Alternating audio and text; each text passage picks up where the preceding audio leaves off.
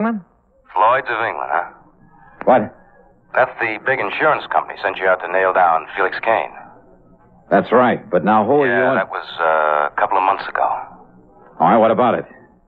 Do you mind telling me who you are? That insurance company must have paid you a lot of money for that job, Dollar. Not only for clearing up the robbery, but for nailing Felix Kane. Maybe, maybe not. But you still haven't told me who you are. Maybe even gave you a nice big bonus, huh? Because when it was all over, Felix was dead.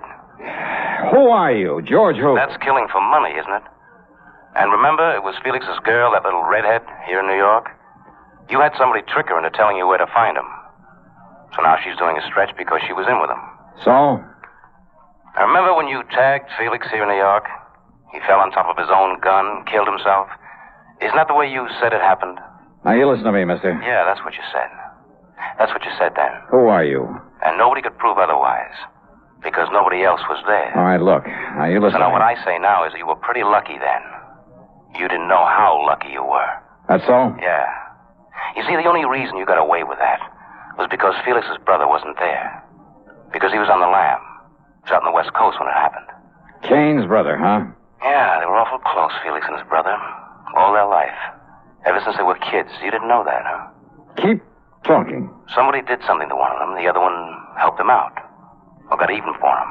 All their life, Dollar. Go on. So now that Felix is dead, you ought to know what that means. Because it means the other one is going to get even for him. That means get even with you. With you and anybody else. All right, you. Now, wait just a minute. Oh, you're wising up now. Yeah, I think I am. George, huh? Yeah, that's right, Dollar. My name is George. George Kane. Felix's brother.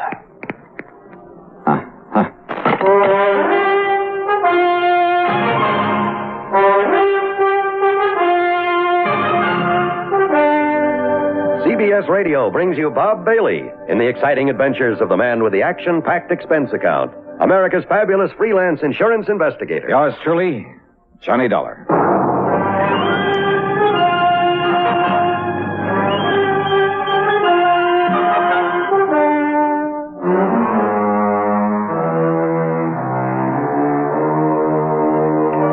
Expense account submitted by Special Investigator Johnny Dollar to Floyd's of England, North American Office, Hartford, Connecticut. Following is an account of expenses incurred during my investigation of the Killer Kin matter.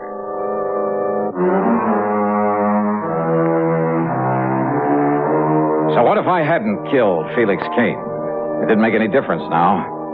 But why would his brother George call me to warn me of his intentions? Anyhow, this was a carryover from another case, so on the expense account goes a dime for a call to George Reed.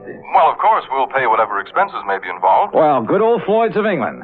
But, George, what I really called about... We'll simply regard it as an extension of the Felix Kane matter. Well, what I called about is to find out if you know anything about this brother George, where to find him and so on. Don't you mean how to avoid him? No. In a case like this, it's a matter of getting to him before he can get to me. Yes, perhaps you're right. So what do you know about him? Oh, I never heard of him, Johnny. Well, then maybe I'd better go on down to New York, where the trouble with his brother Felix started, where Randy Singer at the 18th Precinct helped me to... Well, sure. What? Sure, that's where George Kane is, in New York. Yeah, 2 or 3 times he used the phrase, here in New York. Well, now, Johnny... So, George, I'm heading on down there. Johnny, listen to me. Well? You must have some police protection. Here in Hartford? Here, New York, anywhere. Look, didn't you understand me, George? I'm going down there and contact Lieutenant Singer. But if this George Kane comes here and then you come back here after not finding him down in New York... Oh, stop worrying, George. Johnny! I'll be in touch. Item 2, $6.90 fare and incidentals to New York. Item 3, $6 even for a cab into 18th Precinct headquarters.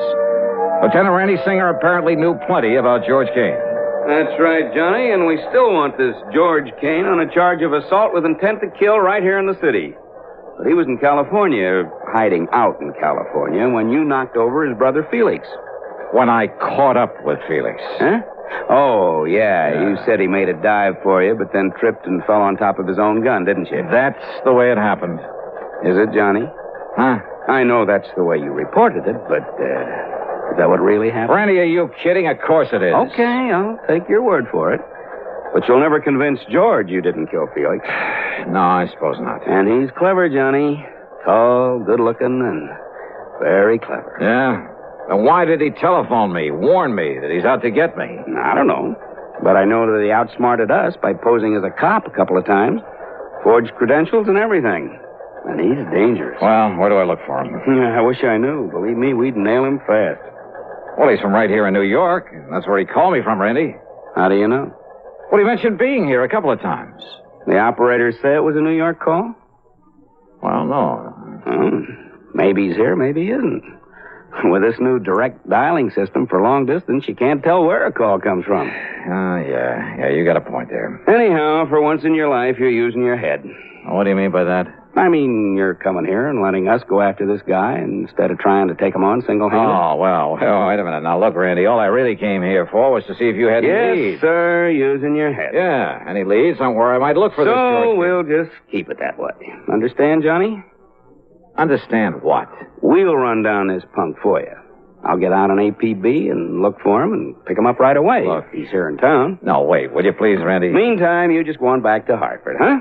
And, maybe you better tell your police up there to be on their toes. Listen, Randy, and to be sure you do go, I'll have Sergeant Conroy escort you over to Grand Central and put you on a train. Oh, Randy, for the love of Mike, will you listen? Also, I'll notify every precinct here in New York that if you're seen around here, you're to be picked up and turned over to me. Picked up?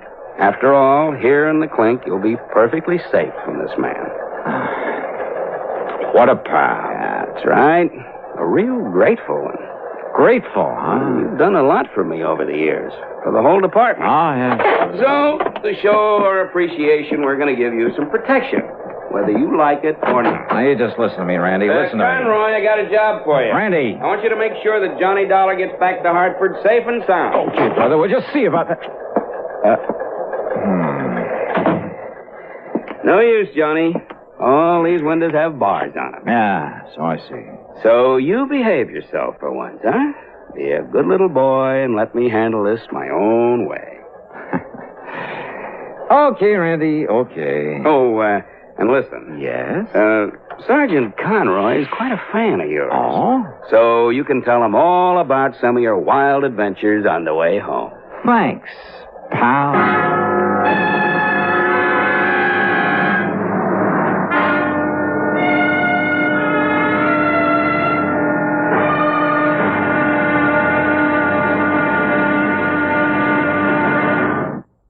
And now, Act Two of yours truly, Johnny Dollar, and the Killer Kin Matter.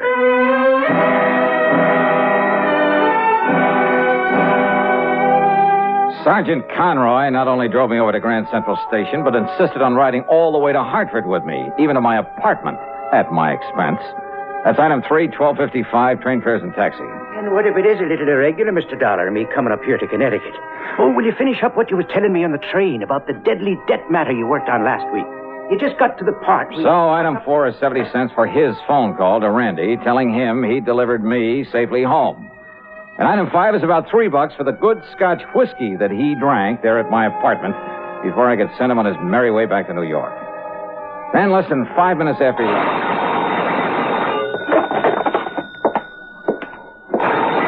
Johnny Dollar. Dollar, if you think those New York cops are going to be of any help, you're wrong. George Kane. That's right. Neither those cops or anybody else is going to do you any good. You killed my brother, so I'm going to kill you. Kane? And you remember what I said about you or anybody else? Now, you listen, you're wasting your time. Or what I meant about anybody else? You're scared stuff, huh? All right, Georgie boy. Whether Randy Singer likes it or not, I'm heading back to New York to get your picture, your description from him. And if I have to comb that city by myself, street by street, so... Hello. Well, it's about time, honey. Huh? This is Betty.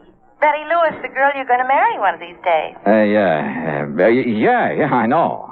You mean you are going to marry me? I mean, I knew it was you. Spoiled sport. Well, hi, dear. Hey, what was that? What? Just noisy line, I guess. Oh, well, listen, I've been trying to call you all afternoon. Where have you been? Oh, just out on some business, honey. I'm sorry. Well, as long as you weren't out with some other ravishing beauty, I'll forgive you. Fat chance of that. Honest? You mean that? You know darn well I wouldn't go out with anybody but you. Or Grace, or Mariana, or Barbara. Maybe Jean. I might go out with her. Will you stop that, you rascal? Okay. Now, what can I do for you, Miss Lewis? What can you do for me? Don't tell me you've forgotten our date for tonight. Our date? Oh, darling, why don't you ever think of something besides those crazy insurance investigations all the time, huh? I think only of you, huh? Yes. Now, listen, about our date for tonight here in New York. In New York? Yeah, that's right, for dinner in the theater, remember? Holy. Well? Oh, well, sure I do. Oh, but didn't you say you were going to be staying with some girlfriend all week and you'd let me know who and where to meet you down there? That's right. That's what I've been trying to call you for. Okay, then. I'm staying with Nancy Spaulding, remember her? Sure. And her address is 1624 McDougal Alley. 1624. It's one of those cute little apartment buildings down here in Greenwich Village. Wait a minute. You hear that again? Huh? Nothing, I guess. Yeah, okay, dear. I'll put on my Sunday best, grab the first plane or train, whichever will get me there first. Good. Only what, Johnny? Well, don't be surprised if we have ourselves a kind of police escort. Now, what kind of a gag are you cooking up? You and that Lieutenant Singer friend of yours? Maybe. Well, come running, dear. I'll be waiting for you. Yeah. Bye, hon.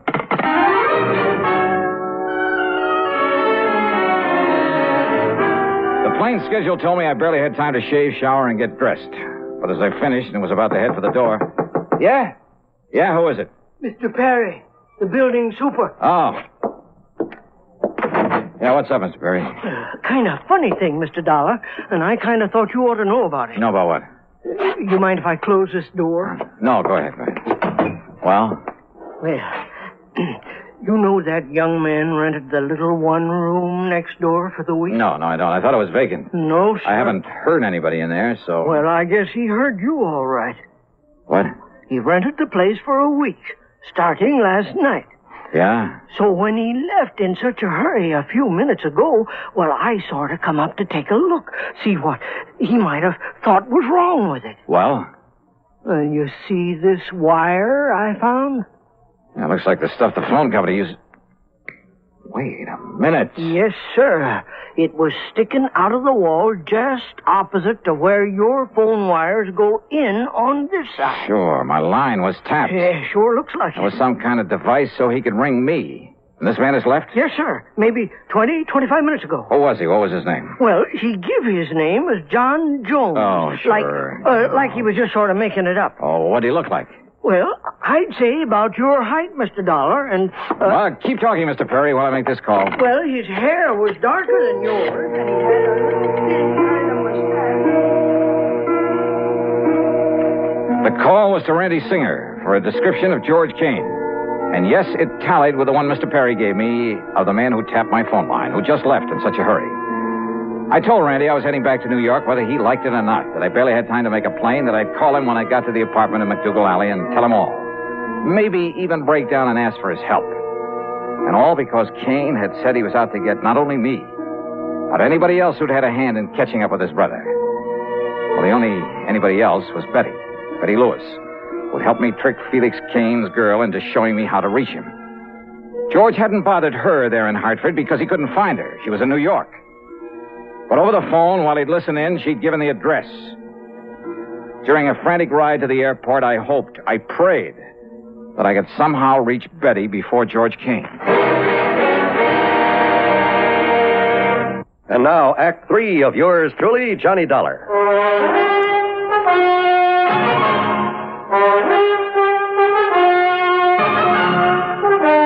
Expense account item 5, $20 even for a plane to New York and a cab to the little apartment in McDougal Alley. I tore on up to Nancy Spaulding's apartment on the second floor. Yes, who is it? Johnny Dollar. Oh, just a second, Johnny, while I slip on a robe or something. Is Betty there? Betty, are you kidding? What? You and your practical joke. What do you mean, Nancy? Come on, let me in, huh? Well, just a second. Wait till I get presentable. Oh, come on. You see, I got in the shower after Betty left. Betty's gone? Nancy! Well, sure, Johnny. That's why I didn't expect to see you here. Gone where? With whom? With that handsome detective friend of yours you sent over to get her. Oh, no. About my size, black hair, mustache? That's right. Nancy. Gee, why couldn't you have arranged a double date so I could trace along with him? That man's a killer. He's almost as pretty as you are and almost... What? What did you say? That was no detective. That was George Kane. He's a killer. But Johnny, Betty thought that... Well, you told her on the phone. I know. Okay, Nancy, now listen carefully. Where did he say he was going to take her? Well, to meet you, Johnny. Where? Oh, dear, I don't know. Oh. Well, they went down and took a cab. I watched them go from the front window. Well, did you... please, think carefully, Nancy. Which way did they go? East on McDougal. Good. What kind of a cab was it? Did you by any chance get a look at the license or the driver? Yes, I did. It was Tommy. Tommy? Tommy who? You know, the cabbie who always parks in the cab stand out front this time of night. Good. Wait a minute, Johnny, maybe. What? Yes, look. He's come back to the stand again. Okay, Nancy. Now keep this door locked. Don't open it for anybody but me or the police, and I mean the real police. Johnny!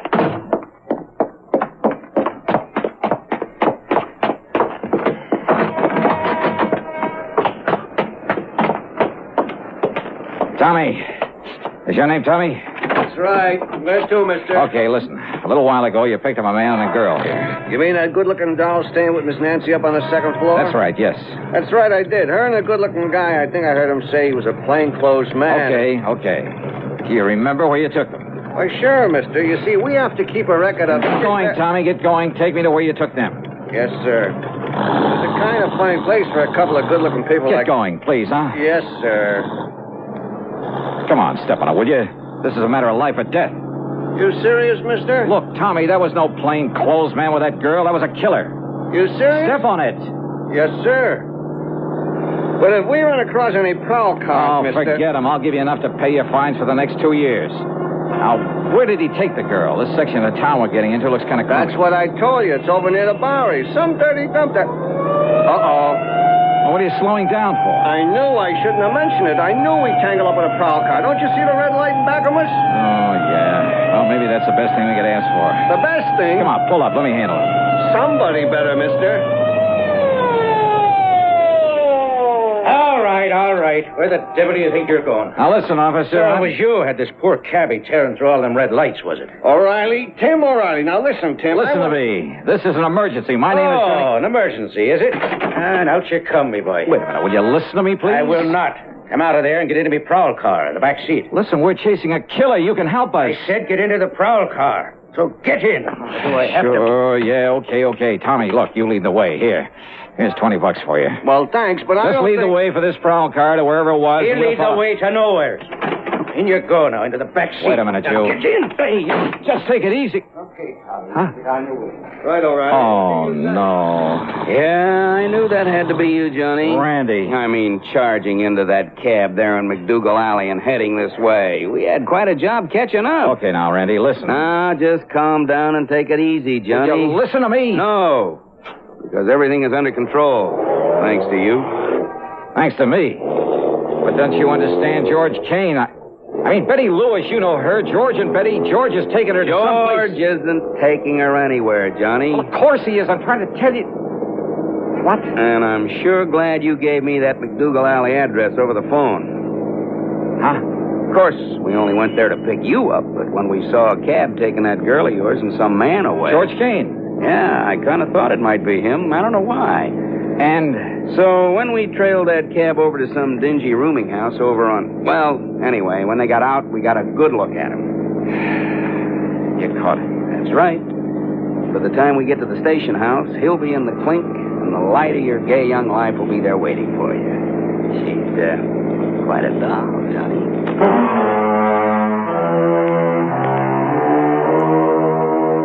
The expense account? Forget it. Forget all of it. I only hope that someday, somehow, I can repay Randy Singer. Over his dead body, though, because all he cared about was getting his hands on Kane. And for some silly reason, he seemed to think that I'd been helping him. What a guy. Yours truly, Johnny Dollar.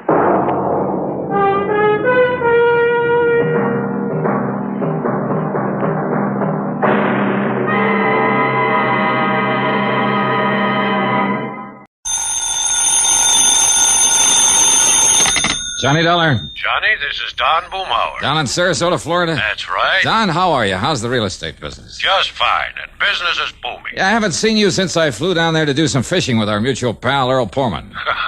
That one with his misguided sense of value. Now, what's that mean? Oh, he trips out to California all the time. Huh? And this time it looks as though he might stay out there.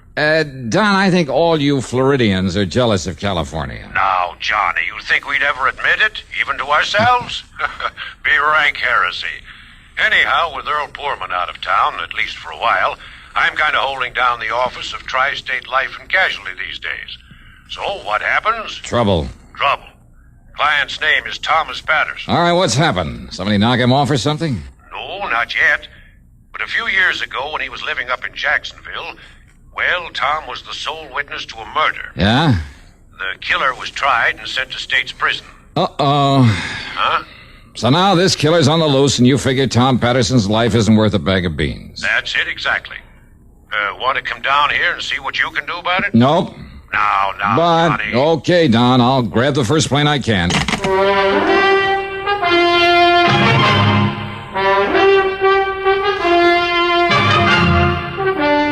CBS Radio brings you Bob Bailey in the exciting adventures of the man with the action-packed expense account, America's fabulous freelance insurance investigator. Yours truly, Johnny Dollar.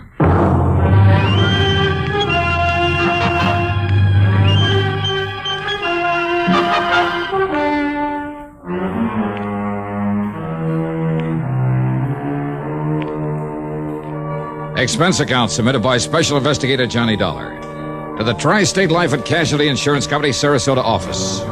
Following is an account of expenses incurred during my investigation of the deadly debt matter.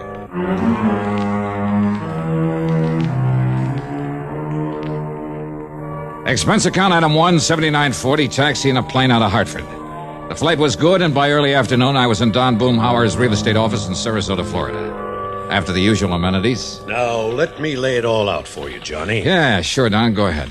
And to begin with, the life insurance policy involved has a face value of $70,000. Let's see then. My commission will come to, Don't you ever think of anything but money? Sure. Like what? Well, right now I'm thinking about the chances of staying alive. After all, with a killer on the loose, well, at least the thought of a few bucks coming to me could help me die happy. The insured's name, you said, is Thomas Patterson? It is now. Huh? Some years ago, Johnny, young Tommy lived up in Jacksonville, worked as a milkman. Uh-huh.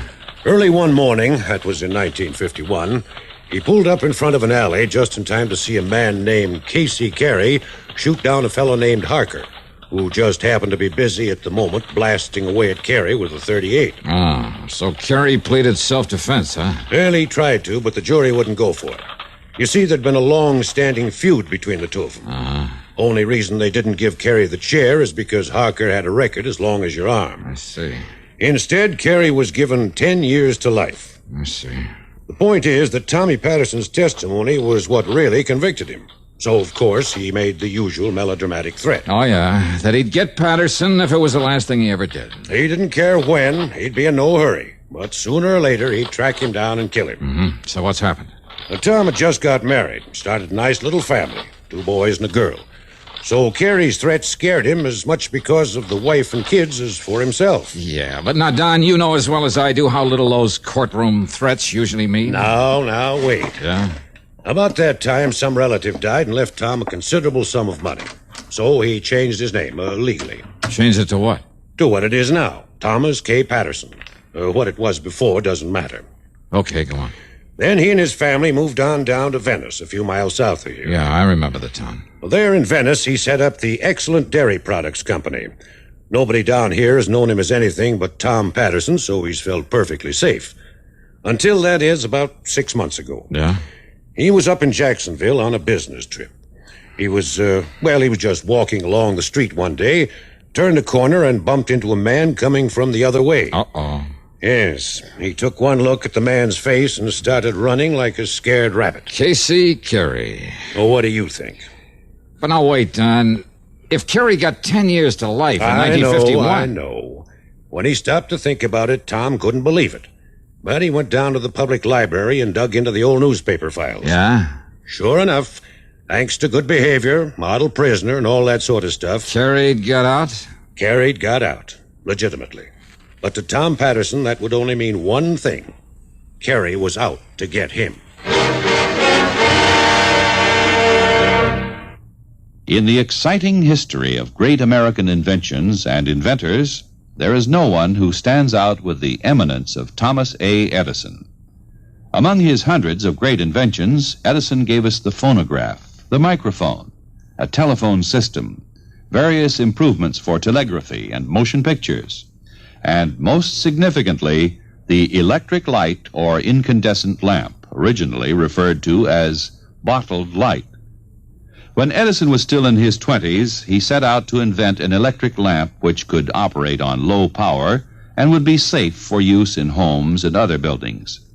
He knew that resistance to electricity would make wires and other substances glow for an instant with white heat, but they would be instantly consumed. So he tried several types of fiber or wire sealed in a vacuum and succeeded in producing a glow which lasted for several hours. The next step was to find a filament that would give off a bright light and last for a longer time. In his search for the right substance which he could seal in his vacuum bulb, he tried 6,000 different substances, ranging from human hair and tar to foodstuffs and vegetable fibers. Finally, he hit upon the idea of using the fibers of the bamboo tree. Carbonized, these threads provided the filament he sought, and thus the incandescent lamp became a reality. It was discovered not by accident nor by profound scientific knowledge. It was the result of tireless effort and endless trials. Edison, like so many geniuses before him, found success through determination and the philosophy which has blessed the work of most American inventors. Somehow there must be a way. Let's find it. And now, Act Two of yours truly, Johnny Dollar.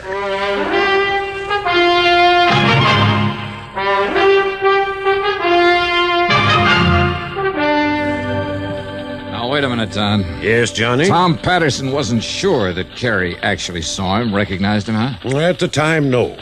After all, Tom had only had a very brief glimpse of the man, and the man had made no attempt to go after him. Uh-huh. But he's sure now that it was Carey. Yes. All right, so what did he do?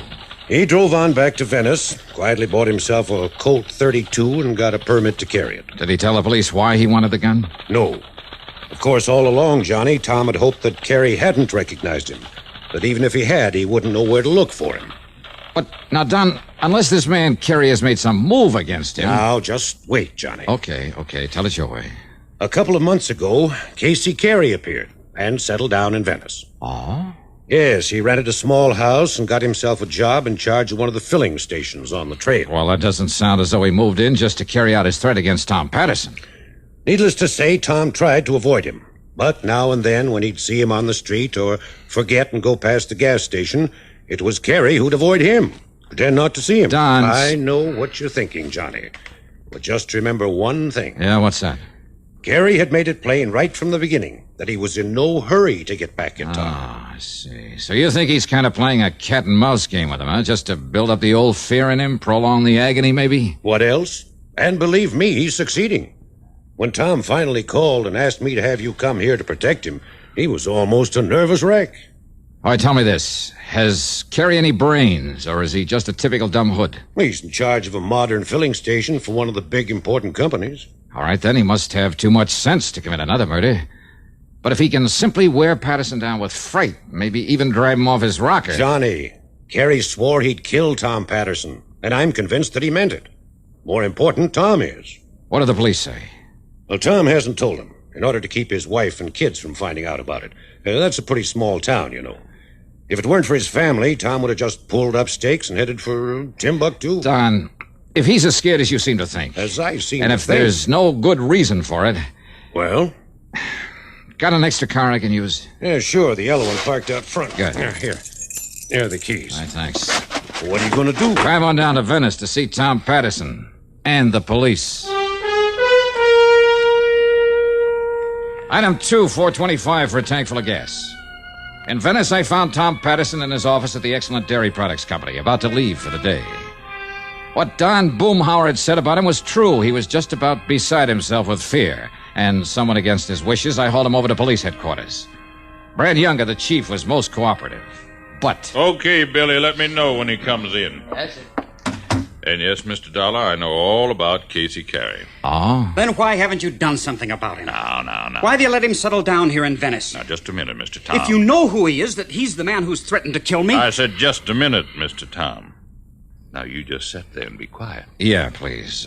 Go on with what you were saying, Chief. Mr. Johnny, I learned all about Carey from the big oil company he works for. All about him, including that foolish thing he said in court 9 years ago. All right, then. So I had a little talk with him, and we kind of kept an eye on him.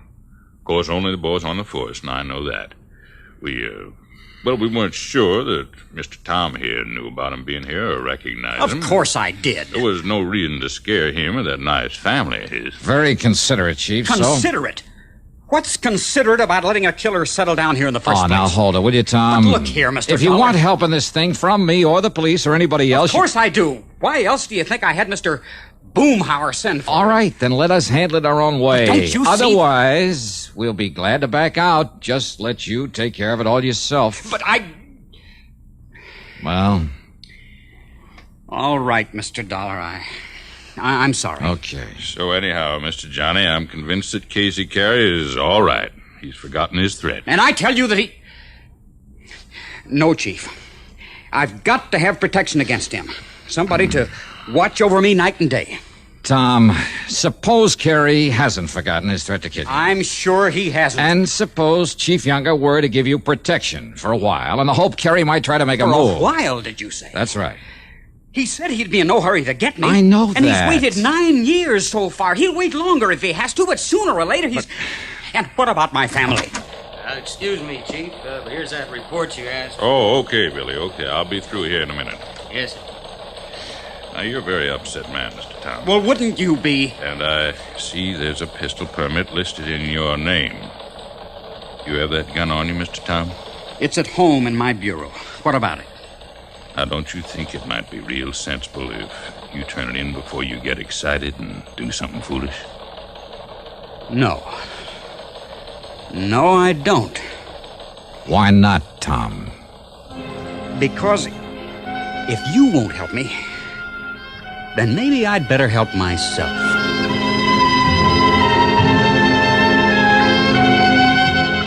I took the chief aside and promised I'd stay with Tom Patterson, if possible get his gun and turn it in. Then Tom and I left. As we rounded the corner, we passed Carey's gas station. No, Mr. Dollar. He's off duty this time of the evening. Oh? You know where he lives? Yes. Where?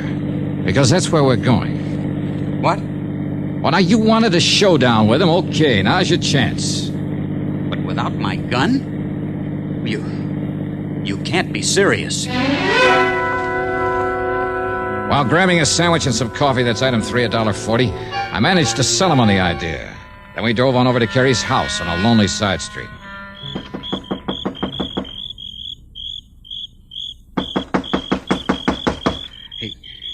He must have seen me, Mr. Dollar, and he's probably waiting in there, Ask in the dark. me, there's evil in there, mister. Yes? Oh, what did you say, ma'am? And who are you, please? I'm one of the neighbors, mister, that's what.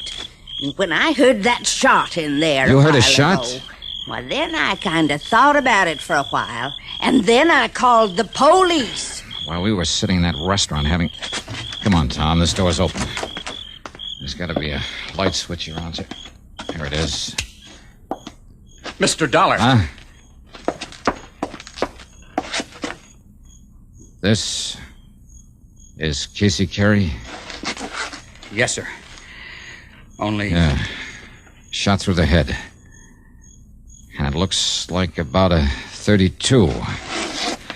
Tommy, isn't that the caliber of your gun? Why, yes. And where did you say it is?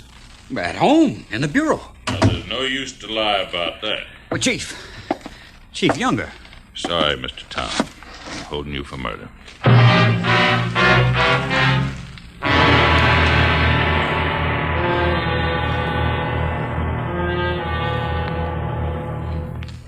Gold is considered more precious than silver. And because it is, we find it hard to understand why silver takes precedence over gold in the military insignia of rank in the United States. At one time, except for the silver stars of generals worn on epaulets of gold, the color of an officer's insignia of rank depended on his branch of army service. Infantry officers wore epaulets of silver with insignia of gold. All other officers wore the opposite. In 1851, all epaulets were gold with silver insignia. But majors and second lieutenants had no insignia at all, except for a difference in size of the epaulet fringe. Between the Civil War and the Spanish-American War, most epaulets were abolished, and majors were given gold leaves to indicate their rank. But the poor second lieutenant had to wait for his gold bar until, and believe this or not, 1917. Regardless of the date of establishment, all military insignia have been a source of pride for members of the armed forces of the United States of America. And now, Act 3 of yours truly, Johnny Dollar and the Deadly Debt Matter.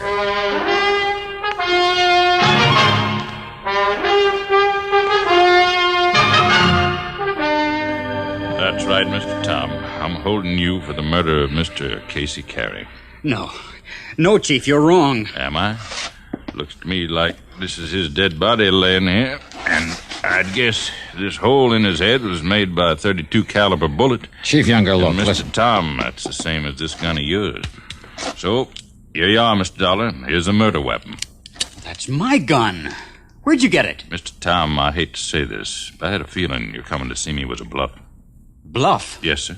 To make me think you hadn't yet done any harm to Mr. Carey here. Wrong, Chief. Am I? I had to practically drag Tom over here to see you. Well, then, let's just say he was more willing than he let on. That's not true. And when some woman phoned about hearing a shot out here and young Billy Barker came in... Barker? One of my new boys on the force. When he laid this gun on my desk and the number on it checked out against your permit, Mr. Tom... Where'd you get this gun? Right where you throwed it off to the side of the road over toward Midnight Pass. What? That's right. If young Barker hadn't stopped to fix a tire on his squad car and stepped on it, could have laid there forever, nobody the wiser. But I told you, I left it in my bureau at home. That just doesn't make sense now, Mr. Tom, and you know it. But it's true. So where were you after you and Mr. Johnny left me at headquarters? Well, I can answer that, I'll tell you where, Chief. Mr. Tom. You came over here and killed Mr. Carey and took the gun and throwed it off in the bushes. Wait, Chief Younger, listen. Yes, sir? Tom has been with me from the time we left you. Who? Yes. Well, then all that means is you killed him before you came to see me. No, Chief. And when the doc digs a bullet out of Carey's body, and I take it along with your gun up to the police lab in Sarasota... Mr. Dollar. And if they match up together... Tommy, it looks kind of bad for you, doesn't it? No, please, listen. You better come along with me, Mr. Tom. Maybe Chief Younger was right. And when a report came back from ballistics that the bullet had come from Tom Patterson's gun, when Tom had no way of proving he'd left the gun at home. Well, I still couldn't believe Tom had done it. Another thing, the neighbor woman had heard the shot only a little while before we got there. What's more, Carey's body had still been warm. But instead of putting up a defense for Tom, I decided to play a real wild hunch that just might turn up Carey's killer. Item 3 from a phone booth, 30 cents for a call to Don Boomhauer. No, Johnny. The man Tom saw Carey murdered back in 51 was named Harker. Not Barker? Nope. Gerald Harker, with an H.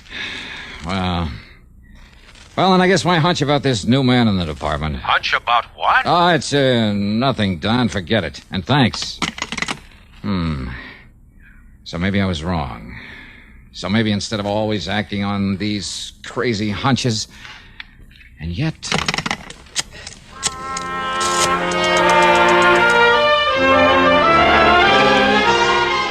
Item 4 was $1.10 for a call to Jacksonville to Mike Kirby in the city room of the Times-Press. And bless him, he came up with some mighty revealing information for me. And then he worked for a while on the police force, Johnny. Oh, they're in Jacksonville? That's right.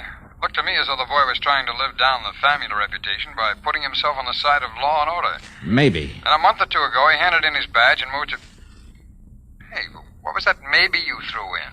About his being on the side of law and order? That's right. But, Johnny, if he was a cop... Here's another maybe. What? Maybe that boy still is. What? A cop. Thanks a lot, Mike.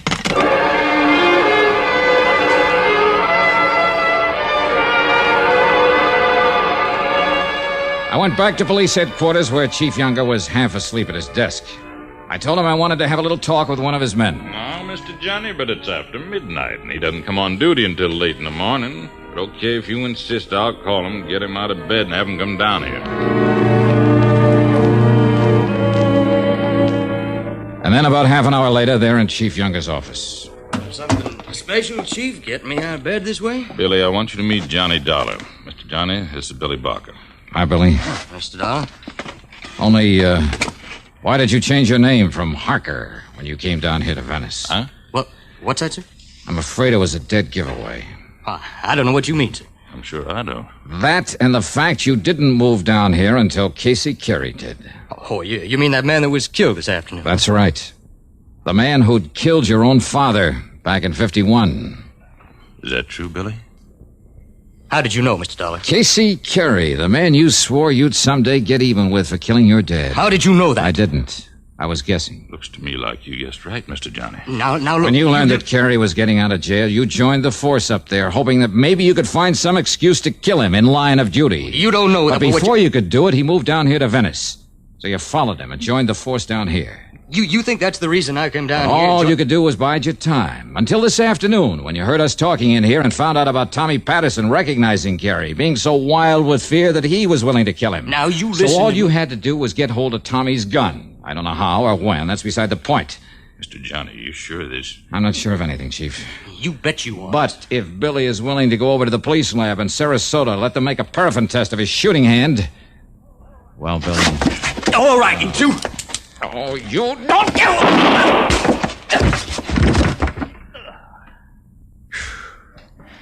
Chief, you want to let Tom Patterson out of that cell so he can go home to his family? Yes, sir. Right away. And thank you, Mr. Johnny.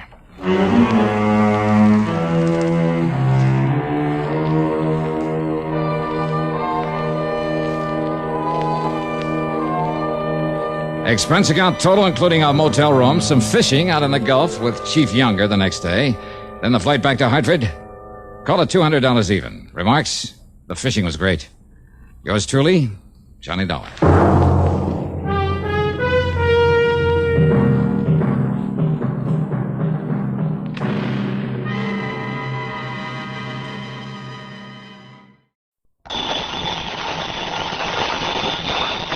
Johnny Dollar. George Reed here. Georgie, how's Floyd's of England holding up this hot weather? Fine, Johnny, fine. Tell me, does the name Franklin P. Franklin mean anything to you? No, I can't say that. Oh, no, wait.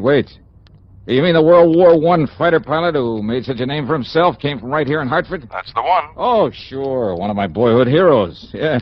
Frankie the Flying Fool, they called him. Yes. Big plaque over at the library about the couple of dozen enemy planes he brought down. Yes. Which was quite a record in those days. Yes, Johnny. Something of a legend, too, because he gets shot down one day, be right back in the air the next. Yes. Just didn't know when to quit. Well, he isn't still alive, is he? No. Well, I didn't think so. No, Johnny, Mr. Franklin died a few days ago. Only a few leaving days? a considerable amount of life insurance. With our company, of course. Oh, I see. Over $110,000 that's to be divided equally between his two sons, Randolph and Philip. Or, of course, the survivor. Well, what's your problem? Well, Randolph is no problem. He lives right here in Hartford. As a matter of fact, he buried his father. But we need to find Philip. If that is, if he can be found. Now, what do you mean by that? Well, suppose you come on over here to the office and I'll tell you what I know. Sure, why not?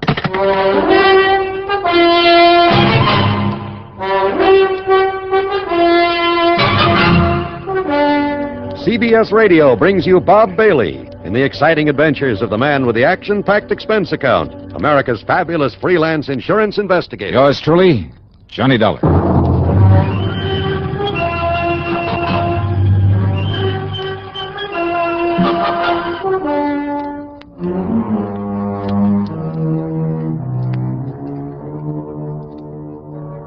Expense account submitted by Special Investigator Johnny Dollar to Floyd's of England, North American Office, Hartford, Connecticut. Following is an account of expenses incurred during my investigation of the Twisted Twin matter.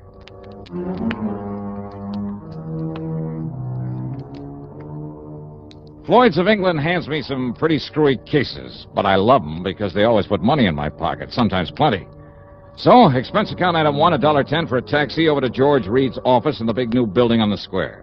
Yes, Johnny, as you mentioned over the phone, Franklin was one of the wildest, most daring aviators in all of World War I.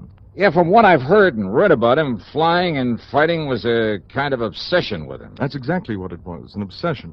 It was more than that. It was a mania. Yeah. They simply couldn't keep him down.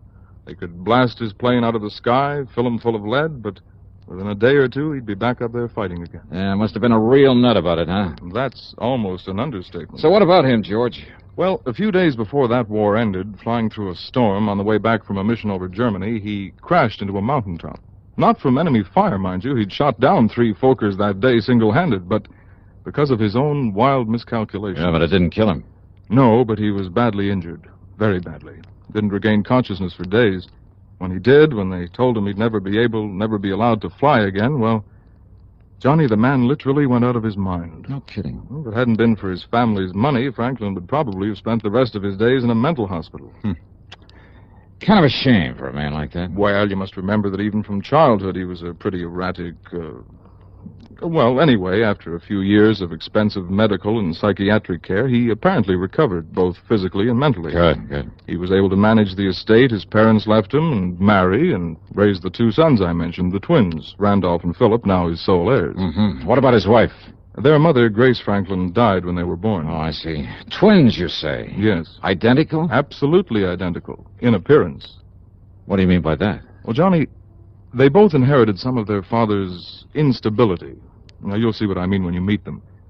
That is, if you do meet them both. Yeah? Now, Randolph, living here in Hartford, is a salesman. He's on the road for a big machine tool manufacturer, and so far as we know, doing all right. And Philip?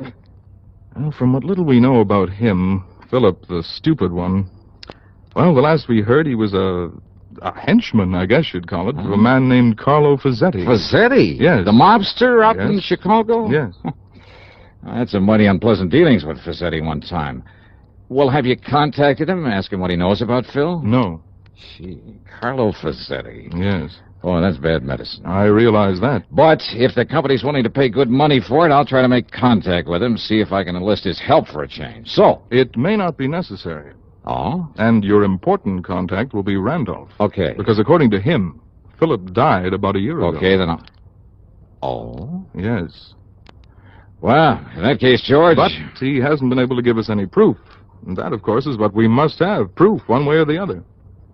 Well, Johnny? There's a fee on this one? I mean, after all, if I should end up having a tangle with Carlo Fazzetti. Your usual commission on the face value of the policy. And expenses? And reasonable expenses. Okay, Georgie, here we go again.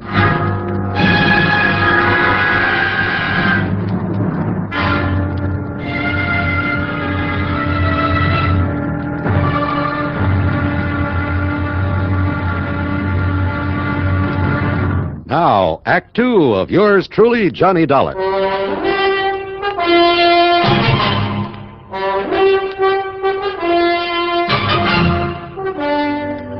Charlie, the doorman at Randy Franklin's apartment, might better have been named Gimpy because of his mental limp. Is that Mr. Franklin? Geez, I don't know. You don't know? Well, how should I? Well, he does live here, doesn't he? Sure, part of the time. Huh? Sure, he's a traveling salesman, some tool company. Yeah, well, ring his apartment. Mister, he's out of town just as much as in. Sometimes a couple of days, sometimes a month away to five. Okay, now will you please... Man, what a life. That's what ought to get me, a job like that, traveling all around. Ring his apartment, please. You See if think he's I in... like this? This standing around this fancy dump in this hot uniform? You think it ain't hot this kind of weather? I'm sure it is. Now, please, Boy, if you'll just... When I think how I could be traveling around all over, seeing the sights, meeting a lot of good-looking dames, showing them all a big time... Charlie, would you ring Mr. Franklin's apartment and see if he's in? You think I ain't responsible enough to get as good a job as Mr. Franklin or anybody else? Huh? Ring up his apartment? That's right. I can't do it. Can't do it. What do you mean you can't? A phone got busted a couple of days ago, and I forgot to call the repairman. But like What's I was the number saying, of his apartment? 4A in the 4th floor. But like I started to Okay, say... thanks. Yeah, well, like I was saying, me, I could be... Wow. Wait.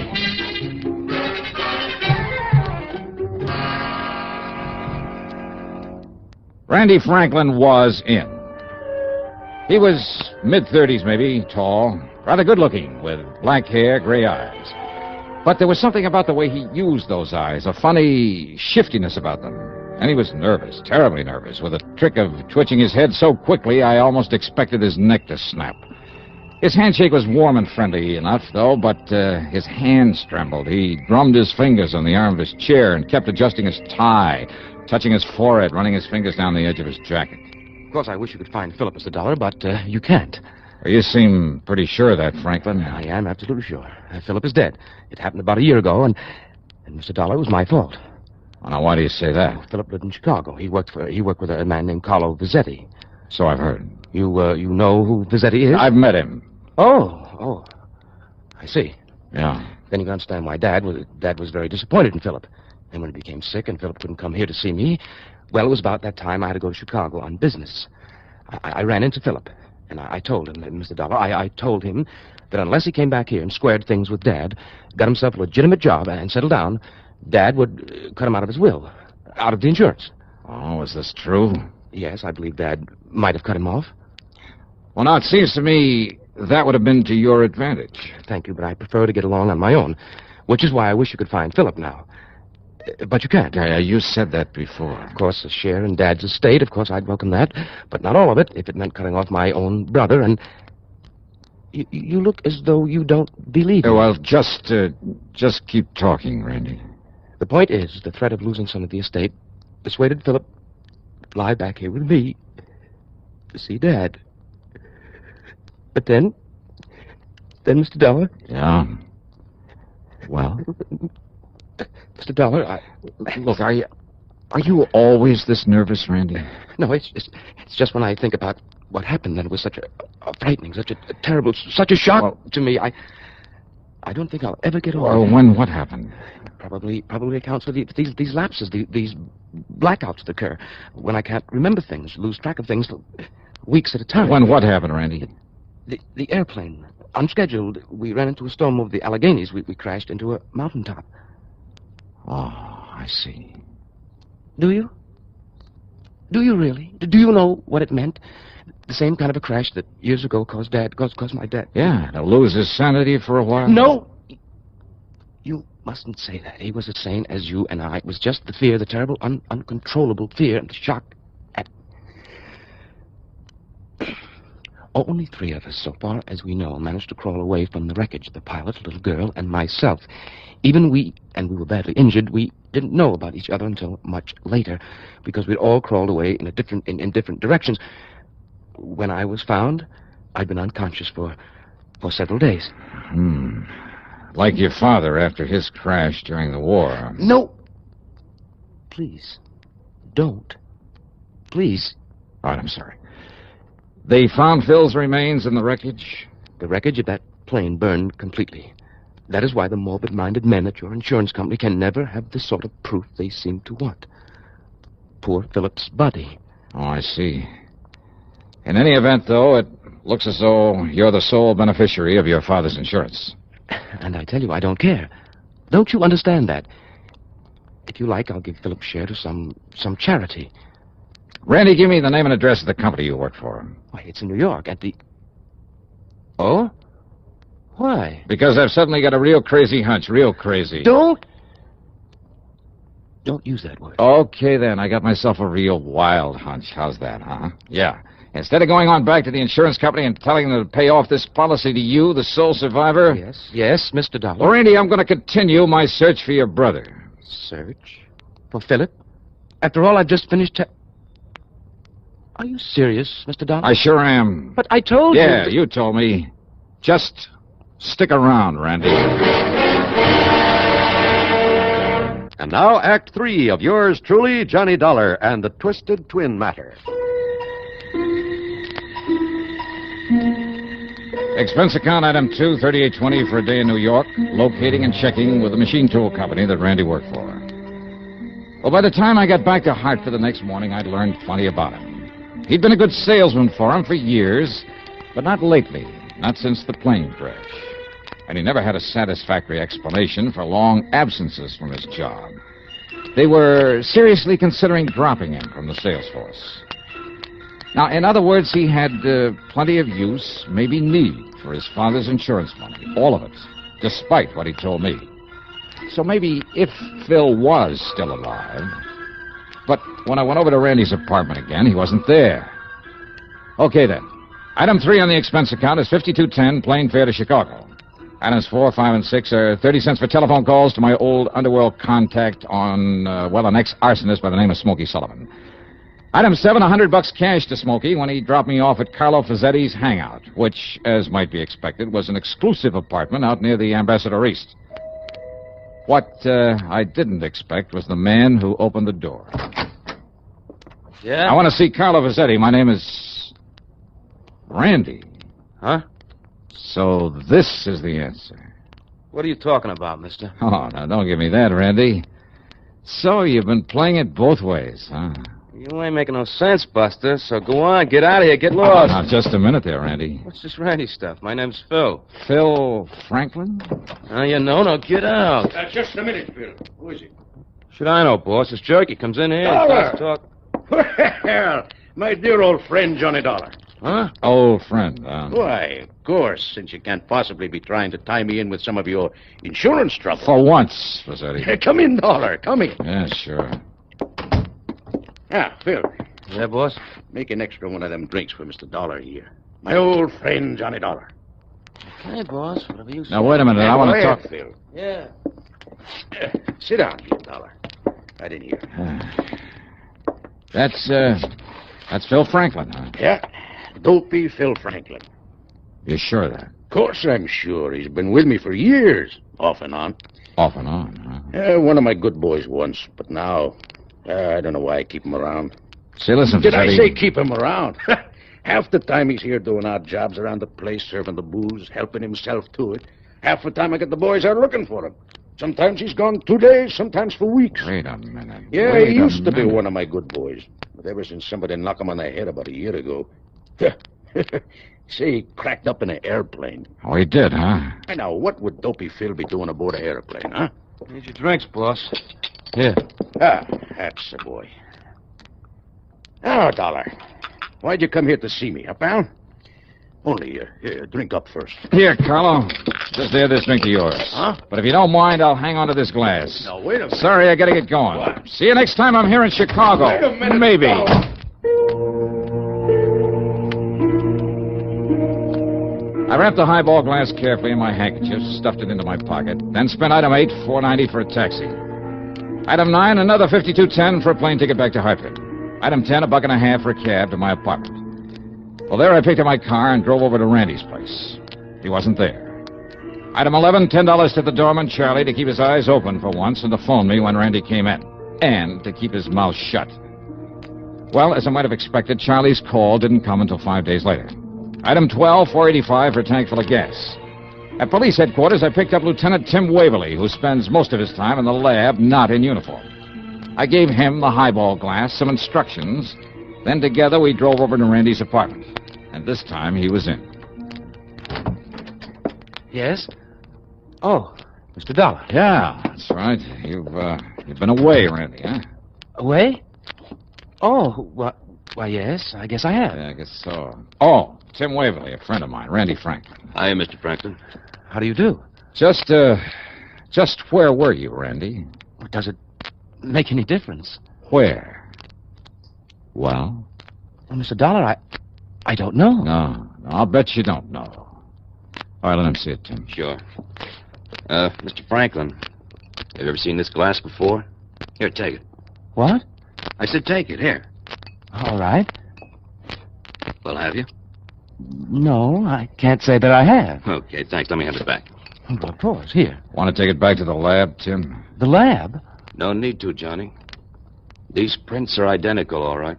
Mr. Dollar, what's this all about? Randy Franklin, huh? And Phil Franklin, too.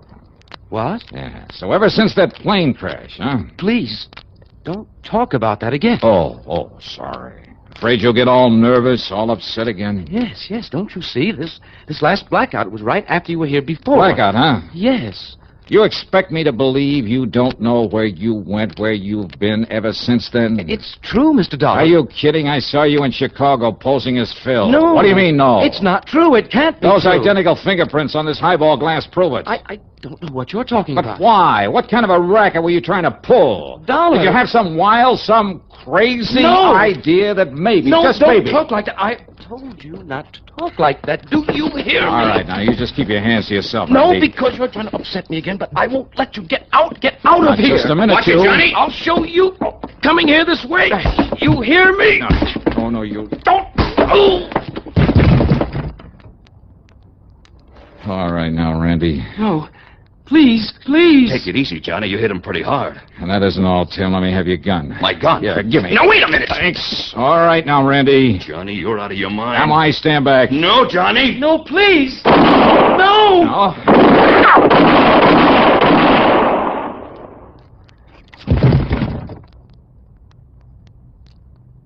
Johnny, if I didn't know you... Okay. It was the shock that knocked him out, Tim. I know. You not only didn't hit him, you didn't try to, but yeah, that's right. Now let's get him over to old Doc Parsons. Dr. Parsons? Yeah. The psychiatrist? Yeah, come on. Give me a hand with him.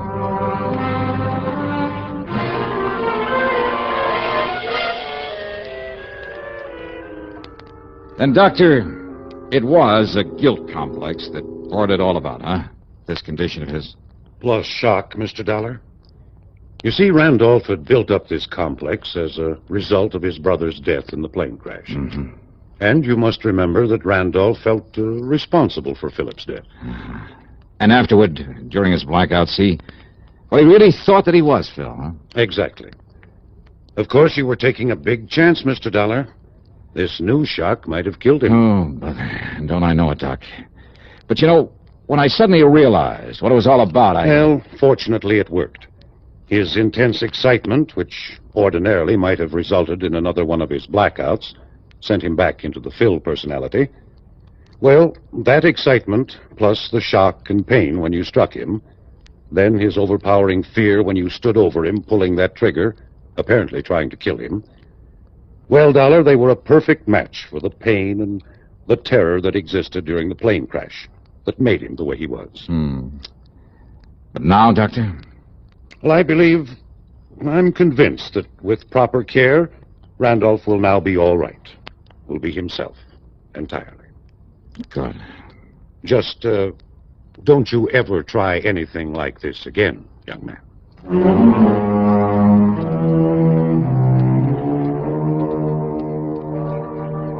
Yeah, Dr. Parsons was right. After this, I'll leave the shock treatment bit to people like him who really know what they're doing. All right, let's see now. Expense account total comes to $196.55. There'll be no fee on this one. Yours truly, Johnny Dollar.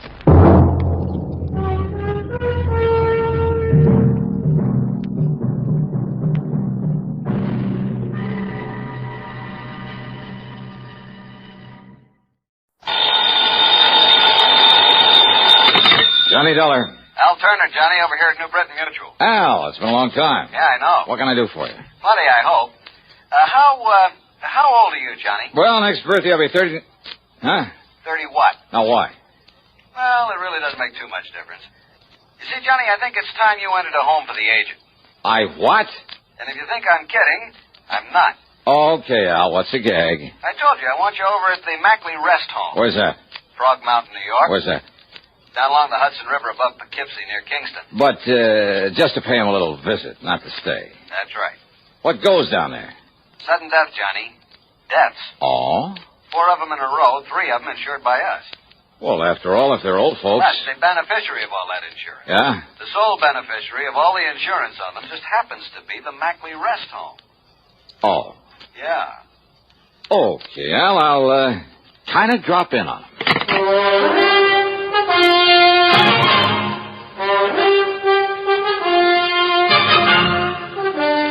CBS Radio brings you Bob Bailey in the exciting adventures of the man with the action-packed expense account, America's fabulous freelance insurance investigator. Yours truly, Johnny Dollar.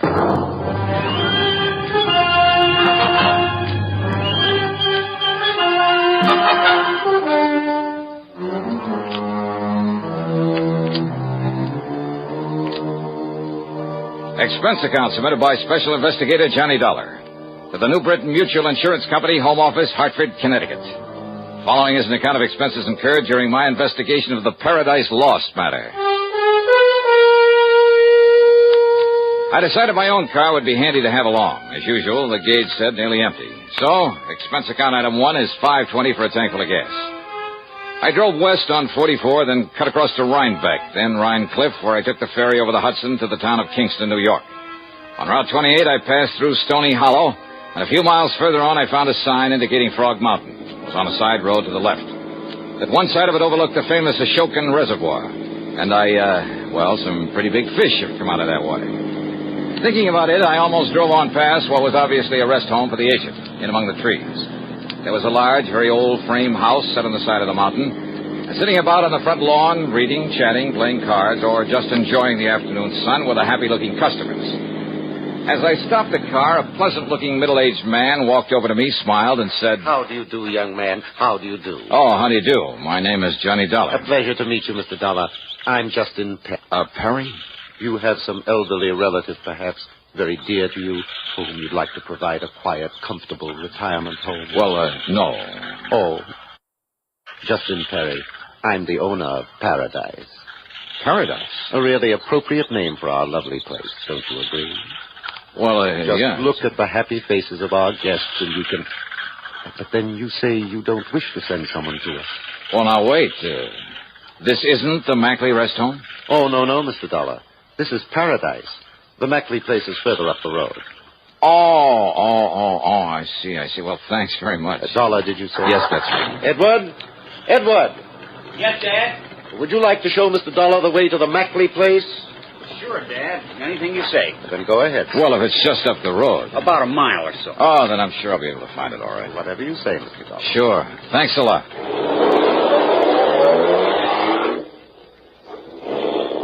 A very nice spot.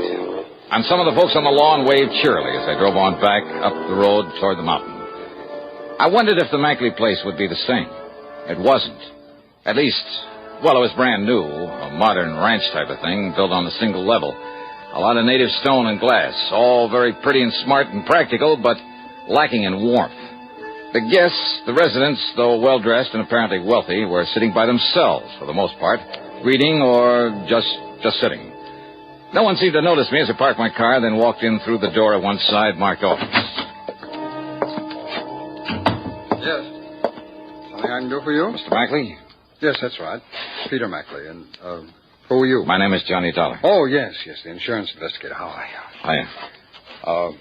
Al Turner at the insurance company said you'd be coming along. Won't you sit down? Oh, he did? Yes. Just to be honest about it, I don't see why, though. You don't, huh? Well, now, what do you mean by that, Mr. Dollar? Well, it's quite a layout you have here, Mr. Mackley. Must have set you back a lot of money. Well, that's no secret. But I suppose it's all bought and paid for. No, far from it, Mr. Dollar. It'll be some years before we get our heads above water. Even with the help of 2 or 3 nice, fat insurance legacies? Now, look here, Dollar. Well? If you're referring to the fact that some people happen to die and just happen to leave some insurance to us... Just happen to, huh? Now, what's that mean? Just exactly what you think it does, Mackley. Are you trying to imply that I or anybody else... If the shoe fits where it... Now, if you're saying that you suspect we might have murdered those old Did people... I say that? Well, that's what you meant, isn't it? You've no right coming here accusing me of something like that. Now, look, you... And what's more, you're not the police, and you have no authority around here. So just go on, get out of here. Sorry, but I'm not leaving this place until I find out something more about how those people died. Dollar, you're going to be sorry for this. Is that a threat? You take it any way you like. Well, it may sound a bit corny, Mackley. Now, just get out of Just here. remember that anything you say now might be used against you. Why, you arrogant And now, Act 2 of yours truly, Johnny Dollar, and the Paradise Lost matter.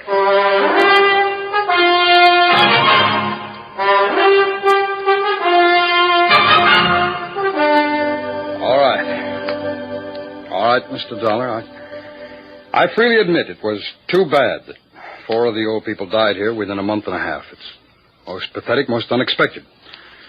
What's more important to me is that it gives our place a black eye. Unexpected by whom, Mr. Mackley? By everyone, including the doctor who comes up here from Kingston to attend them and who is always on call in case of emergency. Who is this doctor? He's Dr. Nathan Way. He's from over in Kingston. Just how did these 4 people die? Well, according to their death certificates, the first one was an accident. Old Mr. Bartley slipped and fell off the corner of the porch one night while he was walking in his sleep. Slipped or was pushed? Now, look here, Dollar. Okay. What about the other 3? They were natural causes. That is, their hearts gave out. According to the death certificates. That's right. Well, what really happened? Poison, perhaps? Something like that? Dollar, you don't know what you're talking about. We'll see, Mr. Mackley. Now, where'll I find this Dr. Way? Someone mentioned my name. Hello, Doctor. Hello, Peter. Doctor, this is Johnny Dollar. He's an investigator from the insurance company. How do you do, Mr. Dollar? Doctor?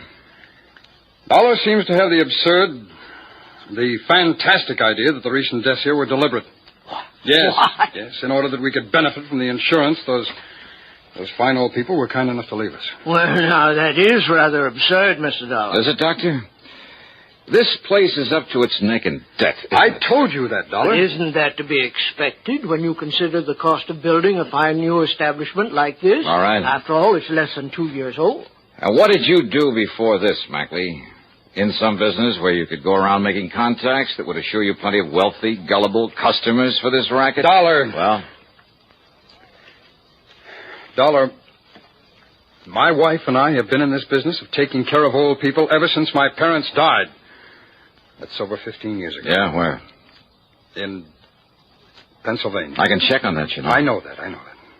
Why did you pack up and come here to New York? Tell him, Peter. Well, for one thing, the air, the climate is much better here than it was in the coal region. Yes. And? Tell him, Peter. Well, we had to close down over there. Why? Because our building, our facilities were considered substandard according to some new regulation. And suddenly a lot of your patients started dying off? No, nothing of the sort. Peter is telling you the truth, Mr. Dollar. You investigated, Dr. Way? Well, no, not exactly. I see. But I have talked with many of these fine old people who moved from there to here, and they are intelligent, wealthy people. Wealthy? Yes. Yeah, I'll bet they are. Dollar, will you listen to me? And it was so easy to talk a lot of them into buying a hunk of insurance and making this place the beneficiary. Now, that's not true. Isn't it? Then how come 3 of the 4 people who suddenly died around here? No, it isn't true, Mr. Dollar. It was I who suggested to them, unknown to Peter, that they leave something to this rest home. You? And they thanked me and wondered why they hadn't thought of it before. How many of your people are planning to leave you money, Mackley? I don't know, Dollar. I don't know if any of them are. And what's more, I don't care. My wife and I knew the financial responsibility we were taking on in the beginning. And unless we lose our reputation, our clientele, through more of these unfortunate deaths... Oh, sure, they're bad for business, aren't they? Yes, they are. Exactly, Mr. Dollar. But as long as the insurance money keeps rolling... Dollar, will you stop it? No. Now, Dr. Way. Mr. Dollar, I'm afraid these accusations... Tell me this, Doctor. You issued the death certificates, huh? I did. For all of them. You made autopsies on them all, huh? Why, good heavens, no. Why not? The accident in case of Mr. Bartley was all too obviously an accident. Was it?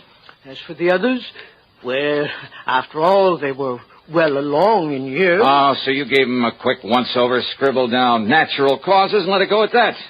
And that's why I want those bodies exhumed and autopsies performed.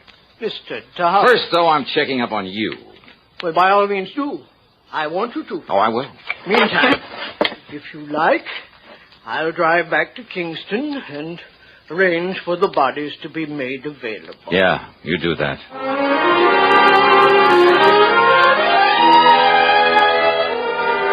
I followed the doctor into Kingston, parked my stuff at a hotel, and dropped in at police headquarters where I talked with Lieutenant Art Connolly. Dollar, I'm glad you're looking into this. Frog Mountain's a bit out of our jurisdiction, officially, that is. But I've wondered about those deaths myself.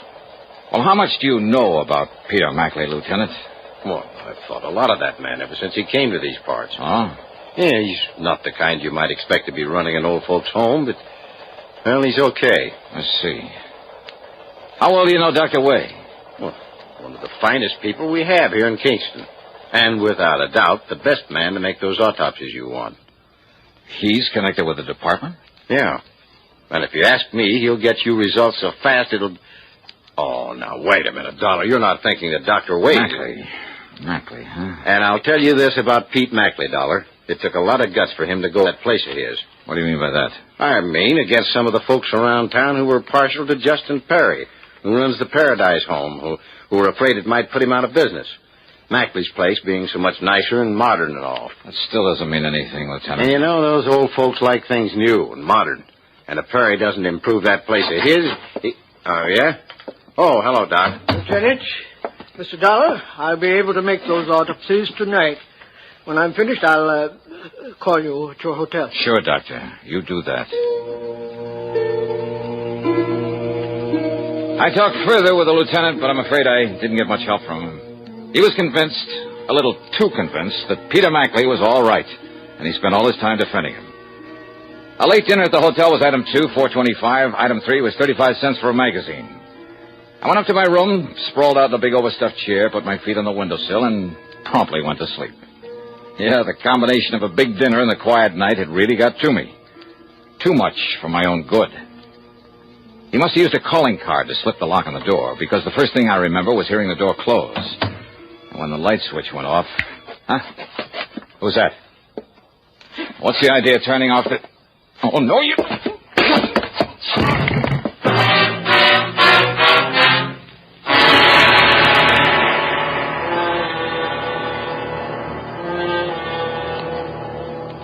And now, Act 3 of yours truly, Johnny Dollar.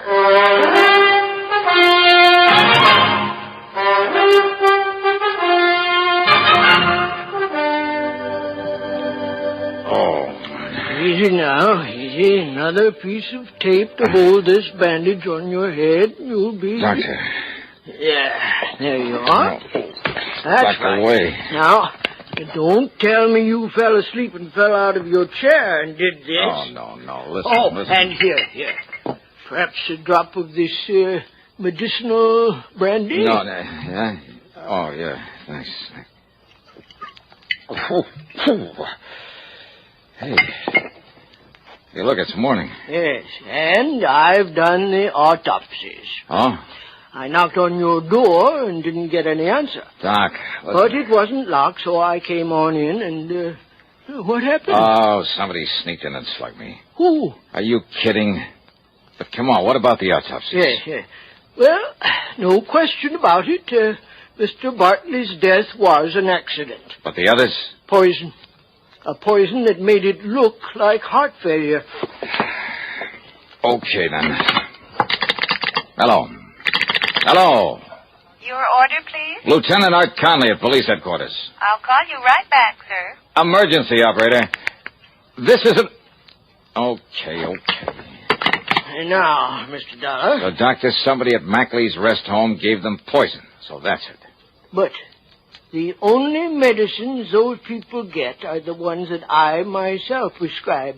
And I have never prescribed even the most minute dose of sodium Lieutenant Johnny Dollar. I'm glad you called, Dollar. Doc told me the result of his autopsy is on his way over to see you. Then you know. But I still refuse to believe that Peter Mackley... No? Then why did he come here and try to put me out of the picture? He... What? I don't know what scared him off before he could finish the job, but I'm thankful something did.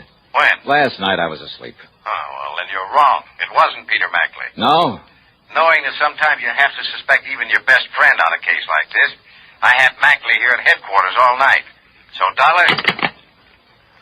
Doctor. My prescriptions? Yes. I've been thinking about that.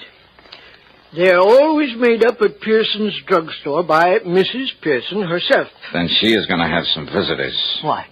Come along, Doc.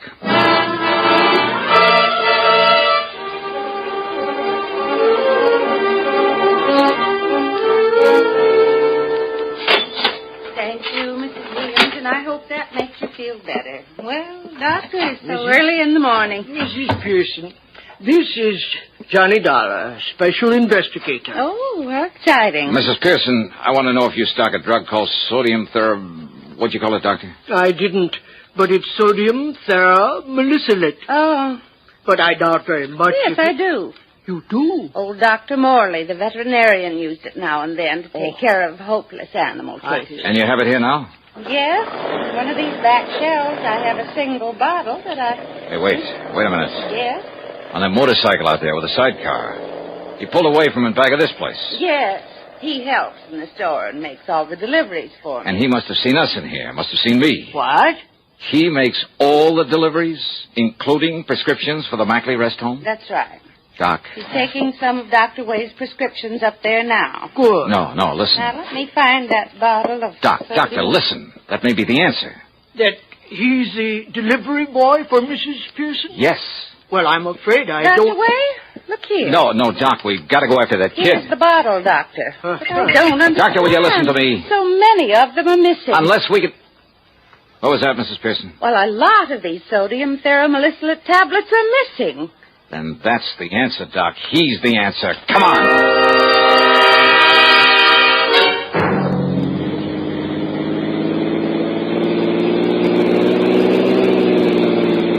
Have you ever tried to chase a motorcycle up a tortuous, treacherous mountain road? Well, I did.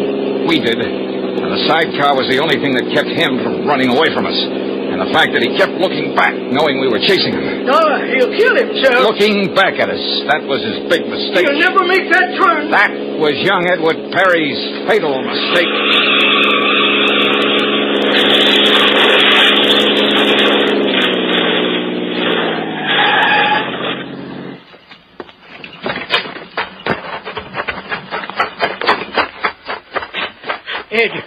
Edward. He's still alive, Doc. Here, I'll see what I can do for him. Now, Ed, let's see. Now, take it easy here. No use, Doc. Well, we can try now. We can try.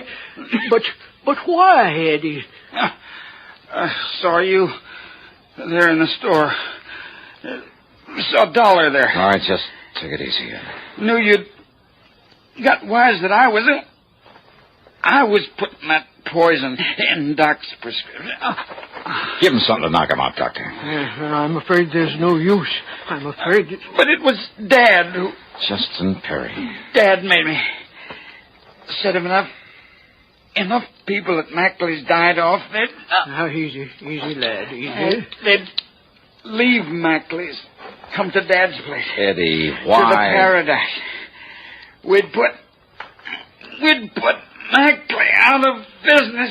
Barry's arm, dollar. Right, Doc. Put Mackley out of...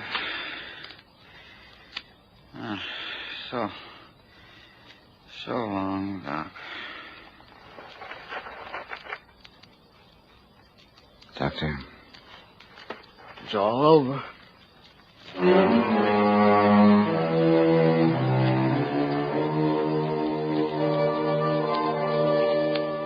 Oh, I don't know. I don't know what the courts will do. Ask me, Justin Perry murdered his son as much as though he'd done it with his own two... I don't know. Expense account total, call it $50. Yours truly, Johnny Dollar.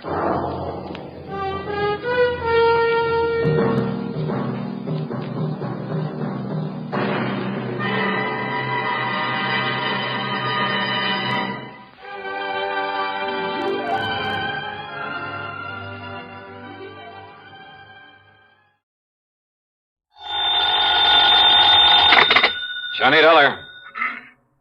This is Frederick Keeley at Masters Insurance and Trust Company. How are you, Mr. Keating? Why, fine, thank you, but that's rather beside the point. I have a bit of a problem, Mr. Dollar. Haven't we all? Huh?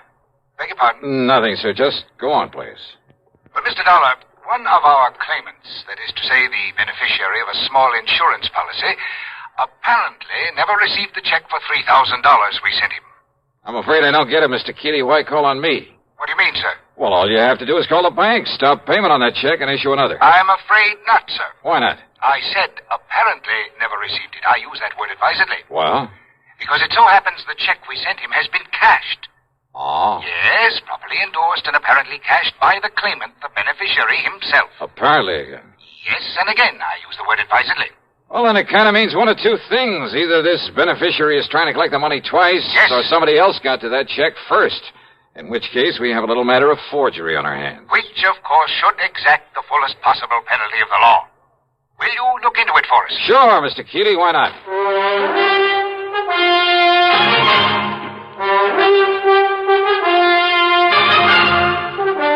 CBS Radio brings you Bob Bailey in the exciting adventures of the man with the action-packed expense account, America's fabulous freelance insurance investigator. Yours truly, Johnny Dollar.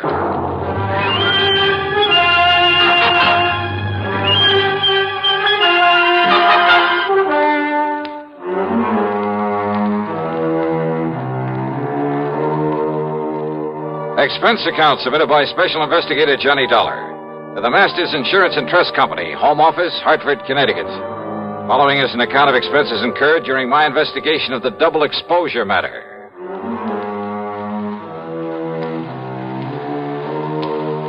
Expense account item 1, $1.20 for a cab to Keeley's office on the 10th floor of the Star Record Building.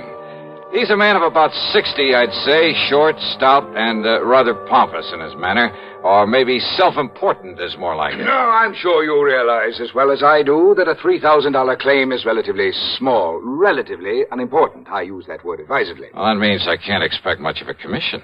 Huh? What's that? Nothing, sir. Go ahead, please. Yes. The fact remains that if the claimant, the beneficiary, thinks he can get away with collecting twice on the policy... Seems to me he'd have to be pretty stupid to try a thing like that. Oh, you're right. You're entirely right, sir. Exactly the way I feel about it. And Peter Upman is not a stupid man, so far as I have been able to determine. Upman? The beneficiary. In other words, it becomes evident, and I use that word advisedly, that someone else got hold of that check, endorsed it with Peter Upman's name, signed the receipt, of course, and, shall we say, left for parts unknown. In other words, we are faced with a case of forgery. Yeah, I think I suggested something of that sort. Why, yes, of course you did. And forgery is a serious matter, sir. I'll go along with you on that. Not only in this particular instance, because of the relatively small amount involved, and I use that term advisedly. Oh, I'm sure you do. But because it could lead to other attempts where perhaps much larger amounts could be involved. So you want me to see if I can run down this forger for you? No. No? Why do you say that? If we are to believe the People's National Bank over in Milford. Milford, Connecticut? That's right. If we are to believe them, the personnel concerned, their actual photographic record of the transaction, there was no forgery. But I thought you just finished saying... What's that? Mr. Dollar, according to them, and I have no reason to doubt them in the least, Peter Upman himself appeared, endorsed that check, cashed it, and left with the money. However... Yeah? I have here a properly signed deposition to the effect that Upman not only never cashed that check, but that he never saw it. Oh, no, this doesn't make sense. We have no reason whatsoever to question the validity of this deposition. You're sure of that? I am certain of it. But you can't be. That is why I have called upon you. Somehow, Mr. Dollar, you must bring the criminal, whoever he is, to justice. Will you do it, sir? Well... Yeah, sure. Why not? And I use that term advisedly.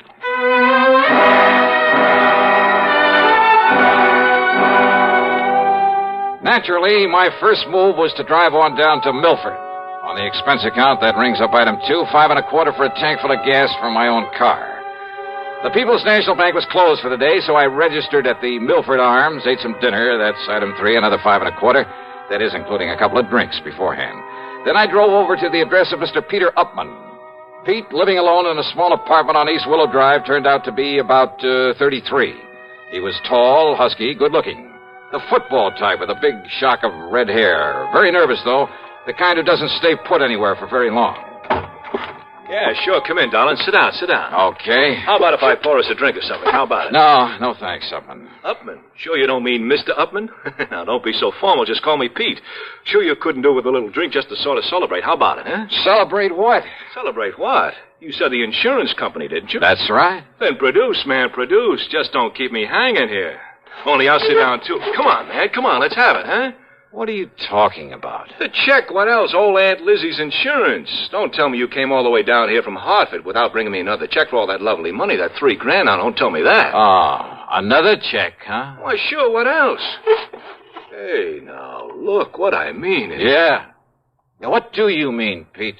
I mean another one to take the place of the one the company was supposed to send me, but I never got it. That's what I mean. They said they sent it to me, but, man, I never saw it. Oh, they sent it all right, and they got a receipt for it. That's what they say, man. That's what they've been saying to me ever since I put in that claim for it. Now, look. Maybe the Upmans are kind of funny about some things, but they aren't liars, see?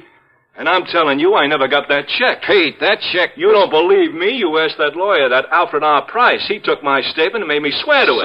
And I don't swear to something unless it's true, see? That's all very well, Swear to something isn't true is a one-way trip to the jailhouse. And, man, that's not for me.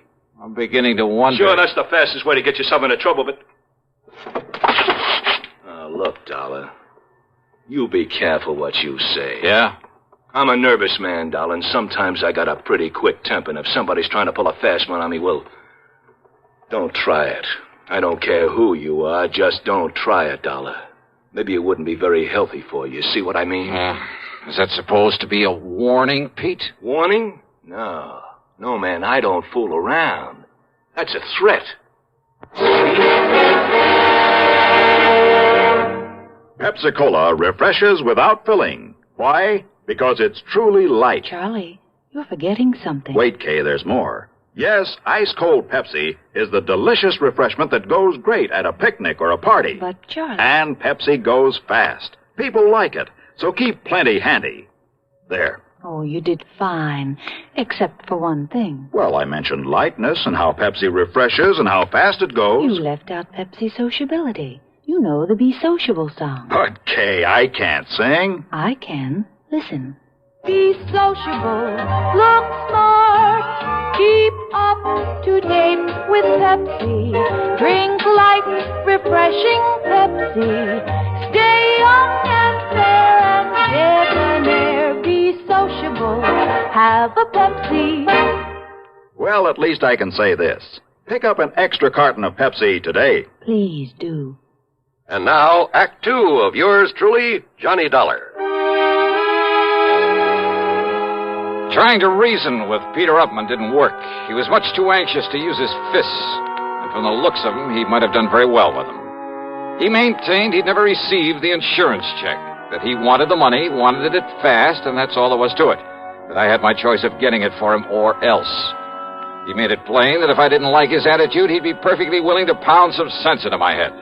So why stick my neck out when I figured I could get all the information I needed from the lawyer, Mr. Alfred R. Price? And Price, living in a lonely home on the north side of town, was somewhat different from his hot-tempered young client. I'm afraid you'll just have to forgive Peter his somewhat belligerent attitude. He comes from a very wealthy family over in New Haven.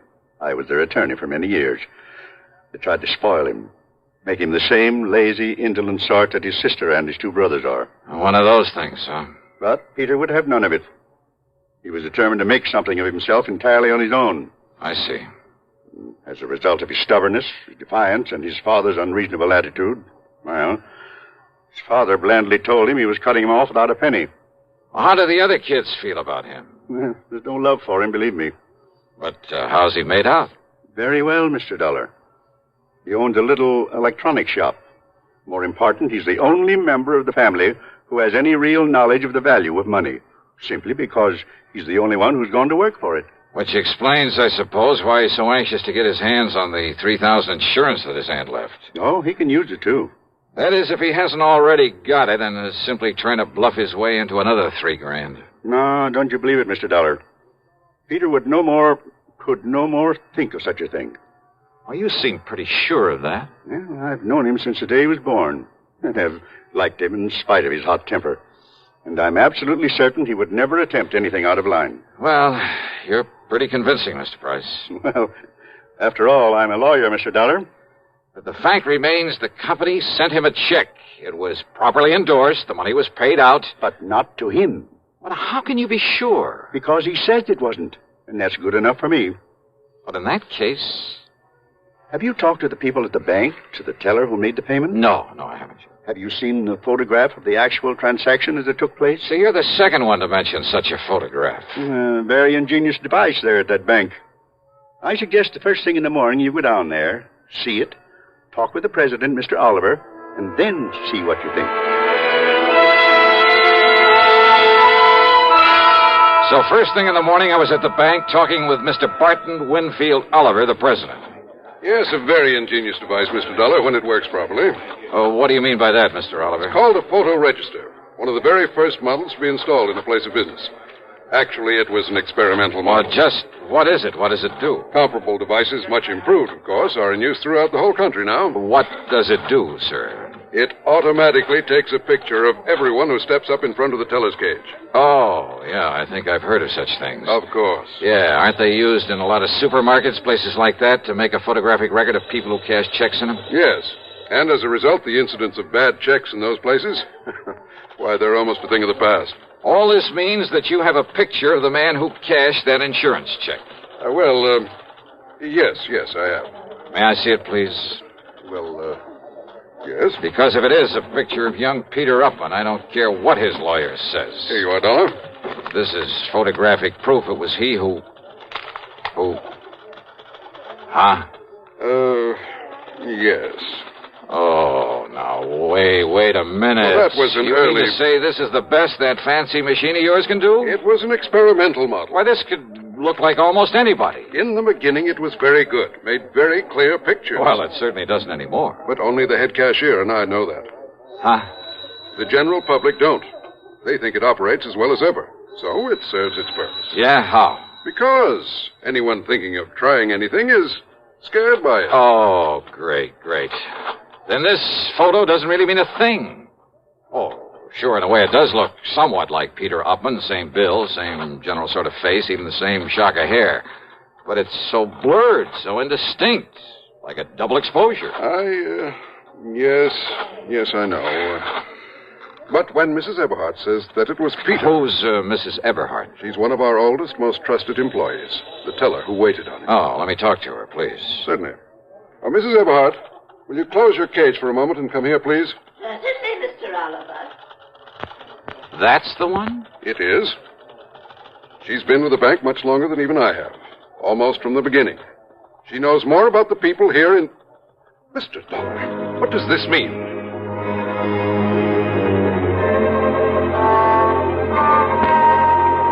I casually pulled my gun out of its holster, and I held it casually in front of my chest, waiting for Mrs. Eberhardt to come over. Because I'd had a real good look at her when she turned to answer Mr. Oliver. And suddenly I began to see things a lot more clearly.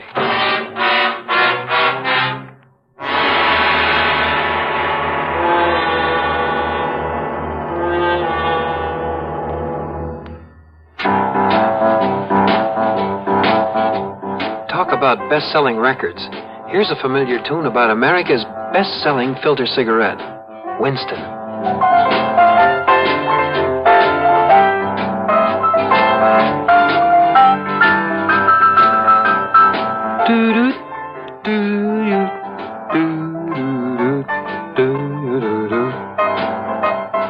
Winston gives you real flavor, full, rich tobacco flavor. And you know, that's because only Winston has filter blend up front. Choice, flavorful tobaccos, specially selected and specially processed for filter smoking. No wonder Winston tastes good, like a cigarette should. Smoke Winston. And now, Act 3 of yours truly, Johnny Dollar, and the double exposure matter.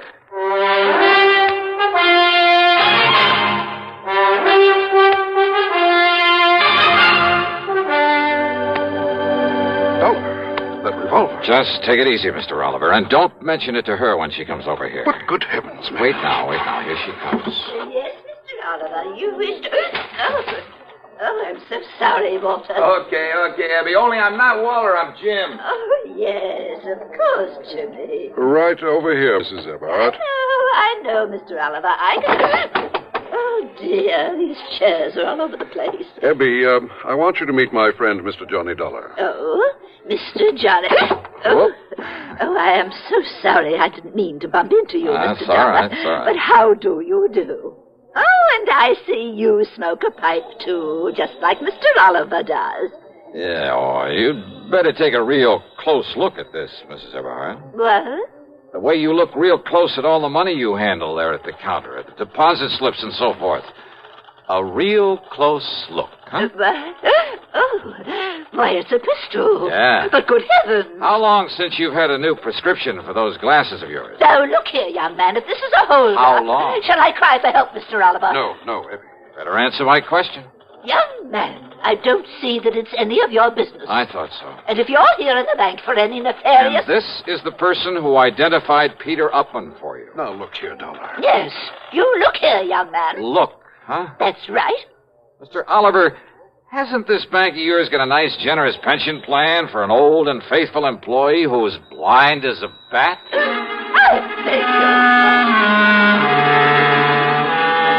Item 4, 10 cents for a telephone call to the lawyer, Mr. Price. Item 5, $1.50 for a leisurely lunch at the hotel, after which I wandered around the town a bit, then drove on over to the lawyer's office. I tried to call you at the hotel, Mr. Dollar, but they told me you'd left. Yeah, no, I was out taking a little walk. Look here. Do you think these will be of any help to you? Who knows, but I certainly hope so. Now, this is Janet Upman. I believe she's about 31 now. Oh, quite a dish. Yes, she's quite a dish. I bet that mink set her back a lot of money. Now, this is Edward, Peter's older brother. Not very bright. Kind of bald, isn't he? But there is a family resemblance. And this is Peter. No, that's Paul. A couple of years younger than Peter. They dislike Peter, didn't you? Yes, I did. Because he had the guts to go out on his own, huh? Partially, perhaps. Because he didn't take a hunk of the family fortune? Well, that wouldn't make sense. Now, wait. You mean didn't I tell you of the hidden bequest? The what? Peter never knew about it, but the others always have. Known about what? Well, because of the way Peter had renounced his family, his father wanted to punish him. By cutting him off without a cent. So he said. But in a late codicil to his will... Oh, Peter will get some money, huh? Over $1 million, Mr. Dollar, in a few months, when he's 35. I see. Provided he keeps out of any serious trouble. The money the others were left. Millions, Mr. Dollar. I'll bet they've been going through it like a tornado. Yes, I'm afraid so. All right, then, Mr. Price, if I can bluff my way with this picture from the bank, and if you're any kind of an actor, well, let's get busy.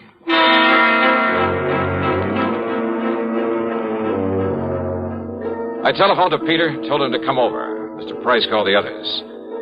They didn't care particularly about seeing Pete again, but Price told them some of the as-yet undistributed money was at stake, and they quickly changed their minds. So, about an hour and a half later, there was a gathering of the Upman clan there at the office of the old attorney. Look, Dollar, Mr. Price says you're okay and all that, but I still don't like your company's stall on the insurance payment. Just keep your shirt on, huh, Pete? And another thing, I didn't like your attitude when you came to see me. Now, look, you may be a little bigger than I am, but I've decided you'd be very foolish if you tried to take me on. Oh, yeah? It might even cost you $1 million. Well, all I care about is Aunt Lizzie's $3,000. Okay, just take it easy, huh? Take it easy? You say that to a redhead? redhead? Then shut up.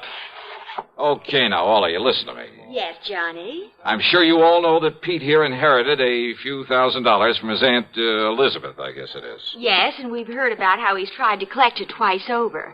Well, if you ask me, Johnny... Thank you, Janet, but I am not asking you. Well, if you ask me, Pete ought to be locked up for trying such a silly, childish thing. Yeah? Paul, with all the time in the world on your hands, it was real easy for you to pick up that insurance check over where Pete lives while he was at work, wasn't it? What's that? What? And forging a signature, well, after all, you're his own brother. Just a minute, please. And there at the bank, why, dear old half-blind Mrs. Eberhardt couldn't tell which was which. Now, look here, Dollar. But a little machine put the finger on you, Paul. Absurd. Yeah, a little device at the bank that photographs everybody who goes up to a teller's cage. Dollar, you mean that... Oh, now, Johnny, you've been taken in. Have I? That whole thing is just a bluff. It hasn't worked right in years. Oh, what makes you think that? I know. Because the cashier is a boyfriend of mine. Oh, that bank had better check its books. What? He didn't tell you it's been fixed recently? Fixed? No, he didn't. I mean, Paul. Now, wait a minute. Like to see the picture it took of you, Paul, collecting that money? Here, Mr. Price, see what you think. Why, yes, Mr. Dollar. It's about as clear as it can possibly... Okay, Paul, you dirty... No, stop him. Somebody Stop me, and not you, Paul, or anybody else. Good heavens, Mr. Dollar. Peter will kill him. Oh, I doubt it, Mr. Price.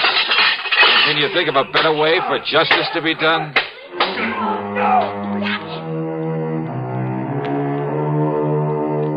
Yeah, Peter paid Paul on this one. But I mean, royally.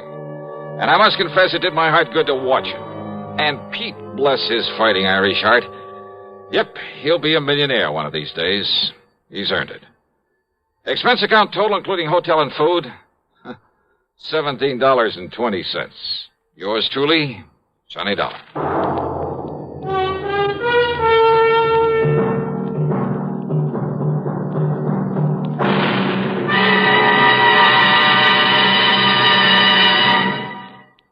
Our star will return in just a moment. Constipation is something people don't talk about much, but it can be a problem for anyone, even doctors. And when constipation occurs, it's interesting to see just what doctors consider important about a laxative they might use or recommend. Well, a majority of the doctors we heard from had this to say. A laxative should be effective, gentle, close to natural acting. A medicine that can be used with complete confidence. Now, X-Lax has been popular with many doctors and millions of people over the years because pleasant-tasting chocolated X-Lax is effective. Overnight, it helps you toward your normal regularity. X-Lax is so gentle, so close to natural acting, there's no upset. That's why many doctors and millions of people use X-Lax with complete confidence. X-Lax, the laxative that helps you toward your normal regularity gently, overnight. Now, here is our star to tell you about next week's story. Next week, a story of a deadly swamp and 4 dedicated killers. Their intended victim? Well, join us, won't you? Yours truly, Johnny Dollar.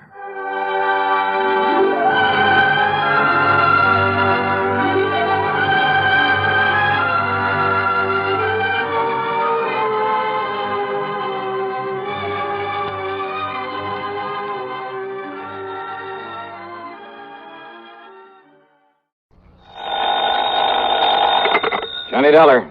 30 days had September, April, June, and November. All the rest have 31? Except... Okay, except so. Today is February 27th, so this month we get cheated at a couple of days or two. So what, and who are you? Oh, now, Johnny, after all these years? Oh, sure. Sure. Pat McCracken, Johnny, Universal Adjustment Bureau. Right, and I... Hey, you mean I sound like that over the phone? Yeah, just like one of the pallbearers at your own funeral, Pat. Okay, let's get down to business. Yeah, why not? But what's the worry about February being a little short on days this year? And every year? Plenty, because of something that happened almost 6 years ago. A case that even the famous Johnny Dollar couldn't solve. Oh, look, if you ever start adding up all the cases I haven't solved. Hey, wait a minute, 6 years ago? That's right. Bernard Margot. That's right. Barney the Bum. Yep, the cheap hoodlum who died when he jumped off the Triborough Bridge in New York back there in 19... Hold it, Pat. You know as well as I do that whole thing was a phony so that Big Mike Killian could collect Barney's $300,000 insurance, remember? Well, I seem to remember you spending a few thousand of the company's money trying to prove that. But I also remember you didn't even get to first base. Because I couldn't find Barney, couldn't find where he'd skip to. But if you could now, before the 1st of March, you'd save the company that $300,000. Pat, you mean you got a lead on him? Maybe. Want to come over here and talk about it? Brother, I sure do.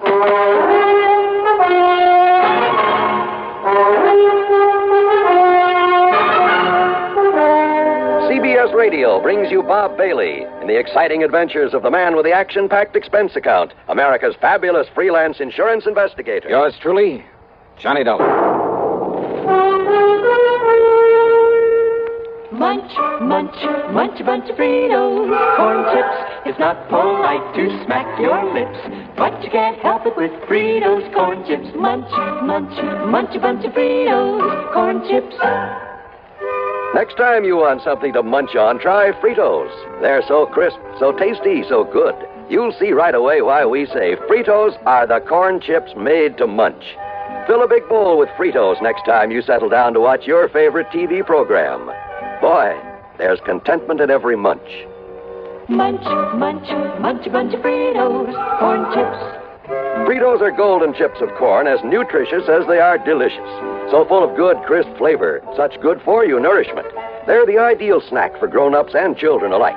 Get a bag of Fritos corn chips today and munch a bunch. Fritos. Fritos corn chips. Munch, munch, munch a bunch of Fritos, corn chips. And now, Act One of yours truly, Johnny Dollar.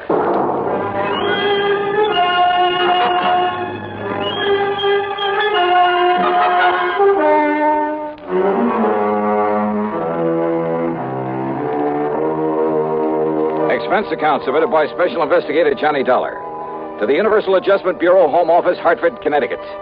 Following is an account of expenses incurred during my investigation of the Look Before the Leap matter.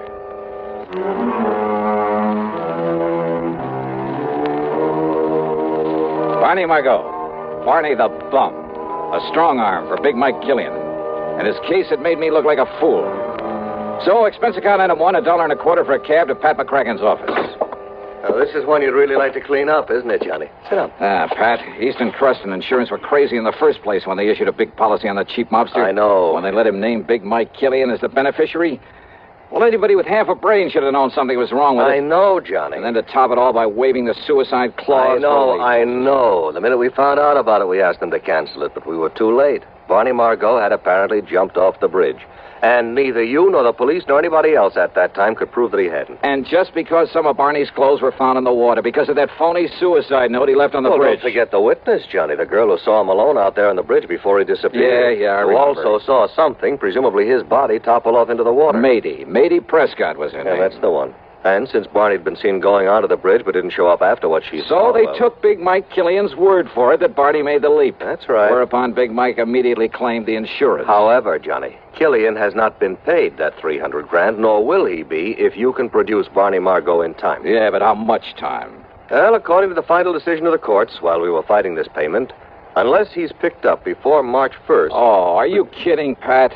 Today is the 27th of February, and Yes. According to that little rhyme you tried to charm me with over the phone, Yes. tomorrow is the last possible chance. Johnny, will you listen? Yeah, well... The girl, that Mei-Ling Prescott, just came back from Paris. Paris? Well, what's that got to do She with it? made a report to the police, and they passed it on to us. She says that only a few weeks ago, right there in Paris, she saw Bernard Margot. Oh?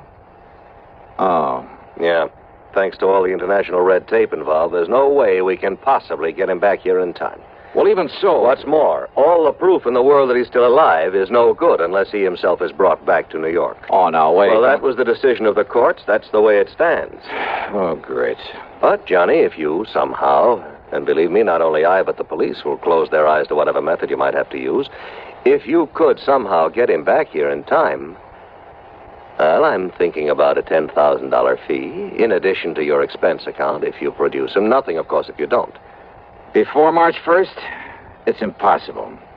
Yes, I know. So, Pat, I'm going to try.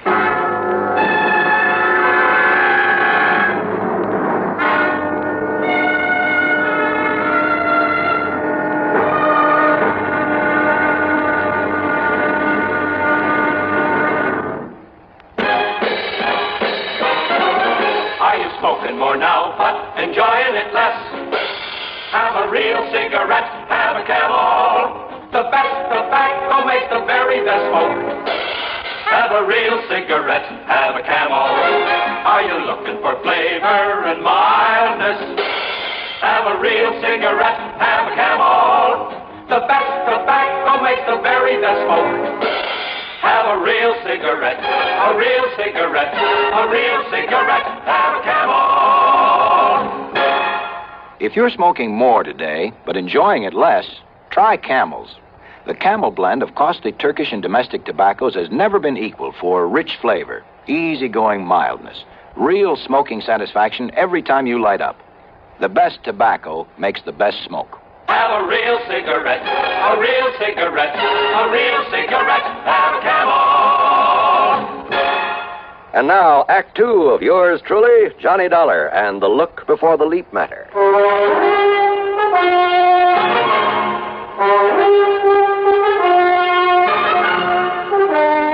Item 2, 1050, taxi, a train to New York, and a cab to the 10th floor apartment of Miss Mei-Ling Prescott. I know, Mr. Dollar. My testimony that I'd seen him on the bridge and that I'd seen him drop off into the Well, water... that testimony, Miss Prescott, may cost the insurance company $300,000 unless I can produce Barney Margot before March 1st. Before March 1st? Yeah, and you say that you saw him in Paris. At an antique shop, run by a Monsieur Dubuisson. Dubuisson? What? Nothing. Go on. Well, I was startled, to say the least. But I'm certain it was he. Absolutely sure of it. Well, you were also pretty certain you'd seen him go off that bridge.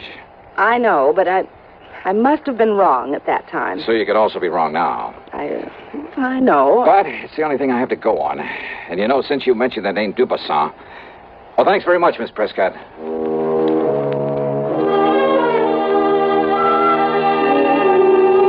Dubuisson's a fence. They're in Paris. Exactly the sort of character Barney the Bum might tie up with. Perhaps even as a contact for Big Mike Killian. As I stepped into the self-service elevator to get back to the street, I wondered. But I didn't wonder for long about anything. Okay, Jimmy, push that stop button. Yeah, sure, Milford. Between floors. Yeah. All right, what's the idea? Johnny Dollar, huh? Maybe. So there's only one reason you'd be calling on the Prescott date. What of it? Big Mike didn't like you interfering when poor Barney died. He don't like it now. Oh, well, that's just too bad. In fact, he don't like you. Now, Jimmy, come on. No! Yeah. Now, James, leave us dump this stiff in the basement. It was the building superintendent who found me there in the basement, got me back on my feet again. Item 3, 10 cents for a call to one of the transatlantic airlines. Item 4, $31 for a cablegram. Then item 5, $1 for a cab to the 18th Precinct headquarters, my old pal Randy Singer.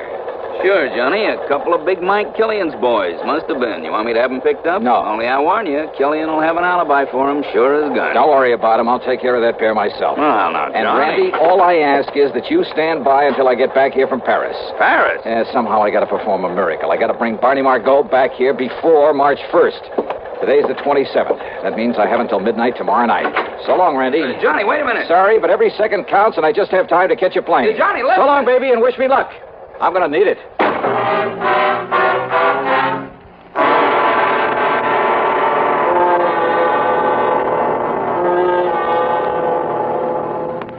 Act 3 of yours truly, Johnny Dollar, in just a moment. Meet star Stuart Irwin. Nothing's worse for an actor than a nasty cold. To feel better quickly, I take wonderful 4-way cold tablets. The fast way to relieve cold distress. Right. Tests of all the leading cold tablets proved 4-way fastest acting. 4-way starts in minutes to relieve muscular pains, headache, reduce fever, calm upset stomach, also overcomes irregularity. Take my advice. For your next cold, take 4-way cold tablets. The fast way to relieve those cold miseries. 4-way, only 29 cents.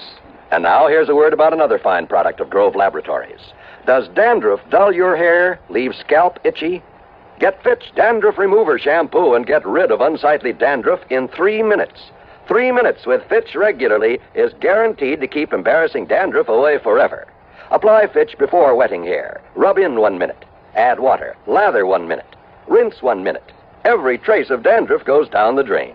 3 minutes with Fitch. Unsightly dandruff's gone.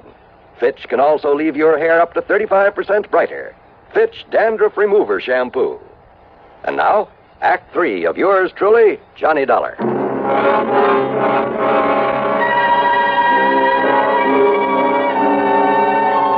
Item 6, $420 for a plane ticket to Paris. When we landed at Orly, I put in a call to Louis Dumassac, who calls himself a Chagris. If anyone in all of Paris knows the underworld, believe me, it's the Gray Cat. But I got no answer. Item 7, then, $2 American for a cab to the so-called antique shop of Francois Dubuisson. It was there that Matey Prescott swore she'd seen Barney Margot.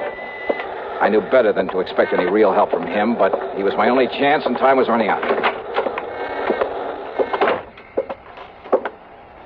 Ah, bonjour, monsieur. Qu'est-ce que vous devez...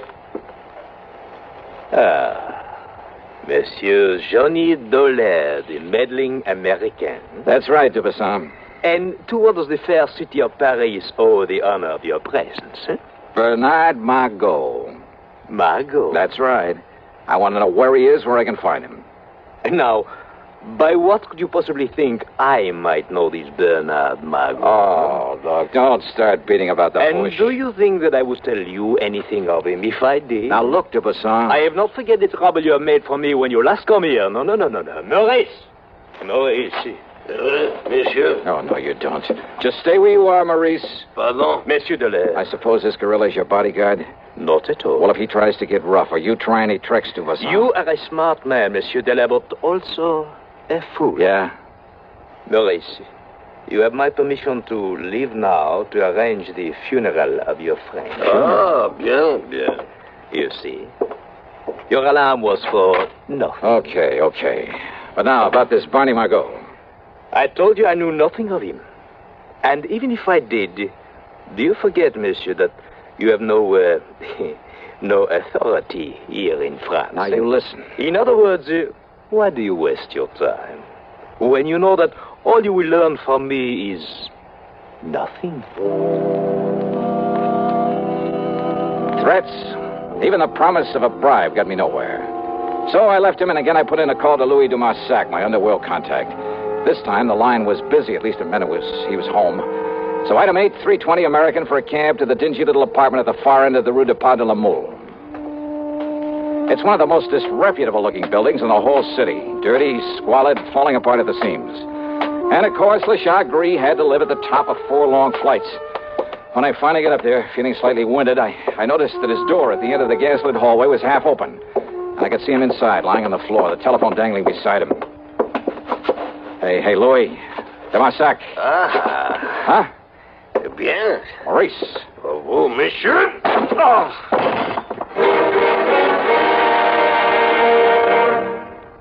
Hello, I'm Burgess Meredith. Did you know there are over 3 million persons in America who are hard of hearing and not doing anything about it?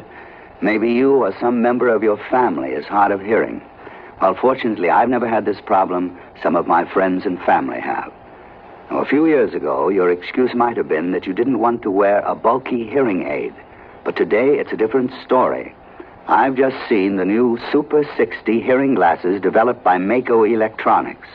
If I hadn't known they were hearing glasses, I would have guessed them to be regular eyeglasses.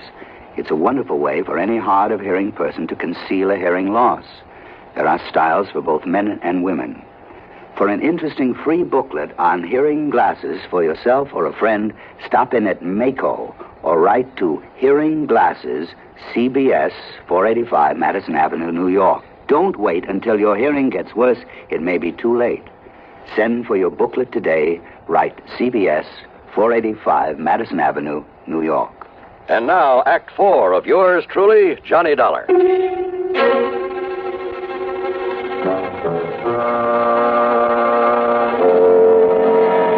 Only my sudden arrival had kept Maurice from killing Louis de Marsac.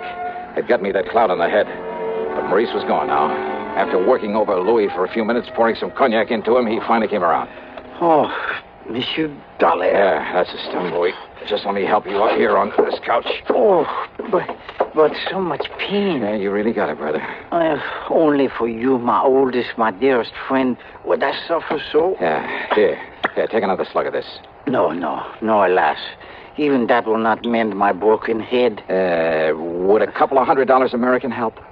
Eh? Oh? Did you get my cablegram? Oh, oui. And I found him for you. Barney? Where? It is worth perhaps $500. $300. But, monsieur... Okay, $350. Where is he? But if Monsieur Dubuisson finds out that it was I who took care of Barney Margot... He already knows that I'm here. That's why he sent that Maurice character to arrange for a funeral. Funeral? And he was talking about your funeral. But now, wait.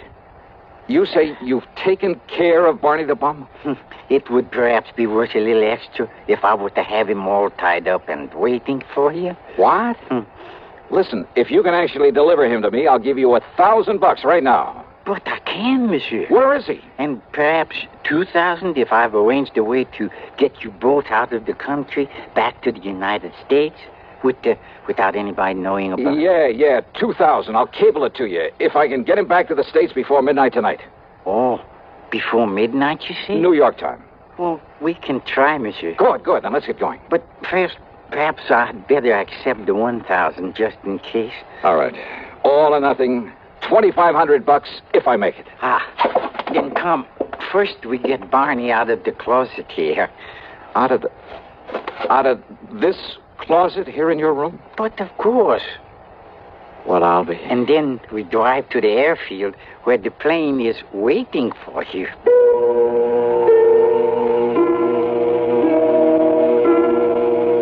Believe me, we'd never have gotten away with a thing like this back in the States, or anywhere else I can think of, or without the help of Le Chagris. After making sure that Barney was securely bound and gagged, we piled him into a car that de Marsac said was his, only I doubt it. We headed westward through Versailles to the city of... Well, maybe for diplomatic reasons, I better not mention the name of it. Anyhow, their little airport was an old amphibian plane waiting for us. This time it was the pilot I had to haggle with, $7,000 for the trip. But there were $300,000 at stake. Item 9 for a transatlantic call to Randy Singer in New York. No, listen, Johnny, this is too wild, too crazy. You got the ID for this plane? You've written it down? Sure I have, but Johnny... And all you have to do is get us a clearance to land, if we make it. You're out of your mind. This stunt could cause an international incident that even the United Nations couldn't... You want Barney the bum, don't you? Well, of course we Then I'll do. lay him right in your lap if you'll hang up the phone so that we can make our takeoff. Johnny, listen to me. Randy, I haven't got any more time to talk, because if I don't get Barney back there before midnight tonight... No, Johnny, no, listen. See you in New York. I hope.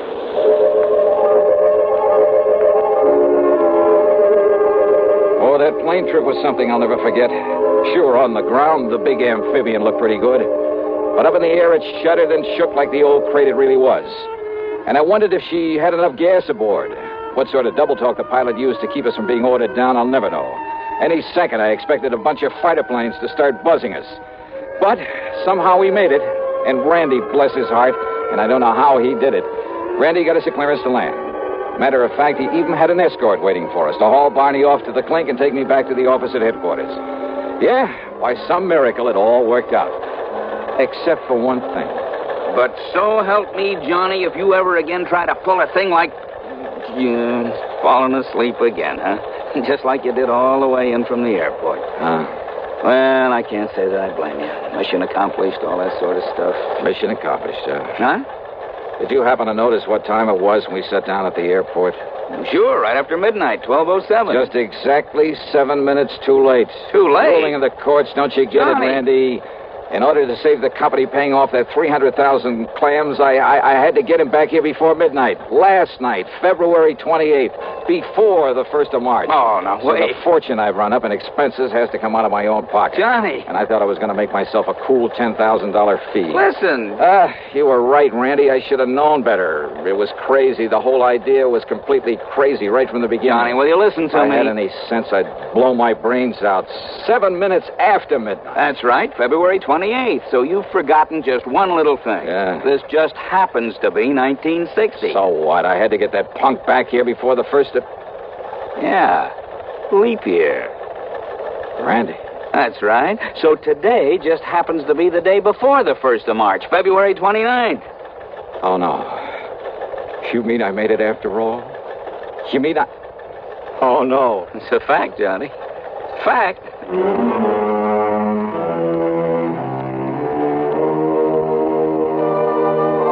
You know something? I should have blown my brains out for forgetting that extra day this month, this year. But instead, I'll just take that $10,000 in fees. As for the expense account, hold your hat.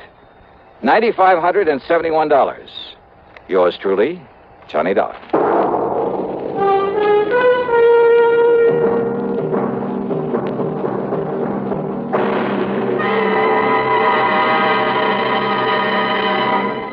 Our star will return in just a moment. Constipation is something people don't talk about much, but it can be a problem for anyone, even doctors. And when constipation occurs, it's interesting to see just what doctors consider important about a laxative they might use or recommend. Well, a majority of the doctors we heard from had this to say. A laxative should be effective, gentle, as close to natural acting as possible, and a medicine that can be used with complete confidence. Now, X-Lax has been popular with many doctors and millions of people over the years because pleasant-tasting chocolated X-Lax is effective. Overnight, it helps you toward your normal regularity. X-Lax is gentle. Next morning, it gives you the closest thing to natural action.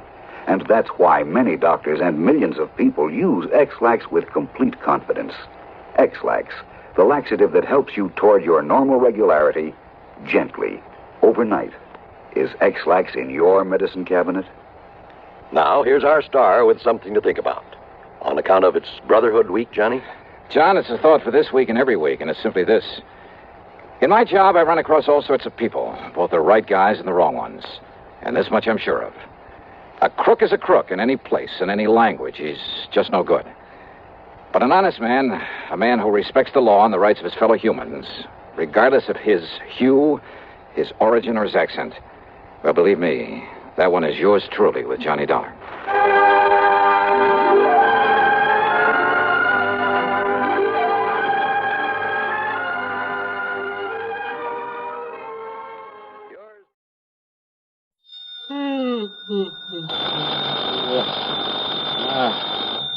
Yeah, just... Johnny Dollar. We're all clear, Johnny, because I've assured them that you have more than adequate federal security clearance. After all, you were permitted to investigate that missing missile matter. No, wait a minute. What? So, in spite of the fact this sort of thing isn't exactly covered by the insurance we've written for them, well, I wish you'd go over there right away. Wait a minute, will you? Who are you? Oh, I'm sorry. This emergency and all. This is George Reed, Floyd's of England, here in Hartford. Now, Johnny, if you're free... Holy George, don't tell me you're in your office at this ungodly hour. Johnny... It isn't even 9 a.m. yet. I know. I just got here a few minutes ago. What's the big emergency? A phone call I just received from Dr. Paulus Rayburn. Do you know him, who he is? Rayburn? No. He's the head of Nuclear Processors Incorporated. Where's that? Out on Woodland, beyond the north end of town. You know, that large group of concrete buildings at the edge of Piney Woods? Nuclear processors, huh? Yes, that's right. Now, we handle all the insurance on the place and its equipment, though I understand there's no actual coverage in this specific instance. Nonetheless... What do you mean? Nonetheless, because they're a client, in view of our reputation for extraordinary service at all times, plus the sizable premiums we collect from them, well, I hardly think we should let this call... Yeah, well, what's bothering this Dr. Rayburn out there? Something very important has been stolen, he tells me. Like what? I don't know, he wouldn't say. But he did imply it's something vital to the outer space rocketry program. Okay, George. So, in view of the fact you have security clearance... Yeah, I said okay. And the fact it'll take some hours for an investigator to come up from Washington... Yes, George. Plus the fact he made it plain the time element is George. most important. And since you're right here within a few miles... George, stop yammering and hang up that phone so that I can... Okay, baby. Oh.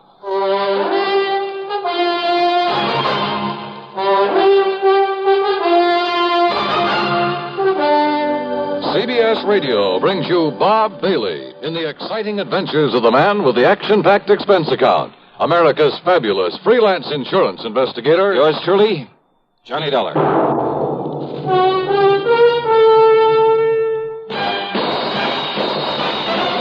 Are you smoking more now, but enjoying it less? Have a real cigarette, have a Camel. The best tobacco makes the very best smoke. Have a real cigarette, have a Camel. Are you looking for flavor and mildness? Have a real cigarette, have a Camel. The best tobacco makes the very best smoke. Have a real cigarette, a real cigarette, a real cigarette, have a Camel. Again, for the 11th straight year, Camel outsold every other cigarette, filter, king size, and regular. The best tobacco makes the best smoke. So if you're smoking more now but enjoying it less, change to Camels. Get more real satisfaction every time. Start to really enjoy smoking again. Have a real cigarette, a real cigarette, a real cigarette, have a Camel. And now, Act One of yours truly, Johnny Dollar.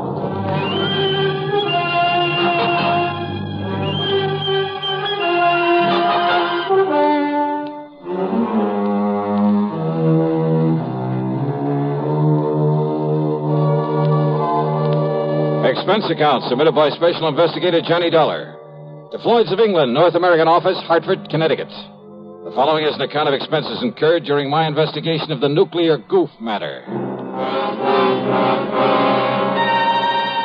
Expense account item 1, 40 cents for some coffee and a couple of soggy donuts along the way during my drive out to nuclear processors. A tall, heavy wire fence surrounded a group of squat, windowless buildings, partially hidden by the huge oak and fir trees of Piney Woods. At a sort of glorified sentry box beside the gate stood not one, but 3 armed guards. One of them was chewing out the other 2. But he stopped long enough to look over my credentials, make a phone call from inside the sentry box, then open the gate for me. He directed me to a big steel door in the otherwise unbroken face of one of the nearby buildings. There, after I'd parked my car, another guard took me inside. He led me through a perfect maze of long, narrow corridors with heavy wooden doors at the sides, all of them closed. From somewhere in the building came the almost ominous hum of machinery. Big, powerful machinery. Or maybe I felt it rather than actually heard it. Finally, we came to a door with a single name Rayburn on it.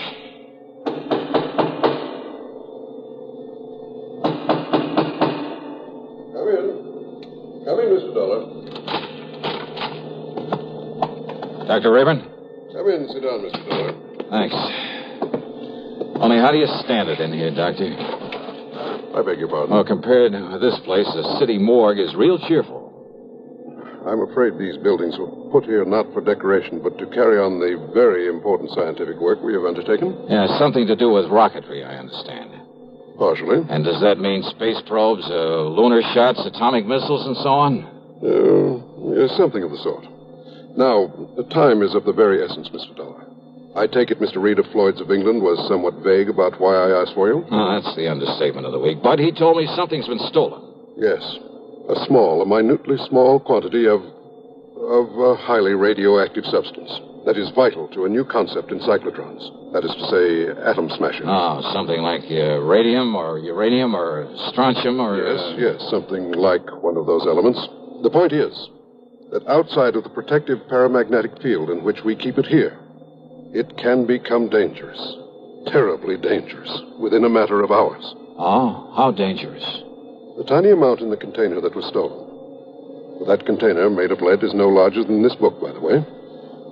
Well, Dollar, although its chain reaction is limited, there's enough in that container to wipe out a small city. But you said within a matter of hours, Doctor. The chain reaction could begin in anywhere from 4 to 6 hours, from the time it left here, depending on temperature and whatever shocks and vibration to which it might be subjected. Then unless it's found, brought back here. Exactly. That is why I was afraid to wait for the men to get up here from Washington. But you have told them about this. I've told them everything. They promised to have men up here immediately. Do you know exactly when the stuff was stolen? It's now 9:34. Yeah. Dr. Ralanoff left here with this material at exactly 7:46. Ralanoff? Dr. Igor Ralanoff, the man who stole it from us. But if you know... If only he knew the terrible potential destructive power of this thing he's carrying about with him. You must find him, Mr. Dollar. It must be returned to us. Before it's too late. Here's Hollywood star Mona Freeman. Who feels like acting with a miserable cold? I relieve cold distress the fast way, with 4-way cold tablets. Yes, tests of all the leading cold tablets proved 4-way fastest acting. Amazing 4-way starts in minutes to relieve muscular pains and headache, reduce fever, calm upset stomach, also overcomes irregularity. When a cold strikes, do what I do. Take 4-way cold tablets. It's the fast way to relieve nasty cold distress and feel better quickly. 4-way, only 29 cents. Now, here's a word about another fine product of Grove Laboratories. Does dandruff dull your hair, leave scalp itchy? Get Fitch Dandruff Remover Shampoo and get rid of unsightly dandruff in 3 minutes. 3 minutes with Fitch regularly is guaranteed to keep embarrassing dandruff away forever. Apply Fitch before wetting hair, rub in 1 minute. Add water, lather 1 minute. Rinse 1 minute. Every trace of dandruff goes down the drain. 3 minutes with Fitch, unsightly dandruff's gone. Fitch can also leave your hair up to 35% brighter. Fitch Dandruff Remover Shampoo. And now, Act 2 of yours truly, Johnny Dollar, and the Nuclear Goof Matter.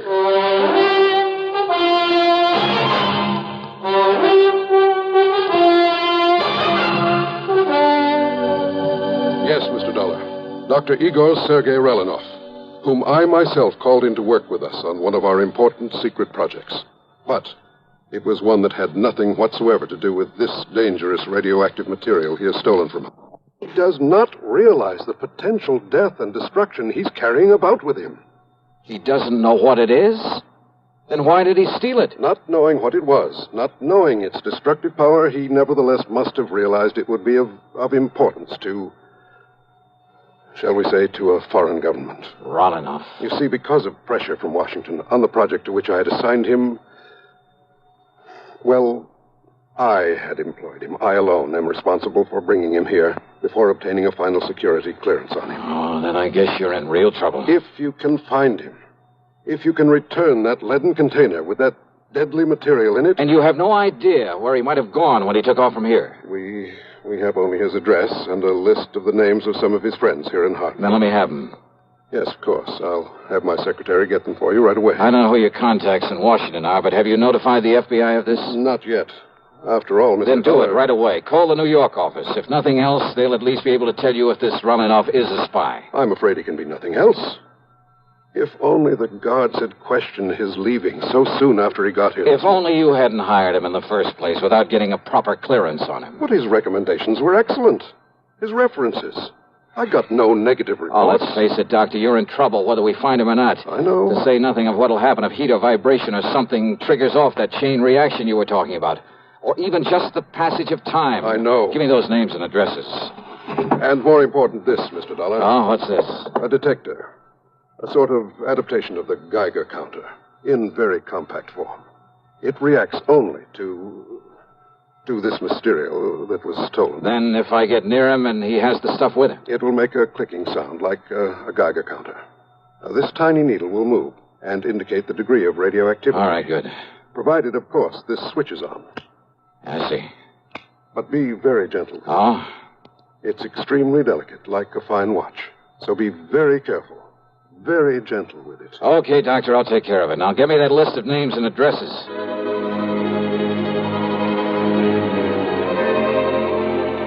Expense account item 2420 for a tank full of gas, and I really stepped on it getting back to town. The delicate little instrument on the seat of the car beside me. Simple-looking device. A tiny metal box with a switch on the front, a dial on the face of it with a needle pointing at 0. Even when I turned on the switch. Even the radium on the dial of my wristwatch got no response from it. I decided to go first to Rolinoff's address, way the other side of town, south of Colt Park. Then it suddenly occurred to me that in all the rush, I'd failed to get a description of the man I was looking for, or even a photograph of him. Oh, sure, with a name like Rolinoff and a scientist, it wouldn't be too hard to picture him mentally in a general sort of way. And if there was a landlord or landlady at the place he lived, even a neighbor, I could get all the description of him I'd need. Nonetheless, within a few blocks of the place, I decided to stop somewhere and telephone Dr. Rayburn. You know something? That decision got me nothing but trouble and delay. At the next corner was a drugstore. I knew there'd be a phone booth.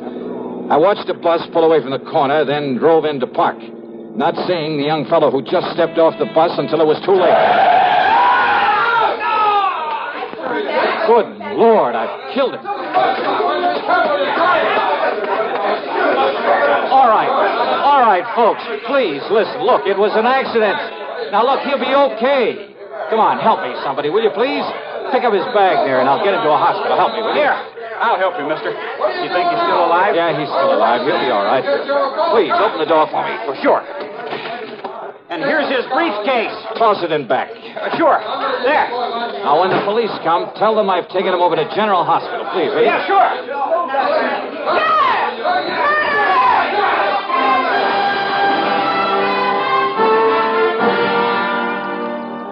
The nice-looking young blonde fellow I'd struck down was still unconscious when I got him to the hospital, but apparently had no broken bones or internal injuries. I showed my credentials, told them to notify the police of what had happened, that I'd be available whenever they wanted to question me. I told them to give him the best possible care, that I'd foot the bill. Then I went back to my car and took off again, cursing the delay that my own carelessness had brought about, because I knew the terrible danger to wherever Rolinoff might be because of the deadly package he was carrying, because of the... And then I saw it, where the shock and impact of my sudden stop had knocked it to the floor when I'd struck the young blonde fellow. The delicate device that could have been the one, the only way of detecting that radioactive material. My one sure way of spotting Rolinoff. It was ticking merrily away. Switch on or off, it didn't make any difference. Ticking away. Broken. Utterly useless.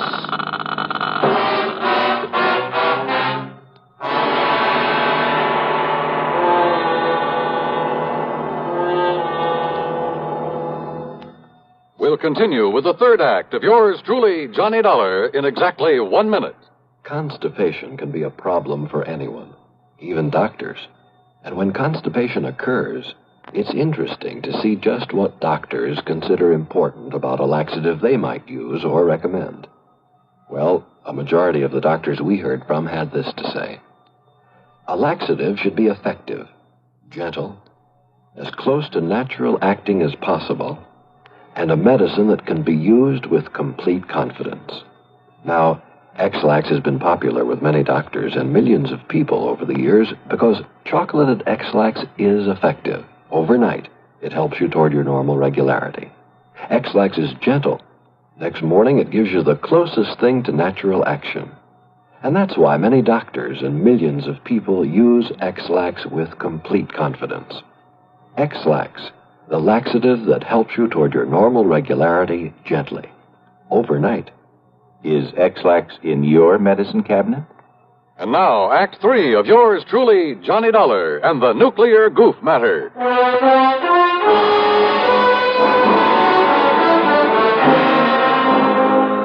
Driving fast, but a lot more carefully, I went to Relanoff's address. On a nondescript sort of side street, it turned out to be a rather cheap-looking rooming house. Hardly the kind of place you'd expect to be the residence of an important scientist. But it was the address Dr. Rayburn had given me. And if I could find there some clue as to where he was, where he'd gone. Come on. What's the matter with you? This door ain't locked. Listen, ma'am. You Mr. Parker, the man that telephoned? Parker? No, listen. Dr. Relanoff's room. Room? Oh, he's got 3 of them, regular apartments. Yeah, where? Only you won't find him there. Not him, anyway. Where, I said. Please, come on. Well, it's up on the 3rd floor. Okay, thanks. That's the whole floor he has. Okay. Who are you? What do you want, anyhow?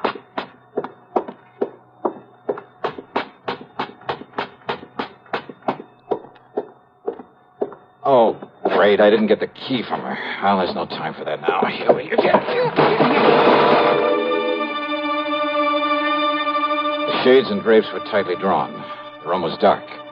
I felt my way along the side of the wall looking for a light switch, then gave up and headed over toward one of the windows. I never got there.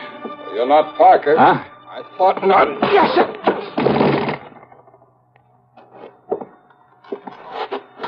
No bag with you, so you aren't Relanoff either. Okay, then, buddy, let's have some light in here and see who you are. If you're one of his pals, come here to... What? No, you can't. Oh. Brother, you certainly look like... Well, maybe you got some identification. This card case of it. Holy smoke, it is. Now, you just listen here, mister. Come here. When I let you in here, you Sir, didn't say will you anything listen to like me? this was going to happen. I haven't got time to explain. Just get me some water and a towel and a washcloth, please. Go ahead. You listen here. Will you please do as I tell you? Now, go ahead.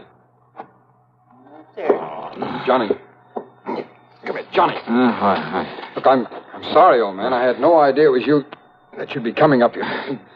Johnny boy, can you hear me? Johnny. Here. Stace. That's right. Now, come on. Take it easy now. Stacy Ringler. That's right, Johnny. Look, I'm sorry. FBI. No, Johnny, I'm with Nucleonic Investigation Department now. Easy, baby. Then it's you I gotta thank for this. Yeah, Johnny, and I'm sorry as the devil. I had no way of knowing it was... You all right? All right, now listen to me, Johnny. Yeah, Stacy. Listen. You're working on that stuff that was stolen from nuclear processing? Yeah. Harry Parker and I came up from Washington on it. Parker We came in by jet. Now listen. Relanoff must have thought he had plenty of time, that they wouldn't miss that stuff until tomorrow when they planned to work on it. Well, rather than arouse suspicion by galloping out of town, he was taking his time. But we got here in a big hurry. All right. I holed up here in his rooms, and Parker was checking on how he'd get over here from that plant in case he came back here. Are you listening to me? I'm listening. Go ahead. He was there in the drugstore at the bus stop. He was about to close in on Relanoff when you ran him down. When I what? You ran him down, Johnny. Relanoff, with your car. That young, good-looking blonde guy? Yes. That was Relanoff? That was Relanoff. And Stace. Parker couldn't get through to him with that crowd around him. He didn't have time. He just saw you pile him into your car and take off. And I, not knowing who he well, was... thanks to a couple of traffic cops where you tore through some red lights, he traced you to the hospital. You'd left, but he put the cuffs on Relanoff. And you didn't know who he was. Oh, I was kicking myself for my goof and running baby, him that's down. the greatest goof you ever pulled. Well, now, wait, Stace. Yeah? The radioactive material. Well, that we haven't got yet, or any sign of it. Then somebody in that mob That's right, Johnny. But don't you see, unless we can find that stuff. I know, and there isn't much time. Come on, Stace. The only thing we can do is start the search for it there at the bus stop.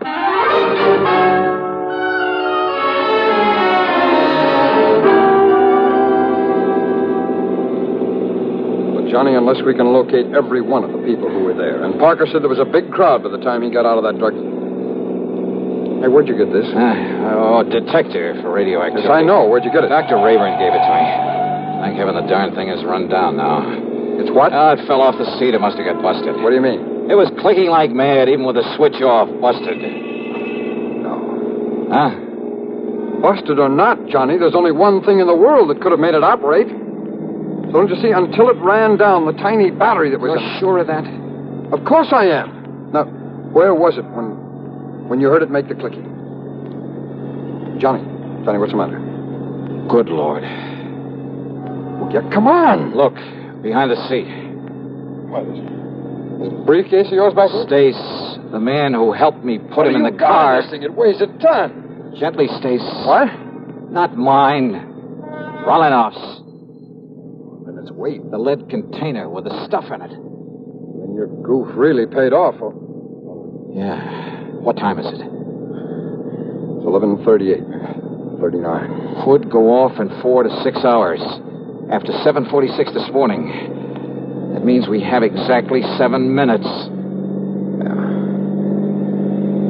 Johnny, you think we can make it back to the plane in time? Unless some sudden change in temperature, some shock or vibration sets it off. I'll drive as fast as I dare. Okay, Johnny. Hold it gently, Stace. Yeah. And maybe you'd better pray a little. Yeah.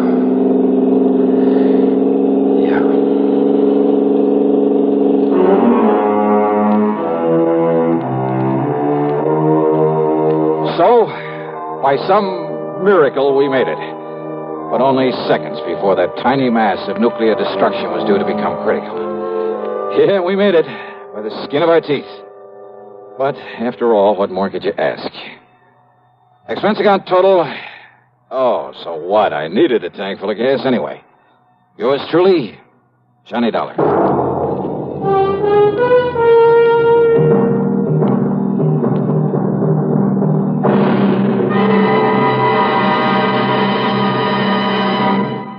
Now our star has a word or two for you about next week's show. Thank you, Daniel. You're a good man. Well, thank you, Johnny. We're going to miss you.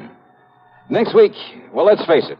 The case I have to work on has more twists and turns and angles than anything you can imagine. It's called the merry-go-round matter, and believe me, the name fits. It all starts out with the loss of a valuable object of art, but from the collection of the wildest, most unpredictable old character I've ever known. What's more, he has a friend along, another character, just to complicate matters. And I'll tell you this, you'll get more than one shekel out of the whole affair. So join us, won't you? Yours truly, Johnny Dollar.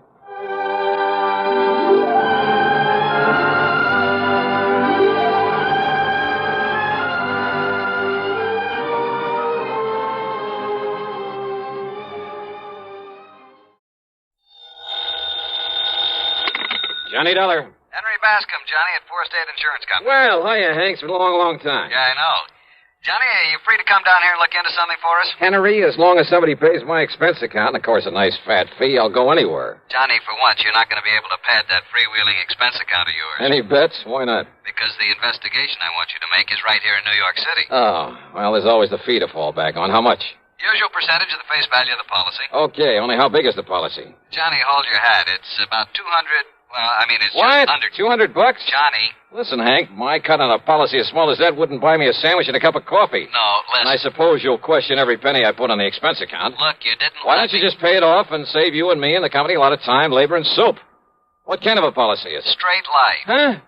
But listen, you didn't let me finish. The face value of this policy is a little under $200,000. 200... Oh? Yeah. Well? Hank, my buddy, my bosom pal, for an assignment like that, for the nice commission it's going to pay me, I'd walk to New York. Only maybe you better grab a plane or a train instead. Right. I'll be there.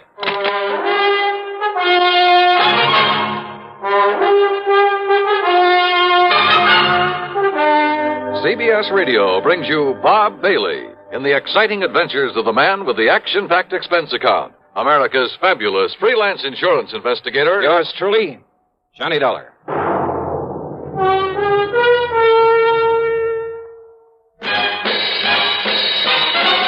Are you smoking more now, but enjoying it less? Have a real cigarette, have a Camel. The best tobacco makes the very best smoke. Have a real cigarette, have a Camel. Are you looking for flavor and mildness? Have a real cigarette, have a Camel. The best tobacco the very best smoke. Have a real cigarette, a real cigarette, a real cigarette. Have a Camel. If you're smoking more today, but enjoying it less, try Camels. The Camel blend of costly Turkish and domestic tobaccos has never been equaled for rich flavor, easygoing mildness, real smoking satisfaction every time you light up. The best tobacco makes the best smoke. Have a real cigarette, a real cigarette, a real cigarette. Have a Camel. And now, Act One of yours truly, Johnny Dollar.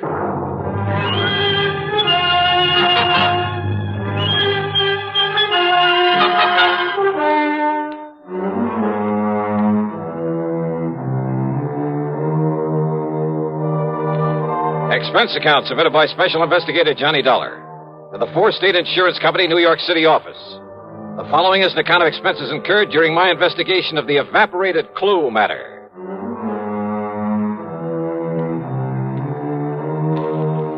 Expense account item 1, $5.25 for a taxi out to Bradley Field. Item 2, $13 even for a plane to New York and a limousine to Grand Central Station. Then I walked over to Henry's office at 500 Fifth Avenue at the corner of 42nd Street. Johnny, you really made time. Sit down. Yeah, thanks. That's because of the tempting offer you made to me over the phone. A policy worth $200,000. $189,000 to be exact. Straight line. Mm-hmm. On whom? Mr. Jonathan R. Kenworthy. Kenworthy? Very, very wealthy. Retired some years ago after selling off the Kenworthy copper mills. Oh, yeah, sure. Been living here in New York for the past 20 years. Big fancy apartment overlooking the East River. 714 East 52nd Street. Expensive neighborhood. Oh, I told you he was loaded. So what happened to him? He was murdered, Johnny. Oh? Yeah. And who's the beneficiary of this nice, juicy hunk of insurance? His grandson, Carlton M. Kenworthy. And that's the answer to your next question, too. Now, what do you mean by that? I was going to ask you if you or the police have any idea who might have killed him. Yeah, that's right. And I told you, this young Carlton Kenworthy, his grandson, who is also the sole heir to all the rest of his estate. Oh, no, wait a minute. That's a pretty strong accusation, Hank. You have any proof? None whatsoever. Nor have the police. But I take it you figure that Carlton had the motive and the opportunity. And a perfect alibi. Oh? Yeah. Then what makes you think he did it? And the police, too? And the police, too. Well? Motive, Johnny. It's as simple as that. All right, keep talking. It's simply that nobody else in the world could possibly benefit by old Mr. Kenworthy's death. Well, now, Hank... Plus the fact that he had no enemies. None whatsoever, Johnny. You sound pretty sure of that. I am. I not only knew him, but I knew a great deal about him. Oh, but after all, a man who's been head of a company as big as Kenworthy Copper Mills, you know, some disgruntled employee with some imaginary grievances. Over 20 years ago? Well... But even if he'd only retired from that business last month, I'd still say no. Kenworthy was one of the best-loved men I've ever heard of. As for his employees, why, they're the ones he left the business to. He never had a strike, any other kind of labor troubles, despite the size of his plant, because he treated every one of his employees like one of his own kids. This sounds pretty unusual, Johnny, I know. But he was an unusual man. Oh, I see. But now about this grandson, Carlton Kenworthy. Well, about as useless a hunk of human being as I've ever seen. How old is he? Oh, 30, 32 or 3. What's he do for a living? Well, that's the point. He doesn't. Nor has he ever done anything. Despite the fine education, all the world travel his grandfather lavished on him. Johnny, if you want a perfect definition of a playboy, I can give it to you in 3 words. Carlton Manson Kenworthy. And he gets the whole estate as well as the insurance. He's known in every nightclub on Manhattan Island. He and that leech Allen something or other who pals around with him. Allen? Yeah, Barker or Baxter or something. Theaters, nightclubs, expensive restaurants, all the racetracks when they're open, wherever they're open. And they toss money around like confetti. Where does Carlton get it? From his grandfather, who's always sponging off. What about this pal of his, this Allen, whatever his name is? Barker. That's his name, Alan Barker. Well? He sponges off Carlton. Oh, they're quite a pair, Johnny. Well, did the grandfather approve of this kind of stuff? I don't think he really knew what was going on. According to the old man's attorney, who was a friend of mine, he was led to believe that Carlton was investing in various business ventures. The point is, the boy needed money. And the surest way of getting it, plenty of it, Was by having his grandfather dead? Yeah, well, you've built up quite a case, Hank, but it still isn't enough to hang him, not by a long shot. Have the police been able to pin anything on him? Not yet, apparently. I told you he has a perfect alibi. When did it happen? Last Tuesday. Who's handling the police investigation? Lieutenant Randolph Singer at the... Randy Singer? Great. Randy just happens to be one of the best homicide men in this fair city of yours. Well, he certainly hasn't Hey, impressed listen, me. if they've got him working on it, and if you have got a case against Carlton Kenworthy, Hank, I'll see you later. Where are you going, Johnny? Over to see Randy Singer.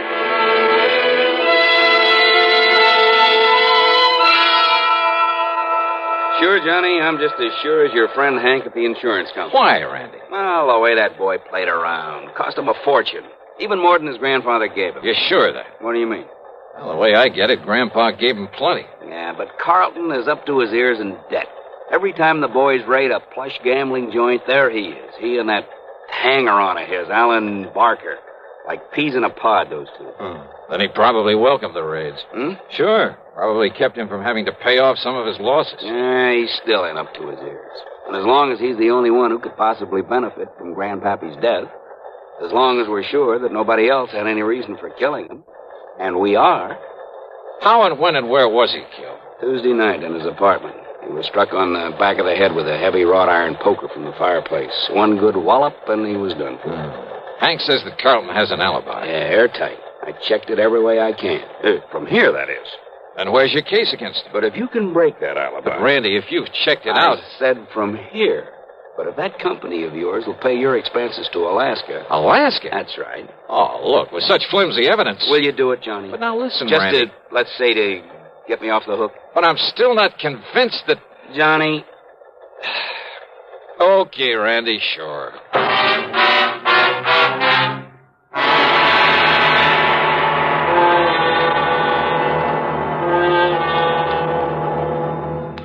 Act 2 of yours truly, Johnny Dollar, in a moment. Meet star Stuart Irwin. Nothing's worse for an actor than a nasty cold. To feel better quickly, I take wonderful 4-way cold tablets. The fast way to relieve cold distress. Right. Tests of all the leading cold tablets proved 4-way fastest acting. 4-way starts in minutes to relieve muscular pains, headache, reduce fever, calm upset stomach, also overcomes irregularity. Take my advice. For your next cold, take 4-way cold tablets. The fast way to relieve those cold miseries. 4-way, only 29 cents. And now here's a word about another fine product of Grove Laboratories. To get rid of embarrassing dandruff in 3 minutes, change to Fitch Dandruff Remover Shampoo. 3 minutes with Fitch regularly is guaranteed to keep unsightly dandruff away forever. Apply Fitch before wetting hair, rub in 1 minute. Add water, lather 1 minute. Then rinse 1 minute. Every trace of dandruff goes down the drain. 3 minutes with Fitch and embarrassing dandruff's gone. At the same time, Fitch can brighten hair up to 35%. Get Fitch Dandruff Remover Shampoo today. And now, Act 2 of yours truly, Johnny Dollar, and the Evaporated Clue Matter.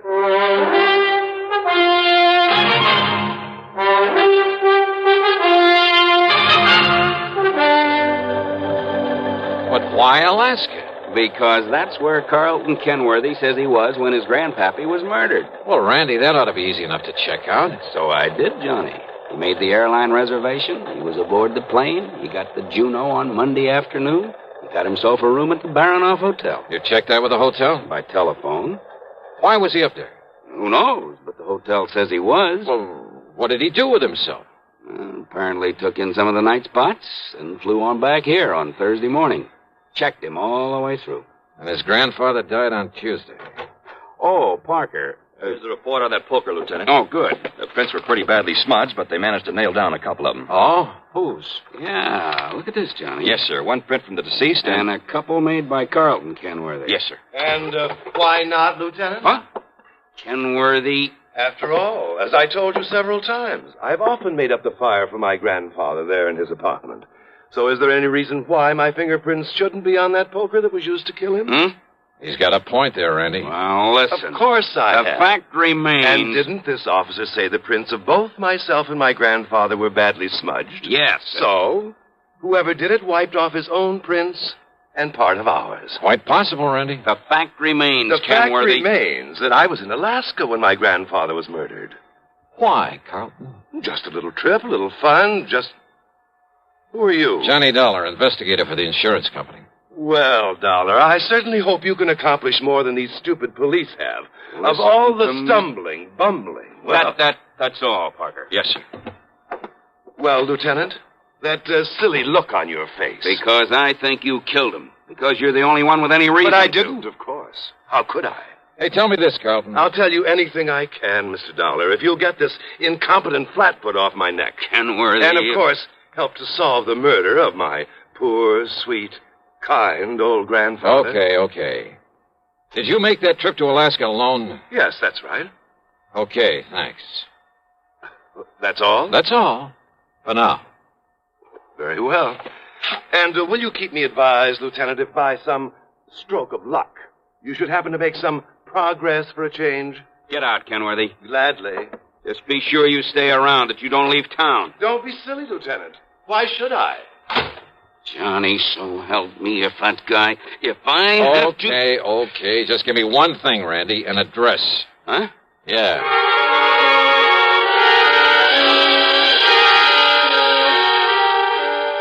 I could see why Randy'd harbor no love for Carlton Kenworthy. His attitude there at headquarters got into my skin, too. Expense account item 3, $1 even for a cab to Alan Barker's apartment. And I saw immediately why Randy had said they were like two peas in a pod, despite the fact Carlton was a good deal huskier. They were so much alike, I wondered if there was some blood relationship. Hardly, Mr. Dollar. We're simply good friends, that's all. Our tastes are alike in liquor and women. We like to do the same things, and... well, that's why we get along so well together, why we're known as the Inseparables. Alan, did you know that Carlton was going to Alaska? I certainly did. I drove him to his plane on Monday, and on Thursday I met his return flight and drove him back to his flat.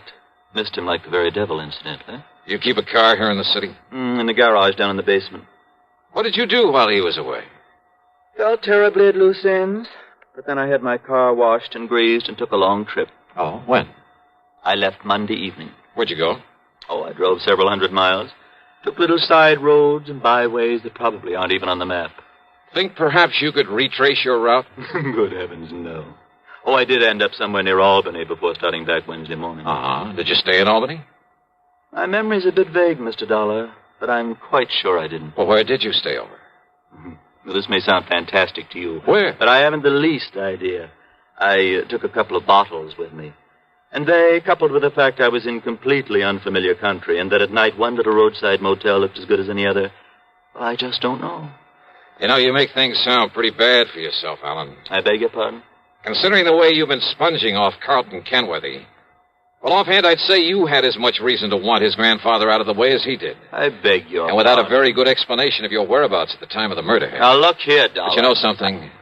I don't think you have enough guts to have made those lily white hands of yours wield that poker. Horrid thought. And yet, on the other hand... Well, yes, Dollar? As an accessory. Accessory? That's right. I'll see you later, Alan. Now, look here. Just don't leave town.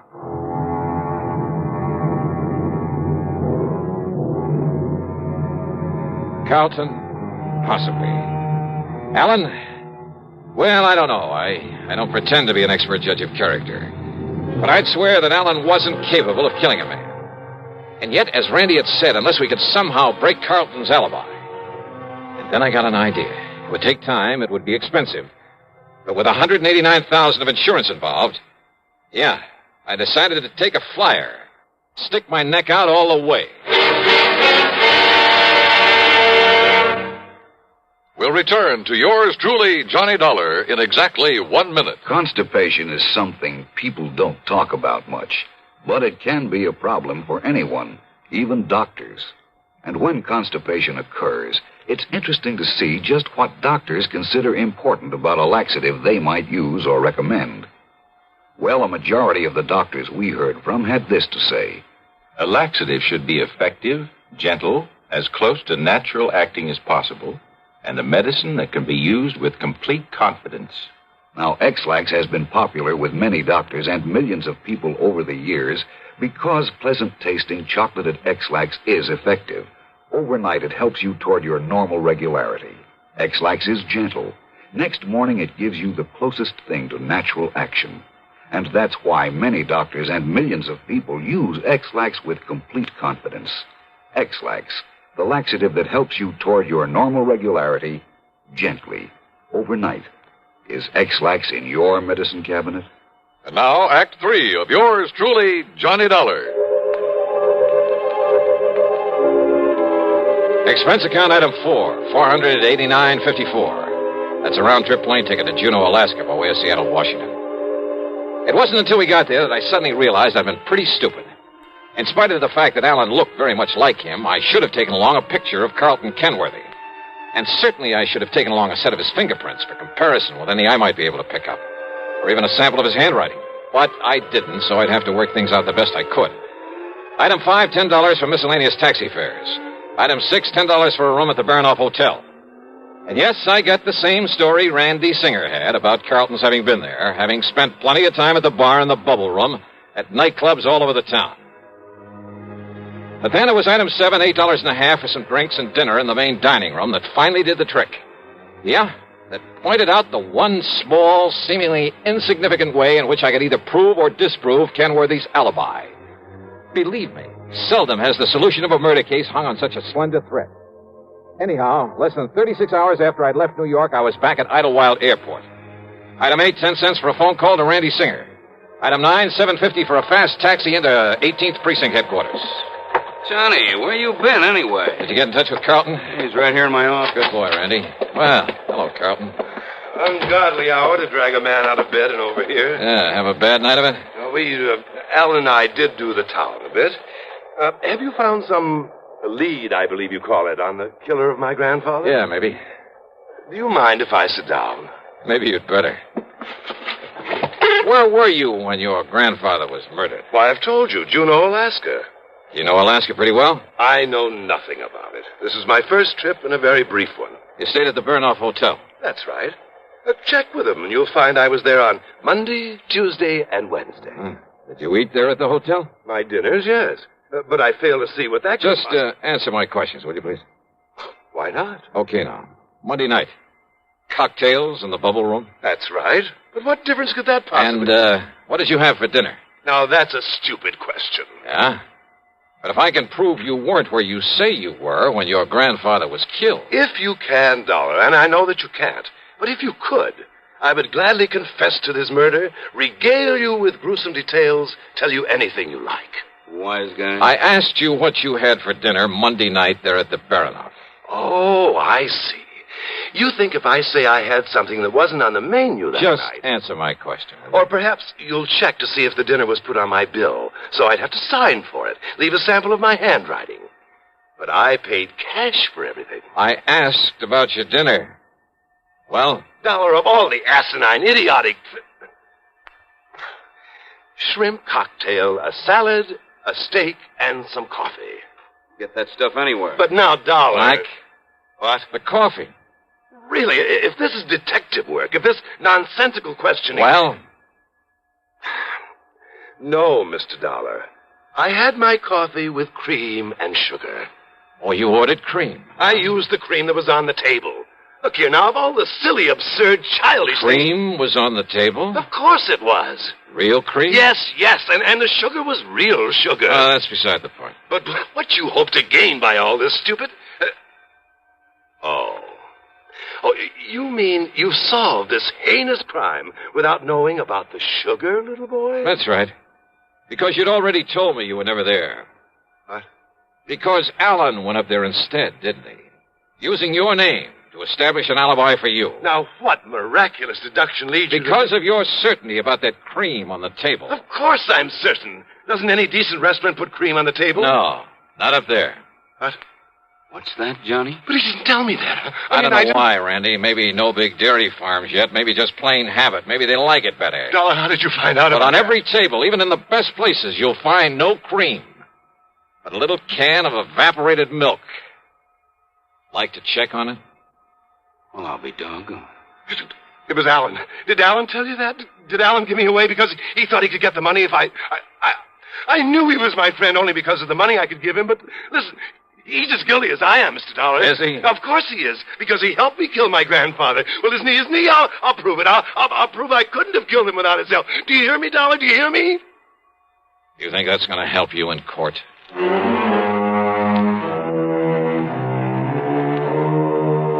believe me, if I were to put down all I think about the Allen Barkers and Carlton Kenworthys and all the rest of that rotten...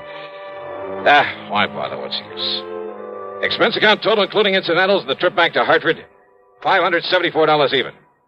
Yours truly, Johnny Dollar.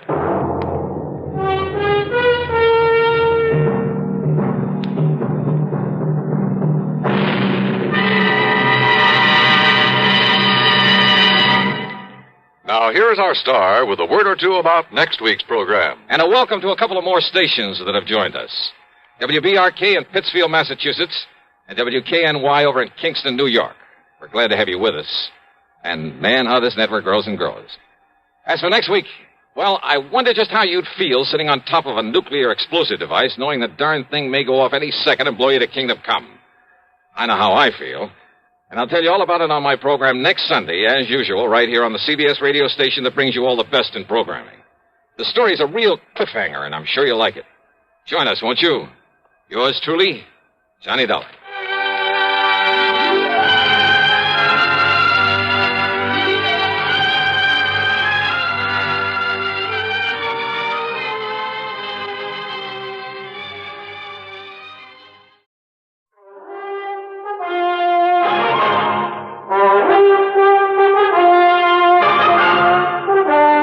CBS Radio brings you Bob Bailey in the exciting adventures of the man with the action-packed expense account, America's fabulous freelance insurance investigator. Yours truly, Johnny Dollar.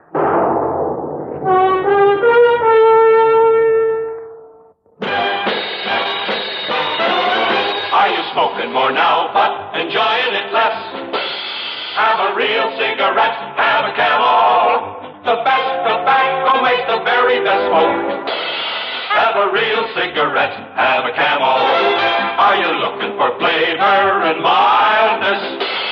Have a real cigarette, have a Camel. The best tobacco makes the very best smoke. Have a real cigarette, a real cigarette, a real cigarette, have a Camel. Again, for the 11th straight year, Camel outsold every other cigarette, filter, king size, and regular. The best tobacco makes the best smoke. So if you're smoking more now but enjoying it less, change to Camels. Get more real satisfaction every time. Start to really enjoy smoking again.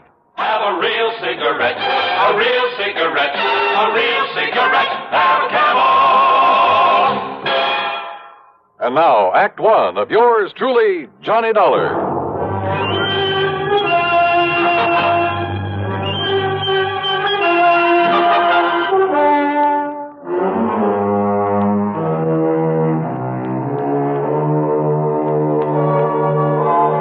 Expense account submitted by Special Investigator Johnny Dollar to the Tri-Western Life Insurance Company, Corpus Christi office. Following is an account of expenses incurred during my investigation of the Unholy 2 matter.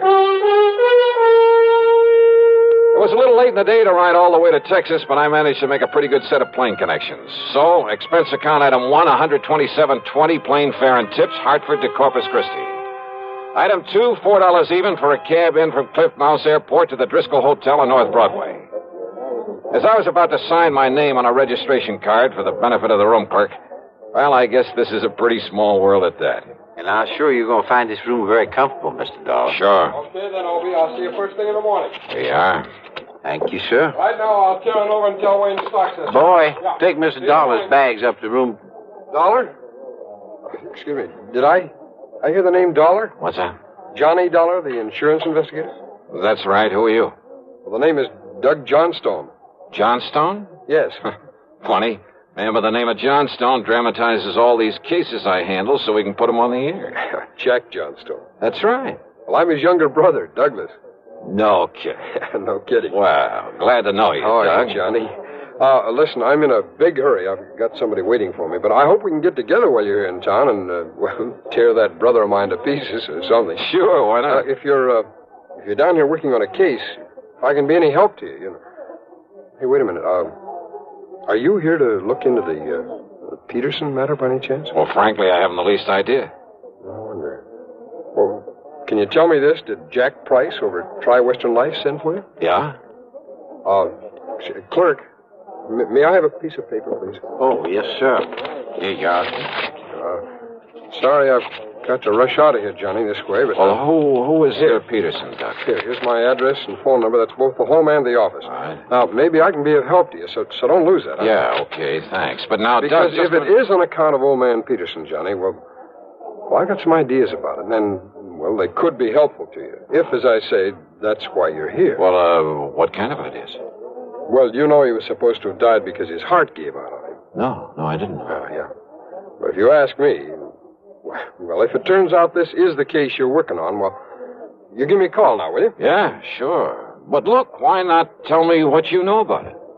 Well, Johnny, after all, you may be here for something entirely different. Maybe not. Well, why don't you see first what Jack Price has to say, huh? Well, now, look, Doc, you said... Johnny, this theory of mine could be all wrong. About the death of some man named Peterson. Yeah, John Ridgway Peterson. Well, come on, tell me anyhow. What is your theory? Well, it may not mean anything to you. You may have no interest whatsoever in Peterson. Oh, come on, stop beating around the bush, Doug. What do you think about his death? Well, okay. Murder. What? Yeah, Johnny. Murder.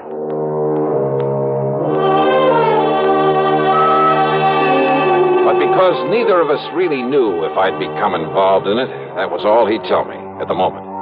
And as he said, he had to run off to meet somebody. It was late, and I was tired after the plane trip, so I grabbed a bite to eat. That's item 3, 2 1/4, then hit the sack. But first thing in the morning, I was in Jack Price's office at Tri-Western. Well, no, I didn't mean to sound in a rush for you to get down here, Johnny. On the other hand, the hotter the trail, the easier it is to follow. Whose trail, Jackson?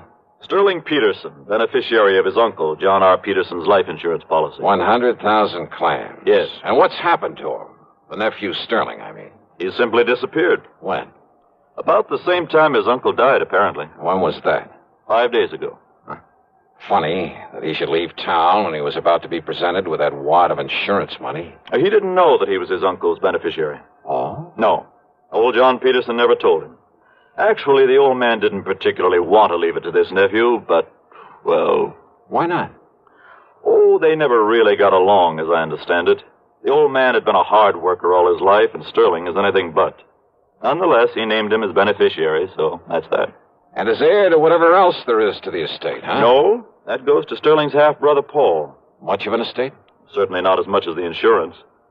The old man didn't have much use for either of them, Johnny. But since they were his only surviving relatives, since they'd probably get everything he left anyway... Yeah, I see what you mean. Does Paul live here in town? Yes. What does he do for a living? Apparently has some money in the stock market. And Sterling? Johnny, I don't know what he lived on. No visible means of support kind of thing. You know what I mean? Uh-huh. I tried to call him, tell him of his uncle's death. His landlady said he wasn't there, hadn't been there for a couple of days, that he'd simply packed up his things and left. I'll give you the address. Yeah, do that. Then I called his brother, but Paul didn't know where he was either. Just disappeared. That's right. I wonder why. Who knows? Have you called the police? Why? Just because a man suddenly leaves town? That's hardly reason to call in the police, Johnny. Maybe not. What? Sterling didn't know he was beneficiary of this policy. No. But maybe he did think he'd get some of the estate if he were lucky and the old man turned up dead.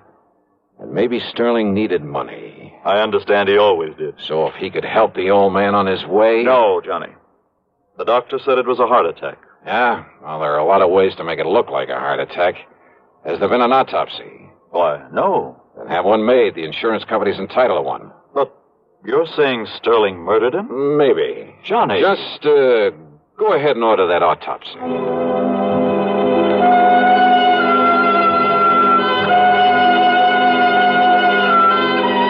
Item 5, $1.25 for a taxi. I found Doug Johnstone in his office, a small place, but with a cluttered desk of a busy man. Full of stock market reports, that sort of thing.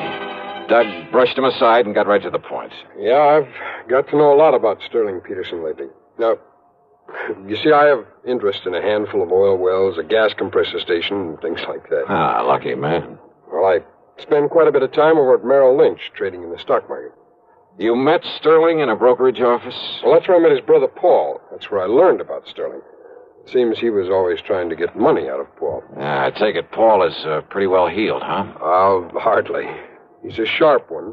He has a pretty wild idea of how to make money in the market. What do you mean by that? Well, you know, it's always flattering for someone to ask your advice. Naturally. Well, I'd recommend he buy something like IBM. Good, solid stuff for a stable company like U.S. Steel, AT&T. Nothing wrong with that, brother. No, but instead he'd throw his money into some crazy penny stock like, well, Golden Dream Uranium Company. It was being pushed by some crooked promoter, some boiler room operator. Yeah, I see what you mean. I'd suggest Union Carbide. He'd end up with some speculation nobody ever heard of, and so on. Yet somehow he managed to stay solvent. The point is, Sterling was always going to Paul for money. Money for what? Oh, to pay off his gambling debts. Much as I hate to admit it, civic pride and all that sort of thing, there are plenty of places in and around this town to gamble. Yeah, so I've heard. So when a stupid guy like Sterling Peterson simply won't learn that house never loses, well, you see what I mean. Yeah. And Sterling never really worked for a living. No, and he was always in debt, up to his ears. Isn't it possible he simply left town because his debts had caught up with him? Some of his creditors were getting tough with him? Well, Sterling needed money badly, and... Well, Johnny, I think he finally reached the point where he's willing to kill to get it. His own uncle? If what Paul has told me about him is true, yes. Now, you remember, he thought that he would inherit part of the estate. Which, of course, was wrong. But he didn't know that, not then. Then his running away... Well, the way I look at it, Johnny, if he did kill his uncle... And you think he did? Yes, I do. Wow. Well, when he found out he wouldn't get his uncle's money, his property, after all, that he'd killed him for nothing, he didn't know about the insurance, you know. Yeah, I know. Well, what was left for him around here? I'll buy. Nothing but a lot of creditors pounding on his door. And once people begin to think about that, they might get suspicious, start asking him questions about his uncle's death. Questions that he didn't have good answers for. But to run out is the surest way in the world to arouse suspicion. I know. It's stupid. Well, what do you think? Well, I'm not sure. But thanks. I'll see you later.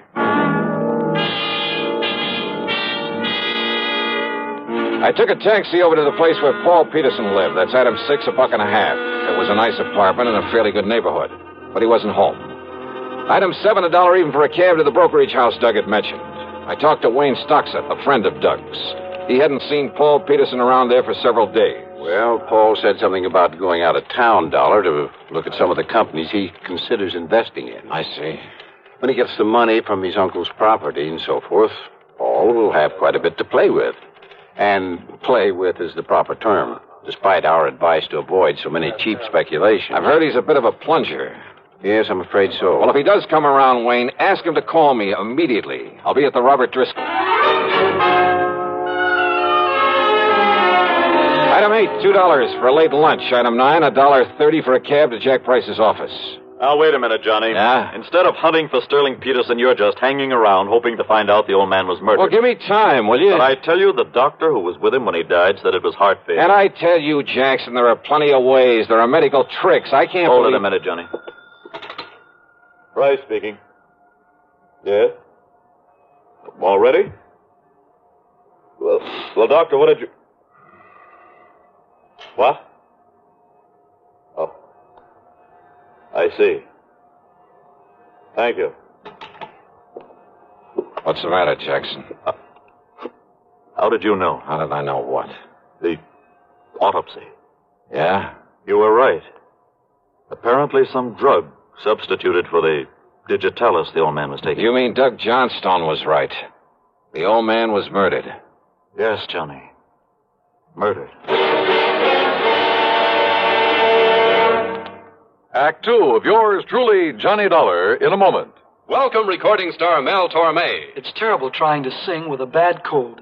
So I always take 4-way cold tablets to relieve cold miseries fast. Good idea. Tests of all the leading cold tablets proved 4-way fastest acting.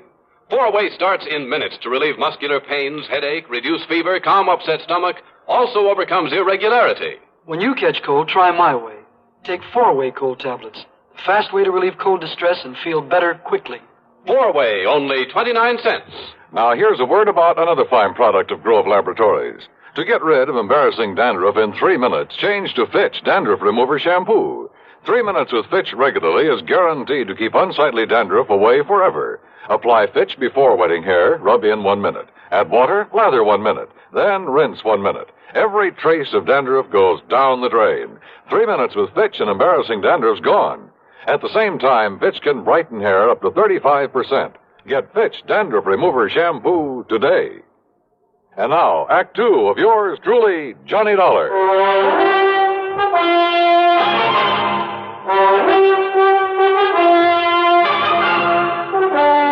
Expense account item 10, $1.70 for a taxi to the cheap rooming house where Sterling Peterson had lived before his mysterious disappearance.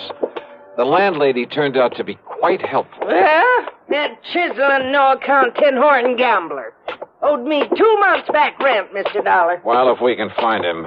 Only I'm beginning and to you doubt ask me there's something mighty suspicious about the way he picked up and left. Yeah, what do you mean, Yeah. Mrs. Toomey? Well, now, here, now, you look for yourself. You see all them empty hangers in that closet there, and them empty drawers I pulled out on the bureau? Oh, so what? Yeah, took every stitch of clothes he had.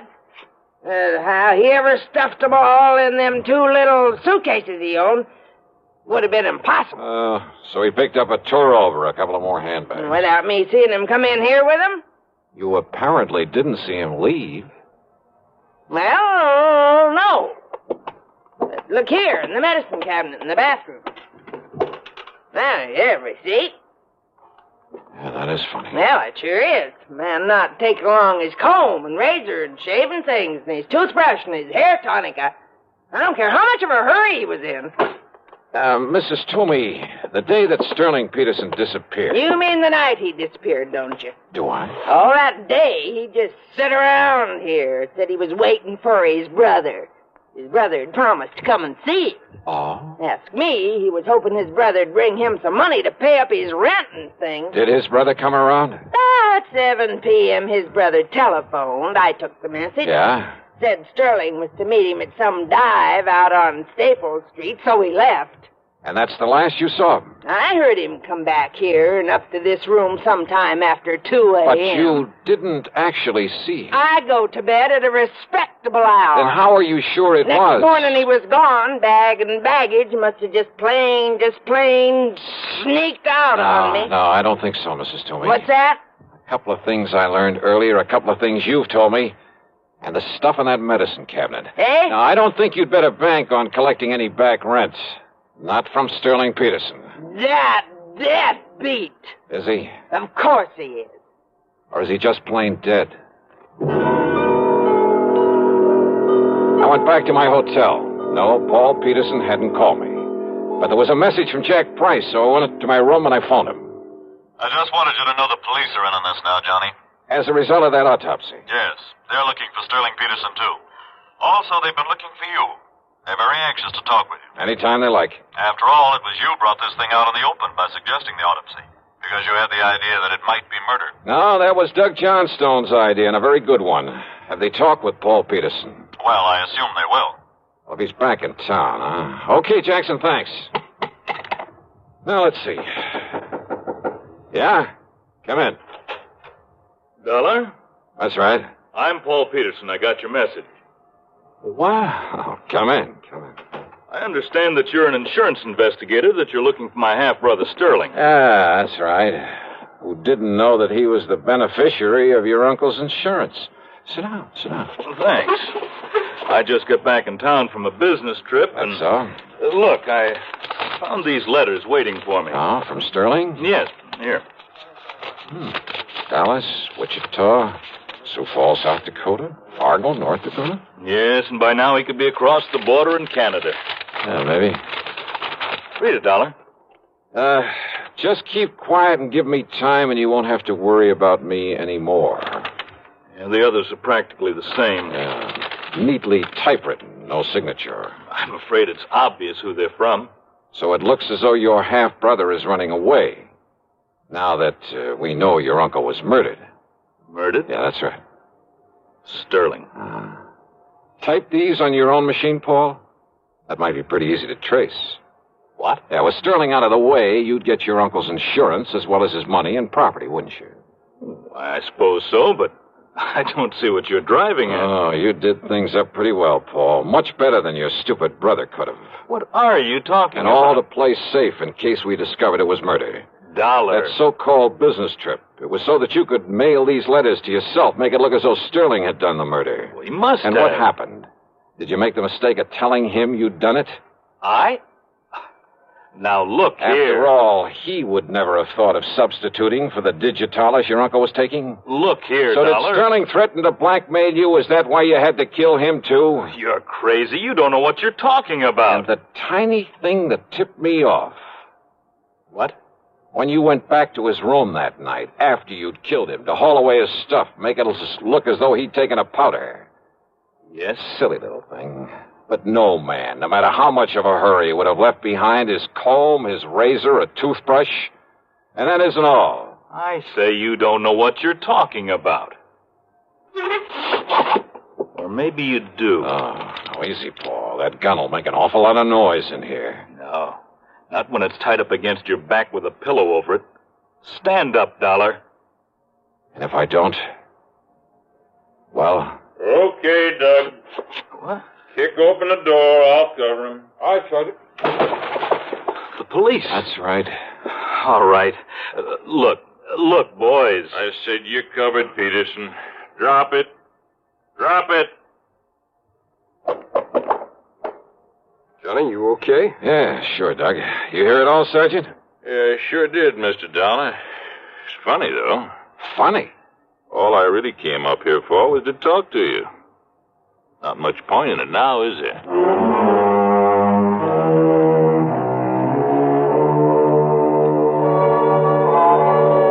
So, another day, another dollar. And I'm not talking about myself. Expense account total, including hotel bill, a flock of incidentals, and a plane back to Hartford, $287.20. Yours truly, Johnny Dollar.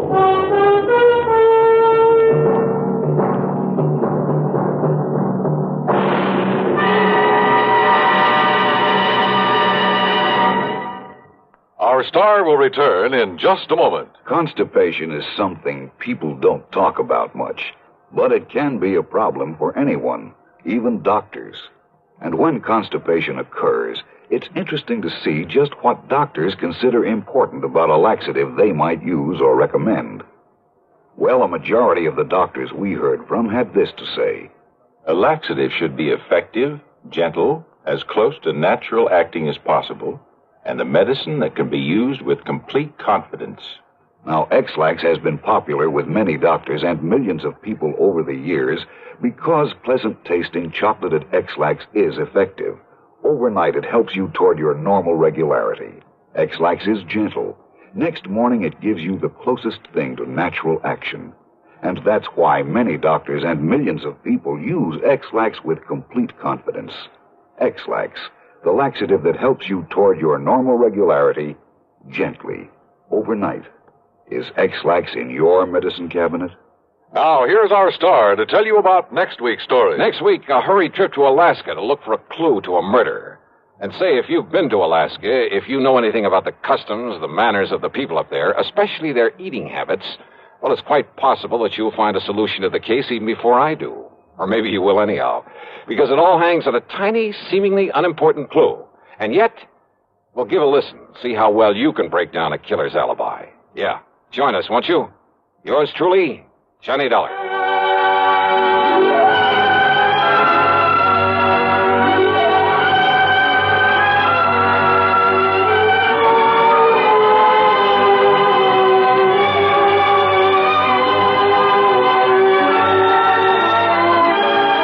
Yours truly, Johnny Dollar, starring Bob Bailey, originates in Hollywood and is written, produced, and directed by Jack Johnstone.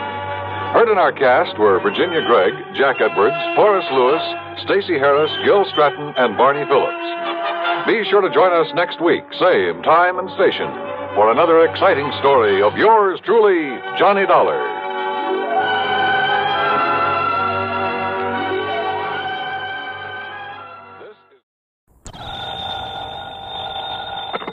Johnny Dollar. Dollar, the investigator? That's right, insurance investigator. Then you're the man I want, the man I need. Immediately. Well, it just happens I'm late for an appointment, Mr. What did you say your name is? I didn't. But it's Lynch. Walter E. Lynch. And you must come out here right away, Mr. Dollar. Protect me. Protect you? Yes. I live over here in Manchester. Manchester, Connecticut? Yes, that's right. My address is 13421 Peachtree Lane. 13421 Now, can you come out here right away? Well, I told you I have an appointment to keep. Then I hope it's a brief one. You'll come here as soon as you're through with it? Well, that depends, Mr. Lynch. What seems to be the trouble? Well, I thought I made it clear to you, Dollar. My life has been threatened. Well, isn't that something for the police to handle? The police? After all, unless there's insurance involved. Why, of course there is. My own. Oh, what company, Mr. Lynch? Company? Yeah, that's right. Well? Now, what is the matter with you? What difference does it make? If my life is in danger, I need your protection. Okay. Who made this threat against your life, and why? Oh, good heavens, man, do I have to go into that sort of detail on the telephone? Well, unless I know what this is all about, and, look, you didn't answer my question, Mr. Lynch. Have you told the police about this? Do you think I'd call on you if I had? But if your life has been threatened, the thing And I tell you it has. What is the matter with you? All right, then, call in the police. Now, you listen to me, Dollar. Meantime, if I find any legitimate reason why I should make an investigation, Don't you understand? I'm not asking for investigation. I'm asking for protection. And I tell you, the people for you to call... You have my name, you have my address. Now, you get on over here. But don't you see? I can't shall be waiting for you. Mr. Lynch. Okay, mister, go ahead and wait. Of all the crackpots.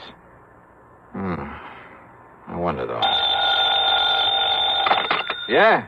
Johnny? Yeah, that's right. Pat McCracken, Johnny, Universal Adjustment. Oh, say, Pat, will you find out for me what company, if any, holds a policy on a Walter E. Lynch over in Manchester? Sure, Johnny. But listen, I thought you were going to be here in my office at 10 o'clock sharp. Pat, I'm sorry, but this I need your signature on a deposition for that arson matter you covered last I know. And I've got to have it right away. See, one of our men will take it with him out to the coast on the 10:30 plane. And, Johnny, it's 8 minutes after right now. Yeah, I see it is. Pat, I'll be there in 3 minutes flat. Okay. Meantime, look up that Walter Lynch for me, will you? Okay, just get on over here. Right.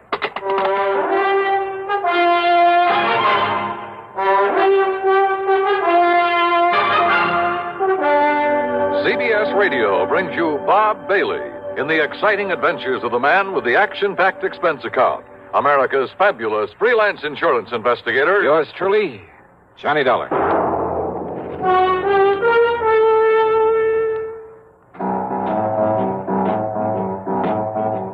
Talk about best-selling records.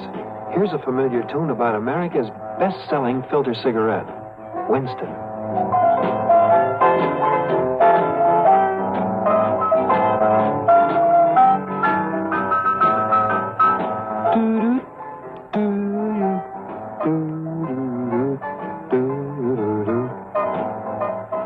Winston gives you real flavor, full, rich tobacco flavor. And you know, that's because only Winston has filter blend up front. Choice, flavorful tobaccos, specially selected and specially processed for filter smoking. No wonder Winston tastes good, like a cigarette should. Smoke Winston. And now, Act One of yours truly, Johnny Dollar.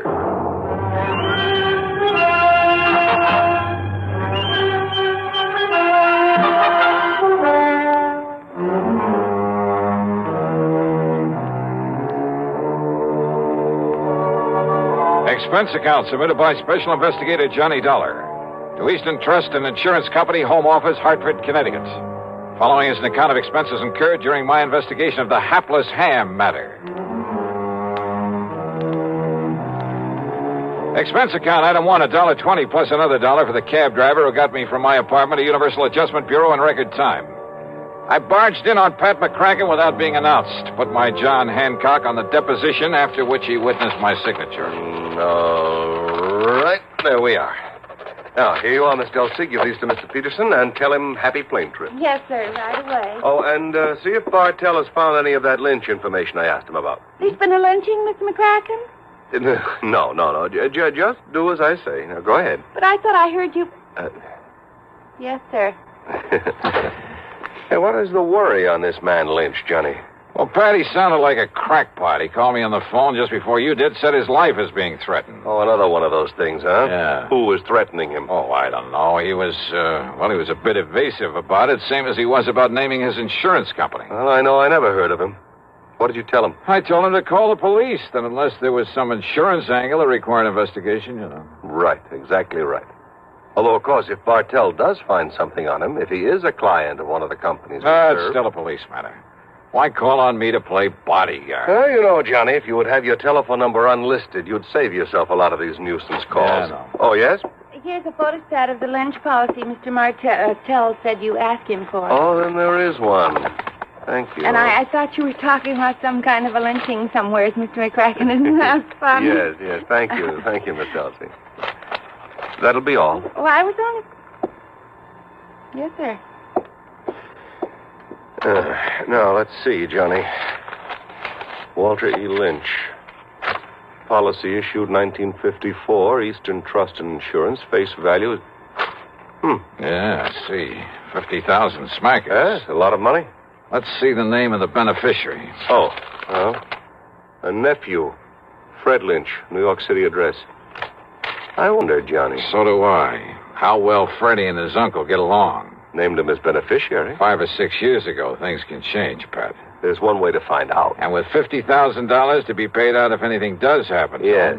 Go ahead, Johnny. Go ahead and pay Mr. Walter Lynch a little visit. At company expense? Well, now, Well? Oh, sure, why not? I'll notify Eastern that we've assigned you to this, but that you'll send your expense account directly to them. Okay? Okay.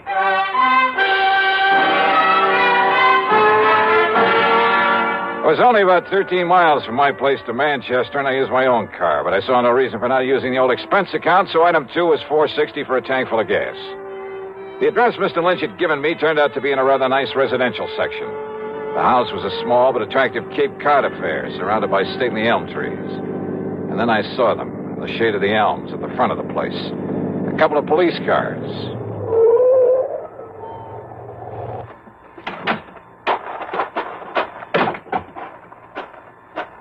Just a minute there, mister. Huh? Oh, hi, officer. Who are you and what do you want around here? Oh, my name is Dollar, Sergeant Johnny Dollar, insurance investigator. I came here to see Mr. Lynch. Insurance investigator, huh? Any credentials? Better let me see them. Oh, sure, you're okay. Here you are. Hey, what's happened around here? Okay, Dollar.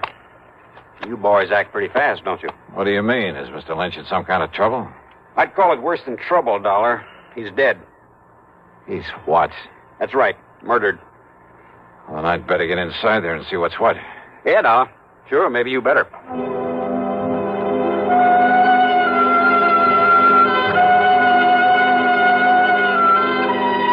Inside the Lynch home, the police medico and my own eyes confirmed what Sergeant Beakley had told me outside. Walter E. Lynch was dead, all right, and there was no question about his having been murdered. As you can see, Mr. Dollar, the knife, obviously a long, very sharp one, it plunged into his body here, directly back of the heart.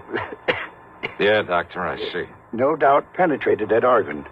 Death must have been virtually instantaneous. Yes. Any sign of the murder weapon? We haven't found any sign of it here in the house, Dollar. Conroy's out back looking for it. And for any footprints that might give us a clue. That little rain we had last night ought to help in the footprints department. Only it doesn't. Now, whoever did this must have come right in the front door. Hi, Dollar. Hi, Conroy. Sergeant, you want me to see what's holding up the boys from the lab? Yeah, I'll give them a call. Right, you are. Meantime, Dollar, if you have any ideas... No, wait a minute. Too late, I guess. What? If there were any fingerprints on that telephone, Conroy's probably covered them up. Probably covered up. Anyway. Huh? Well, it wasn't the killer who called us about this. It was the old character who lives next door, a man named Halsey. Right now, he's back home in his rocking chair at the corner window, muttering to himself, trying to recover from the shock. Maybe when he does recover, he'll be able to give us some help. How did he find out about this? Seems he came over here to talk to Mr. Lynch about his nephew. Fred Lynch. Nobody answered his knock. The front door was wide open, so he walked in here and found this. So he picked up the phone and... You, know about Fred Lynch? I know he's beneficiary of his uncle's insurance. Another good motive gone to waste. What do you mean? You don't know about a couple 3 years ago when Freddie's mother died, left him a pile of money, only made the mistake of leaving it in charge of this one, this stiff we've got lying here? What happened? Well, this old crook finagled that young kid out of every cent of it, so that by the time Fred was 25, entitled to it. That was about 6 months ago. Why, Dollar, Freddie ended up with nothing. His own nephew. That surprise you, Dollar? It's because you don't live here in Manchester. You don't know anything about the Lynch family, what's left of them, which is only Freddie now. What's that supposed to mean? Not one of the Lynch tribe was any good. Ask me, the town will be glad to see this one out of the way. Oh, I get it. Oh, what'd they say, Conroy? Somebody on the way over? Harker will be over as soon as he clears up a hit and run over on the east side. Okay. Well, I guess there's nothing more we can do. Oh, go see who it is. Yes, sir. You about finished, Doc? Sergeant, this knife wound puzzles me greatly. Yes. What do you mean, Doc? Very unusual instrument. Very long, thin, with a two-edged blade. Yeah, both edges very sharp. That's so? Yeah, very unusual. Sergeant, you said a neighbor, Mr. Halsey, found him here? Yeah, did somebody speak my name? Here's the man who was knocking on the door. Oh, Mr. Halsey, come in. I don't know that I want her, Sergeant. With that poor man laying there dead. Mr. Halsey, this is Johnny Dollar, insurance investigator. Eh?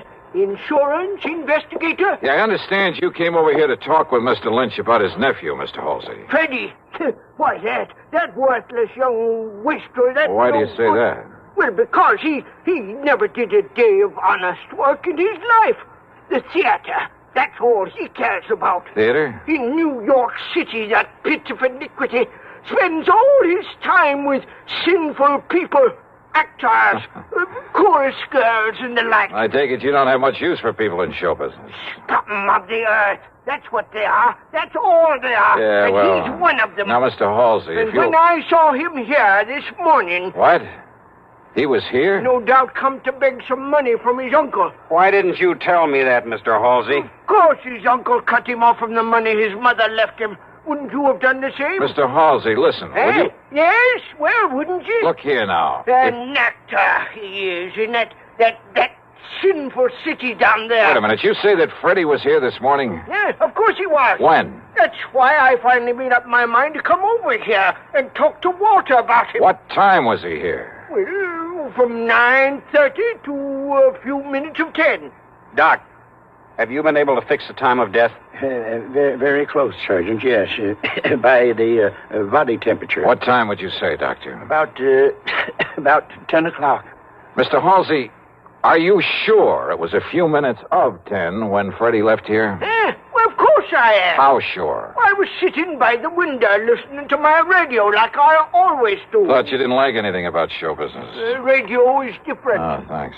Freddie left his house just before the WDRC announcer gave the time as 10 a.m., and radio time is accurate time. I see what you meant, Sergeant, about a motive going to waste where Freddie was concerned. What are you talking about, Dollar? The doc says death was about 10 a.m. I know. So? And Mr. Halsey, you're sure that Freddie didn't come back here after 10? What's the difference? Of course I am. These eyes of mine may be pretty old, but they never miss anything. Well... What's the difference, Johnny? Freddie's the one that killed him. Lord knows he's the one logical suspect. No, Sergeant. Doc says approximately 10. So, all right, it was a few minutes of before Freddie left here. So Freddie killed him. Now, look, everything ties up. Yeah, and the kind of a knot that's going to hang that boy. No, Sergeant, I wish it was that easy. Oh, of course it is. Motive, opportunity, everything. It all spells Freddie Lynch. No. Conroy put a tracer on him. Right, Sergeant. Sergeant, I'm afraid you're wrong. How can I be? That is, if Mr. Halsey is sure of his times. Of course I am. On the radio. Okay, Dollar, why? Because Walter E. Lynch was still alive after 10 o'clock. What are you talking about? How do you know? Because he'd called me on the phone. Because I myself was talking to him at exactly 8 minutes after 10.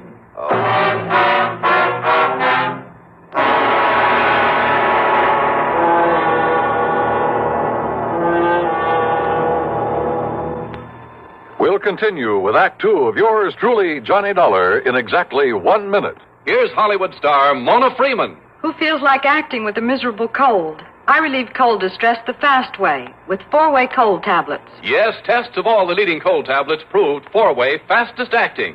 Amazing 4-way starts in minutes to relieve muscular pains and headache, reduce fever, calm upset stomach, also overcomes irregularity. When a cold strikes, do what I do. Take 4-way cold tablets. It's the fast way to relieve nasty cold distress and feel better quickly. 4-way, only 29 cents. Now, here's a word about another fine product of Grove Laboratories. Had dandruff for years? Now get rid of it in 3 minutes with Fitch Dandruff Remover Shampoo. 3 minutes with Fitch regularly is guaranteed to keep unsightly dandruff away forever. Apply Fitch before wetting hair. Rub in 1 minute. Add water, lather 1 minute. Then rinse 1 minute. Every trace of dandruff goes down the drain. 3 minutes with Fitch, embarrassing dandruff's gone. Fitch can also leave hair up to 35% brighter. Get Fitch Dandruff Remover Shampoo today. And now, Act 2 of yours truly, Johnny Dollar, and the Hapless Ham Matter.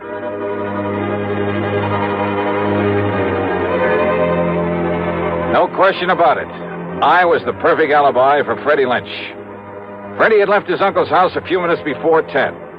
I had talked with his uncle at 8 minutes after 10. Yeah, and when the police checked up, they learned that Freddie had taken a bus to New York at 10:15. On foot, and he was on foot. Old man Halsey had seen that. He had to leave the house before 10 to make that bus. I told you, young man, these eyes of mine may be old, but they never miss a thing. He was on foot, all right, and he left this house before 10 o'clock, and he didn't But come now back. wait a minute. If someone else came in here to commit the murder after Freddie left, why hadn't old man Halsey seen that person? You're right, Dollar. Nobody else came here, so it must have been Freddie killed his uncle. All right, now look, Sergeant. Only how could he? Because if you talked to Mr. Lynch at 8 minutes after, and Freddie was on his way to the bus station, and he had to be... Wait, then Sergeant. it's impossible. Dollar, this really bugs me. All right, listen, the murder weapon. Very unusual. I know, Doc, you told me. It must have been something I'd never seen before. I wouldn't be too sure about that, unless you feel the same way Mr. Halsey does about show business. What? Terrible, sinful, iniquitous, immoral. Yeah, maybe you're right on this one. What are you getting at, Dollar? Getting out. Was that an express, that bus that Freddie took to New York? No, it was a local. But I don't see Then what... with luck in my own car, I can beat him down there. Do you know where he lives, Mr. Halsey? I certainly do. All right, where? At 1231 West 43rd Street. Good. I'll see you later. Now, Dollar... Oh, and Sergeant, maybe you can fix any tickets for speeding I pick up along the way.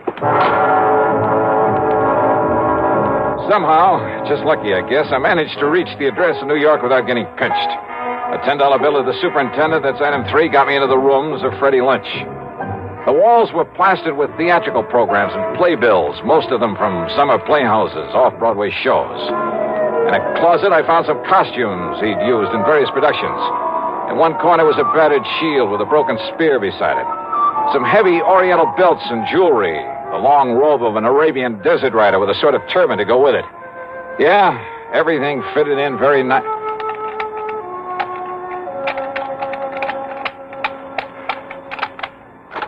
Hey, yeah, wide open, Freddie, wide open, just the way you left it. Come in, kid. I beg your pardon? Kind of careless, but it's all right. It's okay. Hey, who are you? You kidding?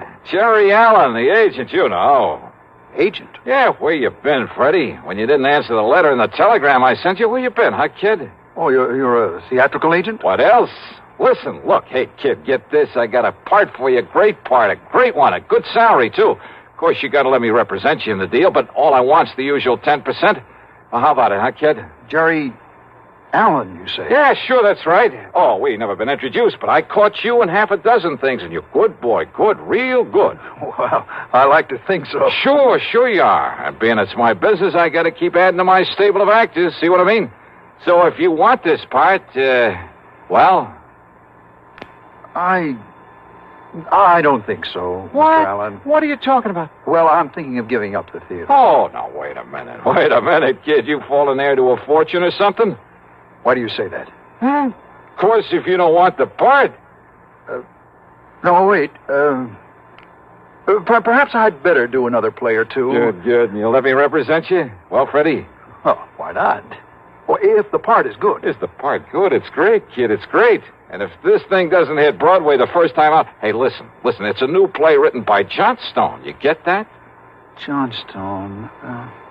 No, I'm afraid I don't recall ever... Oh, sure you've heard of him. Why, man, he's had more hits. Oh, and listen, Freddie. Listen to this part. All right. I'm listening. Okay, starts out a young man, just about your age. Second act is 20 years later. Hey, you think you can do it? Why? Of course, my good man. Good. And the third act, well, now that part may be a little tough. You gotta kind of make like you're about 60. Why, there's no problem at all, Mr. Allen. No problem at all. Oh, only it's a shaky old man, like he's scared to death all the time. All right, listen. All fear has clutched me by the throat.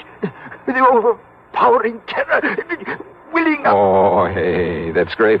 Come on, keep it up, Freddie boy, keep it up.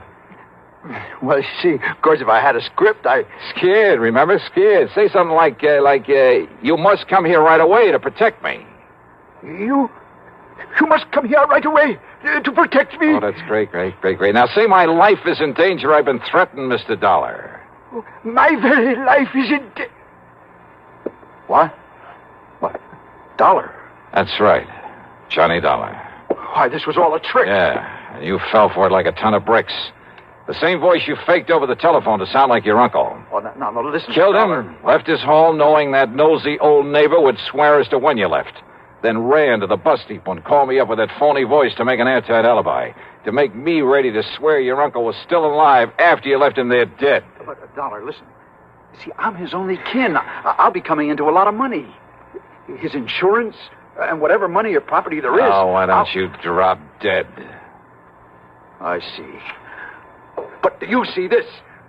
So that's what you did it with. Yeah, that's right. Arabian, isn't it? I stand back. Long, thin blade with a double edge.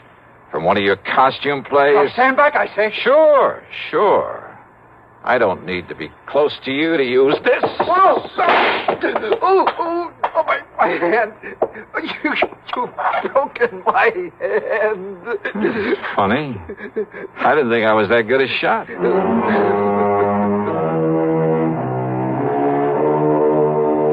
So now I'll have to make another deposition for the sake of another trial. And I'm sure that hamming it up in court won't keep Freddie from playing out the rest of his life in front of a captive audience. Expense account total, including a flock of incidentals, well, let's call it $100. Yours truly, Johnny Dollar.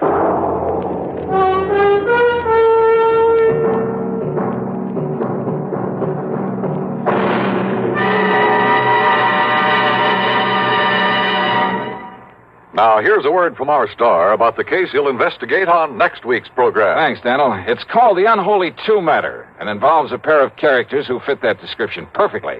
One of them a killer. And if you're at all curious about what to do when you've got the situation well in hand and then suddenly a gun is shoved into the middle of your back, well, join us, won't you? Right here on your favorite station at the usual time on Sunday. Yours truly, Johnny Dollar.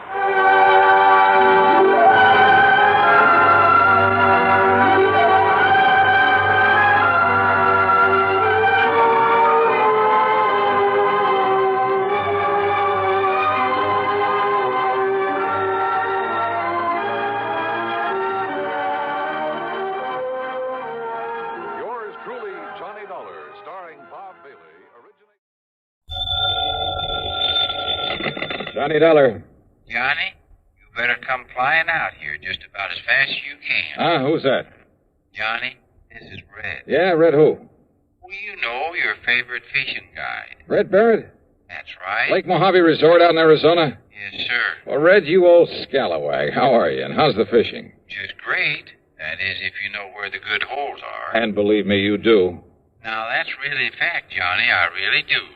I guess I'm the best fishing guide this country ever saw. Yeah, and I suppose you think it's time I made another trip out there and tangle with some of those beautiful lunker bass. Well, now, Johnny... it's no good, Red. I just can't do it. Now, you listen. The way the work is piled up on me, I'm just about going crazy. I've been trying to get away for some kind of a vacation for weeks now, but I just can't do it. Sounds to me like you need it to. Yeah, it's been a tough year, no let up at all.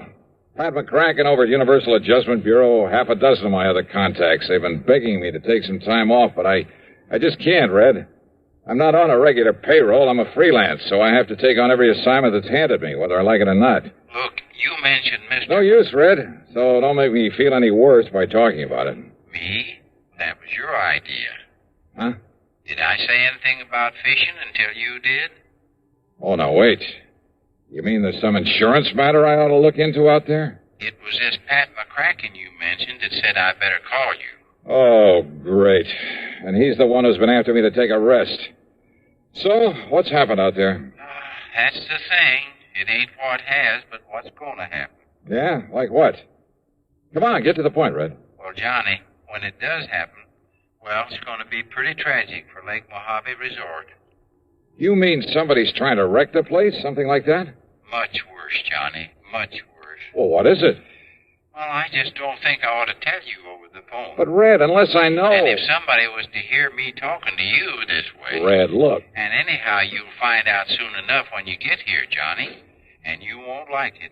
No, sir. Red, quit stalling, will you? Of course, if you just want to sit around up there in Hartford and let a terrible thing like this happen without even raising a finger... Well, I just can't believe you'd do that. Look, will you stop beating around the bush and... Red? Red? I can't tell you over the phone. It's too awful. Now listen, you old goat. But, Johnny, they say there's an airplane leaves New York City just about 12 o'clock noon. So what? So it'll get you in Las Vegas about 9:45 tonight. Okay? What do you mean, okay? I mean, just you be sure and be on it. And I know you will. Oh, now look, I can't... Goodbye, Johnny. Red! Oh, if that crazy old coot thinks I'm going to fly all the way out there just because he... Yet, if he was serious...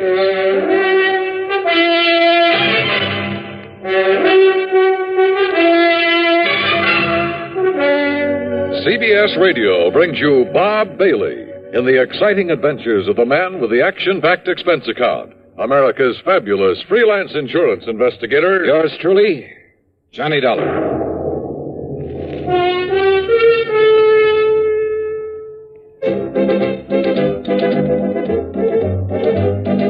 Winston tastes good like a cigarette should. Winston tastes good like a cigarette should. Winston gives you real flavorful, rich tobacco flavor. Winston's easy drawing too. The flavor comes right through to you. Winston tastes good like a cigarette should. A modern filter? Sure, Winston has it. But that's only the beginning of a Winston. Up front, up where it really counts, Winston packs exclusive filter blend.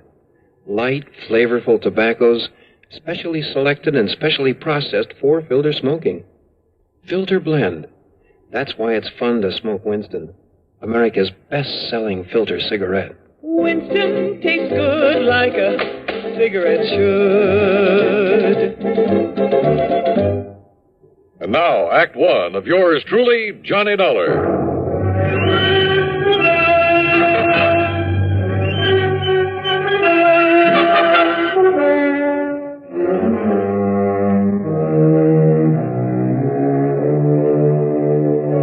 Expense account submitted by Special Investigator Johnny Dollar to the Universal Adjustment Bureau, Hartford, Connecticut. Attention, Mr. Pat McCracken. Following is an account of expenses incurred during my investigation of the Red Mystery matter. That crazy phone call from Red Barrett. I know that wild old character pretty well. I'm fully aware of his faculty for stretching the truth, making a couple of mountains out of a molehill or two. And once or twice before, I'd wound up making the trip across the country just to wet a fishing line with him. And yet, those other times I'd fallen for his gag, I'd run headlong into serious insurance matters. Trouble with a capital T. And if he really meant what he said about something terrible impending at Lake Mojave Resort, well, there was one way to find out. Expense account item 1, $153, plane fare, Hartford to New York to Las Vegas, Nevada.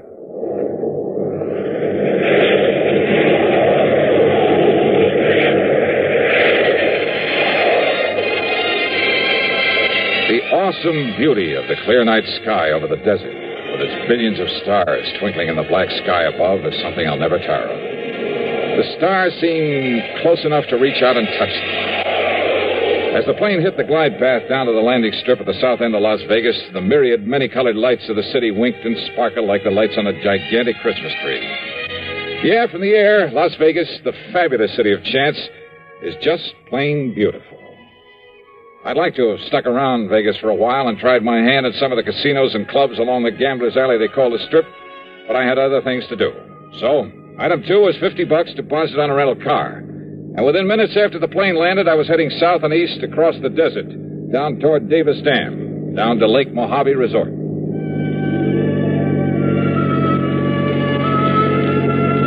The desert, mile after mile of nothing but sand and sagebrush and Joshua trees, of tumbleweed and cactus, of high plateaus and broad windswept mesas. Here and there, the skeleton of some animal was perished in the remorseless, terrible summer sun. And then suddenly in the middle of it, the life-giving waters of Lake Mojave. At the south end of the lake, just above Davis Dam, is the resort, with its clean, comfortable motel, a good restaurant, tackle shop, and dock. Everything to warm the heart of a fisherman. Yeah, and in the bright light of the moon, I could see the lake itself, calm as a mill pond. That meant that unlike the cold and snow I'd left back east, here it was warm and perfect weather for fishing. It took a bit of self-control to keep from driving right on down to the dock. Instead, I circled the driveway to the office. As I pulled up to a stop, in spite of the hour, someone came out to greet me. It was my old friend Buster Favor, general factotum at the resort. Yes, sir? Can I help you? Yeah, Buster, I think you can. What? Why, it's Johnny Dollar. Yeah, none other. Hiya, Buster. Johnny, it's a miracle. I don't see why. When I get word there's trouble around here. Oh, then you know, huh? Buster, I only know that something is about... Even the police haven't had a chance to get over here yet. The police? Johnny, I sure hope he's all right, but you can find him. Yeah, find who? Why, Red. Red Barrett? You mean you didn't know? Buster, what's happened to him? Johnny, Red has... Well, he's disappeared. Oh? And I could be awfully wrong, but from the looks of things, Johnny... Wait a minute. You think somebody could have murdered him? Come on. Take you over to his room. You can see for yourself. Well, look, Red phoned me in Hartford, Buster. He told me Think he had some premonition that something was going to happen to him? Well, that's just it. He didn't seem worried about himself. All he would say well, was... it sure looks like he should have been worried, Johnny. Here now. Holy. Yeah. The room, a housekeeping unit, was a shambles. Clothing pulled out of the drawers and closet, as though somebody had ransacked the place looking for something. That stuff's all part of the uniforms he was wearing while he was working, Johnny. How much personal clothing and stuff he had, I don't exactly know. So, if anything... The furniture, though none of it was actually broken, was overturned and cluttering up the floor. On the electric range in the kitchenette were the pots and pans he'd apparently used to cook his dinner. Some fish bones lay on a plate on the table. Probably one of the bass he caught this afternoon. Poor old fellow went out fishing as usual, not realizing what was going to happen to him after he came back here and had his supper. Now, wait a minute, Buster. Yeah, Johnny? That he left here in a hurry is pretty obvious. Or his body was hauled out of here. But I still don't see anything to indicate he was murdered, or even badly hurt. Well, look here, then. Look, Buster, you know as well as I do how unpredictable Red is. Well, I know, always but... getting restless, always talking about going somewhere else, doing something else. I know, Johnny, Look, he's told me a dozen times about a gold mine he hoped to go to back there and work someday, 50 or 60 miles north of here, up near Lake Mead. He's told me about offers to work as a guide for other fishing spots. Johnny... So what makes you think he didn't just pack up and leave for some other place, some other job? Without letting us know? And leaving things this way? Red? Sure he would. So unless you can show me some good... Oh. Yeah, Johnny. It's blood there on the floor. I'm sure of it. Yeah, it's blood, all right. It still hasn't even dried either. Yeah, I see. All right. When did you find he was missing? When Ham Pratt... What do you remember Ham? The manager of this place, sure. Well, after supper, Ham came over here to talk to him, and, well, this is what he found. Do you know of any enemies he may have had? Red? Oh, no, sir. Of course, all of us used to get out of patience with him now and then. Some of the crazy things he'd do, the wild stories he'd tell, but, There wasn't one of us didn't love the crusty old coot. Same thing applied to everybody else who knew him. Then why? Why would anybody want to do him in? I don't know. I can't figure it out. But it sure looks like somebody did, Johnny. You can see the evidence yourself. Yeah, maybe. What do you mean by that? Red's phone call that brought me out here. If he'd thought that he himself was in danger, don't you think he would have said so? Yeah, I guess Red would have built it up, too. Would have made it sound real dramatic. Sure he would. But instead he told me something tragic was going to happen to the resort. Like what, Buster? Like nothing I can possibly think of. But now, Johnny, this blood on the floor. Yeah. Hey, did Red have a car? Yeah. Where is it? It's gone, Johnny. Whoever did whatever they did to him must have used it to carry away his body. The poor old... Buster! I've just got a lead on it. Oh, Ham, come in. You see, I'd phoned everybody up and down the lake to look out for... Johnny. Ham, how are you? Buster's told you about Red? Yeah, and in spite of this so-called evidence around here, I still Johnny simply doesn't believe that Red was murdered. But there's blood on the floor, the way things were left around. Or, Johnny, have you some reason for thinking he wasn't? First, I want some definite reason why he was. But now, Johnny... If you want the truth, I think you've both gone overboard about this. Are you kidding? Give me a reason. A reason for killing him, for anybody killing him. Just one good reason. Well, now, Johnny... Johnny, this blood on the floor. Yeah. Yeah, this. What is it, Johnny? Johnny? You, haven't called in the police yet? Oh, I was just about to when you arrived. Don't you think I'd better call them then right away? Well, yeah, Johnny, why don't you do that? No. I've done something better, Johnny. I spread the word up and down the lake, all the way up the Colorado River by telephone. And listen, it's paid off. And that's what I came in here to tell you about. Well? I just got word that a car, same description as Red Barrett's, that it was seen pulling off Highway 93 about 33 miles this side of Boulder City. Oops. What, Johnny? You want me to find poor old Red, huh? Well, of course, if the poor old fella's still alive. Then maybe I will. And when I do, I have a sneaking suspicion I may have a score to settle with you two. Now, just a minute, Johnny. If you mean to imply that either of us did him... I didn't say that. Well, Johnny, what do you mean? You don't know, Buster? Well, if you think you can find Red, and if I can be of any help to you... No. That's exactly what I don't want. Well, now, Johnny... Just let me work out this little mystery myself. Well, of course. No help, no interference from either of you.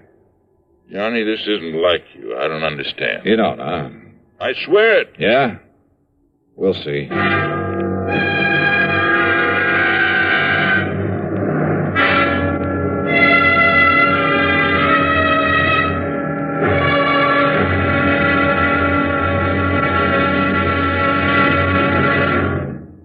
Act two of yours truly, Johnny Dollar, in a moment. Welcome, recording star Mel Torme. It's terrible trying to sing with a bad cold. So I always take 4-way cold tablets to relieve cold miseries fast. Good idea.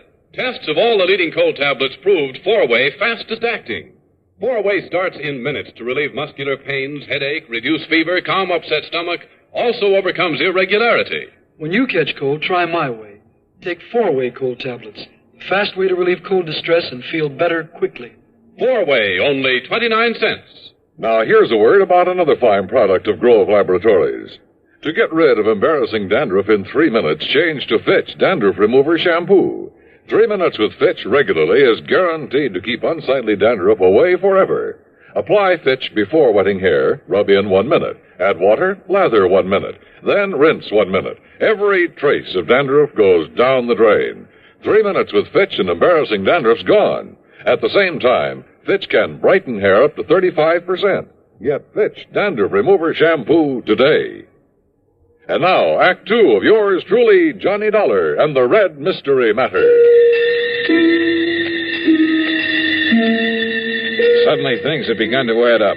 Yeah, from right in the beginning, when Red had mentioned over the phone that he'd talked with Pat McCracken at Universal Adjustment Bureau. Had Red called Pat, or vice versa? And there was the lamp there in Red's room, apparently knocked to the floor in a struggle. But not even the bulb was broken. The clothes that were left, only the uniforms he'd worn while at work.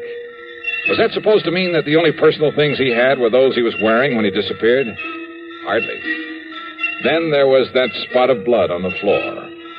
A fish scale, a single scale in the middle of it. I had no microscope to examine that blood, probably wouldn't have known how to use it anyway. But I had a sneaking suspicion there was something very, very... Yeah.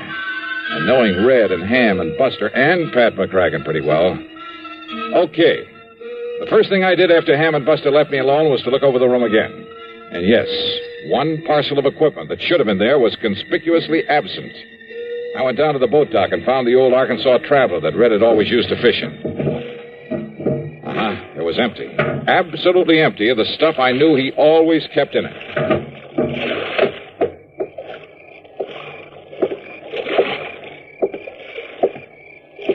Johnny? Wow. What are you doing up and around this time of night, Ham? Oh, just sort of checking up on things. Yeah? Or checking up on me? Oh, now, Johnny. You hoping to find some lead on Red there in his boat? I found exactly what I expected, Ham. Nothing. I don't understand. Don't you? Johnny, what goes with you? You've certainly been acting kind of feisty this trip. Yeah, well, I'm sorry. Now, if you feel you have some lead on Red, on what may have happened to him, well... Yeah, I think I have. And you helped to give it to me. I did. But there's no point in following it up till morning. What is the lead? No help, no interference, remember? Okay, Johnny, whatever you say. No use doing anything till morning, eh? That's right. Then you, Well, what? Oh, I was just thinking. Remember a couple of moonlight nights like this when you were here before, how you and I took the workboat and a couple of fishing rods? How we plugged those deep coves just above the dam? Yeah, we took some nice fish out of there, didn't we? Yeah. I'm going to be blunt with you, Johnny. You aren't yourself. You're a bundle of nerves. Been working too hard? Yeah, much too hard. Well, one great cure for that. Why don't we go out there and pick us up a couple of nice bass? Okay. Why not? Unless, of course, you feel you ought to do something more about finding Red. I told you, no more until morning. I also told you I'm sorry. Let's go fishing. Sure, Johnny. I understand. Yeah, I guess you do.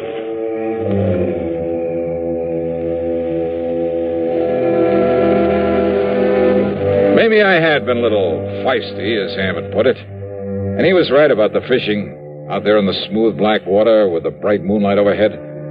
When those 2 6-pounders hit my lure and I carefully played them into the boat, believe me, they did more to bring me back to normal than anything else in the world could have. That night, for the first time in weeks, I slept like a baby. Then, first thing in the morning, well, the whole thing really wasn't too hard to figure out. Red was a fisherman every day of his life. But I'd found no sign of his tackle there in the room or in the boat he'd always used. In other words, no matter how or why he'd left, he himself must have taken those things with him. Also his personal clothes and stuff, but naturally not the uniforms that belonged to the resort. The blood on the floor from one of the bass he'd had for dinner, carefully put there after he turned the room inside out. As for his whereabouts, Ham had given me the clue when he told me Red's car had been seen at the highway turnoff 33 miles south of Boulder City. That turnoff led to only one place, a fishing camp at the lower end of Lake Mead, known as Temple Bar. And when I got there, sure enough, waiting for me in his outboard beside the dock, Red Barrett. All ready for you, Johnny. Why, Red, you rascal. Got an extra rod and reel and a bucket of live bait. You and me'll go out there and slay him. Get in, Johnny. Get in. Sure, Red, why not? That's a boy. Here we go. Yeah, I just knew a smart man like you could track me down. Hey, you're working here now, huh? Well, I got kind of restless and thought maybe I'd make a change. And as long as Ham Pratt was willing... Then Ham was in on this plot to get me out here. Why, sure he was. And the terrible things to happen at Lake Mojave? Why, of course, Johnny. They've lost me, haven't they? Ah, you old son of a gun. Hey, Buster in on it, too? No, Ham's probably telling him about it right now. Probably showing him the letter he got from Mr. McCracken. McCracken? Pat McCracken? Yeah. Now, maybe you better read this one that he wrote to me. First part's just the usual howdy-do's, but here. And read, I'm convinced a man can take only so much, even Johnny Dollar. And I'm afraid that unless he gets some rest and relaxation, he'll crack up one of these days. So if you and Ham Pratt can somehow contrive to get him out there for some of that fishing he loves so much, go to it. If he catches on, if he starts worrying about the expense, tell him it's on the house. Tell him Merry Christmas. Sincerely yours. Well, God bless Pat McCracken. As for you, Red, you old reprobate. Johnny, there's a hole over near the gyp beds where there's an old 10-pounder laying under a rock, just waiting for you and me. Brother, let's go.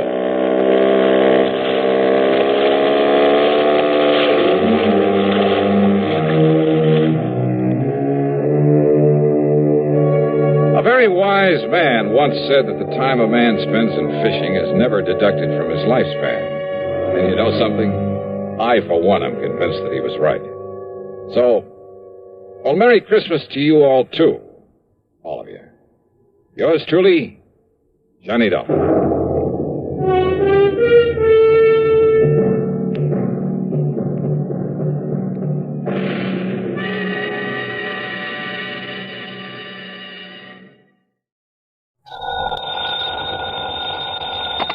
Johnny Dollar. Pat McCracken, Johnny, Universal Adjustment Bureau. Well, dear Santa Claus. Huh? All I want for Christmas is $1 million, a new convertible, a bevy of beautiful blondes, 2 redheads. Glad you're talking to Santa Claus instead of me. What's your problem, Pat? Plain old-fashioned greed. Greed? Plus a no-good Samaritan. You want to go to work on it?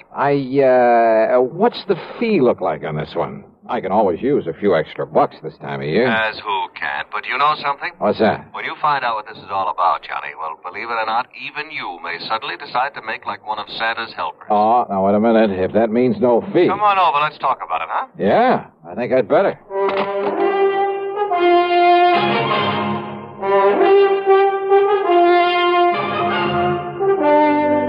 CBS Radio brings you Bob Bailey in the exciting adventures of the man with the action-packed expense account, America's fabulous freelance insurance investigator. Yours truly, Johnny Dollar.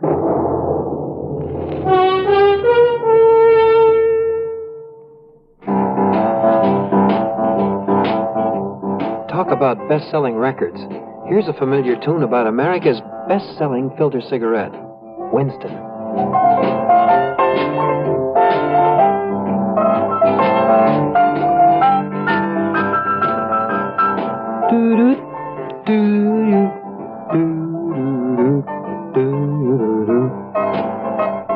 Winston gives you real flavor, full, rich tobacco flavor.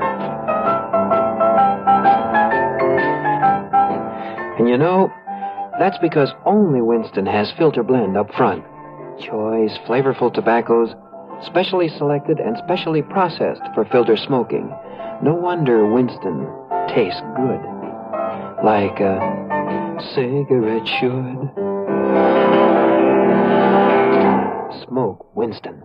And now, Act One of yours truly, Johnny Dollar.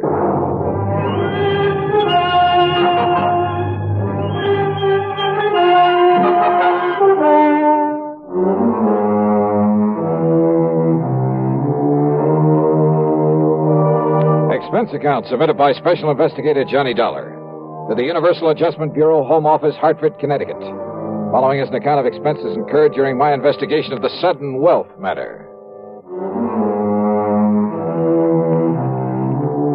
Pat McCracken trying to chisel me out of a fee? Well, there was one way to find out. Expense account item 1, $1 even for a cab to his office. On second thought, just in case, let's call it $1.50. When I got there, Pat got straight to the Johnny, point. as you know, we adjust insurance claims, do a lot of other services for a lot of small companies. So? Well, a good many of them cater to the farming communities. Not only home and property insurance, but they push endowment, the retirement type of policies. Companies like Oh, Amalgamated Life, Trinity Mutual, New Britain Mutual, and so on. I think I've worked for all of them. Well, then you know the sort of clientele they cater to. So what's happened? Well, 2 years ago, out in South Dakota, in a big agricultural area. Just a few days before Christmas? Wow. Now listen, Pat, Huh? We suddenly got notice that a lot of people in a town near Sioux Falls were cashing in their insurance. Well, then a little over a year ago, the same thing happened in a farming section near Fayetteville, Tennessee. And about 6 months ago at a small town near Macon, Georgia. And these people are not only cashing in their policies, but they were borrowing on their land, hawking their furniture, raising cash any way they possibly could. For what purpose? To invest in the stock market. Oh, well, maybe you can't blame them. Johnny. Own a few shares myself. Some AT&T, Sure. GE, some Union Carbide. Yeah, but you buy those blue chips, and through a legitimate broker. Well, doesn't everybody? Not these people. They were handing their dough over to some guy who moved into town and promised to double any money they gave him inside of 3 weeks. Oh, no. That old racket? That old racket. They'd give him $100 to invest for them, and 3 weeks later he'd return them $200? Yes. And when the word got around, everybody in town would start handing him his life savings. Yes. And out of the money coming in, he'd pay off the early suckers. Pay them 2 for 1. So they and all the rest of the pigeons would keep handing him more and more. And then, of course... Oh, sure. As soon as he got a really big bundle in his hands, he'd disappear. Exactly. Oh, brother. One of the oldest, dirtiest, meanest rackets in the world. And the poor, greedy people are still falling for it and getting burned. And the authorities haven't been able to catch up with this guy? By the time they have, he's been gone. But now the latest series of policy cancellations started coming in only a few weeks ago from a town called Enterprise, New Jersey. Well, then, Pat, there may be time to nab him. I hope so. But why aren't the local authorities doing something about it? The man is still paying off, Johnny. You know, the early investors. You can't nab him for that. Oh, well, what he's really doing, though, is setting up the later suckers for a big killing. Of course.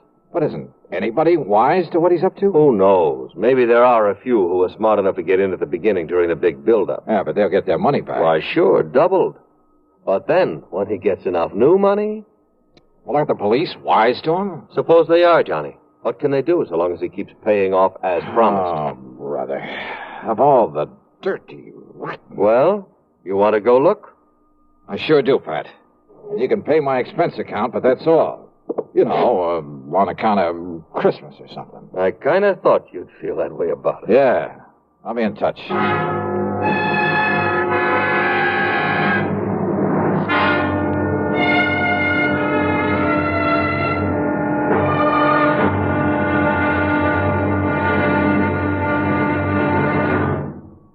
Take your teenagers, give them a Stereo One portable by Columbia, and there's a new sound of pleasure in your home, and a brand new kind of fun. Only Columbia gives you a big 6-speaker stereo portable phonograph with all the rich tone and range of big console models, and it's only $139.95. Columbia has a wide selection of portable phonographs, and they're all flawlessly engineered by CBS Electronics. They all play any and all records. 45s, 78s, and the new LP and stereo records, and play them better with true big sound. You just can't buy a better portable than a Stereo One portable phonograph by Columbia. You can't find a better buy either. Portable prices start as low as $39.95. Christmas is the time to give your youngsters a gift they'll get fun and pleasure from all through the year. Time to give them a Stereo One portable phonograph by Columbia. Number 1 in the wonderful world of sound. And now, Act 2 of yours truly, Johnny Dollar and the Sudden Wealth Matter. Expense account item 26250. And it includes a plane to Philadelphia, and there in the city of brotherly love, a $50 deposit on a rental car. I drove south on 47 into the farm country, through Vineland, then Millville, and finally to the little town of Enterprise. It had a main street a few blocks long that looked a bit run down at the seams. There was a food, clothing, and a variety store, a drugstore, a movie, and a couple of gas stations. There was a railroad station for shipping out the farm produce, but the lot around it was overgrown with weeds. A block east of the station was it was an old, somewhat nondescript sort of building, but over the front door was a weathered wooden sign that told the world it was the city hall. Inside, at the end of a corridor, I found a door that bore the legend Police Headquarters. Police Headquarters? That's right, son. I'm the chief of police, Chief Walters. What'd you say your name is? Well, I didn't, but it's Johnny Dollar. Well, pull up a chair and sit, Mr. Dollar. Okay, thanks. Yeah. Now, What can I do for you? Chief Walters, I'm an insurance investigator. Huh? Oh, sure, Johnny. Sure, I know all about you. I hear all about them cases you investigate on the radio. Yeah, I catch it on WCAU in Philadelphia. Good. Well, now listen, I hope you didn't bother coming down here just on account of I took some cash out of my policy. You did? Well, tell you the truth, Johnny, a lot of people did. Oh, you know how it is. Something special comes along you can use, some extra cash. Oh, but now don't you give it a second thought. Oh, why do you say that? Well, a few more weeks from now, the folks in this town will be buying up more insurance than ever. They'll be buying more of everything. Uh-huh. You mind telling me why? Well, because we'll all have a lot more money, that's why. In spite of what Mr. Lowry says. Oh, was Mr. Lowry? Oh, he runs that piddling paper. You know, the Gazette. What he says about what, Chief? Well, I'll tell you this, Johnny. He puts any of them things that he says about Mr. Morgan in his paper, the folks won't buy it anymore. Morgan? John D. Morgan. Yeah, he's the man that's putting this town on its feet again, now that the farmer's dropped off. John D. Morgan. One of his grandpappy's relatives on his mother's side was a Rockefeller, and another one was a Morgan. Big financiers, just like he is. Uh-huh. Yeah, see, he belongs to that New York Stock Exchange. He told you that? That he did, son. Well, then I have a sneaking suspicion he's the man I came down here to see. I would if I was you. Why, Johnny, when he come here, Jerry Chisholm gave him $20 to invest for him. 3 weeks, and he give Jerry back 40. Yeah, I've heard about this. And then the widow Pasquale gave him 25. So, 3 weeks later, he gave her 50 back. Yes, sir. So now she's going to dig up some more to invest. Well, just like everybody else in town, including me. Uh-huh. Has he told you why he's being so good to you folks? Yeah, sure has. And it's a mighty fine thing. Why? Well, because it was right here that one of his ancestors got his start. His name was Josiah Morgan. Josiah Morgan? Yes, sir. Back in 1800 something. I see. So he's come here to show his gratitude for the town that gave his family a start. That's what. Oh, yeah. So, Johnny, you just invest everything you can with him, and you'll be glad you did. Where'll I find this John D. Morgan? Over at the Parker house. Johnny, he made old man Parker turn the whole third floor into a suite for him and keep the hotel safe up there to keep our money in. Yeah, and you know what he spends for that suite of rooms? $100 every week. Whoa. Okay, Chief, thanks very much. Oh, of course, you being from out of town, though. Well, are you on pretty good terms with him? Oh, sure am. Well, I probably sent him more folks with their money than anybody. Oh, well, then maybe you can do me a favor, then. Well, sure, Johnny, sure. Anything you say. Well, look, Chief, call him up. Tell him you'll send me over. Tell him I'm, one of the hometown boys who made good in selling on the road, and that I've come back here for the holidays. Yes. All right. Now, I'm sure he'll let you in. Yeah, just like he tells us, Johnny, the more money he can get a hold of, the more he can make for all of us. Oh, sure. Only, well, why is it you don't want him to know what you really do? Well, personal reasons, and he might think I don't need the extra money. Aha. Okay, Johnny. Anything you say. Yeah, good. Meantime, I'll call on Mr. Lowry at the Gazette. Yes, well, now, don't you believe him, Johnny. That suspicious old crackpot don't know what he's talking about. All he is trying to do is to make up a lot of scandal for that lousy paper of his. Yeah? Yes, sir. We'll see.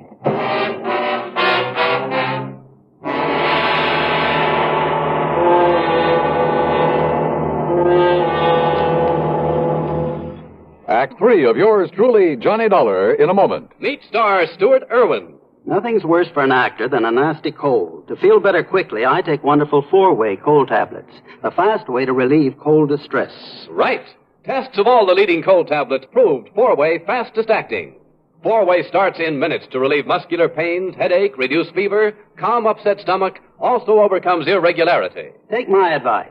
For your next cold, take 4-way cold tablets. The fast way to relieve those cold miseries.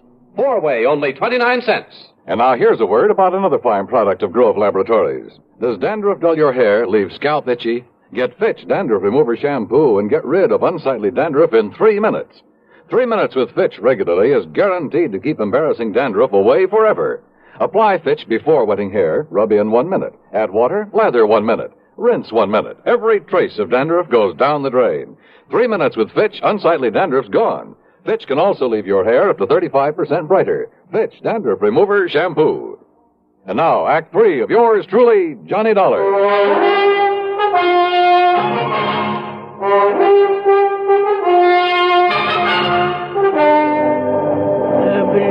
me. I've tried to pound some sense into their heads, Mr. Dollar, but they won't listen to me. If I print something about that shyster in my paper, they won't buy it.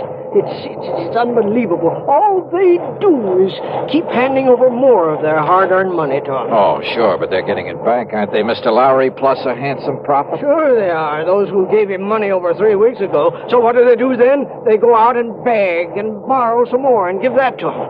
You just can't raise it. So he keeps taking in more than he's paying out. 10 times as much, every day. But as soon as he's got hold of every cent these people can cough up for him, well, you know. Oh, yeah. Oh, if only I could get some action around here. Get him locked up in jail. Yeah, but how can you as long as he's paying out on the original investments? You have no case against him. I know. Why, he'd sue for false arrest and have you over a barrel. Of course. Oh, the suckers would rally to his side and you couldn't prove a thing on him. I know. You simply can't touch him, Mr. Lowry, until he makes a break for it. Yes, but who knows when he'll try it. If he's clever enough to do what he's doing, and with the stupid one-man police force in this town... Wait a minute. Yes? There's one way of knowing when he'll try to duck out of here. How? By giving him the necessary encouragement. The only encouragement you could give to a man like him would be in the form of money. That's right. Now, look, I got a plan, Mr. Lowry. It'll take your complete cooperation. And it may take the use of some of your money.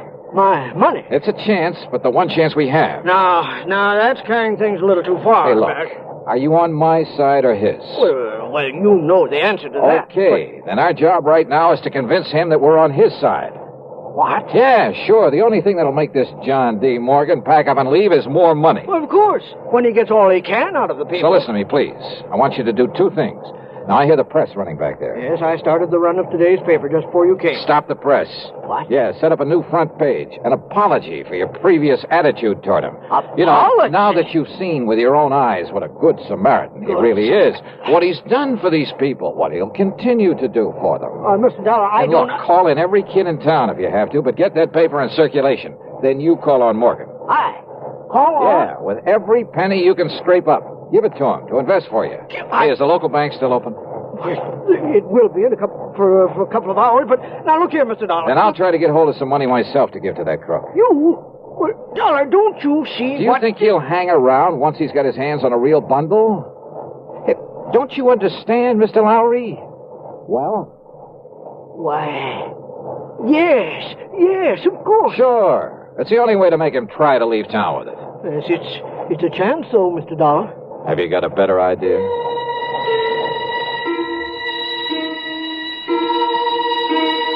While Mr. Lowry set up a new front page and got the paper back in the press, I went over to the city hall. Under protest, Chief Walters went through the old town records. And when he found no record of any Jodiah Morgan, he kind of changed his mind about John D. Then I spent item 3, $1.50 for a call to the Securities and Exchange Commission in New York. They'd never even heard of our shyster friend. Chief Walters' protest then was because I wouldn't let him go straight to the hotel and slap the cuffs on John D. Morgan. And he is a crook. Lowry over at the Gazette was right. Well, sure, of course he was. But look, if you try to arrest Morgan now, you'll only make trouble for yourself. Until we get proof, we have... Bang that dirty crooked. What can I do, Johnny? Well, I got a plan going, Chief. I'll tell you about it on the way to the bank. Oh, what kind of a plan? Did you phone Morgan I'd be over to invest with him? Yes, sir. Good. And when I said your name, well, he made me repeat it for him. But I didn't tell him who you really are. I mean, what you do. Good. Now, you can help some more by taking everything you have out of the bank. Huh? Sure. To invest with John D. Morgan. What? Come on. I'll tell you what it's all about. At the bank, I laid the whole thing out to the president, a dignified old man by the name of Peterson. He, too, agreed to cooperate. Item 4, then $2.25 for a call to Pat McCracken back in Hartford. $10,000? Yeah, wire it to my account right here at this bank. Now, Pat. Immediately. Then you're going to hand it over to that crook? That's right. Well, Johnny, if something goes wrong, if he gets It's away... a chance we gotta take, Pat. Well? Okay, Johnny, whatever you say. Attaboy.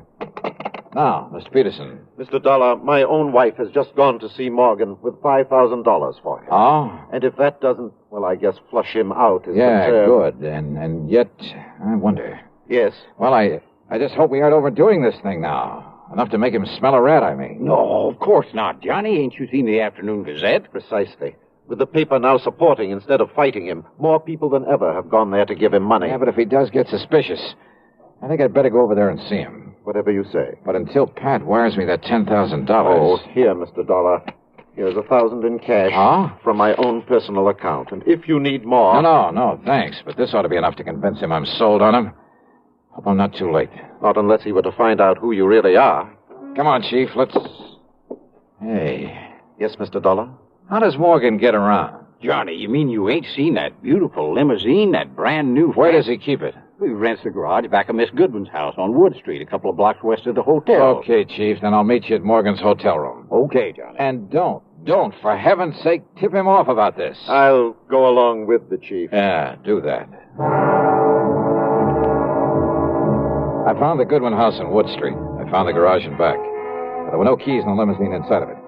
And rather than lose time breaking open the trunk, possibly to find nothing, well, I remembered an old trick I'd used once before. Then over to the hotel and up to the third floor. But instead of John D. Morgan, I found half the population of Enterprise milling around in it. I had to force my way through to where Chief Walters and the banker, Mr. Peterson, were standing in front of an old-fashioned open safe. Too late, Mr. Dollar. We got here too late. What? Don't you see, Johnny? He skipped. He's already skipped out on us. Must have got wise to you. I had the chief order Mr. Parker to open the safe and look. Look at what everybody who came in here thought were bundles of money. Their money in it. Wads of paper with bills on the outside to make them look Dollar, listen to me. Yeah, Mr. Lowry. These people feel that you were responsible for this. Me? And after making me give my last penny to them a while ago, Dollar, I can't help wondering myself. Oh, now look, use your head. Listen to me, listen. All right, I'm listening. Well, doesn't anybody know where he went? He must have went out the window in the back room when he seen me and Mr. Peterson coming. The back window, huh? Okay.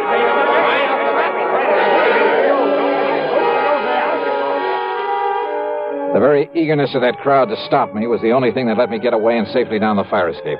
For they jammed so tightly into that back room, into the window itself, that it was a long, precious second before the slow, clumsy old police chief could start down after me. I tore on over to the garage again. And there, sitting in the car, was John D. Morgan. One hand on the starter key, the other with a Colt 38 level at my head. You, huh? I might have known you'd done something to my car when I saw you leaving this garage for the hotel a few minutes ago, Dollar. Yeah, that's right, Morgan. I took the rotor off the distributor. Then put it back quickly, or so help me, Dollar. Sorry, old man. It stays right here in my pocket. And you give me no choice. I'll have to kill you and take it All away. right, wait a minute, Morgan. Look out there on the street. Oh, those people. Yeah, that's right. And I don't think they like you anymore. You see their faces? Not very pleasant looking, are they? Oh, no, let me... Oh, help me. They'll kill me. Maybe. You had that money for him? But yes, it's in the trunk of this car, all of it. Then you'd better open it up and be ready to give it back to them. Yes, tell them I will. I'll give it all back, all of it. After you let me have that gun. What? Come on. I'd hate to think of what they might do if they saw you waving that thing around. Oh, here, take it, please. Okay. Now get out and open up that trunk for him.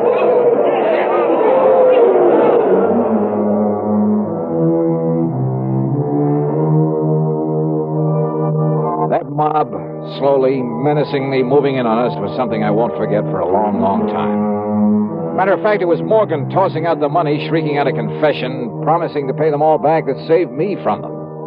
And now, of course, he'll be taken care of by the courts. Yeah, plenty.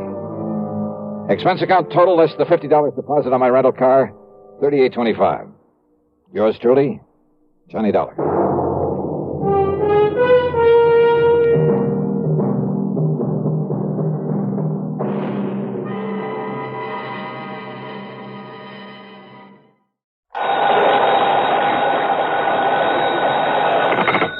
Johnny Dollar. This is the Milford Advertising Agency in Denver, Colorado, Mr. Dollar. Advertising agency? Mr. Horace W. Milford would like to speak with you. Hold on, please.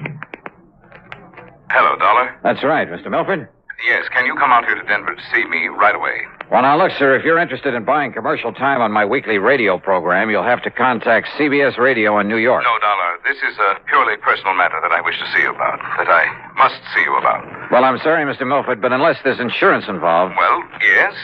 Yes, there is. The same company that's insured my life. One of the outfits I work with? Tri-Western Life Insurance Company? Yeah, that's one of my clients. Well, then, please, come out here right away. Well, I'd better check first with the company and get their authorization to... What was that? No, by all means, do not contact the insurance company. Not yet.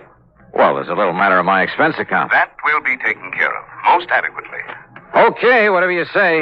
Now, what's this all about, Mr. Milford? Mr. Dollar, here on the phone, I can only tell you it's a matter of preventing Yeah? Yes? Of preventing a murder.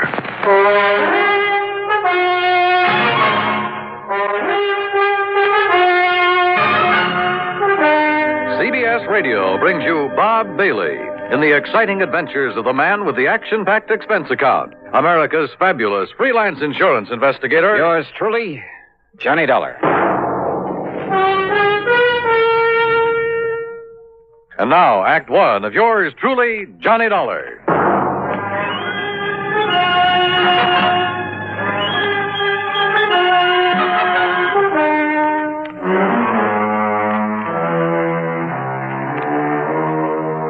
Expense account submitted by Special Investigator Johnny Dollar to Mr. Horace W.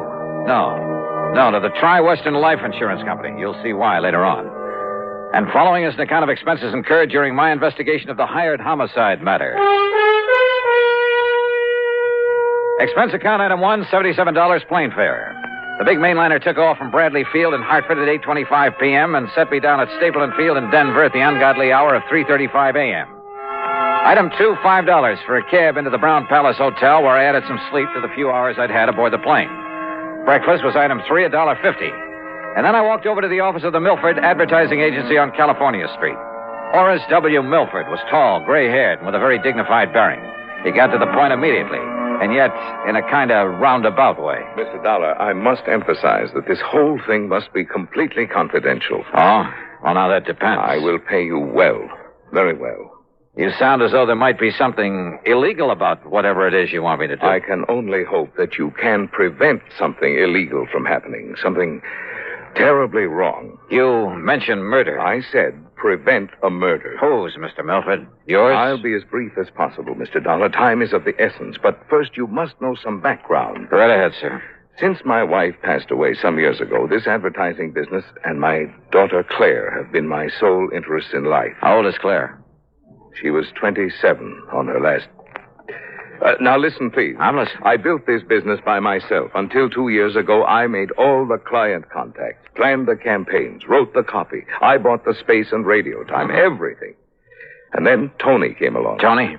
Anthony Ferringer. He's my son-in-law. And he works for you, Mr. Milford? Out of pity for a young man who seemed to be struggling to make his way in the world, I gave him a job. Oh. And then by way of repaying me, I thought, he brought the Bonar Electronics account to this office. Bonar Electronics Corporation. Yeah, I've heard of them. Pretty big outfit, I understand. It means annual billings of some $2 million to us. Well, that's a sizable advertising account. Now, the point is, well, he told me later, that his means of getting it were somewhat unorthodox. Unethical is a better word. No, how do you mean? He told me that he had something on officers of the Bonar organization, that he'd threatened exposure and ruinous scandal if he weren't permitted to handle their advertising here. Well, now that doesn't seem possible with a big company. But thanks largely to my own efforts and ideas, we have established them as one of the most important companies in their field. Don't ever underestimate the value of advertising, huh? Yes, to the public as well as to the company. Yeah. Well, now, Mr. Once Milford... I took over the account, young Tony was content to sit around, collect his salary and a big commission and do nothing. Nothing, that is, but constantly remind me that he had brought the business here. I see. But, Mr. Dollar, were the account suddenly to go to some other agency, it would ruin me. Oh, how so? Buying this building, setting up the organization adequately to service such an account cost me everything I had. I'm not a young man anymore. Well, is somebody else gunning for Bonar Electronics? Oh, far worse than that. Mr. Dollar. Now, wait a minute, please. I'm afraid we've got far away from the subject of murder that you talked about. Mr. Dollar, far worse than his simply falling down on the job is the fact that Tony Ferringer, against my will, mind you, because I knew him well enough not to trust him, courted and eloped with my daughter. Well, now, and Mr. it wasn't because he loved her, believe me. It was only a further step in a plan to get his hands on this advertising business of mine. You're sure of that? He had the nerve, the audacity to say so himself. I can see him now, sitting right there where you are, with a smirk on his face, blandly telling me that now that he'd lost her, he'd have to resort to other tactics. Oh, wait a minute. That he'd have to take this important account away from me by opening his own agency, and that I couldn't stop him. Wait a minute, please. You said lost her. What did you mean by that? Because of his duplicity, what he'd done to me. Because of the miserable way he treated and tortured her. Claire, my daughter, my only child. Claire took her own life. I'm sorry. Oh, the shock of it almost killed me, Dollar. Tony Ferringer was bringing my whole life crashing and crushing down upon my head. I hated him. With every fiber of my being, I was beside myself. I could see only one thing left for me to do. Milford, please, But if then, you're leading up to then what my I think clients you at are. Bonar came to me 2 days ago, and they told me they realized what had happened and why. And they assured me there was nothing Tony could do or say that would hurt them and that they would stand by me. Well, that straightened me out, Mr. Dollar. It made me realize that killing Tony, there was no point, no use in it. Well, I'm glad of that, sir. But then I'm afraid I don't see why you sent for me. Because it was too late. What? Because I had already hired a man, a professional killer. To murder him? Yes. Well, then, good heavens, man, call him off. I can't. Sure, get in touch with him and... What do you mean you can't? There's no possible way for me to reach him, contact him, until after he's murdered Tony Ferringer.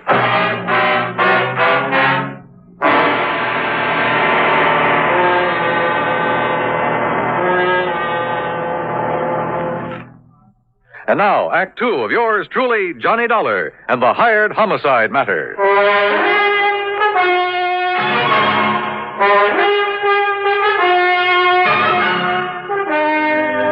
Now, wait a minute, Mr. Milford. You mean there's no way to reach this hired killer to call him off, to tell him not to murder Tony Ferringer? No, none whatever. But look here, you can't just Mr. stand... Dollar, when the only thing I wanted in life was to see him dead for all the terrible things he did to me and to my daughter, I went about arranging it very carefully. How?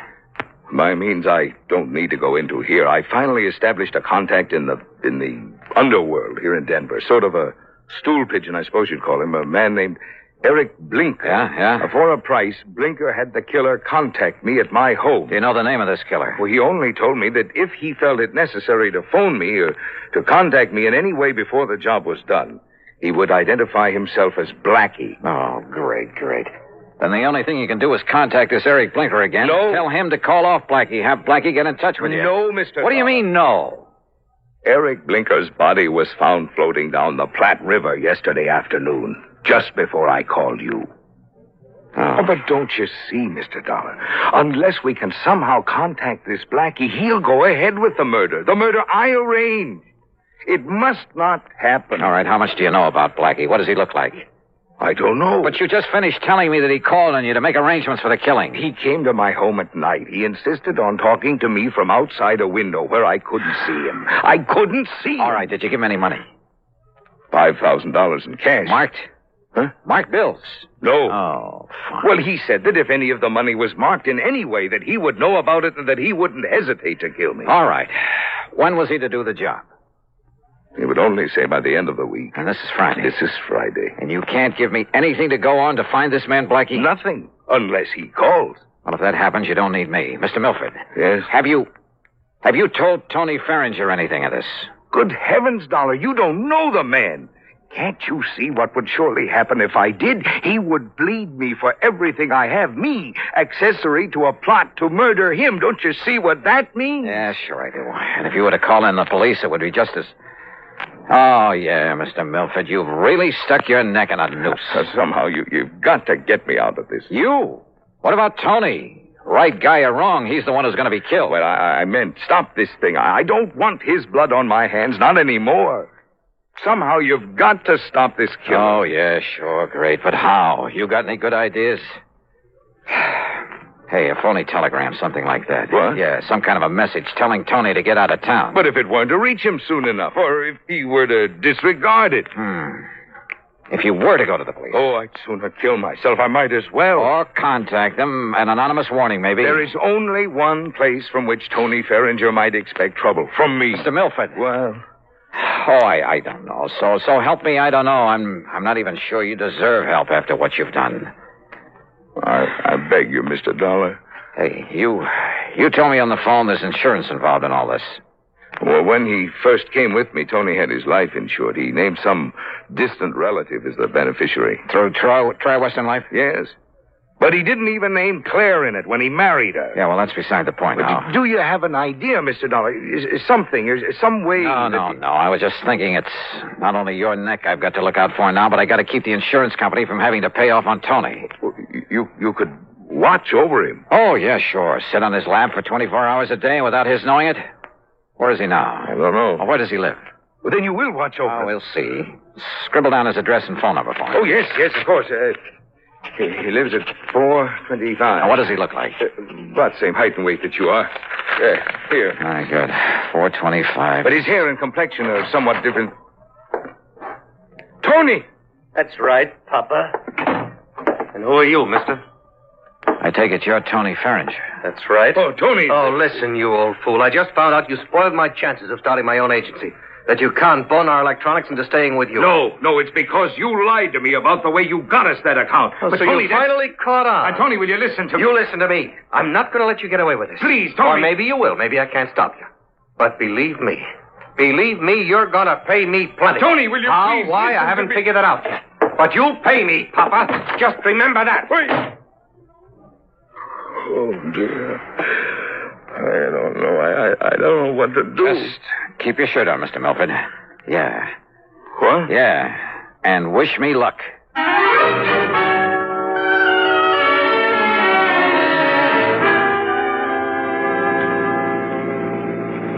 Item 2, $5 for a taxi that followed Tony Ferringer's car to a residential section east of town. And sure enough, he pulled up in front of his own home. Maybe the wild, the crazy idea that I'd suddenly got back there in the office would work. Driver. Yeah? End of the line. Pull around this corner and stop.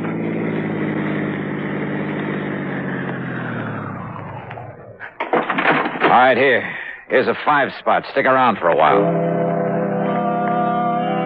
Instead of walking up to Tony's front door, I sneaked around to the back, half hidden by a hedge at the side. I hoped that none of the neighbors would see me, raise a fuss, or report me as a prowler. I rang the buzzer at the back door, then stood aside, flat against the wall, so that whoever opened it wouldn't see me. I hoped. Yes? Yes?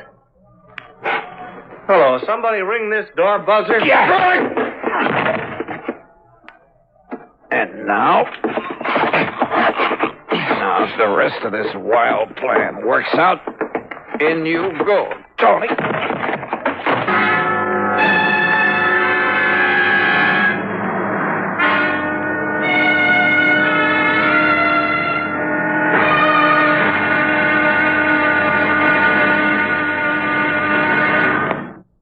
And now, Act 3 of yours truly, Johnny Dollar.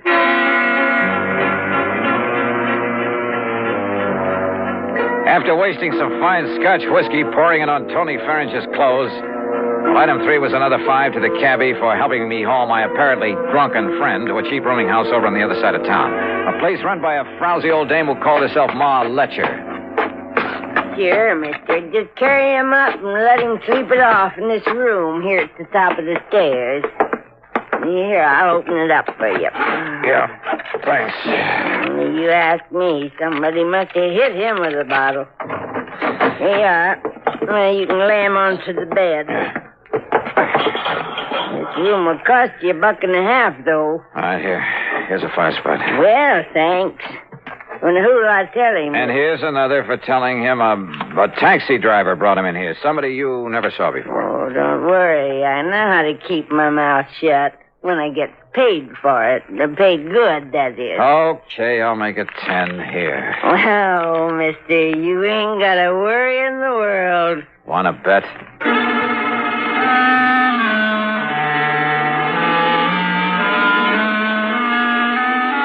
Item 4, $1.10 for another cab back to Tony Ferringer's house. Again, hoping none of the neighbors would see me, I let myself in the back door with a key I'd taken out of his pocket. I figured all I could do now was sit around and wait until the killer showed up. But as I walked through the doorway into the living room... Just hold it. And don't turn around, mister. Hands up high. Blackie? That's right, Blackie. Well, carrying a gun, huh? No, don't turn around. Just walk over to that bench now and sit down. The piano bench. There, in front of you. Now, look, if you think I'm Tony Ferringer... Sit down. Now, keep facing that way. Well, I suppose I haven't got much choice. I know you're not Tony, but you know who I am. That means you know what I was hired for. That means you know too much. All right, now listen, Blackie. Face front. I was afraid Eric Blinker might talk, but I didn't dump him in the river soon enough. And listen. I'm listening. You think I won't get Tony? Well, you're wrong. I saw you take him into that crummy rooming house. I saw what you did to him, too. He won't be moving out of there for a while. That means I have plenty of time. Hey, Blackie, So, listen. mister, I hate to do a killing without getting paid for it. But as long as you know so much, well, I'm afraid you don't give me much choice, do you? Are you talking for your own amusement? I'm giving you a chance to say your prayers, if you still know how. Hey, Blackie, look, Face we can... front. Well, what difference does it make? What? If I should see you, I mean. If you're going to kill me... Let's just say I prefer it this way. Are you ready? Are you kidding? You think you're going to get away with this? I'm absolutely sure of it. And I asked you, Do you think I'd come here looking for you without taking precautions? I think you've said enough. Now, do you feel this gun in the back of your head?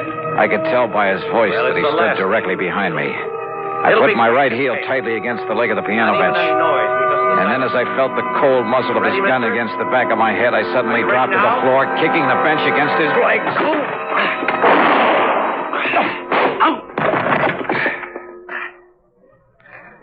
Well, Blackie, I'm afraid your rather unique career has finally come to an end. Listen, if you... Down, boy, down!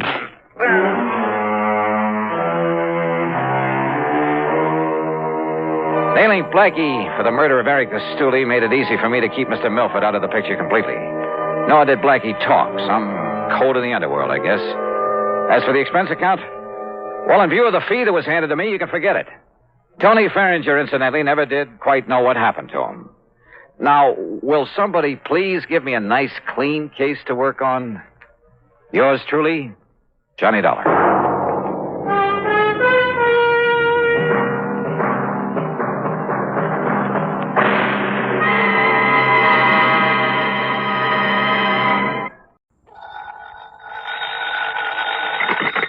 Johnny Dollar. George Reed here. Well, good for you, George. What? I can use an assignment about now. Who's in trouble this time? John Patrick O'Shea. Never heard of him. He's retired and lives here in Hartford. He's been confined to a wheelchair for the past couple of years. Now, what's happened to him? At 11 o'clock last night, someone broke into his home and gave him a terrible beating. Oh? Probably would have killed him if his next-door neighbor hadn't barged in, scared the assailant away. Want to give me his address? I'll run over and see him. Better still, why don't you pick me up here at the office and we'll both go over there. Sure, whatever you say. You see, Johnny, I myself am somewhat involved in this thing. You? Yes. Well, why don't you come on over here? Yeah. Okay, George. I'll see you in a couple of minutes.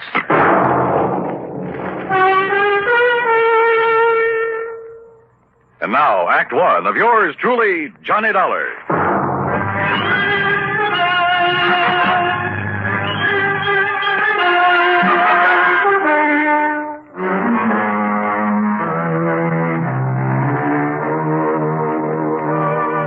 Expense account submitted by Special Investigator Johnny Dollar. To Floyd's of England, North American Office, Hartford, Connecticut. Following is an account of expenses incurred during my investigation of the wrong man matter. George Reed, somehow involved in the beating up of a helpless old man? Hard to believe. But I grabbed a taxi that's item one, $1.20, and met him in his office. Then, using his car, we drove east on Maple Drive. Yes, Harry Marshall. He's the young male nurse who's been taking care of Mr. O'Shea these past couple of years, Johnny, ever since the old man lost the use of his legs and started living in a wheelchair. I see. Last night, Mr. O'Shea sent Marshall over to see me regarding a change in his life insurance policy. What kind of a change, George? Well, O'Shea's nearest relative is a ne'er-do-well nephew. A boy of 25 or so who lives up in Boston. Beneficiary of the old man's policy? No. You see, Mr. O'Shea doesn't have much money, only a small pension and the residue of whatever he was able to collect on the accident to his legs. So? Just what he's been paying Marshall for taking care of him, I don't know. But I doubt if it's very much. Nevertheless, Marshall has devoted himself entirely and unselfishly to the old man. So to make up for the lack of fancy wages, Mr. O'Shea bought some insurance and named Harry Marshall as the beneficiary. Exactly. But Marshall felt that O'Shea ought to make some provision for his nephew, whether he liked him or not. After all, his only living relative. Well, this Marshall sounds like a pretty unusual fellow. He is. He's a very fine chap, Johnny. Anyhow, He came over to my house last night to tell me he'd finally persuaded Mr. O'Shea to change his policy. To cut in this worthless nephew? Yes. What time did he get there and tell you this? He didn't. That is, the poor fellow must have waited for a couple of hours. What do you mean? Well, my wife and I were out. We'd gone to the movies. She insisted on seeing the second feature. A horrible picture, by the way. So we didn't get home until nearly 11:30. Now, here. I found this note in the door. Mr. Reed, sorry to have missed you, but it's after 11 now, so I think I'd better get back to Mr. O'Shea. Please call me in the morning. I believe I have convinced him that he should name Walter in his insurance. That refers to Walter Berry, the nephew. Hope you and Mrs. Reed enjoyed the movie. Respectfully, Harry Marshall. So, by the time Marshall got back home, the old man had been attacked and his neighbor had called in the police. First thing this morning, Marshall phoned me. Now, here we are, Johnny.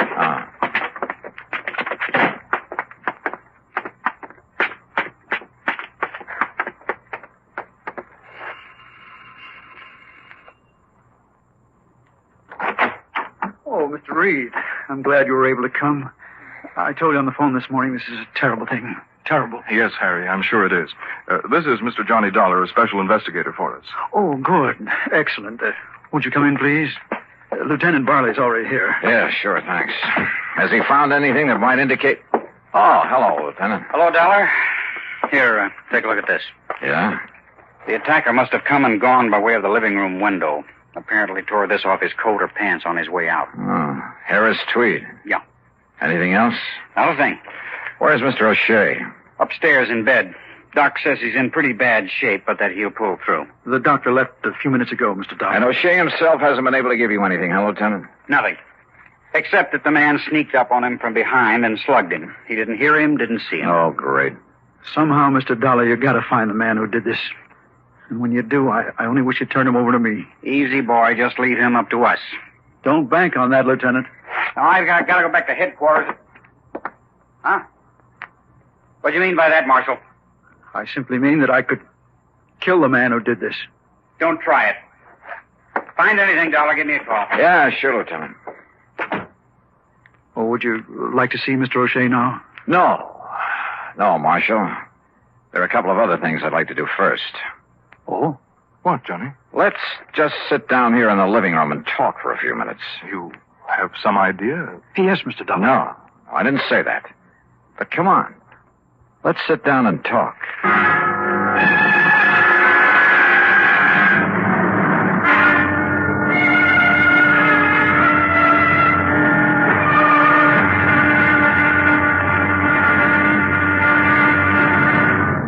Act two of yours truly, Johnny Dollar, in a moment. In the history of America, the inventor has had a place of importance equal to that of statesmen and other national leaders. Indeed, our inventors, many of them mechanics, craftsmen, or even thoughtful tinkerers, have strongly influenced our destiny. They have contributed greatly to our amazing development from a barren outpost of civilization to the foremost industrial nation in the world. Incidentally, when we think of great inventions, it's natural to think of involved mechanisms like the McCormick Reaper, the sewing machine, or the phonograph. However, some inventions are so simple, one wonders why they weren't thought of centuries before. An invention in this category is, of all things, the universal, all-important safety pin. This was the invention of Walter Hunt, who lived in New York in the first century. Between 1832 and 1859, he created and patented more original and worthwhile inventions than any man in the country. A revolver, a repeating rifle, and a bullet with a metal cartridge containing its own explosive charge. But of all his simple inventions, the safety pin is the most useful. It was patented in 1849, and he gave the patent to a draftsman in discharge of a very small debt. Somehow there must be a way. And now, Act two of yours truly, Johnny Dollar, and the Wrong Man Matter.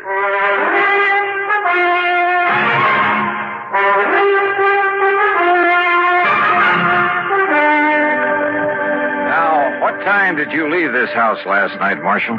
A few minutes of 10. I went over to see Mr. Reed here to tell him about a change that Mr. O'Shea had finally agreed to make in his insurance. It was something Mr. Reed and I had discussed before. Yes, but as I told you, Johnny, my wife and I were at the movies. Yeah, George. Had Mr. O'Shea gone to bed by then, Marshal? No, sir. He was sitting here in the living room. In his wheelchair, of course. Watching television. He always stayed up late watching television. And, well, to be honest about it, he usually slept through most of it. That I can understand. So I quietly left and I went over to Mr. Reed's home. When I found they were out, well, when 11 o'clock came around and they still hadn't returned, I decided I'd better come back here. Go on. When I got here, I found the front door wide open. Inside were Mr. Wakely from next door and a couple of policemen. And there's poor old Mr. O'Shea. That neighbor, Mr. Wakely, did you say? That's right, Stuart M. Wakely. In other words, me. I didn't hear you ring, Mr. Wakely. Time like this, you expect me to be formal, young man? And who are you, sir? Another policeman? Plainclothesman? Mr. Dollar is an investigator for my insurance company, Mr. Wakely. I'm George Reed. Why didn't you send for me, Marshal? What was that? This man Dollar would probably want to know just what I found here last night while you were out gallivanting around someplace instead of being here where you should have been taking care of that old O'Shea. I beg your pardon. Well, weren't you? I hardly see it's any business of yours. But I just happened to have been out on an errand for Mr. O'Shea. Well, all right. Which reminds me, Mr. Reed, you will make the changes in the policy, won't you? Oh, well, of course. Well, all I got to say... Yeah, go ahead and say it, Mr. Wakely. ...is that if it wasn't for me coming over here the way I did, old man O'Shea'd be dead as a doornail right now. Not that I'd cared particular. Just how was it you happened to come over here last night, Mr. Wakely? Are you in the habit of dropping in here at all hours? On that old crackpot O'Shea? Well, I am not. Good heavens, no. It's the first time Mr. Wakely ever so much as entered this house. After all. Just what time did you get here, by the way? Well, it's not more than 2-3 minutes after 11 o'clock. You're sure of that? Well, of course I'm sure. I've been trying, you hear me? I've been trying to hear the 11 o'clock news on the radio. Trying. That's the reason I come. Marshal, that's the same time ready to leave George Reed's home and come back here. Yes. Like I started to say, the reason I come over here was to tell that crazy old man to turn down his television. What? Inconsiderate old fool. Night after night, that dang thing squawking away so loud you can hear it all over the block, driving me and everybody else out of their mind. Mr. O'Shea is slightly hard of hearing, Mr. Wakely. Slightly? Now, Mr. Didn't I Wakely. call you on the telephone, Marshal, almost every single night and beg you to turn that thing down and I'd come over and do something about it? Yes, you certainly did. But a lot of good it done me. So that's why I come over here last night, Mr. Dollar, to tell the old man and this smart young whippersnapper that if they didn't turn down that TV and leave us there some peace around here... Yes, I'm sure. Now, would But you when I got up on the porch, I heard the old coot hollering for help. Even over that squawk box, I could hear him. And I heard his wheelchair fall over, and him still yelling for help. So what did you do? So I banged on the door, and I finally busted it open. And, well, you know what I found in here. Just what did you find? Old man O'Shea, laying there on the floor, all cod, and that window back of him wide open. And you called the police? Yes, sir. And that's when Marshal, that should have been here taking care of him, that's when he come in. And, of course, I sent for the doctor. And, Marshal, you have no idea who might have done it. I wish to heaven I had. I'll tell you this, mister. Yes? Everybody living on the block, everybody in range of that noise machine would have been willing to murder him for it. Yes, sir. Even you, Mr. Wakely? Yes, sir. Yes, sir, I should. Now, wait, I didn't mean that. You sure? Now, listen carefully. Motive? Opportunity? Let's give a little thought to that, huh?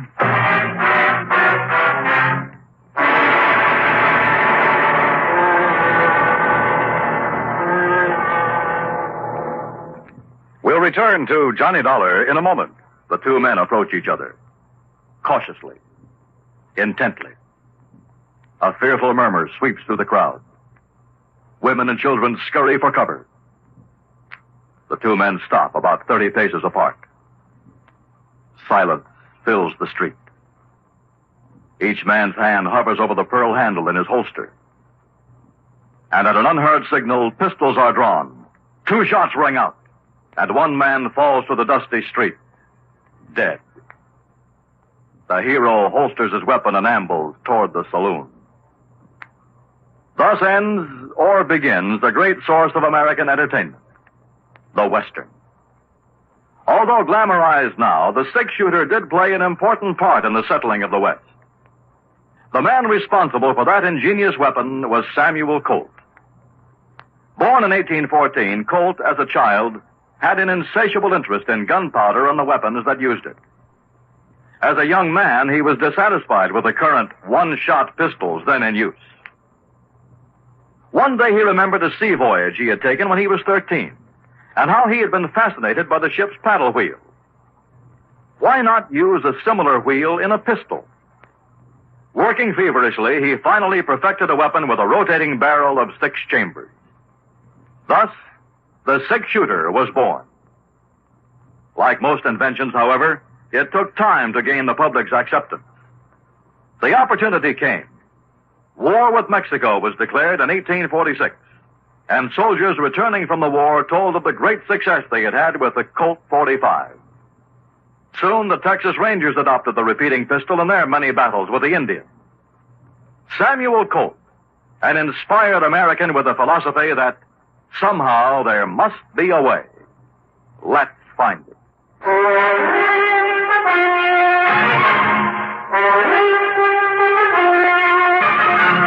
Now listen, you. I don't know what you're trying to prove. I mean about me, but I warn you, Dollar. Warn me, Mr. Wakely? That's right. You accuse me of anything, I'll make you mighty sorry you did. You see what I mean? Johnny. Good heavens. Oh, no, wait a minute. Have you got a license for that thing, Mr. Wakely? You bet I have, ever since I was a bank messenger. And if you think I wouldn't use it to protect myself... Or to quiet an old man who was disturbing you? Stop talking like that. But then when you realized you'd gone too far... Shut up! Okay. Okay. Just take it easy and let me have that. Sorry. Good Lord. Mr. Dollar. Mr. Dollar, if he is the one... All right, take it easy. I'll kill him. Oh, no, you won't, George. Yes, John. Call Lieutenant Barley to come back here and take over. Yes. And, Marshal, you keep an eye on Wakely while I go up and talk with Mr. O'Shea. Don't worry, Mr. Dollar. And that means don't lay a hand on him. Even after what he's done? That's right. But listen... We haven't proved anything But yet. good heavens, Look, man. I'm in charge here now, and you'll take orders from me, understand? Well? Yes, sir. All right. I started up the stairway, hoping Mr. O'Shea would be in condition to talk. But then, suddenly, something I'd overlooked from the very beginning. Hey, George, come here a minute, will you? Yes, Johnny. Come here. Hey, look, tell me one thing before you make that phone call. Yes? Just when did you and your wife decide to go to that movie last night? What? Well, come on. Well, it was after dinner. We had no other plans. We weren't expecting any... Now, what does that mean? Plenty, George. Plenty.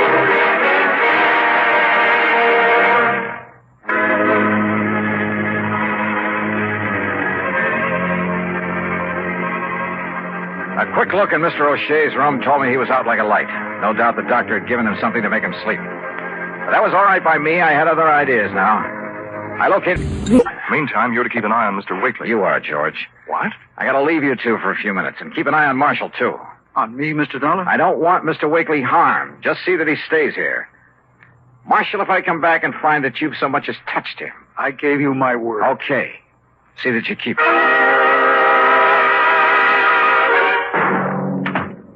Why, yes, Mr. Marshall keeps the room for himself right upstairs. Good. Then if you don't... Clean-cut young man, ain't he? Is he? Don't use the room very much, though. Yeah, well, if Just you... a place for him to relax and be alone by himself now and then. Yeah. You know, after having to spend all the rest of his time nursing that old man he works for. Take me up to his room, please, will you? Well, now, I don't know. All right, here, my credentials. Hey? Johnny Dollar? Yes. Special investigator? Yes, that's right. Let's go, please. You mean he's in trouble, Mr. Dollar? I didn't say that. Oh, well, I'm glad you didn't. Harry Marshall's a mighty nice young man, devoting all his time to that Mr. O'Shea. Yeah. Not every young fellow these days. Now, here we are. Where does he keep his clothes? Hey? Oh, we're right. Oh, yes, over- here it is. We don't keep very many. Say, now, that's a nice-looking one. Harris tweed, ain't it? Yeah. But now, look. See? Yeah, I see. Ask me. He should have had that mended.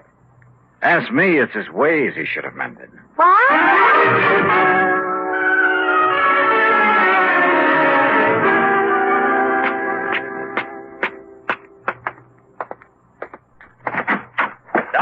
Where you been? On a little errand, Lieutenant. Just got back here myself. And I see you've nailed down the man we're after. I mean, nailed him down. Wakely's still out cold. Oh, I just started to tell the lieutenant what went on here, Mr. Dollar. I must say I wouldn't have suspected him. Well, I guess there's no question, is there, Mr. Yeah.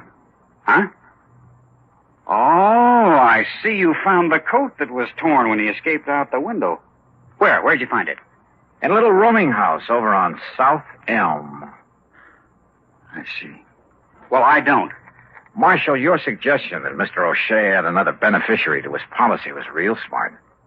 Worthless nephew. That way, even if your plan failed, not too much of the money would be diverted away from you.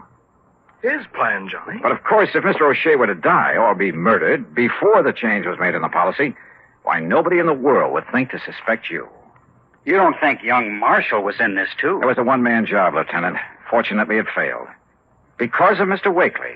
Huh? Yeah, you better call a doctor, George. I'm afraid I must have hit Mr. Wakely pretty hard. Now, look here, Dollar. Tell me, Mr. Dollar. What, well, I guess the expression is tipped you off. Marshall?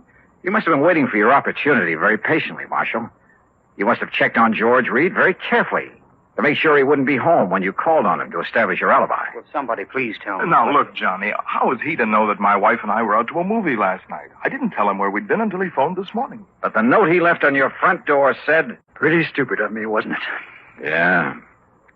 Got a pair of handcuffs, Lieutenant? I sure have. They won't be necessary. Congratulations, Mr. Dollar.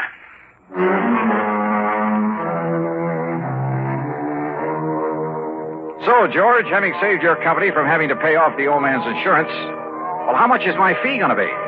If it's big enough, of course, I'll forget all about the... Wait a minute. What expense account? A lousy buck for the trip over to your office this morning? I'll be. Yours truly, Johnny Dollar.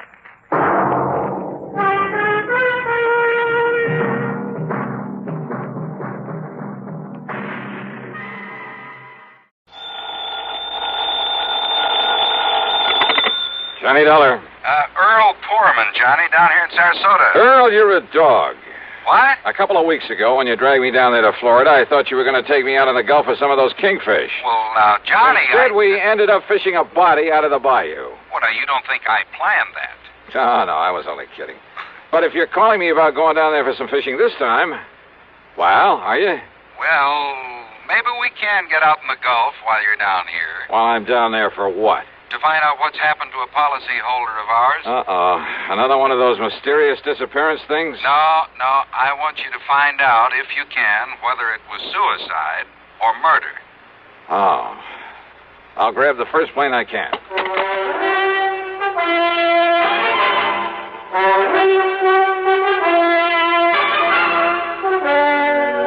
CBS Radio brings you Bob Bailey in the exciting adventures of the man with the action-packed expense account, America's fabulous freelance insurance investigator. Yours truly, Johnny Dollar.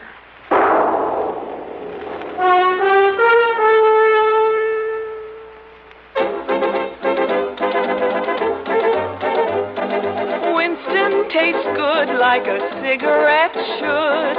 Winston tastes good like a cigarette should. Winston gives you real flavor, full, rich tobacco flavor. Winston's easy drawing too. The flavor comes right through to you.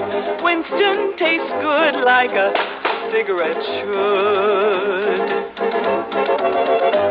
A modern filter? Sure, Winston has it. But that's only the beginning of a Winston. Up front, up where it really counts, Winston packs exclusive filter blend. Light, flavorful tobaccos, specially selected and specially processed for filter smoking. Filter blend. That's why it's fun to smoke Winston, America's best-selling filter cigarette. Winston tastes good like a cigarette should. And now, Act One of yours truly, Johnny Dollar.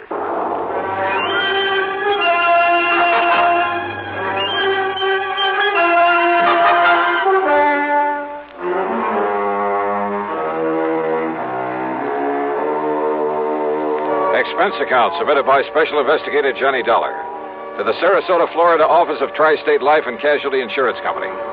Following is an account of expenses incurred during my investigation of the fancy Bridgework matter.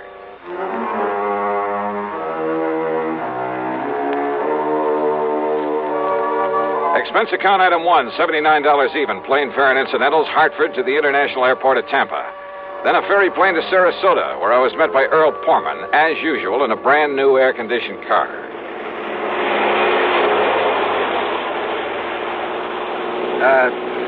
You know something, Johnny? If I'd had any sense, I'd have met you in Tampa. Oh? Why do you say that, Earl? Well, because this murder, if it really was a murder, occurred on the Sunshine Skyway Bridge, about 28 or 29 miles north of town. Yeah, I wondered why we were heading north on the Tamiami Trail. But you say if it was murder. Well, if it was suicide, Johnny, if you can prove it, well, it'll take the company off the hook for some $40,000. Who was the victim, the insured? A worthless tin horn gambler by the name of Alfie Garber. Tin horn, huh? What? Well, he must have had something to pay the premium on $40,000 worth of insurance. He paid exactly one of those premiums, Johnny. Well, what happened? You remember the dog racing track south of town? Yeah, my pocketbook still carries a couple of scars from it. Well, Alfie's been losing his shirt out there night after night. He's not only borrowed everything he can get his hands on, moved into a third-rate motel, but well, he sold most of his wife's jewelry. They've been practically living on handouts. Police think maybe he's responsible for a couple of robberies around town, but they haven't been able to prove anything. In other words, Alfie's been in pretty bad shape, mentally as well as financially. His wife told a doctor she was afraid he might commit suicide. So you got the picture? Yeah, I got it. Go on, Earl.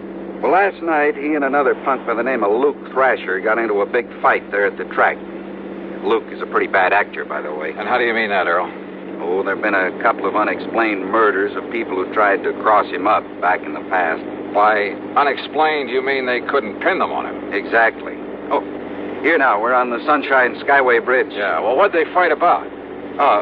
Seems Alfie had welched on a bet, a big one. And Luke told him if he didn't get out of town, he'd kill him. So? 3 or 4 o'clock this morning, Alfie's wife was at police headquarters asking him to please find her missing husband. He hadn't come home from the track.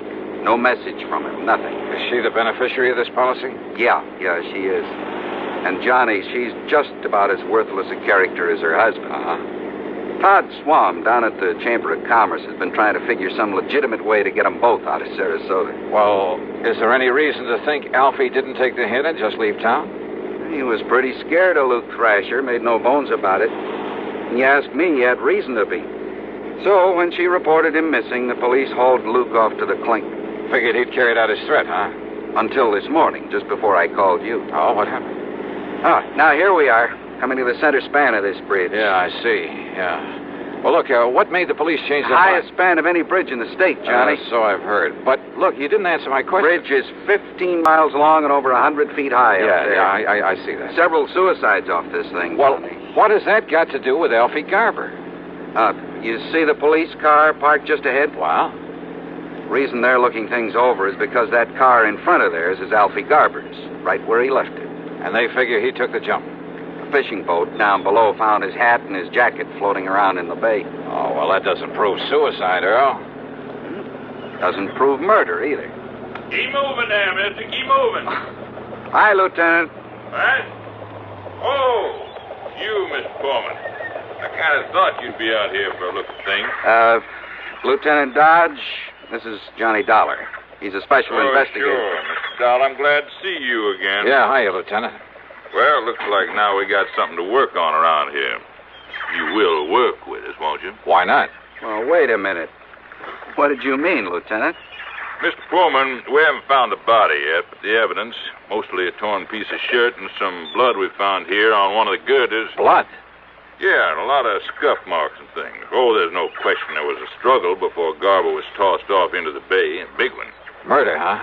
No question about it, Mr. Dollar.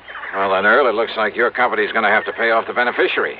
And my expense account, of course. Oh, now, why bring that up? But as long as I'm here, do you mind if I look at that evidence you mentioned, Lieutenant? Help yourself, Dollar.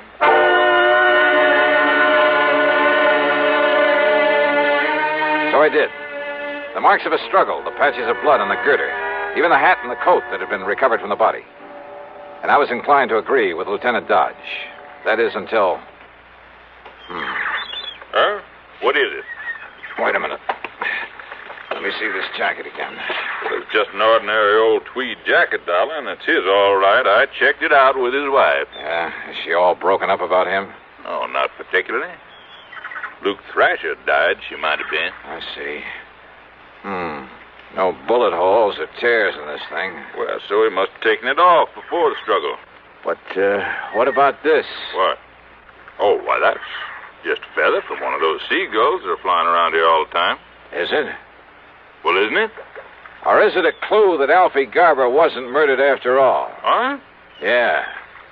Give a thought to that, Lieutenant. Now, just a minute, darling.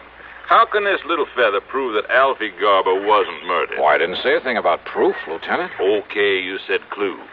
From a seagull, huh? What else? Well, what's the difference? Yes, what are you getting at, Johnny? Hey, Earl, does old Doc Crutcher still live up the street from you? Still does. Why? Now, wait a minute, darling. Yes, Lieutenant. You're going to work with me on this, huh? Absolutely. Then do you mind telling me why this feather's got you all excited? Well, I'm not exactly sure yet.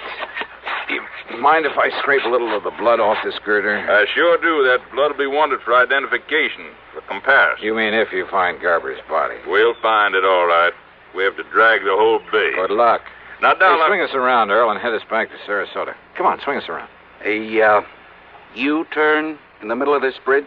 Mr. Pullman's right, Dollar. Go right ahead, Earl. I'm sure the lieutenant will be glad to hold back the traffic for us. Whatever you say, John. Okay, make a U-turn. I'll hold things up for you. But, Dollar... Attaboy. But if I didn't like you, I didn't think you could help me with this. Holy...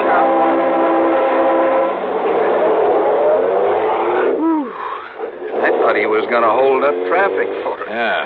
Well, if he isn't any better at solving murders, he is going to need help on this case. Huh? Well, I thought you didn't think it was murder. Of course, it's only a hunch, Earl. Because of that silly little feather you found? But if that came from a seagull, I'll eat my shirt. Look, will you please tell me what you're up to? After Dr. Crutcher looks over this sample of blood the lieutenant so kindly provided. Drive on, Earl.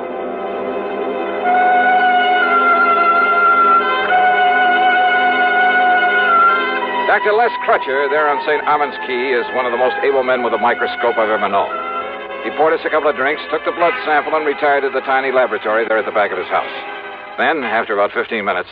Now, Johnny, listen to me. Relax, Earl, relax, and enjoy your drink. We may have to do some traveling around when the doc gets through with that specimen. Well, like where? If my hunch is right, that is.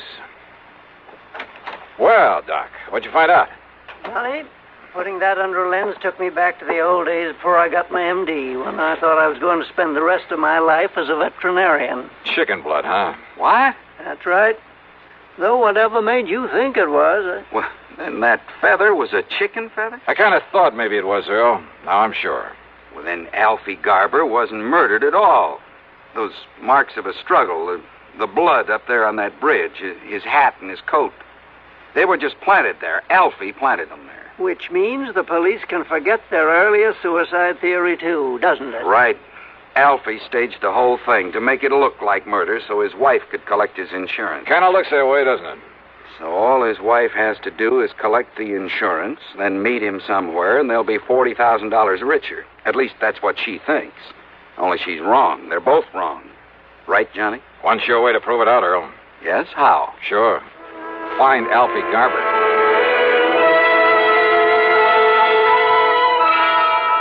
Sure. Easy, Lieutenant.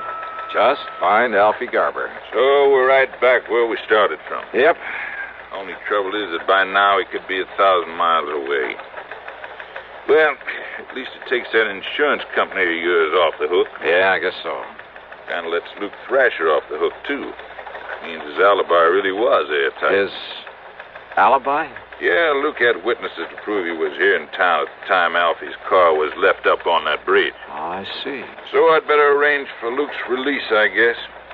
Only hope he doesn't make trouble over being locked up. Well, now, those kinds seldom do, Lieutenant. They're usually smart enough to try to keep peace with you boys. He is a smart one, all right. Maybe if I butter him up a bit... Hey, look. I borrowed one of Earl Pullman's cars. When you let Luke Thrasher out, tell him there's a car and chauffeur waiting to take him anywhere he wants to go. Okay, Johnny. Thanks. As I drove Luke to his little motel out south of town near the track, I hoped he might come up with some kind of a lead on Alfie Garber. After all, he followed the same route year after year, made the same contacts. But I didn't get much help from him. Quite the contrary. Dollar, if I knew where to look for that punk, I might go after him myself. Oh? Why, Luke? I could kill that cheap little Welcher. Only, what's your interest in him? His attempt to defraud an insurance company? Oh. Slow down. Sure. What are you, anyway? I'm a special investigator for the insurance Stop company. the car, Dollar. What? I said stop the car. What's the matter, Luke? Private investigator, huh? That's right. That means you're a cop, and me, I don't like cops, public, private, any kind. So keep away from me, Dollar, if you want to stay healthy. Oh? Yeah. Listen, Dollar. I'm listening. You ever hear that maybe I killed a couple of guys one time and got away with it? I heard. What about it, Luke? Just remember that, Dollar. Just remember that. Act 2 of yours truly, Johnny Dollar, in a moment. Meet star Stuart Irwin. Nothing's worse for an actor than a nasty cold. To feel better quickly, I take wonderful 4-way cold tablets, the fast way to relieve cold distress. Right. Tests of all the leading cold tablets proved 4-way fastest acting. 4-way starts in minutes to relieve muscular pains, headache, reduce fever, calm upset stomach, also overcomes irregularity. Take my advice. For your next cold, take 4-way cold tablets, the fast way to relieve those cold miseries. 4-way, only 29 cents. Now, here's a word about another fine product of Grove Laboratories. To get rid of embarrassing dandruff in 3 minutes, change to Fitch Dandruff Remover Shampoo. 3 minutes with Fitch regularly is guaranteed to keep unsightly dandruff away forever. Apply Fitch before wetting hair, rub in 1 minute. Add water, lather 1 minute. Then rinse 1 minute. Every trace of dandruff goes down the drain. 3 minutes with Fitch and embarrassing dandruff's gone. At the same time, Fitch can brighten hair up to 35%. Get Fitch Dandruff Remover Shampoo today. And now, Act 2 of yours truly, Johnny Dollar, and the fancy Bridgework matter.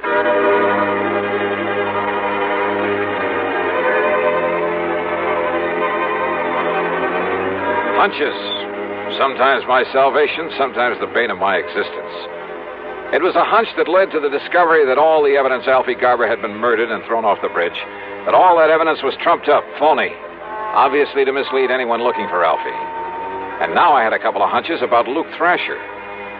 One, that his warning to stay out of his way was due to more than a simple hatred of cops. Two, well, this was a real wild one. But in spite of what he'd said, I had the distinct feeling he could somehow put me on Alfie Garber's trail. It was late by the time I got to Earl Pullman's house on St. Armand's Key. He and his wife had gone to bed. I poured myself a nightcap and sat down on the floor of the room to think things out. Huh?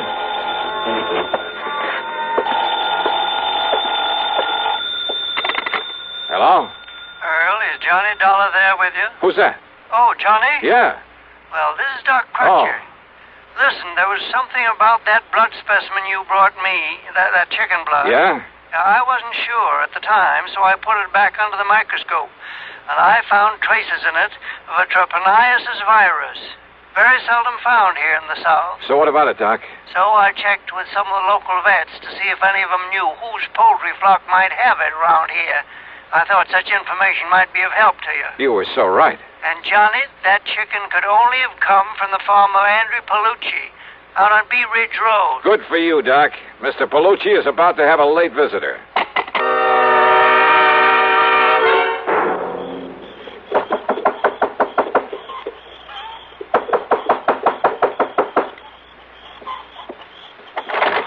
Yeah. What do you want?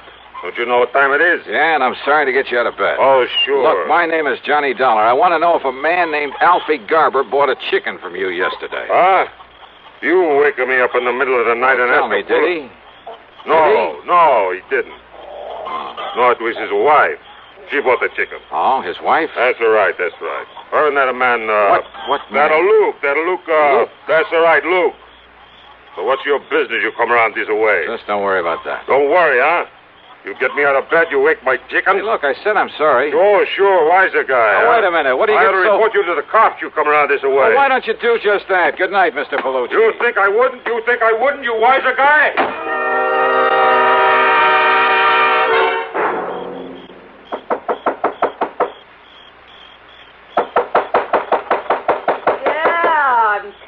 I'm coming. Yeah, what do you want this time of night? You, Mrs. Garber? Huh? You mind if I come in? Now, just a minute, mister. I want you as an accessory to the murder of your husband. Me? What are you talking about? Real smart, you and Luke Thrasher. Real palsy-walsy with him, weren't you? How long had you and Luke been planning this? What do you mean, mister? You crazy? Who are you? Racetrack bums, all three of you. Oh, now, wait a minute. Alfie was losing his shirt. But Luke was doing all right. He was loaded. So what to do about Alfie, who was giving you nothing but grief? Get rid of him. You're crazy. I asked you, who are you? You made it known that Alfie was in bad shape, that he talked about committing suicide. And that's probably what gave you the idea for the Sunshine Skyway Bridge. There have been several suicides from it. That's what the cops said, isn't it? Alfie took the jump. Wrong. Because making it look like suicide would keep you from collecting his insurance. Now, listen, so it had to be a clear case of murder. That's why you spilled the chicken blood around when you left his car up there. You, Mrs. Garber, yeah, you. After making sure that Luke Thrasher had an alibi, could prove he was in town at the time you left the car on the bridge. You're making a crazy guess, that's all. Oh, pretty good guess, isn't it? Because what it means is that Alfie was killed sometime before you left that so-called evidence up there.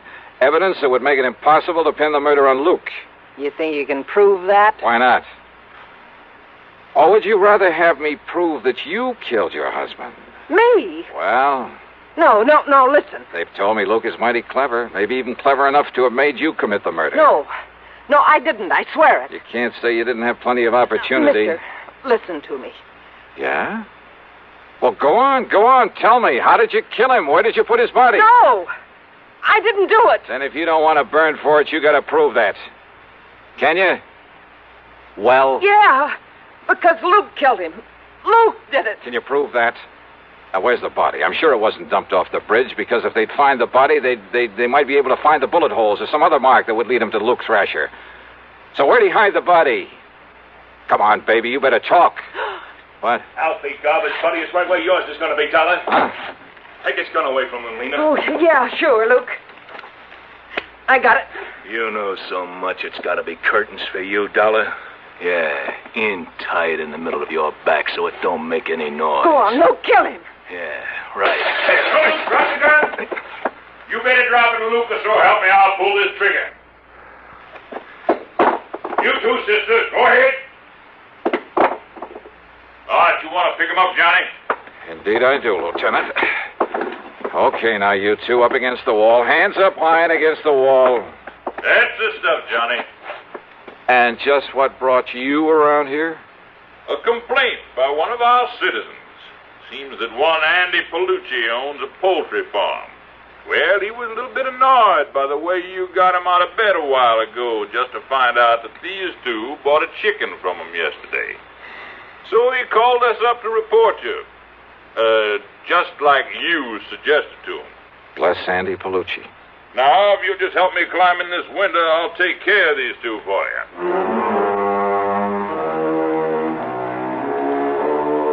Luke Thrasher, in spite of all the pressure they put on him, still refused to talk. So it was Lena Garber who finally broke down and told the police where they could dig up Alfie's body. And yeah, the bullets in him came from the gun that Luke had held on me. So it's up to the courts.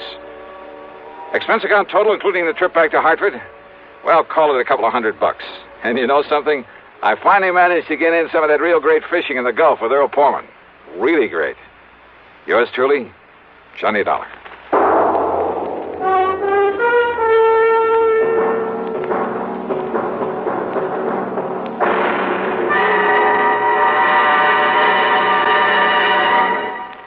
Our star will return in just a moment. Constipation is something people don't talk about much, but it can be a problem for anyone, even doctors. And when constipation occurs, it's interesting to see just what doctors consider important about a laxative they might use or recommend. Well, a majority of the doctors we heard from had this to say. A laxative should be effective, gentle, as close to natural acting as possible, and a medicine that can be used with complete confidence. Now, X-Lax has been popular with many doctors and millions of people over the years because pleasant-tasting chocolated X-Lax is effective. Overnight, it helps you toward your normal regularity. X-Lax is gentle. Next morning, it gives you the closest thing to natural action.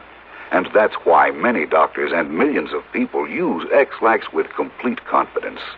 X-Lax, the laxative that helps you toward your normal regularity, gently, overnight. Is X-Lax in your medicine cabinet? Now, here is our star to tell you about next week's story. Next week, The Wrong Man Matter, a case with a real twist at the end of it. Join us, won't you? Yours truly, Johnny Dollar.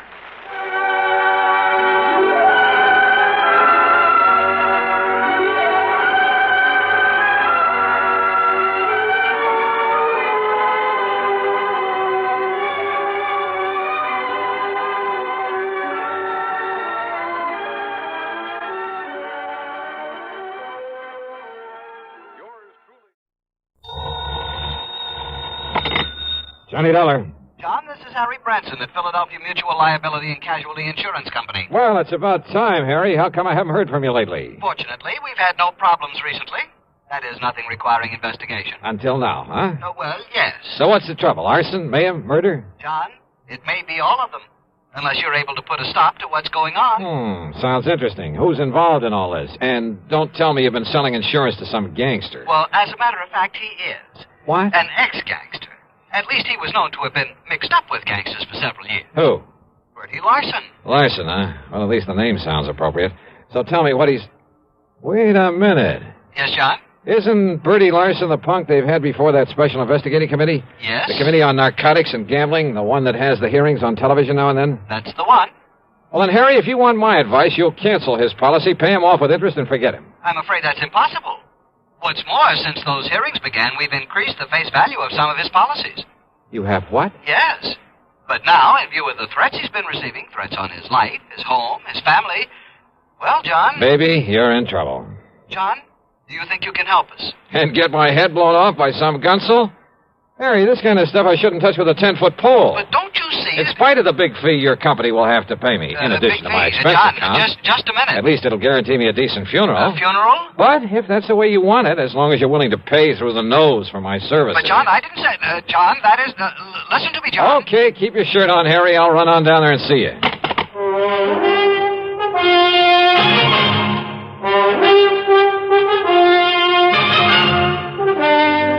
CBS Radio brings you Bob Bailey in the exciting adventures of the man with the action-packed expense account, America's fabulous freelance insurance investigator. Yours truly, Johnny Dollar.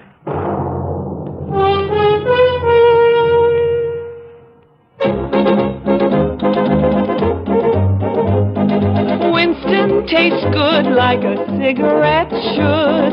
Winston tastes good like a cigarette should. Winston gives you real flavorful, rich tobacco flavor. Winston's easy drawing too. The flavor comes right through to you. Winston tastes good like a cigarette should. A modern filter? Sure, Winston has it. But that's only the beginning of a Winston. Up front, up where it really counts, Winston packs exclusive filter blend. Light, flavorful tobaccos, specially selected and specially processed for filter smoking. Filter blend. That's why it's fun to smoke Winston, America's best-selling filter cigarette. Winston tastes good like a cigarette should. And now, Act One of yours truly, Johnny Dollar.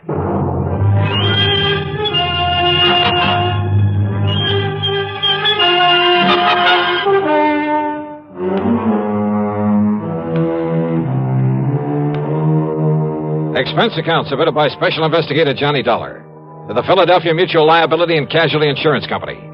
Following is an account of expenses incurred during my investigation of the Larson arson matter. Expense account item 11120 for a train to Philadelphia and a taxi to Philly Mutual's office over on Walnut Street. It was late in the afternoon, but Harry Branson, the perennial worrywart, was still there waiting for me, and he wasted no time in getting down to business. Now, Bertie Larson, or more properly, Herbert James Larson, lives out in Penfield, John. Oh, yeah, that's kind of part of West Philadelphia, isn't it, Harry? Just beyond. He and his wife live in a very nice one-story brick home that we've insured for some $30,000. And he must have done fairly well in the rackets and had sense enough to put some aside.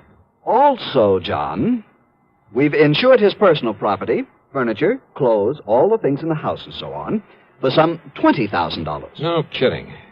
And didn't you say you've increased some of his insurance lately? To the figures I just mentioned. In the beginning, he was underinsured, but the policies provided for the increase at his option, provided, Yeah, of well, course, that's all right. You don't need to go into provided, detail. of course, that in no event should stipulated coverage exceed actual appraised valuation. Yeah, well, now, Harry, in if you... accordance with paragraphs A, B, and G of Article 21 of our standard comprehensive policy. Harry... Oh, yes, John. Also, his life is insured with us for $20,000. Making a total of $70,000. $70,000, yes. So if everything goes, including Bertie himself, somebody's liable to collect plenty. Exactly. Okay, who's the beneficiary? His wife, Nora. I see. And now you say that somebody's been threatening him. Oh, yes. Ever since he agreed to appear before this investigating committee. Uh-huh. What kind of threats? Over the telephone, he tells me, warning him that if he continues to testify, well, they haven't directly threatened his life, as I understand it, but they might as well have. And then last week... Wait a sec, Harry. Haven't the police been in on this? Oh, yes, they have. And for a while, they kept some men stationed about his place. So, naturally, nothing happened. But last week, John, when he returned from one of the hearings, he phoned me and said that he'd found a can of gasoline standing on his front doorstep. Ah, just a hint, huh, of what might happen if he doesn't clam up. Yeah, that's an old-style gang warning. Yes, a very obvious threat to burn up his home. But he's continued to appear at the hearings? Yes. And if he's killed off by these people, if his home is burned out from under him... By what people, Harry? Has he any idea who might be behind this monkey business? Well, of course. It must be someone who was involved with him in narcotics and illegal gambling at one time or another. But he doesn't know exactly who. Not specifically. He says he never recognized the voice on the phone, and, of course, it was probably well disguised. Do you suppose he's still involved in the rackets? Oh, apparently not, or we'd never have sold him insurance. But then who can be sure? The point is, John, that if anything does happen to him, or to that home of his, the company will have to pay out sizable sums of money. Yeah. Naturally, we don't want to do that. No. And if he can be protected properly, well, John, that's why I telephoned to you. Yeah, but Harry, the kind of protection you seem to want for him is something for the police to provide. John, I am convinced that the protection they are giving Bertie Larson is wholly inadequate. You told them so? I most certainly have. But they simply refuse to listen to me. Well, that is why I called you. Oh, I'm sorry, Harry, but it seems to me that... Well, okay. Give me his address. Tell me who the police contact is, and I'll see what I can do for you. I dropped my bags at the Bellevue Stratford. Then, having missed my lunch, I spent item 2, 5 1/4 for a drink and some early dinner. Item 3, $50 deposit on a rental car, and I headed out through West Philadelphia to the address in Penfield. As Harry had said, it was a nice place, not large, but neat and modern, sitting at the end of a new street. Apparently, there was no one home. I looked around to see if there was a patrolman watching over the place. No one. Nothing. And the street itself was deserted. I was just about to swing around and head for police headquarters when I noticed a thin streak of light from one of the rear windows in spite of the drawn shades. Yeah, I suppose I'll learn one of these days not to be so curious. But I walked quietly up the driveway beside the house. And then I heard something. Just a little sound, as though someone had quietly opened or closed a door at the side of the garage in the rear. And I suddenly caught the smell of gas, of raw gasoline. It was coming from the garage. I carefully edged my way on back there, hoping I wouldn't trip over something in the darkness that would give me away. The smell of gasoline was stronger now, much stronger. My next step was into a puddle in front of the garage door. I remember bending over to sniff at it, and it was gasoline, all right. And I remember a flashlight stabbing through the darkness behind me. But as I rose and turned...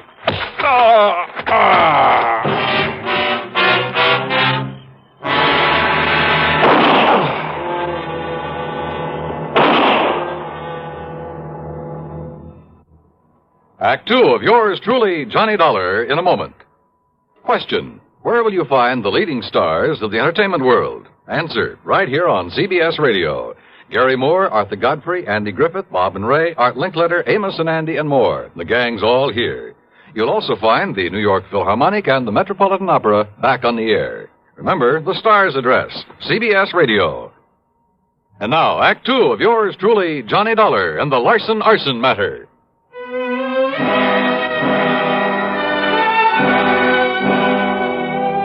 I came to in a hospital room, and I had company.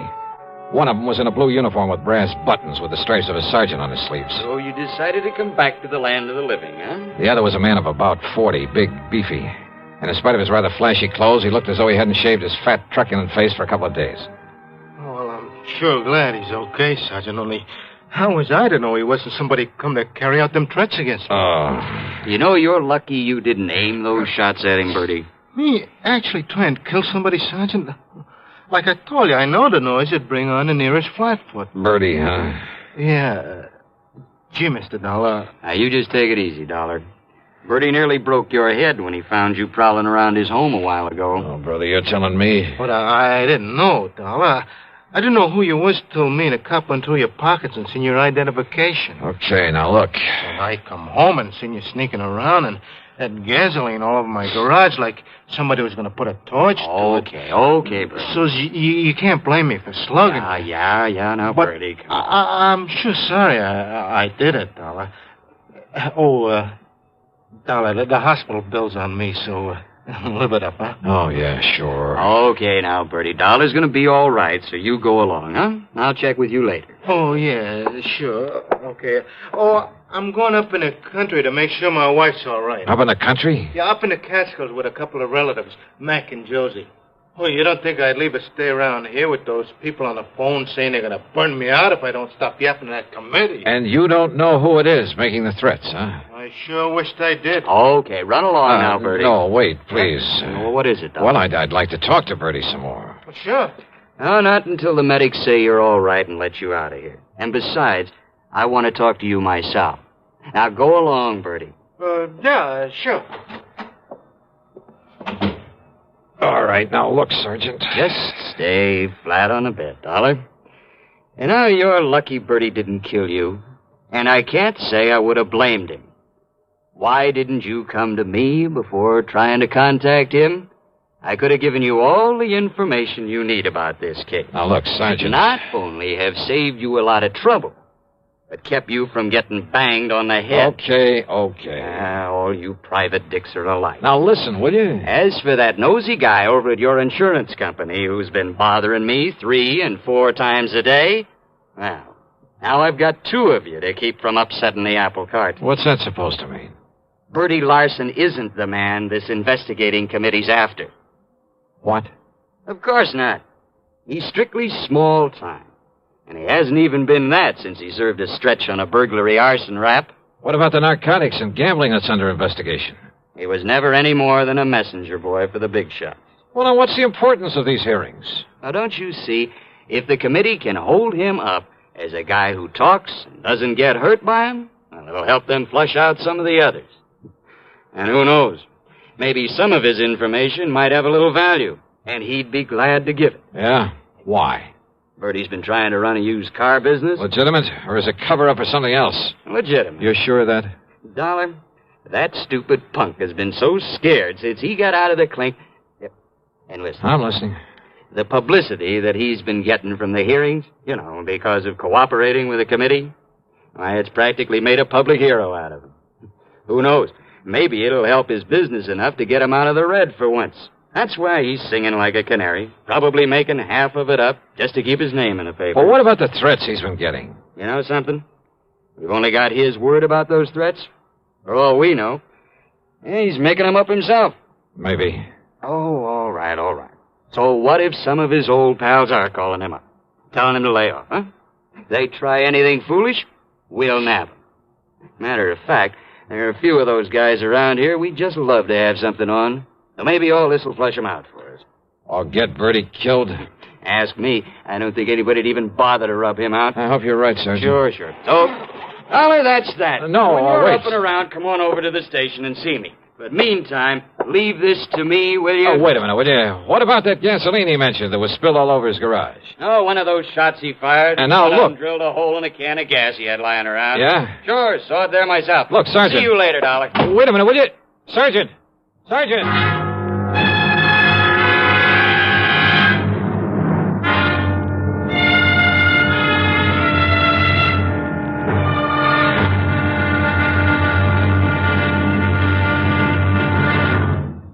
Act 3 of yours truly, Johnny Dollar, in a moment.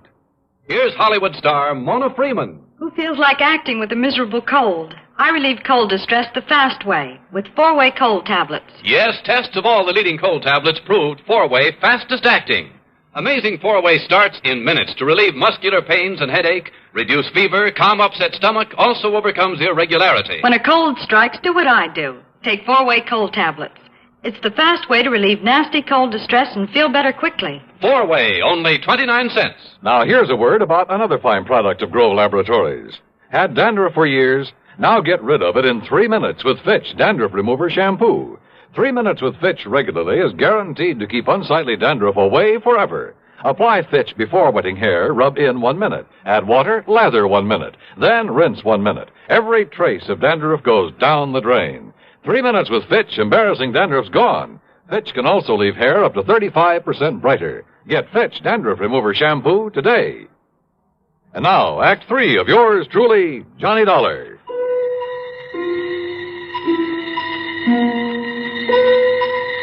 There was something all wrong about the whole setup. I'd smelled the gasoline around that garage before Bertie Larson had slugged me. And what about the can of gasoline he said was left on his doorstep as a warning?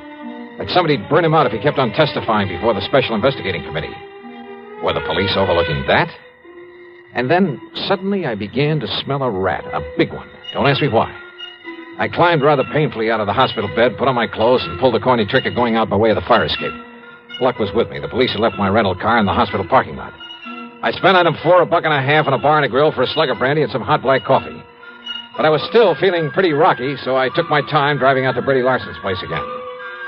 As I stepped out of the car, I noticed a light coming from an open window at the rear and a big sedan back in front of the garage, the trunk of it wide open. Bertie's, or the car of someone who'd come to put the torch to his home. I didn't have to wait long for an answer.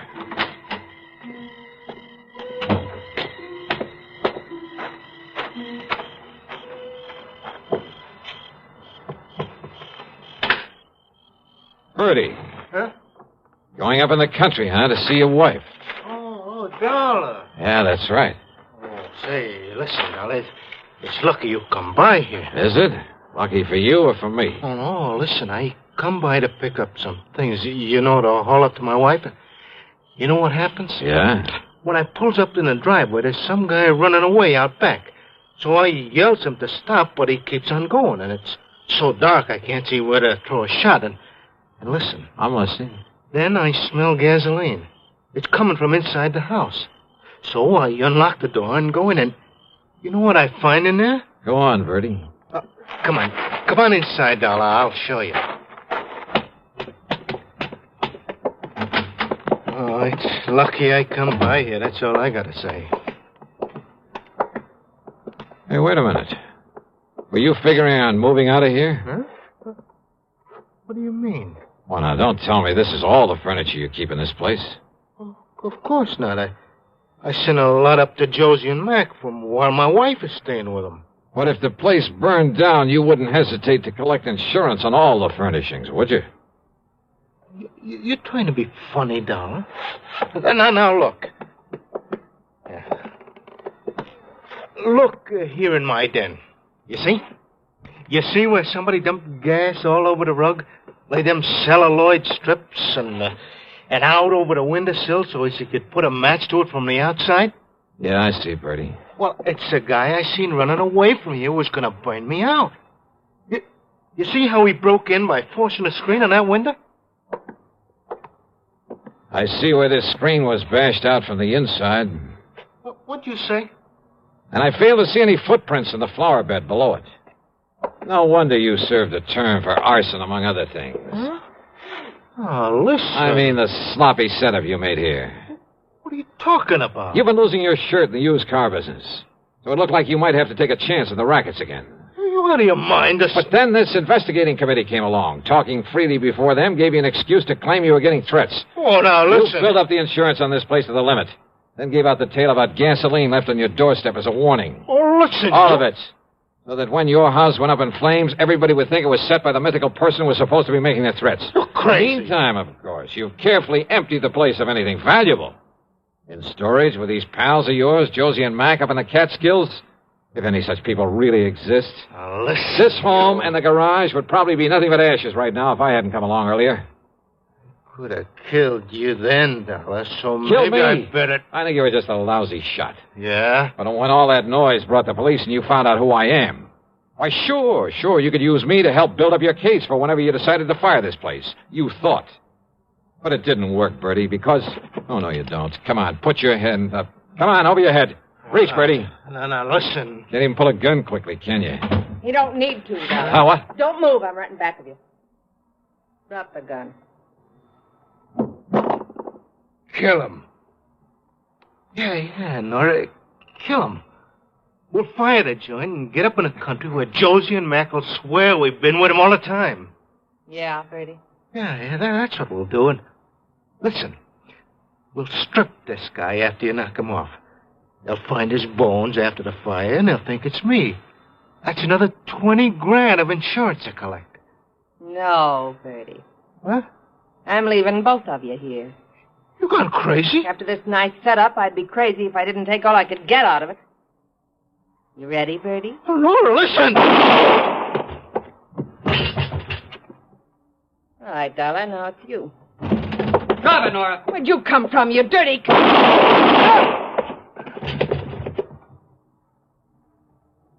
Thanks, Sergeant.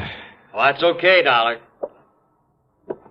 But you can be mighty glad that hospital called me up when they found you'd sneaked out on them.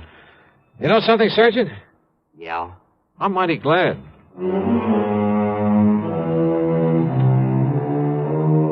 Expense account total, including my hospital bill, my room at the Bellevue, and a couple of meals, plus, of course, the trip back to Hartford, $79.75. Remarks? Why bother? From here on in, it's up to the company and the police to straighten things out. Yours truly, Johnny Dollar.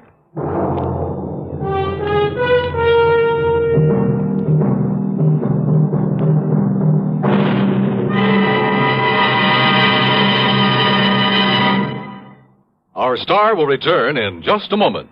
Constipation can be a problem for anyone, even doctors.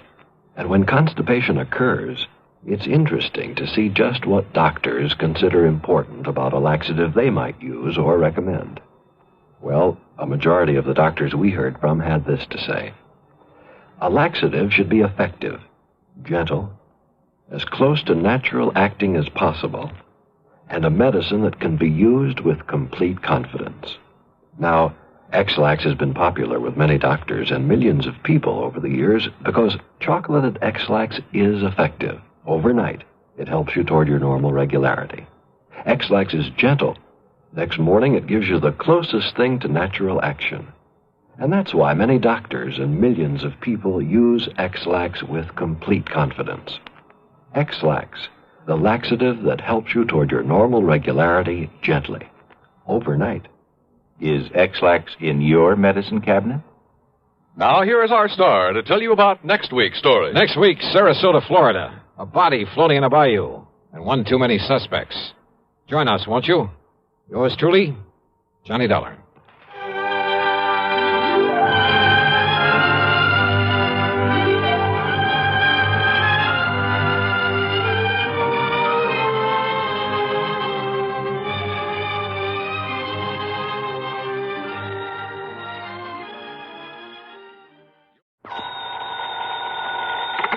Johnny Dollar. This is Mr. Ernest L. Whiteman, Providential Assurance Company. Providential Assurance? That's right. You've heard of us, of course. No, sir, I can't say that I have. But what's on your mind, Mr. Whiteman? Embezzlement. Don't try it. What? Liable to get yourself into a lot of trouble. I beg your pardon. I'm sorry. I was just trying to make it funny. Oh, yes. Yes. Well, now, if you care to look into this for us... Sure, why not? Then I suggest you come here to my office and I shall give you the details. I take it there's a fee here in addition to my expenses? If you recover the money, something over $200,000, you can practically name your own fee. Great. That is up to, say, $5,000. On a $200,000 loss? That's right. Oh, well, then maybe I'd better figure on padding out my expense Now, account. just a minute. Oh, stop worrying, Mr. Whiteman. But if you have any intention of Just holding keep us your up... shirt on. I'll be over to see you.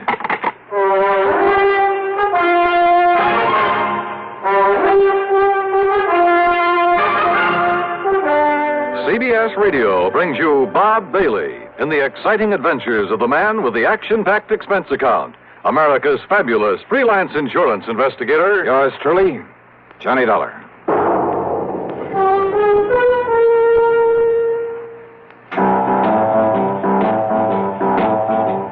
Talk about best-selling records. Here's a familiar tune about America's best-selling filter cigarette, Winston.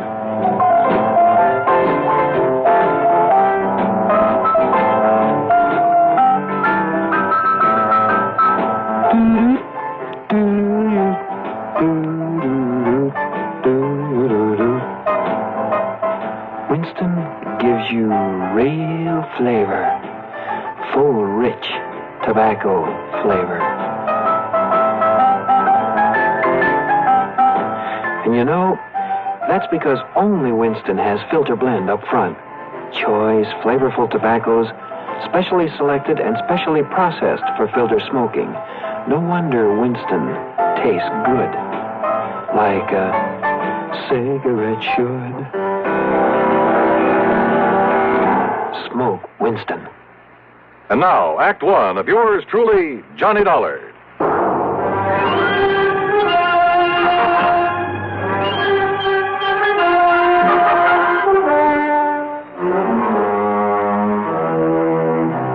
Expense account submitted by Special Investigator Johnny Dollar to the Providential Assurance Company, Hartford, Connecticut. Now, at this point, I don't know if it's the Home Office or not. Anyhow, following is an account of expenses incurred during my investigation of the Hand of Providential matter.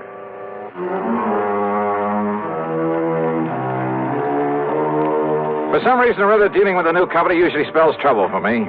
But expense account item one, $1.25 for a taxi to the offices of Providential down in the square. When I say offices, I mean exactly two with a connecting door. I'm very glad to see you, Mr. Dollar. I'm Ernest L. Whiteman. Mr. Whiteman? And this gentleman, Mr. Dollar... I'm the man that had Ernie Whiteman send for you. Yes, this is... Name is Elwood Sprague, Dollar. I'm the owner of this business. The sole owner, Mr. Sprague? That's right, son. Providential Assurance is all mine, lock, stock, and barrel. I see. Made a lot of money in oil down in Texas. Couldn't find any way to spend it all, so I started this here.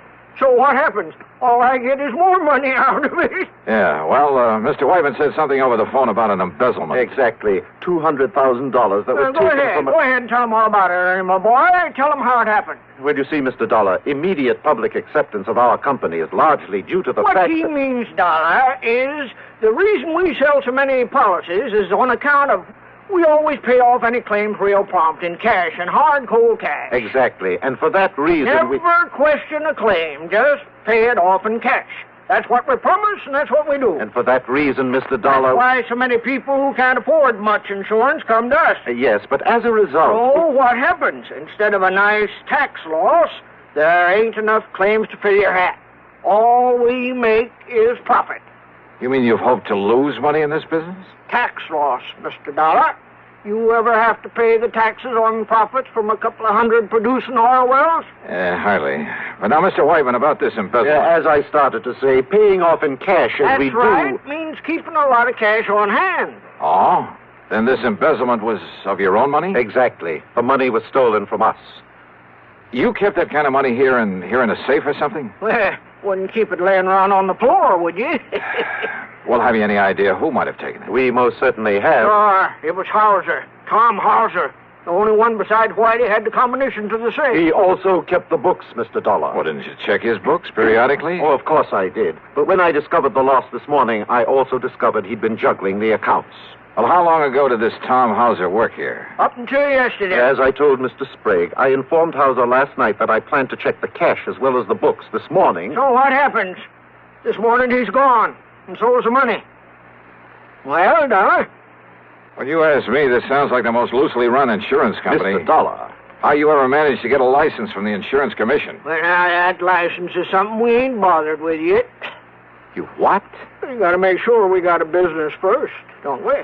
Are you kidding? Do you realize what the commission will do when they find out about this? Don't give it a thought, son. To say nothing of the police? Your job is to catch that Tom Now, Hauser. look here, Mr. Sprague. Then, if the insurance commission or the government or anybody says we're doing wrong... And you can bet they will. Why, then I'll pay up and get out of this business. Believe me, it'll cost you a lot more than this $200,000. Well, sure, maybe a couple million. It'll make a nice tax loss. Yeah, and you'll probably end up in jail. Well, now, you let me worry about that. Your job is to get this embezzler. And don't forget, we're paying you $5,000 to do it. Look, you say it may cost you millions to get out of this mess. That's right. And yet you're worried about a couple of $100,000? Well, now, that's different. Huh? That was stolen, son. That was illegal. Trying to make sense with this man was like trying to reason with a hitching post. I told him I didn't want the case and that I could understand why he'd hesitate about calling in the police. Sure, they'd probably start asking questions. With the only answers he could give them, he'd really be in trouble. I told him that my only duty, as far as I could see, was to notify the commission of this whole operation. Sure, son. If your conscience hurts you, go ahead, notify him. After you got this money back first. After? Well, I don't know much about investigation, but seems to me that with him gone only a few hours, well, if I was you, I wouldn't be wasting any time. Yeah, you got a point there. Sure. And don't you forget that $5,000 that's waiting for you when you bring that money back. Well, I ask you, what would you have done? And with a fee of $5,000 dangling in front of your eyes? Yeah, that's what I did. I took the case.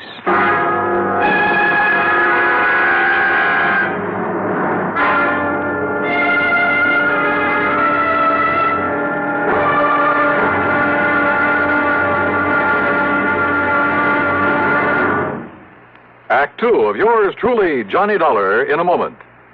Higginbotham here. We will now commence our lesson in stereophonic reproduction. Listen to the call of the spotted bill snicker on ordinary stereo. Now then, on a Columbia Stereo 1 phonograph. Obvious difference, what? The Columbia stereophonic system really causes all others to blush, for it is not composed of just a few separated speakers. Columbia is the originator and exclusive purveyor of stereo projection. Only Columbia fills every inch of a room with real, lifelike sound. Now, when I was bird watching with the Duchess of... But let that pass. You simply must hear the Stereo 1 phonograph by Columbia.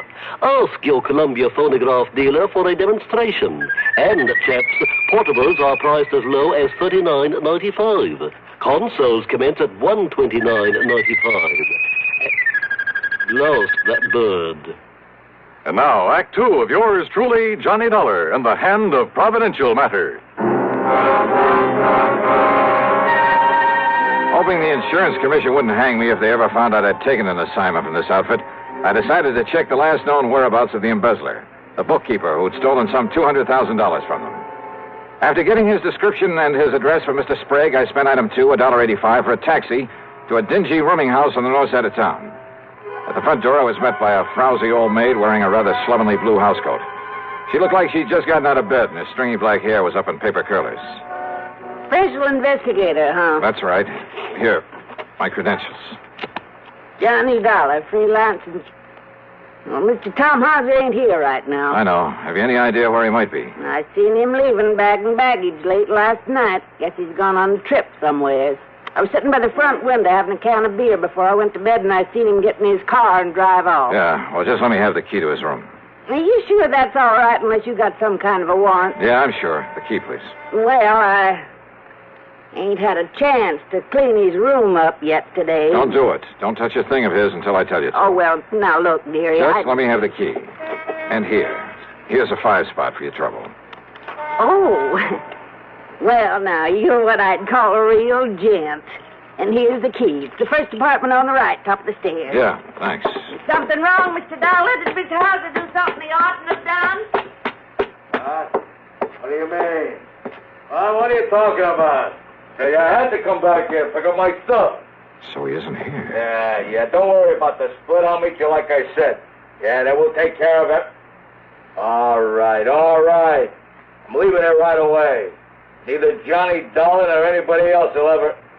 He what? Well, if he does, I'll be ready for him. Now, come on now, hang up. Let me get out of here. Stop worrying, pal. I can take care of him and anybody else. Quietly as possible, I slipped the key into the door. I had some difficulty turning it, but finally heard the lock slip. Then I started slowly turning the knob. And then, well, I'm not quite sure exactly what did happen, except the door was suddenly pulled open so quickly that... Okay, baby. Oh. Hey, you want some more? What's the idea of hanging around outside? Wait a minute. You must be Dollar. Yeah, Johnny Dollar. Then, baby, I'm gonna make sure you never get up again. Never! Never!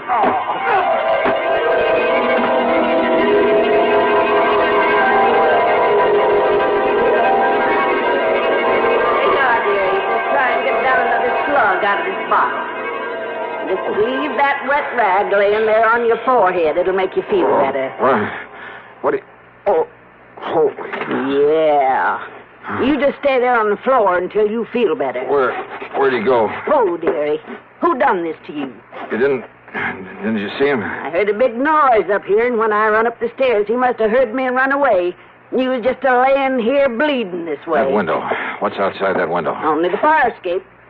Look, dearie. Yeah? Busted table lamp. This must have been what... Don't touch it. What? No, I'll wrap it in my handkerchief and... But who could have come here and done this to you? I can't imagine. Well, I can. Tom Hauser. Item 3, $1.20 for a cab to police headquarters. Anybody but Sergeant Ed Wilson would have asked a lot of questions that I didn't feel like answering. Ed simply took the lamp, told one of the boys in the lab to check, and if he found any prints on it, to classify them, then send a teletype to Washington. Item 4, $1 even for a cab to my apartment. After a long, cool shower, I felt somewhat better. I just got back into my clothes when the phone rang. Johnny Dollar. Ed Wilson, Johnny. Those prints on that lamp. Yeah, Ed. Thomas Harker, alias Tim Hosker, alias Tommy Hauser, alias just about everything else you can think of. Johnny, that boy is one of the 10 most wanted. No kidding. And for everything from safe-cracking to murder. You got any kind of a lead on him? Only that rooming house where he slugged me. Then he may be 100 miles away by now. I wouldn't bank on it. So, Ed. Yeah? You'd better put out that good old dragnet. Oh, don't worry, Johnny. But listen, just remember one thing about him. Like what? If that boy thinks you recognize I didn't even get a look at him. Maybe he doesn't know that. And if he finds out he didn't kill you, Johnny... Well? He'll be back to finish the job.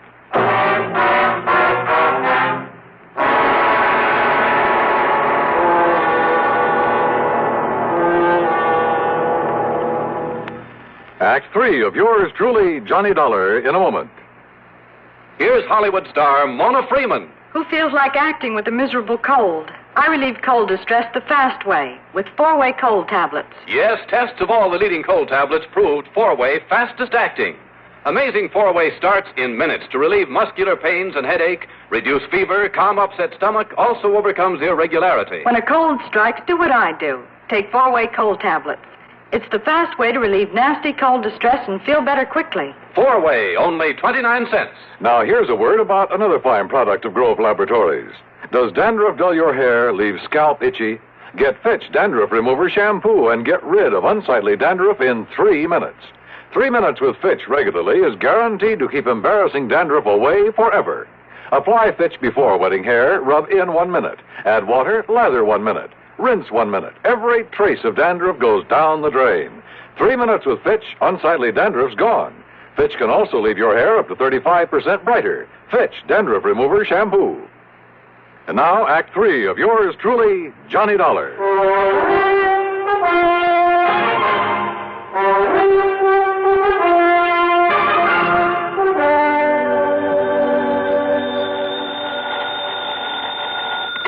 Yeah, Ed. Ed, this is Pat McCracken, Johnny, at Universal Adjustment Bureau. Oh, sorry, Pat. I thought it was Ed Wilson again. Sergeant Wilson at police headquarters? Yeah, and listen, I'm in kind of a hurry. Oh, then I won't hold you. I was just hoping you'd have time to look into what appears to be a phony insurance company for us. What? Keep talking.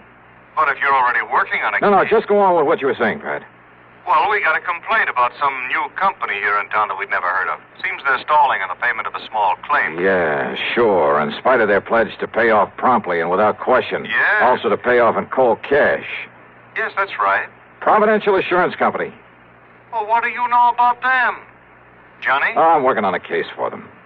Oh, no. Oh, Johnny, don't. I telephoned the commission, to find out who they are and Yeah, where but the they commission never heard of them. are. Exactly. So if I were you, until we can find out whether they're a legitimate outfit, Johnny, I wouldn't touch them. Hey, tell me, Pat, what'll the commission do?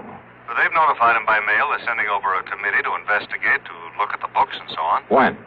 First of the week, Monday or Tuesday. Why? That may be too late. What? If that outfit's what I think it is, and if I can do what I think I can. Johnny. Well, if I can't collect my fee and expenses from them, maybe I'll send a bill on to you. What? After all, I may be doing the whole insurance business a great and glorious service. Johnny, what are you talking about? That is, if I don't get killed first. Listen, Johnny. I'll see you later. Now the question is, but wait a minute. If Providential is what I think it is, where does Tommy Hauser's theft of $200,000 come in? If he was working for them. Well, why did they call me in?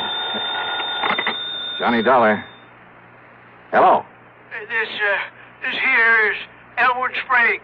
Oh, yeah, Mr. Sprague. I wasn't sure I'd find you in. Yeah, I think I can understand that. Or maybe you weren't sure you'd find me around at all anymore. No, listen, don't get me wrong, Dollar. I want to see you. I got to see you right now. Yeah, why not? They're at your office? No. Well? My room, here at Guilford. And you'll come alone? Are you alone, Mr. Sprague? Yes, Mr. Dollar. Will you come right away? Yeah, as soon as I can. Thank you. That's funny. If he wants to see me, if he is alone. Or is this some kind of a trap? No, there was absolute sincerity in his voice. I was sure of it. Yeah, and there was something else, too. Fear. Maybe that was it, fear. Hello? Johnny, listen, you said you'd been working with the police. So? Well, I knew I'd never get anything out of you, so I called them. Listen, if this Elwood Sprague of Providential has anything to do with the beating you took, has he? Pat, I'm on my way over to see Sprague right now. Well, I tried calling Providential. He isn't there. I know. But if he and that gangster, that Tommy Hauser... Sorry, Pat, he's waiting for me over at the Guilford. Johnny... There was no time to waste. Maybe Hauser was still gunning for me, but if so, well, maybe I wasn't the only one. Item 5, a couple of bucks for a cab to the Guilford Hotel. And there in his room, I found a very different Elwood Sprague than I talked to earlier. And the story that he slowly, nervously unfolded proved to be very interesting. So maybe I didn't ever make no oil fortune there in Texas. It ain't so easy down there as you might think. But I learned to use my wits and my brains to get along by outsmarting the next man. You see what I mean, Mr. Dollar? Then those 200 oil wells you were talking about... Well, it made a good line. It fooled you, didn't it? It even fooled Ernie Whiteman for a while. That's what gave him the idea. The idea for what, Mr. Sprague? Well, me to front for this insurance racket. Collect a lot of premiums and then we'd skip town. Right in the heart of the insurance industry? Always harder to pick out a bad apple in the barrel full, ain't it? Oh, brother. So what happened? That Ernie's a salesman, Johnny. When he got started on the country people around here, the money come rolling in. And when somebody made a claim, we stalled him on it. How long did you think you could get away with this? Until the commission got wise to us. Then we'd move out. The commission was planning to investigate you next week. I know. Only by that time we'd be out of here. You and Whiteman and this Tommy Hauser. Hauser. Ernie brought him in. He said because he had a record, the police would know about him, so he would take the rap if anything went wrong. But then he walks out with all the money last night. And then you sent for me. Why? Because Ernie and me go after Hauser, he might have killed us. Ernie didn't want to send for you, but I made him. I held a gun on him. Oh, real nice people. Because maybe Hauser didn't know you. Maybe you could nab him and get the money for us. So what if you did get wise to us? What if we should have to cut you in to keep you from blabbing to the law? You rotten. Do you think everybody in this world is a crook? Well, at least it was better than leaving Hauser get away with all of it. It looks to me like he has so far. Well, Johnny, now listen. Oh, I'm listening. Now Ernie didn't know it, but I heard him on the phone. He was talking to Hauser. He was double-crossing me. They're meeting somewhere to split the money. Yeah? Well, what else could you expect? Now listen, Johnny. Then they're coming over here to kill me so that I can't talk, you see. That's when I phoned you to come over here. And you think for 1 minute I'm going to stick my neck out to save that lousy hide of yours? Oh, you got to, Johnny. You got to. All I got to do is turn you over to the police. The police? Or would you rather just sit here and wait for Hauser and Whiteman? Well? Oh, all right, Johnny. All right, come on.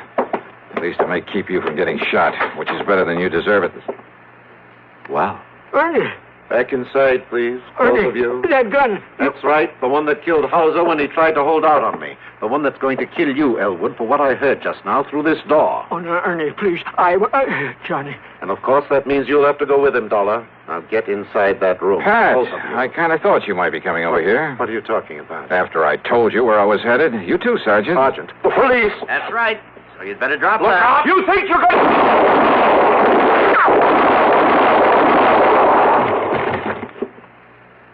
Well, Johnny? Thanks, Ed. You too, Pat. Oh, and Ed. Yeah, Johnny. Maybe you'd better put a pair of cuffs on Mr. Sprague here. You know, to keep him out of any more trouble. Oh, I'll go along peaceful.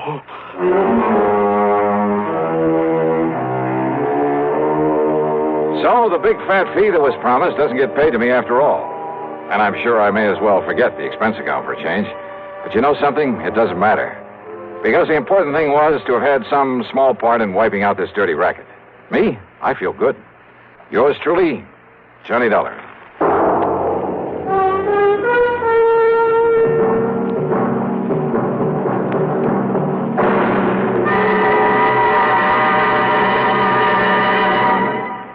Our star will return in just a moment.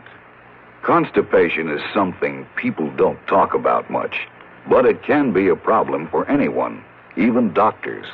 And when constipation occurs, it's interesting to see just what doctors consider important about a laxative they might use or recommend. Well, a majority of the doctors we heard from had this to say. A laxative should be effective, gentle, as close to natural acting as possible, and a medicine that can be used with complete confidence. Now, X-Lax has been popular with many doctors and millions of people over the years because pleasant-tasting chocolated X-Lax is effective.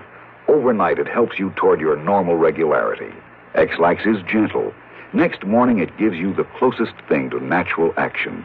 And that's why many doctors and millions of people use X-Lax with complete confidence. X-Lax, the laxative that helps you toward your normal regularity, gently, overnight. Is X-Lax in your medicine cabinet?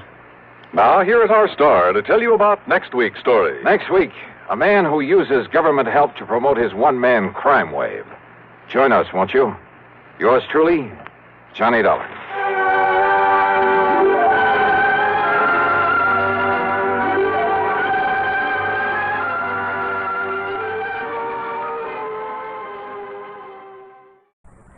It's time now for Johnny Dollar. Hi.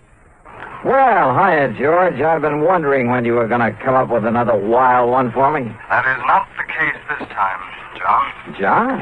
Tell me, how is your, have you had a security clearance lately? Well, sure, in connection with that rocket fuel case I handled. Good. But, now, what's this all about? Well, I can hardly discuss it with you over the phone. Oh, top secret, huh? Top secret, and of tremendous importance. Okay, George. I'll run over and see you.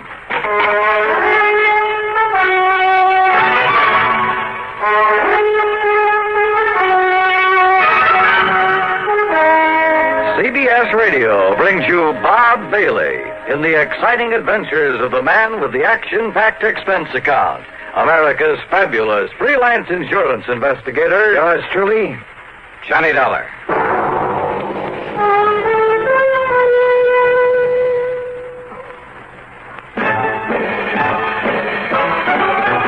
Are you smoking more now, but enjoying it less? Have a real cigarette, have a Camel. Are you missing the smoke? The nation likes that. Have a real cigarette, have a Camel. Are you looking for flavor and mildness? Have a real cigarette, have a Camel. The best tobacco makes the very best smoke. Have a real cigarette, a real cigarette, a real cigarette, have a Camel. If you're smoking more today, but enjoying it less, try Camels. More people smoke Camels than any other cigarette. Any filter, any king, any regular. The Camel blend of costly tobaccos has never been equal for rich flavor and easygoing mildness. The best tobacco makes the best smoke. Have a real cigarette, a real cigarette, a real cigarette, for Camel. And now, Act One of yours truly, Johnny Dollar.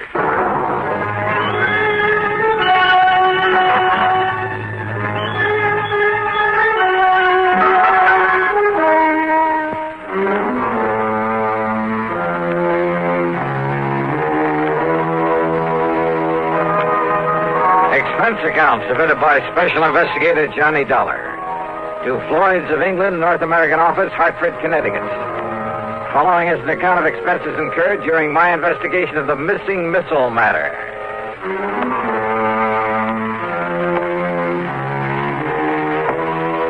When George Reed starts calling me John, well, it must be pretty important. So expense account item 1, $1.25 for a taxi over to the square on the office of Floyd's of England. We'll use this rather isolated office in the back so as not to be disturbed. Yeah, okay. Or overheard. Now, if I seem to be somewhat vague about this whole thing, I assure you it's only because of my own rather limited knowledge of... Well, sit down, Joe. Well, you can hardly expect me to investigate something unless I know what it's all about. Well, John, out on the West Coast... Oh, come off this John stuff, will you? I'm sorry, Johnny. But now listen. Yeah, shoot. Out near Los Angeles, in North Hollywood to be exact, is a small plant that operates as the Smithwick Paint Remover Company. Oh, what's so all-fired mysterious about that? Not one drop of anything even faintly resembling paint remover has ever been put out by them. Huh? Actually, that name is only a blind, a cover-up. Yeah? For what? An outfit that might better be called the Smithwick Missile Development Company. Government stuff, huh? Johnny, they have no official connection with our government whatsoever. But unofficially? That's the sort of question we never ask. So far as anyone knows, our government simply doesn't recognize them, gives them no support, financial or otherwise. So far as anyone knows. Which means they receive no protection from Uncle Sam either. So Floyd's of England writes the insurance? Precisely. Under orders from our top brass. Well, what's happened out there? What's the trouble? Johnny, it appears from what Smithwick told me on the phone that one of their missiles is missing. Oh, well then. What? Yes. Oh, now look, George, I heard of a guy who mislaid a bass drum once and somebody who had an elephant stolen. Johnny. Oh, one of those missiles? Oh, wait. Hey, maybe he was talking about one that got lost in outer space. But then why send for me? They have nothing whatsoever to do with the firing of those things. But don't you... A small plant out there, did you say? Yes. Oh, then it simply doesn't make sense. Now, George, Johnny, all I know is what Dr. Smithwick told me over the phone. Now, I agreed to have you go out there immediately. He'll be waiting for you there whenever you get there. Well? Okay, George, whatever you say.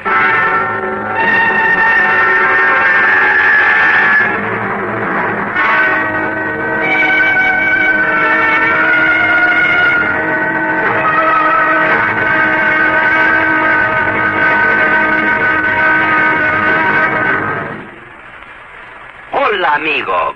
You want to know about stereo phonographs? Listen to my last bullfight on ordinary stereo. Ole. But now, Columbia Stereo 1.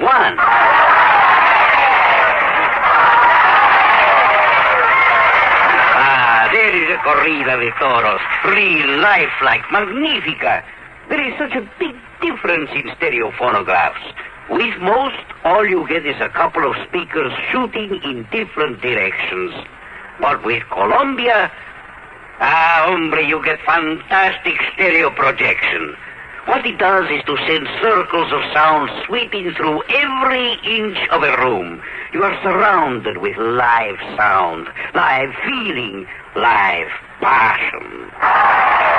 Ole! Ole! How they cheered me. Ask your Columbia phonograph dealer to demonstrate Stereo 1 by Columbia. Prices start as low as $39.95 for portables, $129.95 for consoles. El picador! Who let that bull out? And now, Act Two of yours truly, Johnny Dollar and the Missing Missile Matter. Expense account item 2, $8 for a plane to New York. Item 3, $176.25 for a 707 to Los Angeles. I arrived about 6 p.m. Pacific time. Item 4, $50 deposit on a rental car, and I drove to North Hollywood, to the so-called Smithwick Paint Remover Company. As I walked into the reception room at the front, a good-looking blonde hurriedly closed the door in back of her that led to a huge room full of desks and drawing boards, but no people. Yes, sir. Oh, my name is Dollar, Johnny Dollar, and I'm here. Johnny Dollar, the insurance investigator. Gee. My name's Gloria, Johnny. Gloria Snowden. Snowden? Will you just call me Gloria, huh? Why not? But look, I've come to see Dr. Smithwick. Oh, that's too bad, Johnny. He isn't here. Is what? Well, he left very suddenly late this morning for Washington or someplace, I guess. Oh, no, that's funny. After asking He for asked me me to be sure and stay here until you came, and... Gee, I didn't think it was really going to be you, Johnny. He just said Mr. Dollar would be arriving, But anyhow, when he makes these sudden trips, he's always back here first thing in the morning, and I'm sure he wants to see you. So my. Funny, though. What? What, Johnny? Well, I suppose I'd better get something to eat and find myself a place to sleep. Oh, gee, I'm hungry, too. And it's all your fault, Johnny, because I had to wait around for you. Well, then the least I can do is take you out to dinner, okay? Oh, gee, yeah. And I'm free all evening, too, Johnny. Great. We'll do the town. Now, is there a hotel or a motel around here where I can hang my hat? Oh, gee, I don't... Well, there's the Paradise Motel over on North Sherman Way. It's kind of a smallish place. On North Sherman Way. 1131. Then just let me drop off my luggage, shower and shave, and I'll pick you up. Where do you live, Gloria? Oh, I'll just wait here for you. I have a couple of things I ought to do before I leave. Okay, whatever you say. And you don't mind taking me to dinner, I mean? Are you kidding?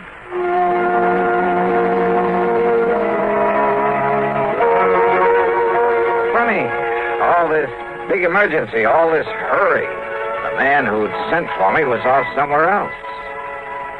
I should have asked for directions because it was over half an hour before I finally found the Paradise Motel. It was hardly the place I would have picked, but oh well.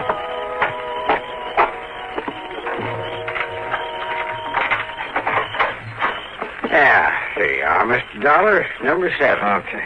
This be satisfactory? Yeah, sure. Because if it ain't, I got other vacancies. No, this'll be all right. Anything you want, I'll be in the office. Well, I could sure use a few ice cubes. Oh, brought your own jug, huh? Have them for you in the jiffy. Good. Now, let's see. Shirts will go in here, I guess. Huh? That's about the fastest service I ever heard of. Mister, you certainly don't waste any... Hello? Somebody out here looking for...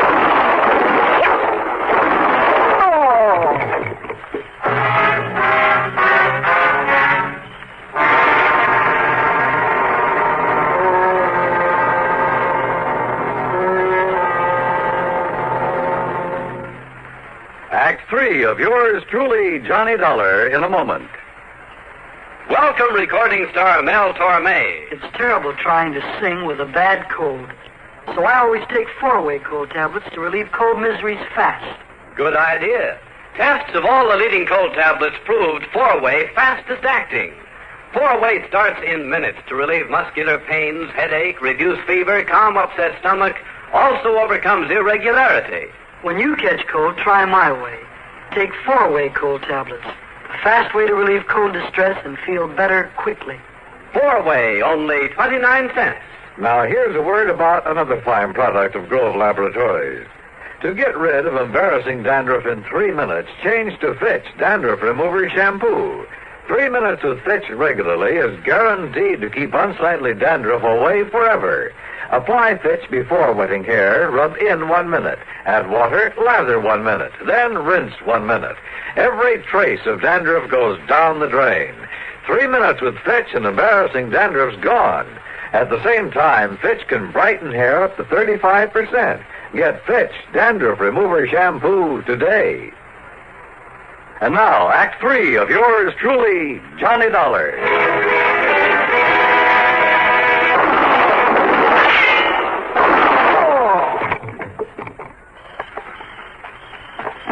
Mr. Dollar, what was that noise? You been hurt? Then that was shots I heard. Mr. Dollar? Whoever fired him was a pretty lousy shot, thank heaven. Oh, then you're okay? You mean he missed you? Oh, how do you know that wasn't just a backfire you heard? Backfire? Yeah, from some passing car. Well, don't you tell me that is any backfire. Wait a minute. He, did you say? Well, yeah. Well, did you see him? Get a look at him. Oh, no. I was in back at the ice machine. So he could have gone into the office to look up my room number. I heard the noise and that car pulling away, and I just come running. Yeah, that car must have been waiting around the other side of this motel. Now, look, mister, what'd you say your name is? Barnwell. Jed Barnwell. And, Mr. Dollar, I'm going to call the police. No, don't. Huh? Well, now, I realize you're a special investigator, some kind of... That's right. And I don't want you to call the police in on this, not yet. But now, look... That's an order. You got the authority? Not only that, but, look, I want to rent another room from you. Oh, you mean you'll pay for both of them? That's right. You have another vacancy? Well, if you want the truth, you're the only guest I got tonight. I can understand that. So you take whichever unit you want, and I'll sign you into it. No, just let my name appear on the register for this one. Then you toddle off to bed and forget about me. Well, and here. Here's a 5-spot for getting me the key to the one next door, number 8. Oh, yes, sir. Yes, sir. Whatever you say, Mr. Dollar. And you still want them ice cubes? Brother, I sure do. I left one handbag and its contents in number 7. Then I sat quietly in the darkness of my own room and waited. But I suddenly remembered my dinner date with Gloria Snowden, so I jumped into my car and drove back to the missile development plant. The place was dark. I drove to a corner drugstore to a phone booth and looked for Gloria's name in the directory. It wasn't. So, back to the motel. In number 7, the room registered to my name. The door was still locked. I went back to number 8 and sat there trying to think this thing out. I doused the light, pulled my gun out of the holster, and sneaked quietly to one side of the doorframe. Mr. Dollar?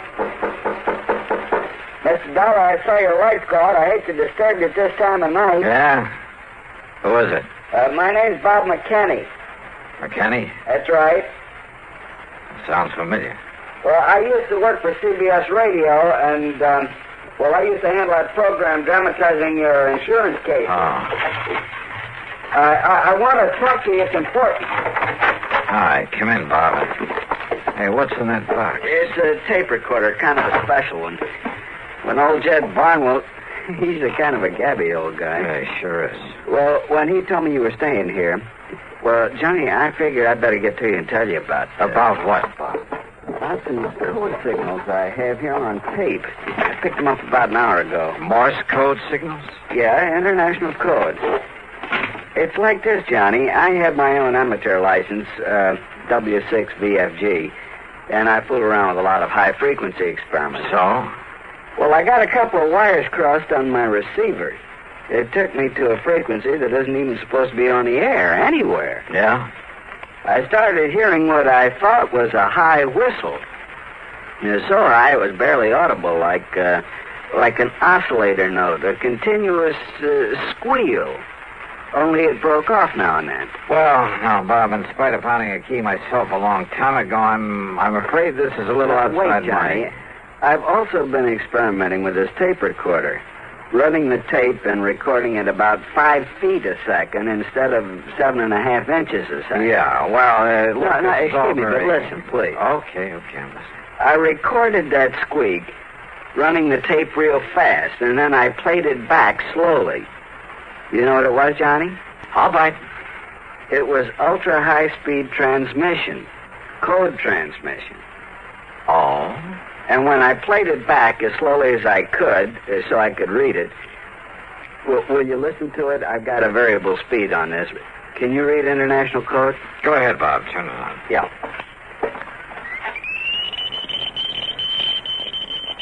Oh, can't you slow it down a bit? Maybe by holding back on the reel. Wait a minute. Listen to that. That's what I mean, Johnny. It's legitimate code, all right, only...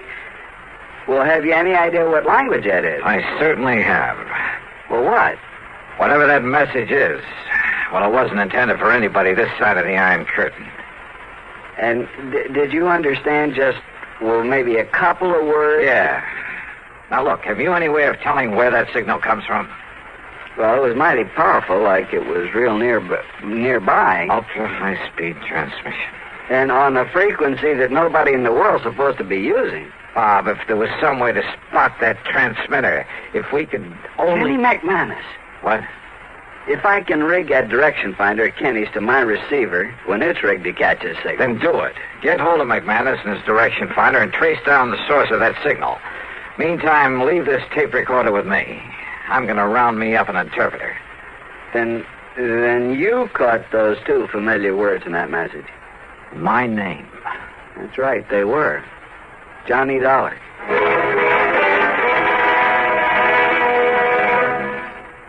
Act 4 of yours truly, Johnny Dollar, in a moment.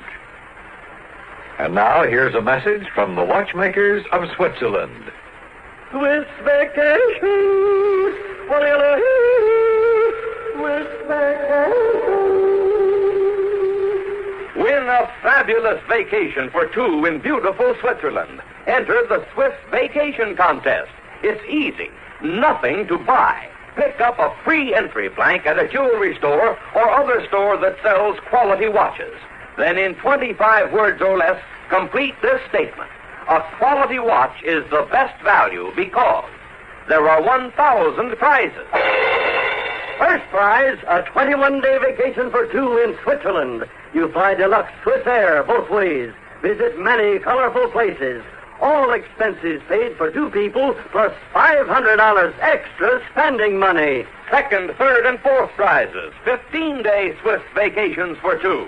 Also, 4 mink stoles, 8 Bolex movie cameras and projectors, 12 Hermes typewriters, 160 $100 watches, 812 gala assortments of Tobler Swiss chocolates. Enter the Swiss Vacation Contest today. Free entry blanks at your jewelry store. And now, Act 4 of yours truly, Johnny Dollar.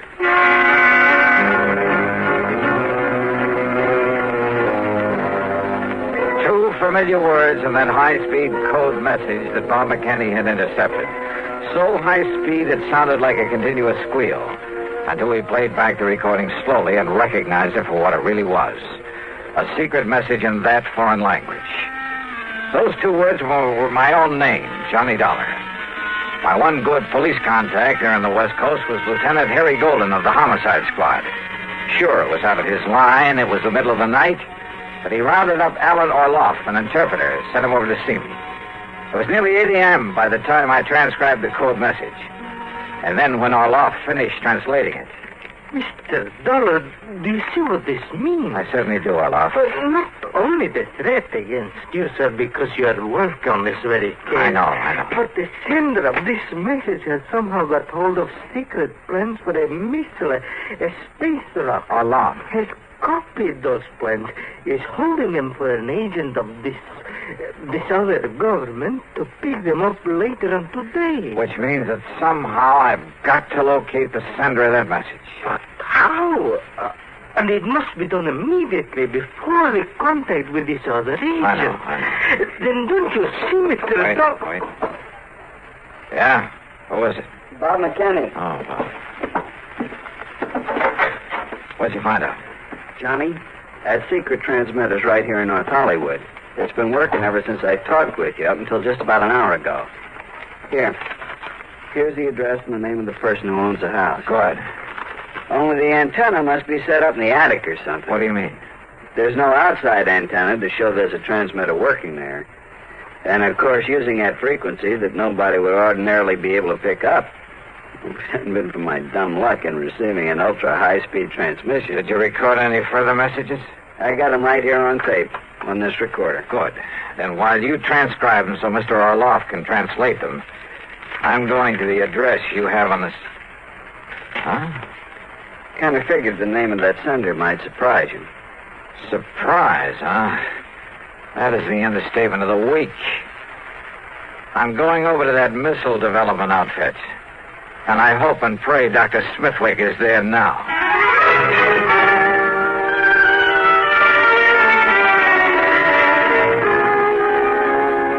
So perhaps I was wrong, Mr. Dollar. After all, I'm a scientist, not a file clerk. But I was certain the plans for that missile were missing from the vault just before I was hurriedly called to Washington. Dr. Smithwick. Contrary to our usual policy, I asked the government to send some men here to investigate. They'll probably arrive here shortly. Doctor. Yet now on my return, I find the plans intact in their proper place. Oh, those plans were stolen, all right.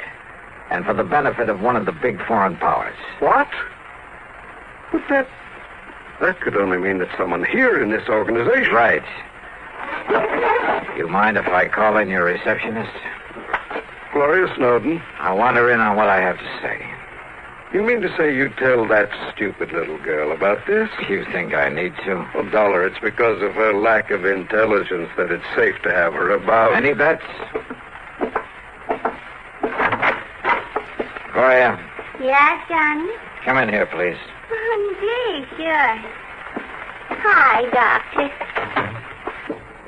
Now, Mr. Dollar. Doctor, Gloria was the only one beside yourself who knew I was out here, who could have arranged or carried out the attack on me last night. Attack? More important, she's the last one you'd suspect of being able to gain access to your vault, of taking the plans, having them copied, and preparing to turn them over to a... Well, it sounds corny, but to a foreign agent. Are you serious? Whatever you mean by that. However, having intercepted a radio message sent out from a transmitter hidden away in her home. Well, this, Doctor, is a slowed-down, intelligible tape recording of that message. Well, I don't know what... Well, Gloria, or whatever your real name is. Very well, Dollar. And, of course, neither of you gentlemen can be allowed to leave this office. Gloria, that gun. That's right. Any famous last words, Dollar? You know, Gloria, this tape recording is the only real evidence I have against you. What? So what? So here. Maybe you'd like to have it. Oh, no, you...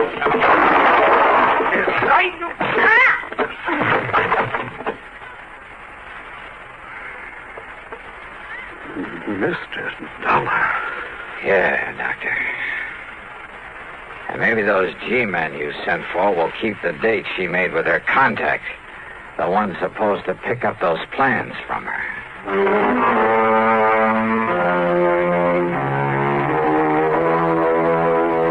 The government boys were more than glad to take over.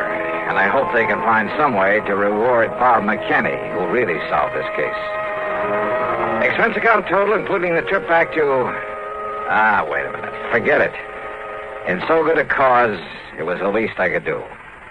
Yours truly, Johnny Dollar.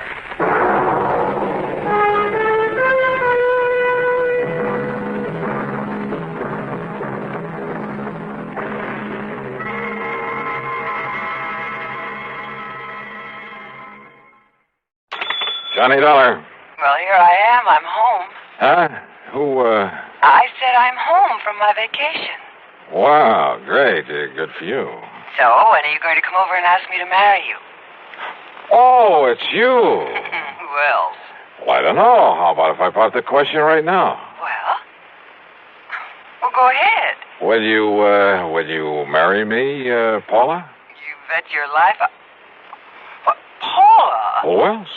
Why, you two-timing... This is Betty Lewis. Yeah, I know. Come clean with me, Johnny. Who's Paula? Oh, now, does it make any difference? Paula who, Johnny?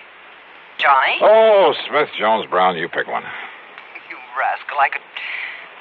You were kidding me, weren't you? Weren't you kidding me? Oh, yeah, sure, I guess so. Oh, sure, honey. With this crazy business of mine getting slugged and shot at all the time, well, you know as well as I do it wouldn't be conducive to a happy married life. Not for either of us. Yes, I know, honey, but someday... Yeah, someday. Anyhow, I'm home again for my extended vacation, so... So, how about dinner and a show and a big night all around? I'd love it. Say 7 o'clock? Make it 6:30 and I'll have cocktails ready and waiting. Right here at 11325. Betty, my love, it's a deal. Good. I'll see you in exactly 7 hours and 31 minutes. On the nose. Bye, honey. Yeah. Well, let's see now. Yeah, honey. Huh? Don't give me that honey stuff. This is Randy Singer. Randy, how's the old New York Police Department these days? Johnny, I gotta see you. Okay, I'll run on down there first thing in the morning. No, I mean now, right now. Oh, well, now, look, Randy, I got a date tonight, important one. And I gotta go out of town with the chief on a murder case, leaving in a couple of hours. Maybe gone a week, maybe longer, so grab a train, will you? Well, if I could be sure of getting back here by early this evening. Back there in Hartford is where you should be, as quickly as possible. Huh? After I've talked to you. So if this timetable I have means anything, you can grab a train in about 20 minutes. Well, now listen, Randy, I'll have the boys in the prowl car pick you up at Grand Central Station. Listen, will you? Grab your hat and come on. See you, Johnny. Randy!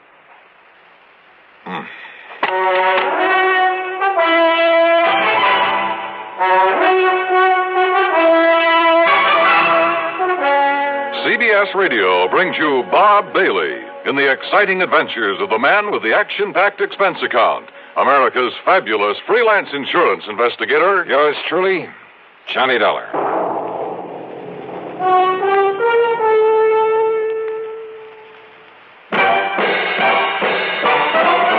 Are you smoking more now, but enjoying it less? Have a real cigarette, have a Camel. Are you missing the smoke the nation likes best? Have a real cigarette, have a Camel. Are you looking for flavor and mildness? Have a real cigarette, have a Camel. The best tobacco makes the very best smoke. Have a real cigarette. A real cigarette. A real cigarette, have a Camel. If you're smoking more today, but enjoying it less, try Camels. More people smoke Camels than any other cigarette. Any filter, any king, any regular. The Camel blend of costly tobaccos has never been equaled for rich flavor and easygoing mildness. The best tobacco makes the best smoke. Have a real cigarette. A real cigarette. A real cigarette, have a Camel. And now, Act One of yours truly, Johnny Dollar.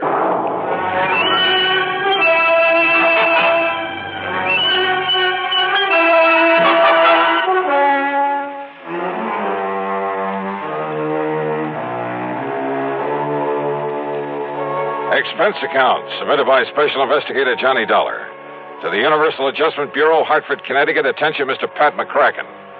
Following is an account of expenses incurred during my investigation of the double identity matter.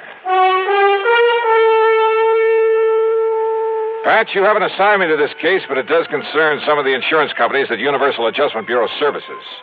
And if there's any question about reimbursing me for whatever charges I may run up, well, read on. Expense account item 1, $4.95, taxi to the station and a train down to New York. As promised, Lieutenant Randy Singer had a prowl car waiting for me at Grand Central, and a few minutes later I barged into his office in the Homicide Division of the 18th Precinct. Okay, Conroy, okay. Just go tell the chief I'll be ready to leave by the time he is. Now, go ahead. Yes, sir, Lieutenant. Sit down, Johnny. Glad you could make it. All right. Tell me one thing, Randy. Is this an insurance matter? It sure is, or rather, they are. They? Maybe you weren't called in on them, but, brother, you should have been. Here, look here. Fall 1956. John R.V. Brownfield. Lived in a small apartment over on the east side, but the old boy had a lot of money. So what happened? Somebody knock him off? His death was pronounced a suicide, overdose of sleeping pills. Yeah, happens all the time. Does it? The insurance company that paid off was Eastern Casualty and Trust. Oh? How much? $41,000. Beneficiary? His wife. He'd only been married to her a couple of months. And after she collected, well, she just sort of dropped out of sight. Ask me, a lot of those companies of yours pay off too fast. Now, what do you mean by that? Listen, September 1957. Franklin P. Ogborn died the same way. Insurance paid to his widow was $30,000. Tri-Mutual Insurance Company. Well, now, Randy, the mere fact that he also died from an overdose... Listen, will you? August 1958. Peter William Gerhardt. Same thing. His widow collected $50,000. Are you trying to say you don't think they were suicides, Randy? I'd bet my bottom dollar on it. Why? Now, here's the last one, middle of last month. William Earl Chadwick. $25,000 to the widow. I said, why? Johnny, in every case, the marriage was only a few weeks old. A good-looking young girl and a wealthy old man. Also, circumstances of death were exactly the same. Exactly. You investigate them all yourself? No, they all occurred in different precincts. So until I started digging through these files, until I realized that all these men had been married, and for only a short time, mind you, had all been married to the same girl. What? Yes, sir. You're sure of that? She used a different name every time, and we have no pictures of her, but, Johnny, according to the description by all the people who'd seen her, well, Johnny, it's one and the same gal. Okay, Randy, as long as there was insurance paid by some of the companies I work for. Right. Now, so far, I've been running this down alone on my own hook until I could really spot her. So what happens when I finally do locate this dame? I'll bite. What happens? She turns up outside my bailiwick. Also, I suddenly got to go out of town for a week, maybe longer. But you, being right there. Yeah, right where? Hartford. That's where I've traced her to. Oh? You know her name? Sure do. So I'm handing it over to you, Johnny. You've done me a lot of favors over the years, so... Well, maybe you can collect yourself a nice commission. Oh, what is her name, Randy? She lives at 11325 East Maple Drive. 11325. That's right, and she goes by the name of Lewis. What? Yep, Betty Lewis. Oh, what's the matter, Johnny?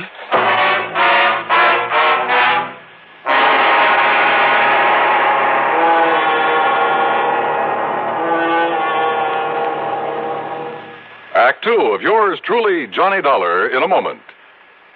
Are you looking for a career with a lot of bright job opportunities and a chance to be someone?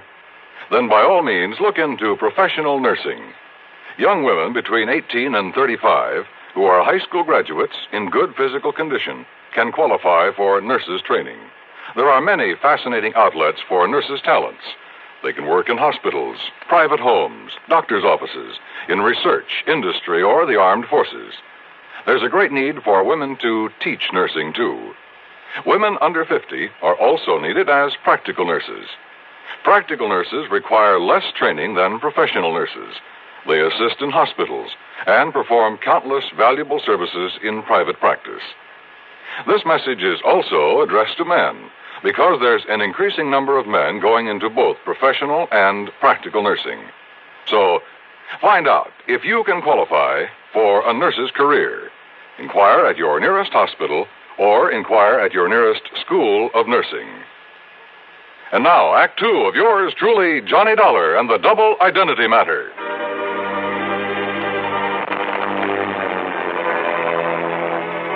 I went over the files on the so-called suicides word for word. I read and reread the descriptions of the widows. They all were the same. No question about it, the same girl had been married to each of the four victims, had been married to each of them only a very short time. Then after death, from an apparent overdose of sleeping pills, she had collected the insurance and quietly dropped out of sight. But Lieutenant Randy Singer, NYPD, had tracked her down and traced her to Hartford. And according to him, according to the description, she was Betty Lewis of 11325 East Maple Drive. Betty Lewis, the girl I knew and palled around with. The girl I had a date with that very night. The one girl in the world I almost took seriously. What is it, Johnny? You know her? You know this girl? Yeah. That is, I think I've seen her there in Hartford, Randy. Good. Then go back there. Get next to her, Johnny. Trip her up. Make her spill the beans about these murders. Murders? Well, don't you agree she must have fed those old codgers all those sleeping pills just to collect their insurance? Kind of looks that way, doesn't it? What's the matter with you, Johnny? It's as plain as the nose on your face.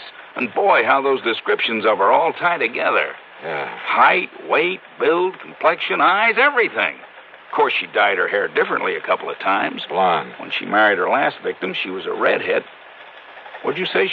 She's a blonde? She's a blonde now? Randy. Yeah? How'd you get onto her? It's a long story, Johnny, but somewhere along the line, I got suspicious about those sleeping pills. They were all the same, a special prescription. Are you listening to me, Johnny? Yeah, I'm listening. Well, then I found out that not one of those old men had been given a prescription for them. So to make a long story short, I finally ran down a kid working in a drugstore who'd been getting him to her. I see. But instead of nabbing him, that would have spread the alarm, you see. Johnny, I got real lucky. In the trash barrel where the kid lives, I found some letters for her, all written within the last month, telling him to start making some more of the stuff for her. In other words, Johnny, as soon as she can trick some other guy into wedding bells, somebody up there in Hartford, but if you can grab her first, pin those 4 murders on her, huh? Hey, Lieutenant. Yeah, Conroy, what do you want? That newspaper reporter that was here to see you. Ah, what newspaper reporter? I told him you was tied up with Johnny Dollar on that suicide run. You what? Well, I seen them files there on your desk. Conroy, you dope, when the chief and I get back from this trip, that's another thing, Lieutenant. Huh? The chief said if you don't want to start pounding a beat again, well, you see, he's been waiting out front for you for about 5 minutes. Conroy, you crazy? Why did you say so?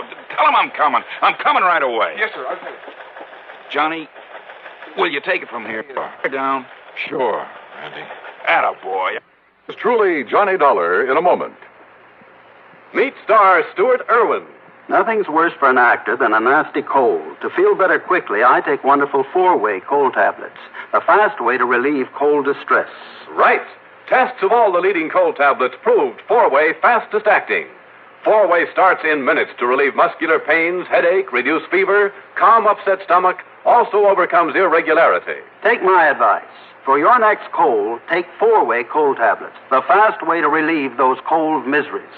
4-way, only 29 cents. And now here's a word about another fine product of Grove Laboratories. To get rid of embarrassing dandruff in 3 minutes, change to Fitch Dandruff Remover Shampoo. 3 minutes with Fitch regularly is guaranteed to keep unsightly dandruff away forever. Apply Fitch before wetting hair, rub in 1 minute. Add water, lather 1 minute. Then rinse 1 minute. Every trace of dandruff goes down the drain. 3 minutes with Fitch and embarrassing dandruff's gone. At the same time, Fitch can brighten hair up to 35%. Get Fitch Dandruff Remover Shampoo today. And now, Act 3 of yours truly, Johnny Dollar. Hi, Johnny. Betty, what are you... Well, what are you doing here? Hey, don't I even get a kiss after being away for a solid month? Betty, tell me. And don't you think I'm the one who's entitled to ask the questions? After all, honey, you stood me up. Or did you completely forget about our date for this evening? Listen, will you? Much as I hate to admit it, I guess maybe you were right, darling. Yeah? About what? No decent kind of a married life, that sort of thing. You were out on some case, I suppose. Yeah. But you know something? I'm just not going to give up on you, Johnny Dollar. One of these days... Yeah, Betty, now listen. Well, what is it, Johnny? What's the matter? How did you get in here, Betty? Well, when you didn't come for me as you promised, and when you didn't answer the telephone, well, I was afraid something terrible might have happened to you, so I drove on over here to see you. The door was wide open, so I just came on in. I started looking around for you in the den and the bedroom, and then... Well, that's when you came in. Betty, your vacation. Well, it's about time you asked me about that. I missed you while I was away, honey. A whole long month. Where did you go? You didn't get all those pretty postcards I sent you? From the Poconos and Atlantic City and New York? New York. How long in New York? Oh, a couple of days going and a couple of days coming back. That's all? Of course it is. Johnny, whatever's the matter with you? Your hair, Betty. What? What color was it before? Well, I like that. What color? Tell me. You mean to say you think I dye or bleach it or something? You know very well that I... Johnny, what's come over you? My desk there. Well, yes, I wondered about that, darling. I hope you're not always that sloppy, leaving things scattered around that way. All right, Betty, listen. And do you always leave that window to the fire escape open when you go out? That window? To say nothing of leaving the front door open, too. Hey, Betty, look. Hmm? Look, it's been jimmied open. See the marks here. Well? Yeah, see, look. Here, where it was pried open. See there. Well, it's just like my mailbox. Sure. You seem almost happy about it. Well, maybe I am. Or did you think maybe I had... Only you know darn well I can't even use a can opener properly. Well, now, listen, Johnny, will you please tell me what this is all about? Why are you acting so strangely? Betty Lewis. Listen, darling, has all this big mystery anything to do with that newspaper headline I saw? Some kind of a suicide case? You don't know anything about that. So that's why you were so late. And Johnny, does it have anything to do with your window being forced open, your desk being rifled this way? Yeah, I think so. And maybe you're coming here. Maybe you scared away whoever it was. Wait a minute. What? Wait a minute. Did you say that your mailbox out at your little house, did you say that thing had been forced open too? While I was away. I don't know whether anything was taken because I don't usually get much mail, but the tiny lock on it was broken. You came back yesterday? Late last night. And then today, well, you see, the mail's always delivered during the day while I'm at the office. What time, Betty? Oh, I don't know. 10, 11 o'clock in the morning, I think. So what happened today? Well, you know that rain, that drizzle we had this morning? Yeah, go on. Well, I got back from the office and went out to see if there was any mail. Now, you love mysteries, Johnny, so maybe you can solve this. Go on, Betty, go on. All right. Well, there in the mud around the mailbox were the marks from those big clodhoppers the mailman always wears. Well? And right on top of them were some other footprints. High heels, Johnny. Of course. The shoes must have been almost exactly the same size as mine. So, do you suppose maybe somebody else, some woman, has been using my mailbox and my address while I was away? You bet I do. Betty Lewis. What? 10 or 11 o'clock, you said. Oh, you mean the mailman? That's exactly what I mean. Now, listen. I want a key to your house. Oh. Will you marry me? I'm serious, Betty, and tomorrow morning you go to the office as usual. Don't you mean if I feel up to it after we finish celebrating my homecoming tonight? That party's going to be tomorrow night. Tomorrow? Because I have a sneaking suspicion that by then we're going to have something to really celebrate. Oh, like what, dear? The solution of 4 murders. Oh, Johnny. Shortly after Betty left for the office the next morning, I established myself in a little house on East Maple Drive. I parked myself behind the filmy curtains at one of the front windows. Then I waited. At 10:31, the mailman walked up. In addition to a couple of letters, he left a small package in the mailbox. It didn't take much to guess what was in it. I waited some more. An hour and a half. Did whoever that package was intended for, and I was sure it wasn't Betty, did they know the mailbox was being watched? After all, they knew from the newspapers that I was on the case. But unless they appeared to collect this package, I had no case.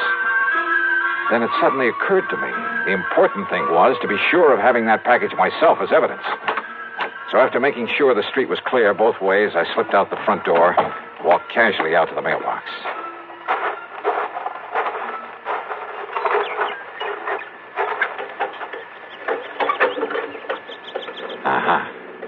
Miss Betty Lewis, 11/3/20.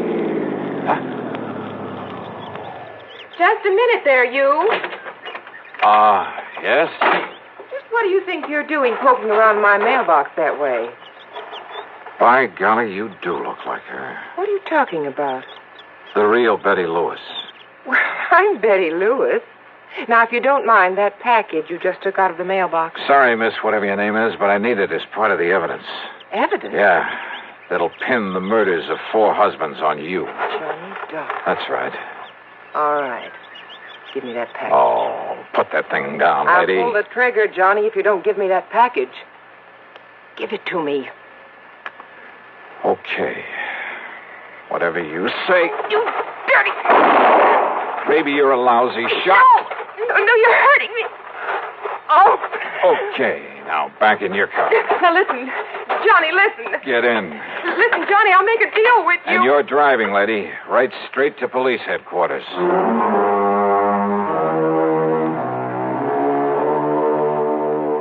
Sure, there's a lot more to be done, only by the police, both in Hartford and down in New York.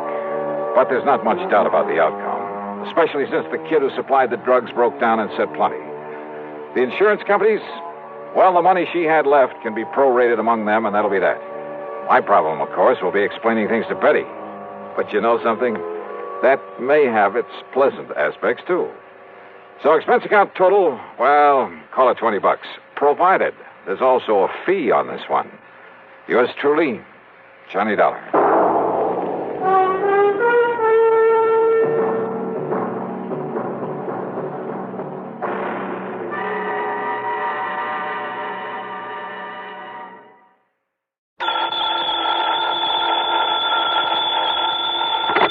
Johnny Dollar. Pat McCracken, Johnny, Universal Adjustment Bureau. Pat, haven't had an assignment from you in, several days. Yes, I know. Now, listen, this expense account of yours. Huh? On that case you just finished. Oh, now listen, Pat, after all these years, and I not only gave you a full report, but an itemized statement. I know. That expense account was completely legitimate from start to finish. Every single item was money out of my own pocket that I spent to solve that case. What case? The one you're talking about, the one I handled for you last week, whatever it was. You don't remember what it was. Well, what difference does it make? All I'm saying is that whatever expenses I put down there were completely justified. You remember what the total came to? Haven't the least idea. Then let me remind you. Oh, now look, that's Johnny, beside the point. To exactly $12.30. Well, I tell you, every penny of it was $12.30. That's right. Now, do you blame me for thinking maybe you were sick or something? Oh, no. And I thought you were... Okay, Pat, argument's over. Only it isn't, Johnny. Huh? Not by a long shot. You mean you are going to question that expense account? No, I mean we never discussed a fee on that case. Oh, well... And the fact that you had a pretty rough time of it and almost got yourself killed, well, I persuaded the company to slap on an extra fee of $500. Oh, Pat, you are a doll. And I ought to slug you. Instead, how about taking on another one? Fee on this one, too? We'll see. I'll risk it. Then grab a flight to Buffalo. Buffalo. Contact Edward J. McNair at McNair's Emporium. McNair's what? The Emporium. That's one of the big department stores. Somebody lifted a few dollars out of their safe last Saturday. How much? Something over $400,000. Wowee. Yeah. Well? Okay, Pat, I'm on my way.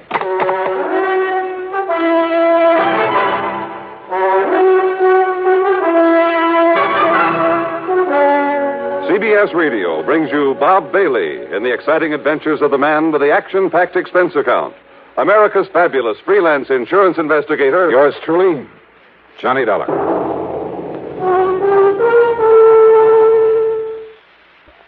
And now, Act One of yours truly, Johnny Dollar.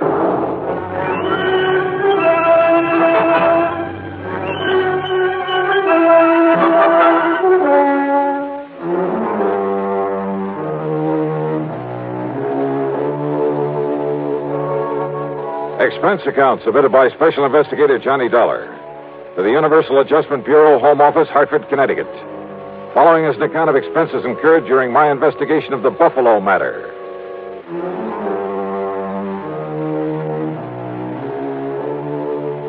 Expense account item 1, $49.50 plane fare and incidentals to Buffalo, New York.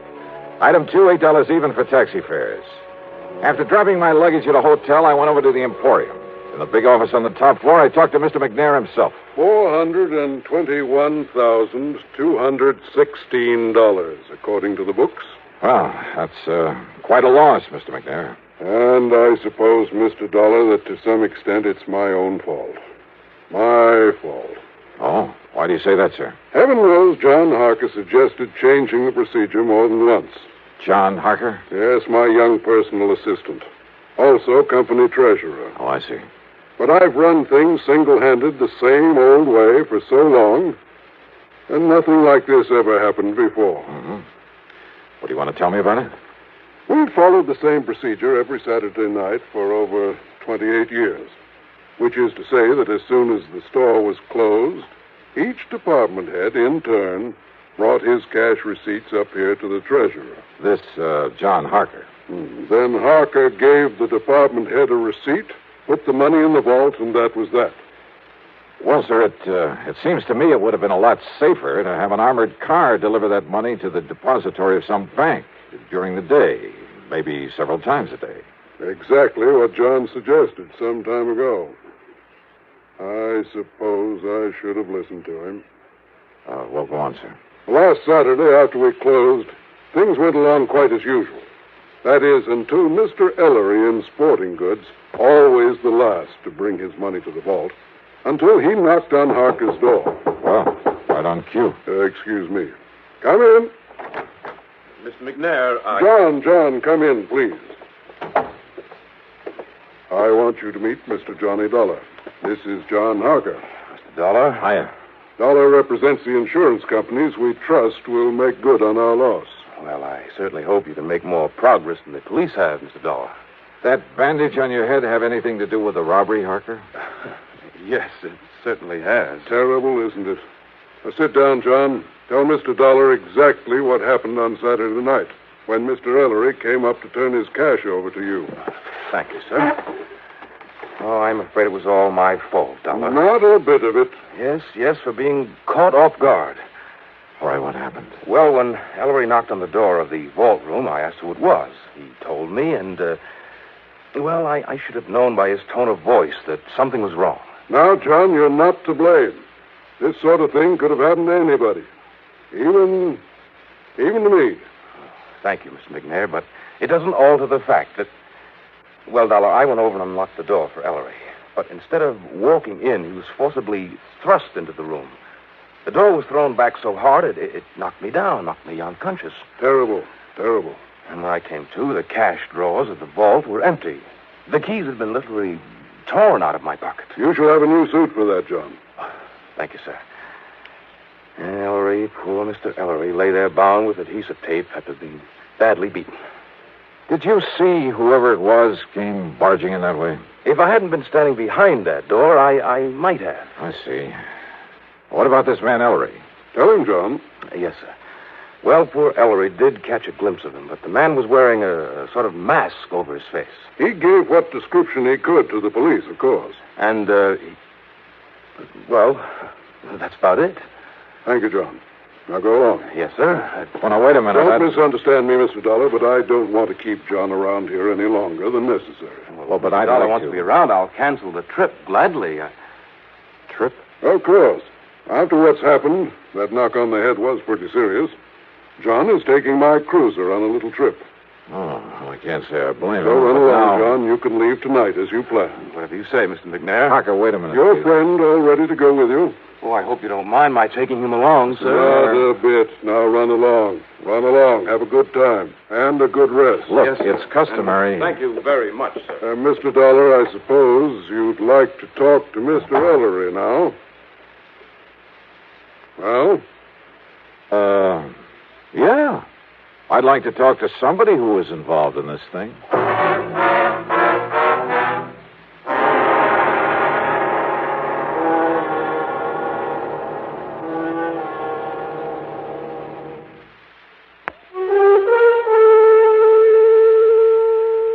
David Ellery, the other victim of the robbery, was still out to lunch, so I grabbed a bite myself. That's item 3, $1.75, and checked with the police.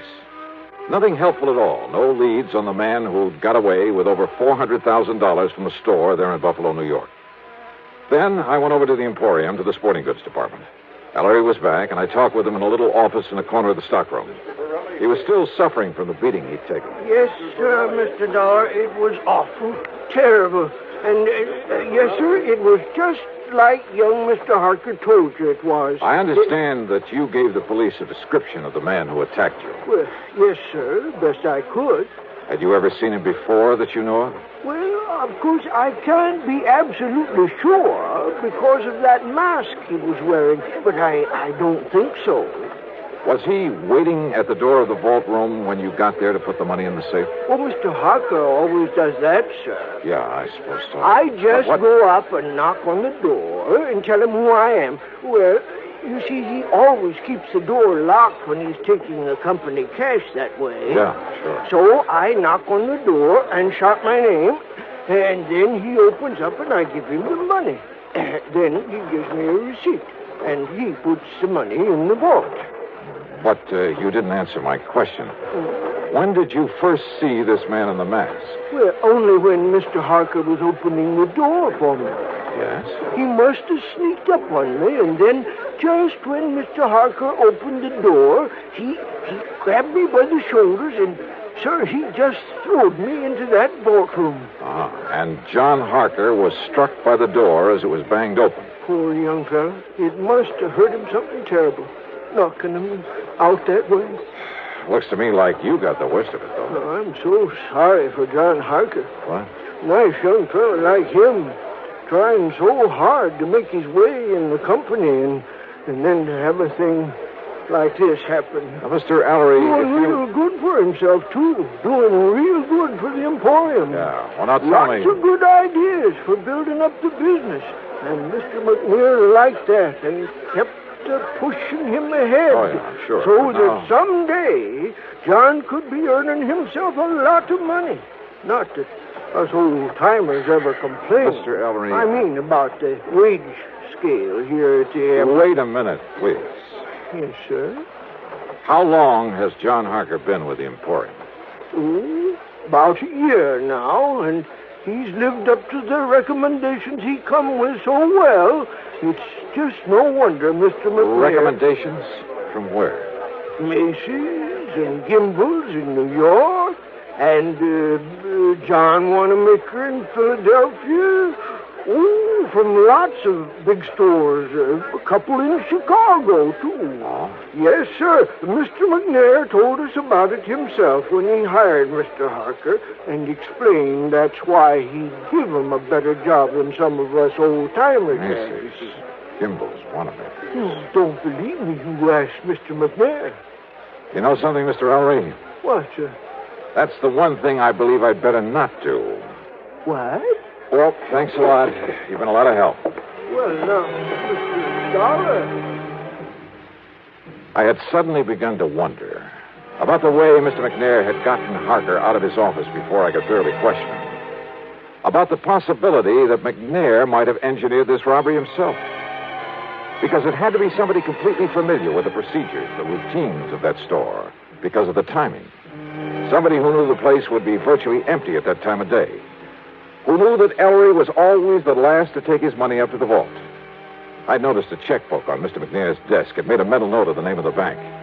But it was now after 5 p.m., so rather than push things until I was sure, I went back to my hotel room to clean up, eat some dinner, and get a good night's sleep. But as I started to open my handbag, wondering, by the way, if I'd forgotten to lock it for the first time in my life. Yeah, I'd heard that sound before. I grabbed the bag, made a dash for the open window, and threw it as hard and as far out from the building as I could, out over the empty lot beside the hotel.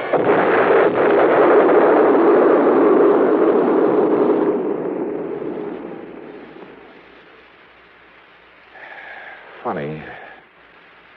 I got a sneaking suspicion about then that somebody in Buffalo didn't particularly want me around.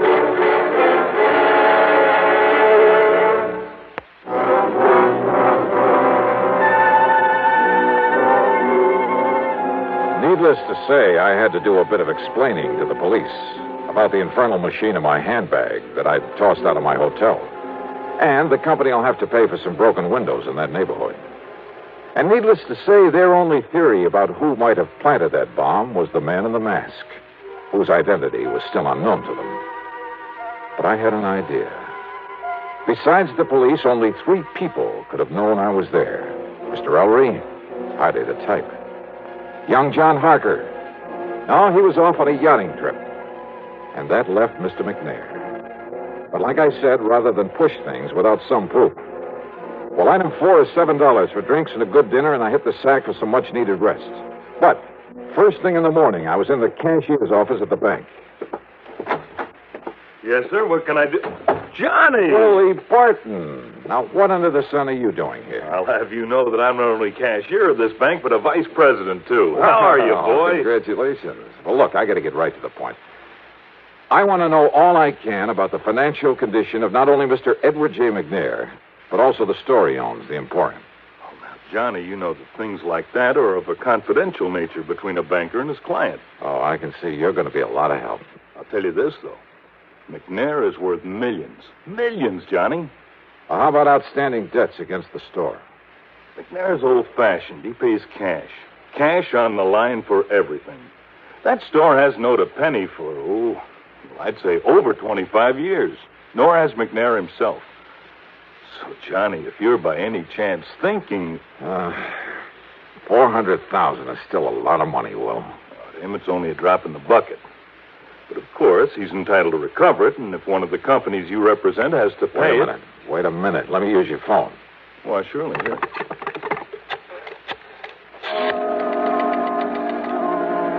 Item 5, 840, long-distance calls to New York and Philadelphia to Macy's, Gimbel's, and John Wanamaker's, to the personnel directors. And from each of them, I get the same answer. They'd never even heard of John Harker. I left the bank and went over to the Emporium to the office of Mr. McNair. I know, Mr. Dollar. I haven't the least idea where John and his friend are going in my cruiser. He simply asked if he might have it for a few days. Asked for it?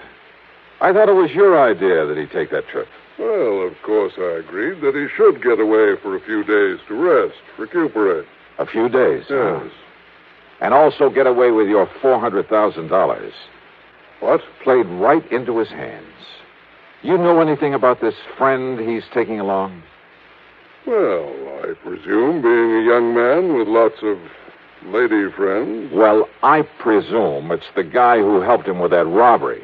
What are you saying, Mr. Dollar? Oh, brother, how nicely things are beginning to add up around here. To begin with, it had to be somebody here in the store. And listen. I'm listening, sir. Harker told me, right here in your office, he told me that when old man Ellery knocked on the door of the vault room, that Harker should have known something was wrong when Ellery called to him and identified himself. Mr. Dollar. I should have known by the tone of his voice that something was wrong. Now, those were the words that Harker used. You heard him say it, too.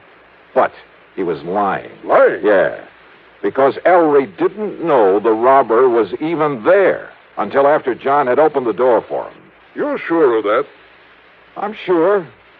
Mr. Dollar, are you trying to say that John Harker, that fine young man... I am trying to tell you that you have made an old fool of yourself, that you made your first mistake when you hired that smart young crook. I'll have you know that John came here with the highest possible recommendation. Yeah, well, Macy's and Gimbel's and the rest never even heard of him.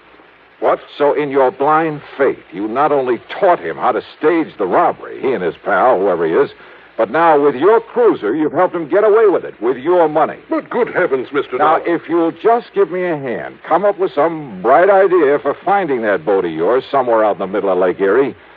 Yeah, and probably headed for some remote little port on the Canadian side of the lake. Believe me, if ever I needed a stroke of luck, it's right now.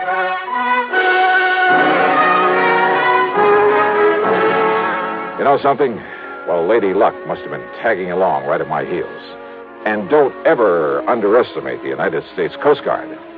A big sou'wester had built up over Lake Erie, so they'd contacted every small boat within 100 miles. The boys aboard McNair's yacht hadn't dared not answering the call. They would only have sent the Coast Guard out looking for them. And where were they? Dollar, they're riding out the blow in the lee of Long Point off the Canadian shore. Here it is in the chart. Or is that just where they say they are? No, radio compass checks have verified their position. Right there. But now, Mr. Dollar... Yeah, no. That puts them in Canadian waters, doesn't it? Yeah, I'm afraid so. Which means we have no jurisdiction, no authority. Of course, our friends across the border will be glad to cooperate any way they can. I'm sure of that. Yeah, but by the time we take whatever legal procedures may be necessary... No, listen.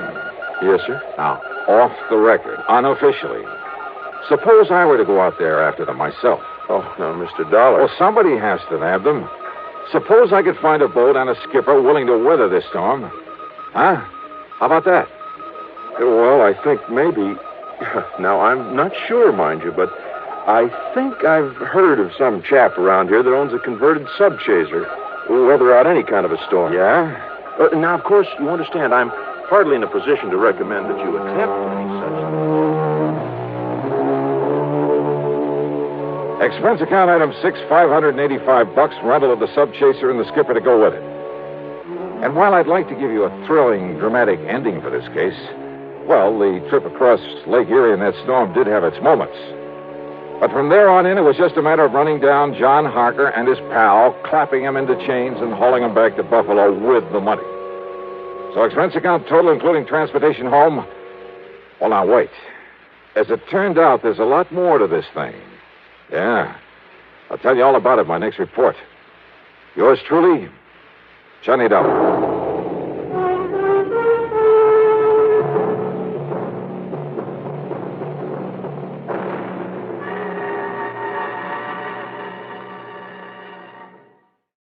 From Hollywood, it's time now for... Johnny Dollar. Dollar, this is Fred Starkey. Starkey? Worldwide Mutual out here in Columbus, Ohio. Oh, sure, Fred. How are you? Look here, Dollar, if you're free for a couple of days, I'd like to have you come on out here. Oh, what's it all about? Mrs. George Hemingway Tilford. Ever hear of her? Tilford? No, I don't think so. Pretty wealthy. Especially since a fire a few months ago. It destroyed a big lumber yard that her husband left to her. And Dollar, she wants to see you right away. Did she tell you why? No, she's being very mysterious about it. Something to do with that lumberyard fire, I suppose. Well, she simply wouldn't say, but she insists on having you come out to see her. Well, as long as your company won't quibble over the expense account. Yes, I guess we're stuck for it. Plus my usual fee, of course. Well, now, that depends on what you mean by usual. Let's talk about it when I get there.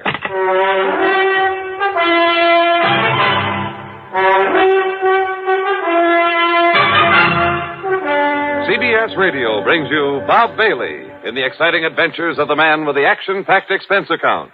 America's fabulous freelance insurance investigator. Yours truly, Johnny Dollar.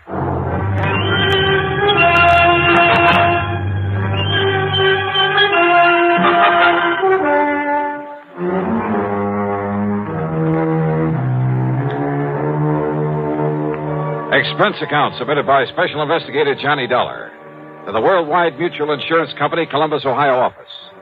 Following is an account of expenses incurred during my investigation of the loss by a hair matter. Expense account item 1, 4175, plane fare from Hartford to New York to Columbus, Ohio. It was after 2 a.m. when the big silver bird dropped me off at Port Columbus Airport. Item 2, 250 for a taxi into the Deschler Hilton.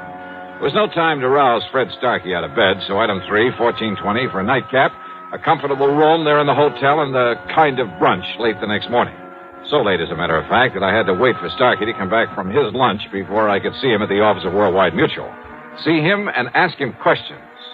Sorry, Dollar, but you just won't say. Yeah, well, now look, Fred, I like to know something about a case I've come this far to handle. I'm not even sure there's a case here. Well, you told me that she owned a big lumber yard that had burned down some months ago. Exactly 9 weeks ago. All right, how much insurance? Dollar, it was a total loss. It cost the company $330,000. Wow, wait. Fortunately, it was underinsured. Underinsured? Well, these days, the ground alone out there is worth that much. Out where? It's near Minerva Park. Arson by any chance? No. No sign of it whatsoever. She, possibly need the money? Hardly. Her husband left her over $250,000 in securities when he died a couple of years ago. No. Nothing suspicious at all, huh? Except that suspicious mind of yours. Now, listen, Johnny, I didn't say her wanting to see you has anything to do with that fire. That was your idea. Maybe she just wants a look at you. A great admirer of yours, I understand. Oh, sure. Well, do you always expect to find arson, fraud, or murder, some sort of crime whenever somebody calls on you? No, not always. Well, that's the way it usually turns out. But don't you see, if this had something to do with her insurance, she would have said as much. But if it hasn't, why did she ask for me? Well, I told you. You told me what? Oh, I don't know. I don't know why she wants to see you, but I'm willing to bet that it has nothing to do with that fire. $500? $500. Huh.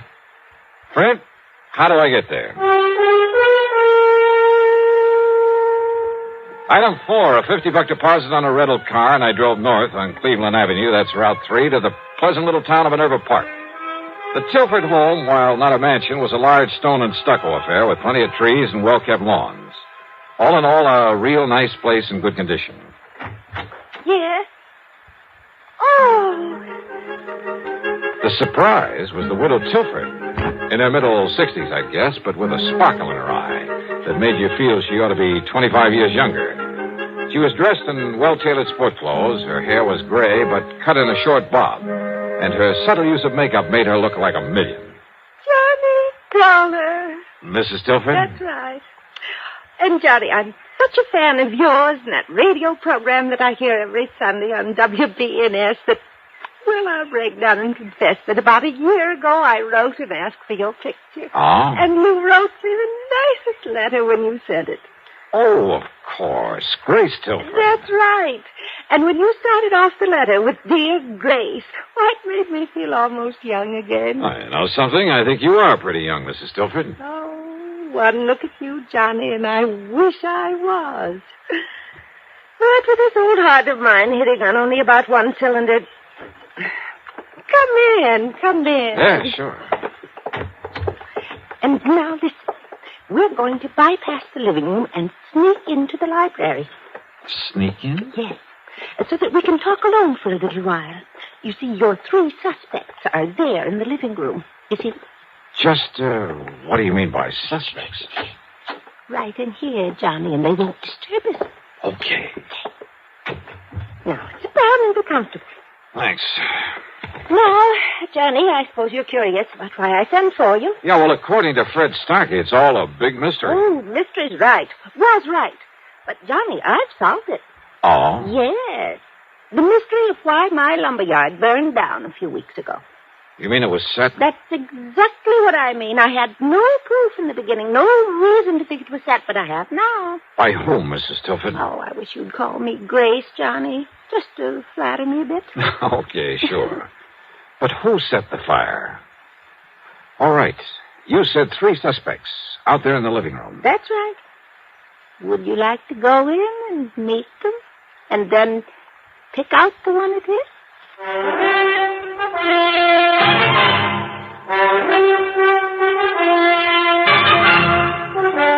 You say that one of those 3 people sitting out there in the living room set that lumberyard fire. Yes, Johnny, and I collected $330,000 on it after all. The police and firemen had found nothing to indicate arson. Well, believe me, it's hard to spot in a fire like that. Then I got to thinking about those 3, about how each of them could profit by it. Possible that all 3 could have had a hand in it? Oh, those 3 get together on anything, trust each other. Oh, never, never. Okay, then. Then a couple of days ago, I learned something. Proof that one of them did it. Which one? Well, if I know you, you're clever enough to find out. But if you already know, and suppose the one who did it knows that you know. Oh, not a chance. Oh, this I don't think there is. And at least none of them has made any move against But me. if one of them... you'd better tell me which one. Well, now, John. Do you ever tell who's the guilty one on your radio program right at the beginning? Oh, now, let's face it, this is a little bit different. If you're holding out just for the sake of a big dramatic climax. Oh, well, yes and no. Oh, come on. Now, listen, Miss Tilford. Grace. All right, Grace. But now, please, listen to me. You listen, Johnny. I said I have proof, but I have to be absolutely sure. And there's where you can not only help me, but you'll know exactly how to proceed, how to take him in, or her, without danger to the rest of us. Well, listen, will you? If the guilty one knows that you know, you might be in pretty serious danger. Even with you around? Yes, even with me around. Well, I'm simply not going to tell you until you've met them and drawn your own conclusions. Okay, then let's get in it. All right. The middle-aged man is Harry W. Shelder, my husband's business manager before he passed on. He's not only very clever, but his sole interest in life is in money. I see. He did very well for my husband, but I've always felt he was really looking out for himself. But why set off the lumberyard? Because replaced by homes and stores and supermarkets that could be worth millions, he said. Ah, and you refused to do that? Yes. The lumber company had been in our family for generations. Gave me all the money I could want, so I wouldn't change it. But if it just happened to burn to the ground? Exactly. All of my objections would be wiped out. Then if he's the Now, one... Wait, Johnny. Then there's Michael Tilford. Oh, the younger man I noticed in there. Our adopted son. After college, business college, he tried to make his way, but not very successfully. Actually, he's been living on our bounty the past few years. A ne'er-do-well, Grace? Oh, well, he's not very good at anything. His ideas for that property aren't so ambitious as Harry Shelder's, but he's wanted me to sell it out to one of the development companies. And why? Because my husband's will provided that in the event of my death, he'd get half the income from it. I see. So he was bitterly opposed to my keeping it as a lumberyard. Well, motive for one, motive for two. And who's the third? The girl I saw in there. Nancy Willard, my niece. Ever since her parents died, quite penniless, by the way, we've taken care of her. It's simply out of pity, Johnny, not love. And, although I may change it now, she's heir to the bulk of my estate. Well, offhand, I'd say that Michael is the least suspect of the three. Let's go talk to them. Then I'll leave you alone with them. I want to clean up before dinner and wash my hair. It's a mess. Looks great to me. What? Like this? Okay. You gals have to have something to fuss about, I suppose. Now, let's go in and see those folks.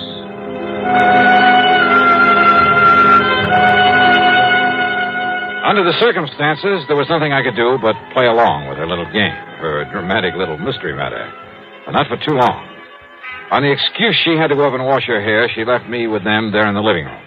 And what a trio. As I've told you half a dozen times now, Dollar, Mrs. Tilford hasn't long to live. According to her doctor, not more than 5 or 6 years at the most. Don't you see what I mean? Maybe, Mr. Shelter. Go on. As long as she's alive and lets me handle things, she can make millions with that property. And you? Well, of course, I get a percentage of the capital gains I achieve for her. And I say those fancy plans of yours are too much of a gamble, Harry. Just wait, I Michael. say play it safe. Let somebody else take the risk. That's all. Then all we have to do is...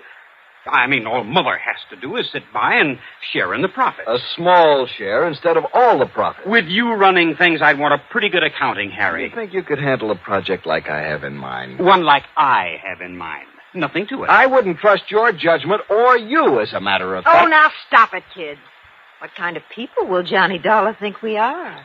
Sorry, Johnny. Oh, I find this all very interesting, Nancy. Don't you see, Dollar? Listen to me. No, you listen, Michael. Every time we get together this way, it's the same old thing. I've said it before, and I say it again. Let Auntie Grace handle things her own way. Of course, you're well provided for without even having to lift a finger. That's right, Harry. I'm not one of the hired help. Nancy, I resent that. But she does have a point there. Sure, so go ahead and resent, but...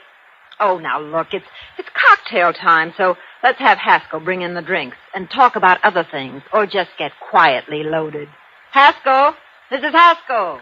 There's no reason why one of us can't bring this. Don't bother, Harry. Yes, you called to me, miss? Bring in the portable bar and plenty of ice cubes. Yes, Mom, I'll be after getting it for you right away. Where's my aunt?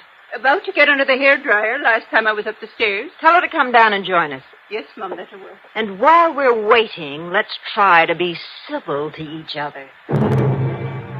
To say I didn't particularly like these three would be an understatement. And I could picture any one of them having set that fire. For the next few minutes, they simply sat and glared at each other until we heard Mrs. Haskell come running clumsily down the stairs. Miss Nancy, Mr. Shelder, Mr. Michael. Haskell, I thought you were going to bring... Haskell, what's the matter? It's Mrs. Tilford up there in her room. Well? She's dead.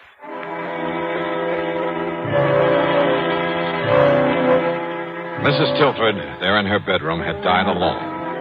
Apparently, she'd been sitting under a hairdryer, then simply fallen to the floor, the big professional-looking machine falling beside her. Fortunately, the heating coils had apparently broken before they could set fire to anything. A big hunk of suspicion started building up at the back of my head. But then Dr. Taylor came and pronounced it death from a heart attack. And yet I must confess I certainly didn't... Well, she took such good care of herself. I was certain she'd live on for several years. Well, I'll go downstairs and make up my report and arrange to have the body taken care of. Well, we won't have to argue about the handling of her affairs anymore. Unless, of course, the court lets me act as executor of her estate. In which case, I warn you... Harry, how can you be so callous about it? Oh, the poor dear darling. Oh, shut up, Haskell. But Michael's right, Harry. Oh, sure. I suppose you two are heartbroken about her dying like this. Alone. She died all alone up here. Quit. While we were downstairs trying to pick her apart like a bunch of vultures, in spite of the way she treated all of us. What do you mean by that, Mike? We got so much better than we deserved, that's what I mean. All three of us.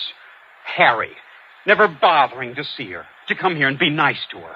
Just parked in his office in town, juggling figures to get as much out of her as he could. Michael, I resent... I don't care if you do. Heaven only knows how much you've cheated her since Father died. Only your foster father, remember? And Nancy, sitting around here, sponging off her, sweet-talking her, waiting for her to die. Look who's talking. With all the things she's done for you, Michael, you haven't even had the decency to come and visit her now and then. Yes, I know. When was the last time you were here? A month ago, 6 weeks ago, the last time that Harry was here. Is that true, Mike? Yes, Mr. Dollar, I'm afraid But you didn't hesitate to accept the money she kept sending you. At least I...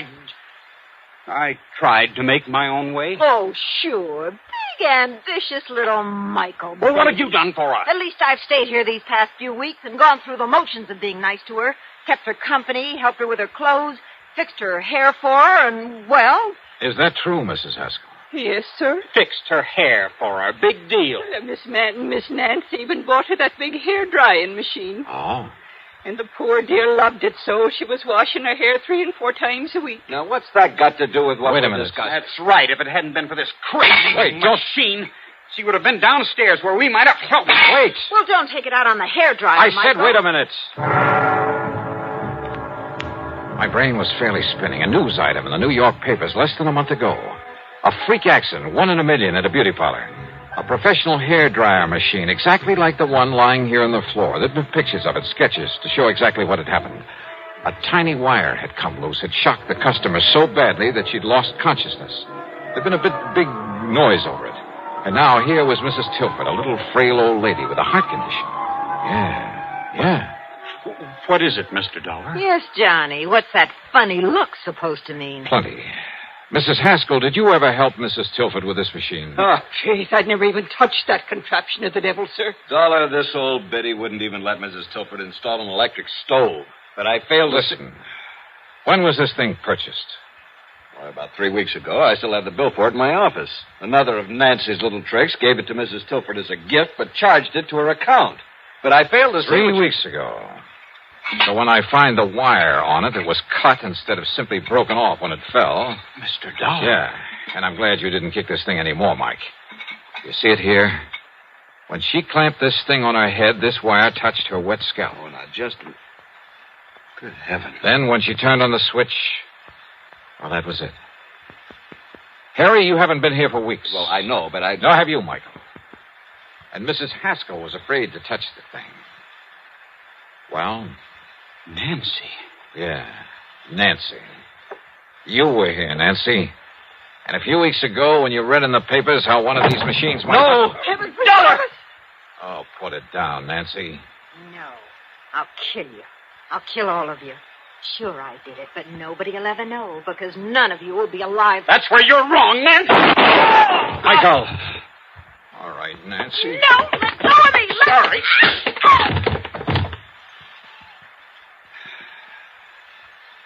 Learned a little lesson in clean living from this, Harry? Yes. Yes, Dollar. I'll call the police.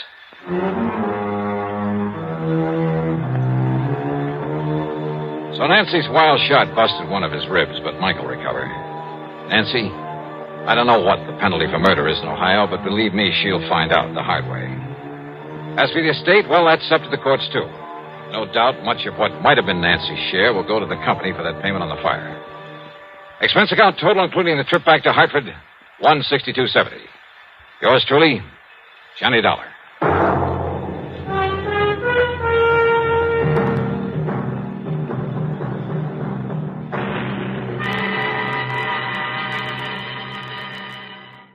From Hollywood, it's time now for... Johnny Dollar. Marty Bruce, Johnny, at Worldwide Mutual. Oh, hi, Marty. How are you? Did you ever hear of the Mei-Ling Buddha? Nope, I'm afraid I never. It's probably the most valuable piece of jade there is. A little statue not more than 3.5 inches high. Made during the Mei-Ling dynasty. And you've insured it? Yes. For how much? $40,000. So what's happened to it? I don't know. I don't know if anything's happened to it. Well, if nothing's happened to it. I'm not even sure of that. Huh? That nothing's happened to it. Come on over here and let's talk about it, huh? Yeah, I think I'd better.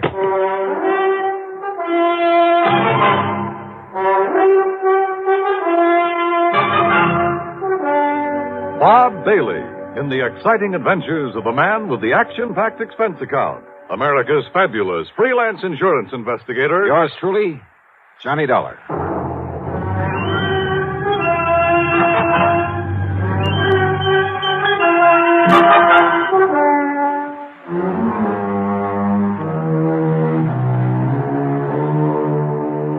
Expense account submitted by Special Investigator Johnny Dollar to the Worldwide Mutual Insurance Company, Home Office, Hartford, Connecticut. Following is an account of expenses incurred during my investigation of the Mei-Ling Buddha matter.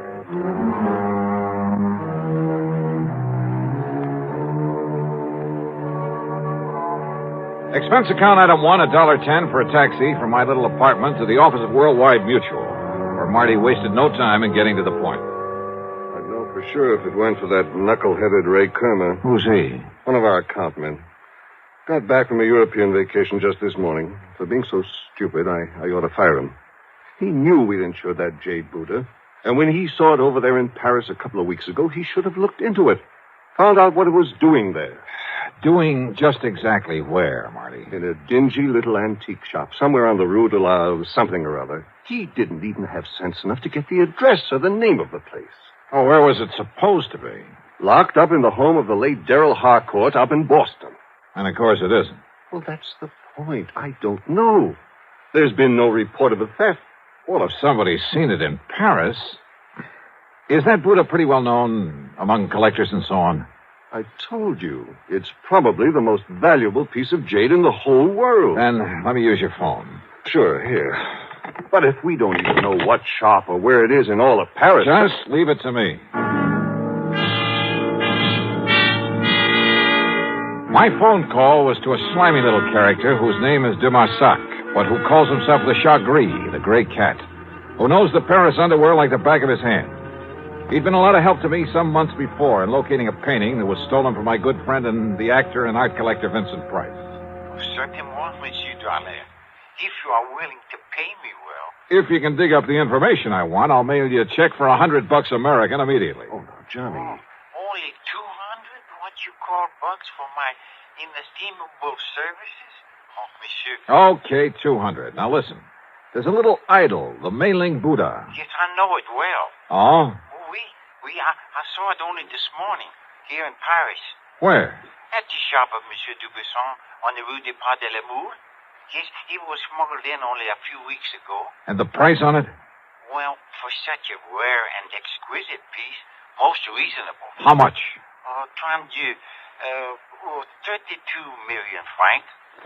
That's around $80,000, so it must be the McCoy. You wish me to, shall we say, obtain it for you?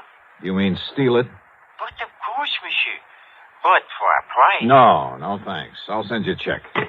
You're giving him $200 just for that? A lot cheaper than my flying over there. Well, yes. So now I'd better check at the home of this, what'd you say the name is?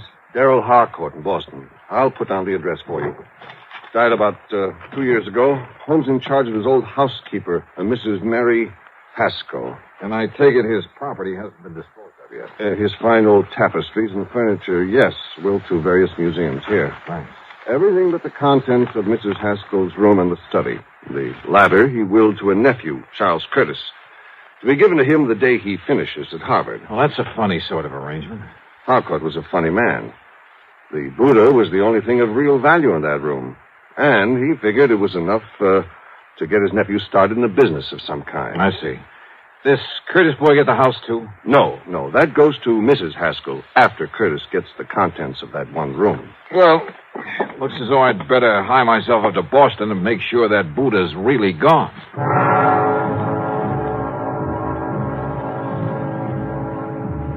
Item 2, the $200 check to my informant in Paris, who was sure he'd seen the Mei-Ling Buddha, was sure it had only arrived there recently. But if so, why hadn't it been reported missing from the home of the late Darrell Harcourt up in Boston? Item 3, $50 deposit on a rental car. When I reached Boston, I headed west on Beacon Street, a couple of miles beyond Kenmore Square, and there on a little side street found the Harcourt home. It wasn't much of a place anymore. The lawn and garden had been neglected, and the building itself was in need of repair. The doorbell was the old-fashioned kind. Yes? Mrs. Haskell, I'm Johnny Dollar, insurance investigator. Oh, of course. Do come in, Mr. Dollar. Rather dismal, desolate, isn't it? You live here all the time? I am responsible for this house until the terms of the will are fully met. That's when Charles Curtis finishes school. Yes. Of course, my own quarters at the back are as tidy as they've always been, and Mr. Harcourt's study is exactly as it was when he passed away. I want to see that study, Mrs. Haskell. Oh, no, Mr. Dollar. It's to be left as it is until Master Charles opens it to claim his inheritance. You're talking about the Mei-Ling Buddha. And the furniture and books and things. How long since you've seen that little jade idol? Why, not since Mr. Harcourt died. I locked the door, and it hasn't been opened since, except that Well, I'm sorry, but I have to look around in there. But, Mr. Dollar... You have the key? Of course. I keep it on this chain about my neck at all times. Let me have it, please. But, Mr. Dollar... Listen, I can get a court order if necessary, but it would only waste time. But how am I to know if you're even... Well, that is... Here, my credentials. I'm a fully authorized agent of the company that insured that Buddha. But I'm responsible. Has it occurred to you, Mrs. Haskell, that the Mei-Ling Buddha might possibly have been stolen? That's impossible. Is it? Okay, where's the study? I'll go with you. By all means.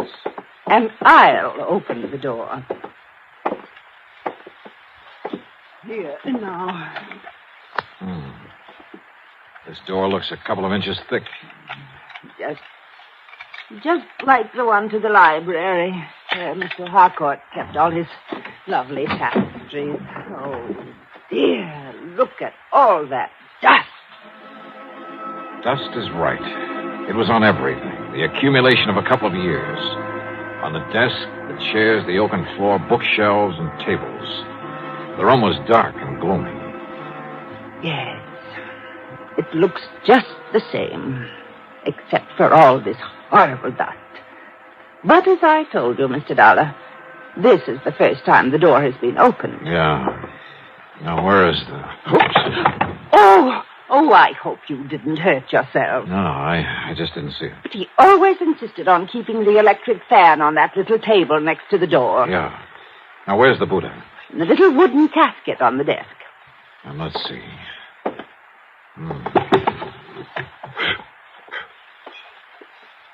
Now. Well, I was afraid of this. Afraid of what, Mr.? Oh, no. It's gone. The Buddha's gone. Yeah. Oh, no.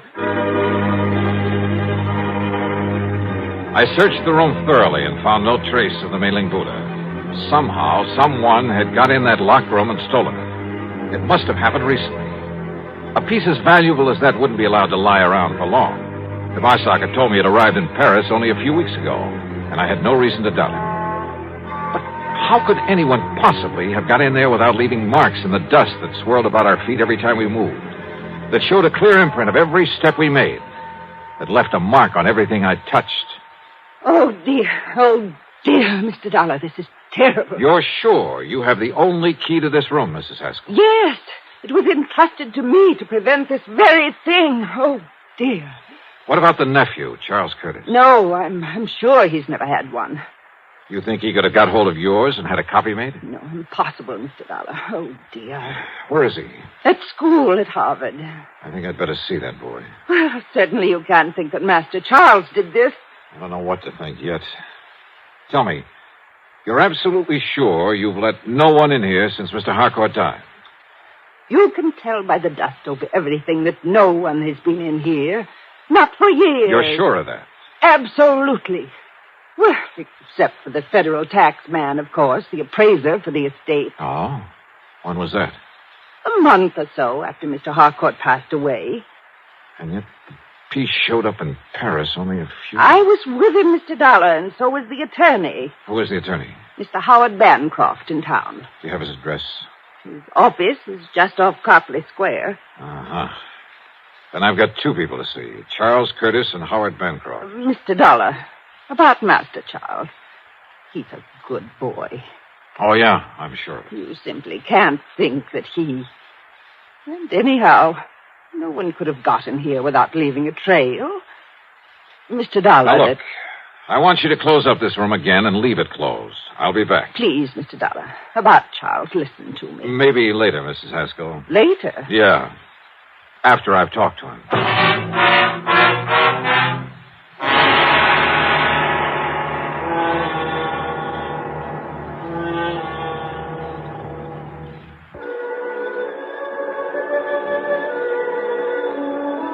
One thing puzzled me. If young Charles Curtis did steal the Buddha, why did he do it? After a few months more at Harvard, he'd get it anyway. And he'd be able to sell it on the legitimate market for a lot more than it would ever bring on the Paris black market. On the way in to look him up, I stopped at the office of the lawyer, Howard Bancroft. I can't believe it, Mr. Dollar. Well, the fact remains, Mr. Bancroft, that the Buddha's not only missing from the Harcourt home, but has turned up in Paris. But the only person who had access to that room was Mrs. Haskell, in accordance with Mr. Harcourt's wishes. That room hasn't been entered for years, until today. And yet, if the Buddha has shown up only recently... I'm afraid I don't follow you, sir. Mr. Harcourt willed it to his nephew, didn't he? That's right.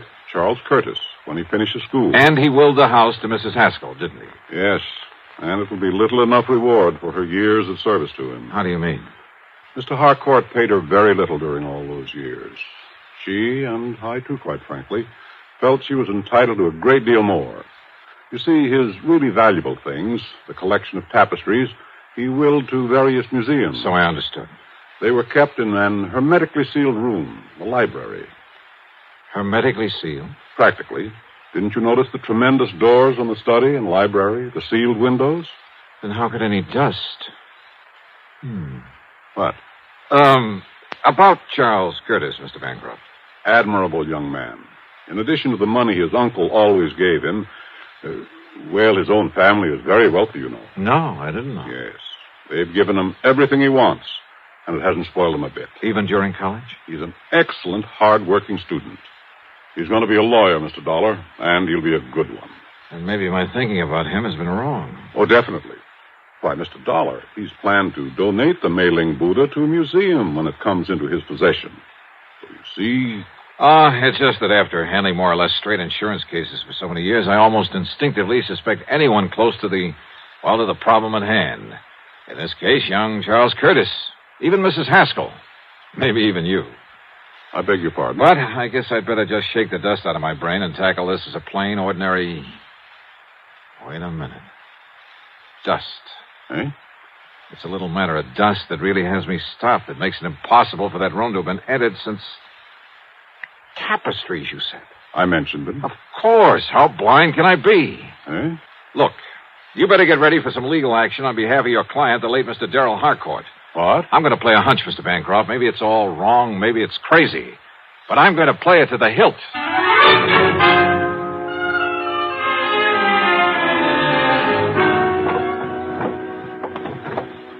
No. Mr. Dollar, you can't do this. You have no right. Now, we'll see about that. These are my own personal things. I don't believe you're an insurance investigator Please, at all. whatever you like. Have you a warrant to search my room this way? No. No, you're just some thief, some... Uh-huh. Oh. Yeah. This bank book in your name. No, you give me that. Uh-huh. Some 20 years of a balance that never got above $600 or $700. Give me that. Here. 2 months ago, a single deposit of $21,000. That was money That was the money you got from some crook. We let the police run him down. Some crook who smuggled the Mei-Ling Buddha over to Paris after you stole it out of the study. That's impossible, and you know it. That study hasn't been open for nearly 2 years. You saw the layer of dust in there yourself. Oh, yes. You pointed it out to me half a dozen times. I should have caught on then. Come on. We're going into that study. Give me the key. No, I won't. Then I'll have to rip it off that chain around your neck. All right. Here. You saw for yourself? Yes, I saw it all right. And I didn't have sense enough to realize what kind of dust that was. Here now. Look at it.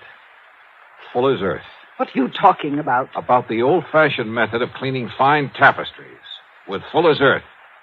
That's the way Mr. Harcourt cleaned them, isn't it? What difference does that make? And there's probably a supply of it down in the cellar somewhere that he always kept on hand. What if there is? That doesn't prove anything. Yeah, I was blind. Blind as a bat when I knocked over this electric fan that didn't have any dust on it. Because it's what you use to spread the dust. The fine particles of full as earth all over this room. A little sackful, maybe, held in front of the fan. Now, listen. And it left proof, apparently, that nobody'd been in here for a couple of years. Yeah, it had me fooled. But not anymore. Better get your coat, Mrs. Haskell. No.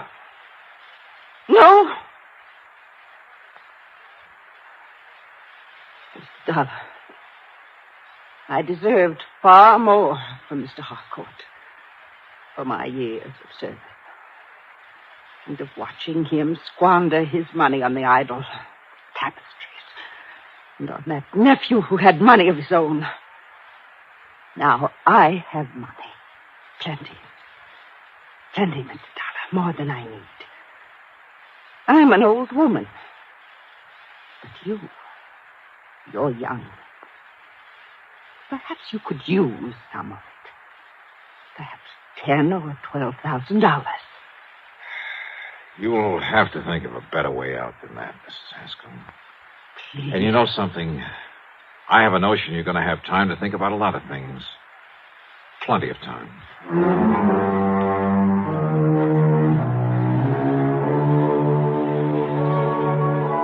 Yeah, I know. The Mei-Ling Buddha still has to be brought back from Paris.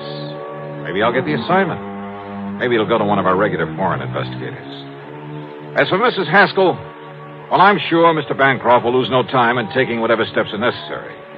So, expense account total, including mileage on my rental car and a few incidentals, well, call it $300 even. Yours truly, Johnny Dollar.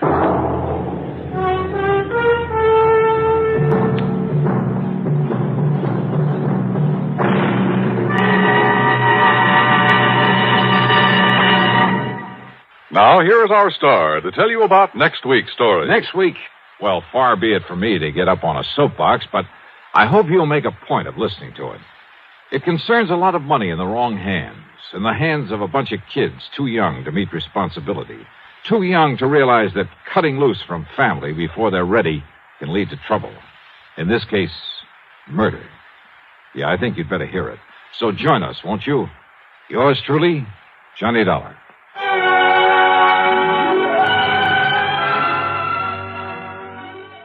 From Hollywood, it's time now for... Johnny Dollar. I have a call for you from Hartford, Connecticut. One moment, please. Oh, thank you, operator. Go ahead, please. Hello? Johnny? Yeah, that's right. Bill Ferguson at Continental Insurance and Trust. I'm glad I caught you before you left Los Angeles. Oh, I was just about to check out of my hotel here in Beverly Hills and grab the morning flight back east. Well, don't. Yeah? What's up? Do you remember Alvin Peabody Cartwright? Cartwright? That wild old character who lives up in Lakewood a few miles north of Hartford? That's the one. Batty as they come, it worth a lot of money. Hey, you can say that again. Oh? That robbery I cleared up for him last winter? Bill, he insisted on giving me a small bonus for it. 3,000 smackers. Wow. Yeah. So if Mr. Alvin Peabody Cartwright is calling for my services, I am ready, willing, and able. Well, he is, Johnny. He says it's tremendously important that you contact him at once. All right. Then I'll finish my packing and grab the plane. No. What? He's out there on the coast. Has a little, or at least he calls it little. He has a place right there in Beverly Hills at 10321 North Roxbury Drive. 10321 North Roxbury. Did he tell you what it's all about? Only that it's very important that he see you right away. When you consider how many attempts have been made on his life over the years. Yeah, I know. And, Johnny. Yeah? Don't forget that Cartwright is a pretty important client of ours. If anything should happen to him... I see what you mean. Okay, Bill, I'll be in touch.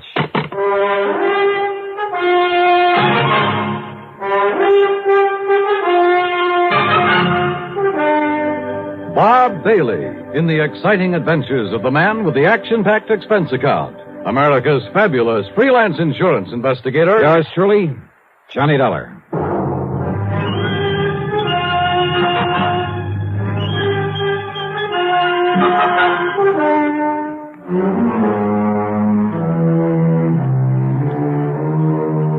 Expense account submitted by Special Investigator Johnny Dollar to the Continental Insurance and Trust Company Home Office, Hartford, Connecticut.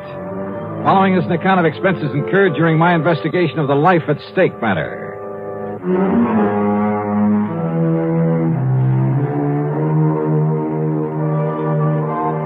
I notified the Beverly Hilton that I'd be staying over for a while and grabbed a Beverly Hills telephone directory. Expense account item 1, a call to Crestview 32121.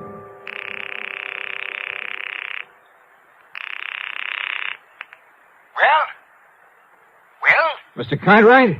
Cartwright? Yes, sir. Cartwright, huh? Well, that's very interesting. I beg your pardon? What's the matter? Don't you hear good? I said that's very interesting. You see, my name is Cartwright, too. No, you misunderstood. So, what can I do for you, Mr. Cartwright? No, listen, will you? This is Johnny Dollar. Dollar! Oh, now, what's the idea of trying to confuse me that way? I'm Cartwright. You remember? Yes, sir. And, Johnny... Yeah? How did you do it? Do what? Get out here so fast. I only put in that call to Hartford about an hour ago, and here you are.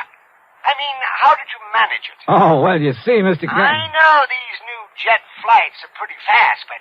now, Johnny, you haven't been fooling around with some of those rocket ships, have you? No. I'm afraid not. I just happened to be here already, you see.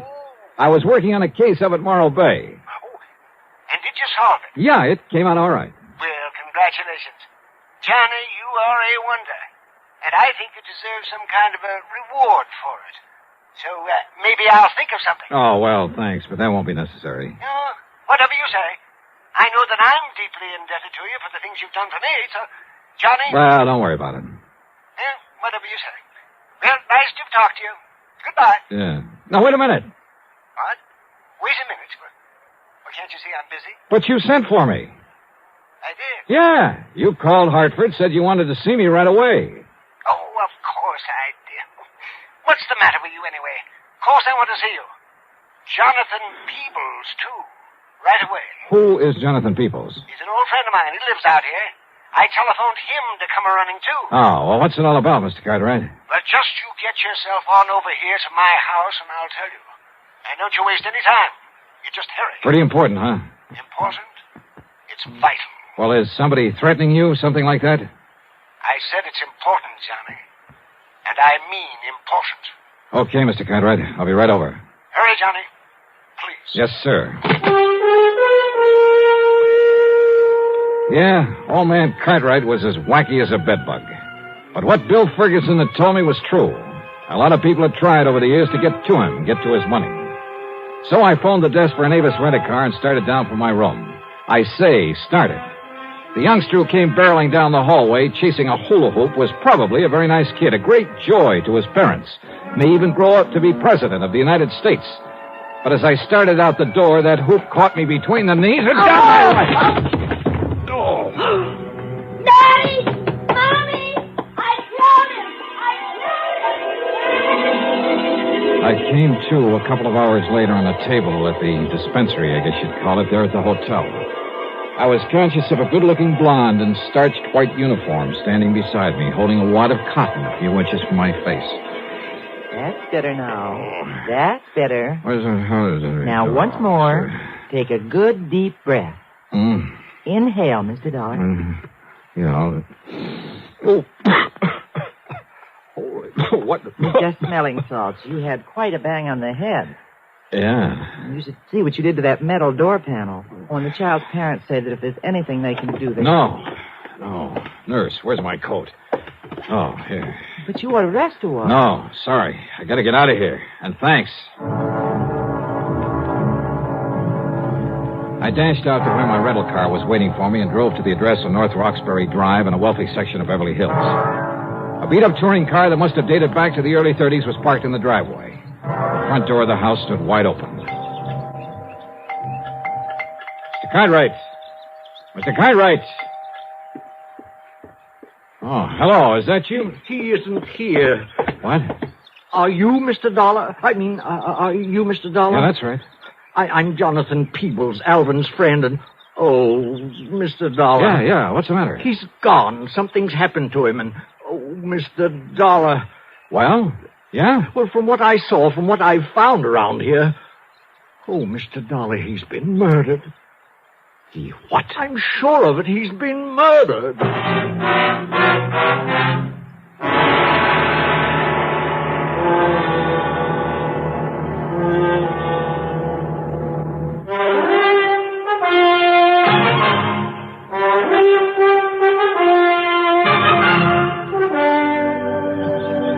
Mr. Cartwright has been murdered? Oh, Mr. Dollar, what can we do? Well, what happened? How long have you been here? He telephoned me, told me to come over here, that it was very urgent. Yeah, he told me the same thing. But he often does that. You know how he is. Always has to see me right away, immediately. And often it's just for some little thing like sharing some ice cream with him or seeing a new flower that's just come into bloom. Yeah, I know. Almost anything. So now... that's why I didn't hurry coming over here. And anyhow, Betsy doesn't like to be pushed. Who is Betsy? Well, that's my nice old car that's parked out front. Didn't you see it? Oh, yeah, sure. I named it Betsy after an old white horse I used to have when I first came to California. I see. A wonderful horse. And would you believe how old she was when she finally died? No, and I don't care. Now, about Mr. Cartwright. Oh, yeah. Oh, dear Mr. Dollar. Well, when I finally got here a few minutes ago, I was surprised to find the front door standing wide open. But then I wasn't surprised either, if you know what I mean. I certainly do not know what you mean. Well, I mean that he often left it open that way, and I told him 1,000 times he shouldn't do it, that it was careless of him, and that one of these days some ruffian knowing about all the money he had... Well, I told him, Mr. Dollar. Yes, I'm sure you did, but that doesn't do us any good right now. No. Look, before we go any further, Mr. Peoples, just who are you? One of the many of Alvin Cartwright's eccentric old wealthy friends? No, I beg your pardon. I didn't quite mean that the way it sounded. Well, I should hope not. Believe me, I may be eccentric, but I am not wealthy. If it wasn't for beneficial finance, I couldn't even keep up the payments on Betsy. You mean to say you're still making... Oh, now, wait a minute. Mr. Cartwright. Oh, yes, of course. So, well, anyway, I came into the house and I called to him. I looked around for him, but there was no one here. No servants? No. And anyway, he keeps changing them so often that, well, I just can't keep up with him. So I looked all through the house. Any sign of a struggle, anything like that? No. Then I looked out the window, and I saw them. Who's them? 2 men, walking out the driveway from back where the garage is. What did they look like? They were awfully rough-looking, but they were well-dressed, so I thought perhaps they were a couple of Alvin's new servants I hadn't met, but... Oh, if I'd only thought about that tool robe they were carrying, and the way it was dripping. Oh, wait a minute, what's a tool robe? Oh, it's like a big, heavy suitcase, like a small wardrobe trunk. Well, it's more like a suitcase. Oh. It was heavy. They could hardly carry it. And, oh, Mr. Dollar. Wait a minute, listen. You said it was dripping. Oh, yes. Oh, all over the drive. Come on, I think we better take a look. And close that front door. Oh, yes. Come on. These men were coming from the garage. That's right, yes. But Alvin doesn't have a car, so what could they be doing there? Is that where he kept his old luggage? Yes, and the frozen food locker and some garden tools. Oh, there. Now, look. Yeah, I see. Oh. Good Lord. Oh, yes, it's blood, isn't it? Yeah. Oh, they've killed him, dismembered him. Then, oh, Mr. Dollar.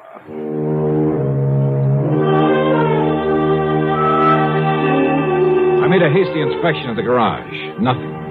I found no sign of a struggle anywhere in the house. I tried to get a description of the men he'd seen from Jonathan Peoples, but I'm afraid he wasn't much help. And yet, with that funny mind of his... Oh, dear Mr. Dollar, I'm afraid I'm so distraught that I just can't remember it all. All right. Poor Alvin. Now, look, they must have had a car, Mr. Peoples. Did you notice a car out front? Car? Why, yes, I did. All right. Can you describe it to me? Yes, it was a touring car in 1931. Oh, no, that's my car, I'm thinking. Oh, great. But there was another at the end of the driveway. And, Mr. Dollar, I've seen that car before. What kind? Well, it was a 4-door sedan. It was a big car. Yeah? It was silvery on the sides and a cream color on top, like vanilla ice cream. You know the make? And the license number was CFU160. Good. You're sure of that? Oh, I never forget things like that. And you say you've seen it before? Many times. Where? At the dock. Where? At the Malibu dock. That's where he keeps the Alpi car. Where? Who keeps the what? Where Alvin keeps the Alpi car, his yacht. Alpi car. Alvin P. Cox. Okay. It's a pretty slim lead, but come on. And it was a slim one, believe me. But I couldn't see calling in the police until I had something more definite to give them. Oh, here.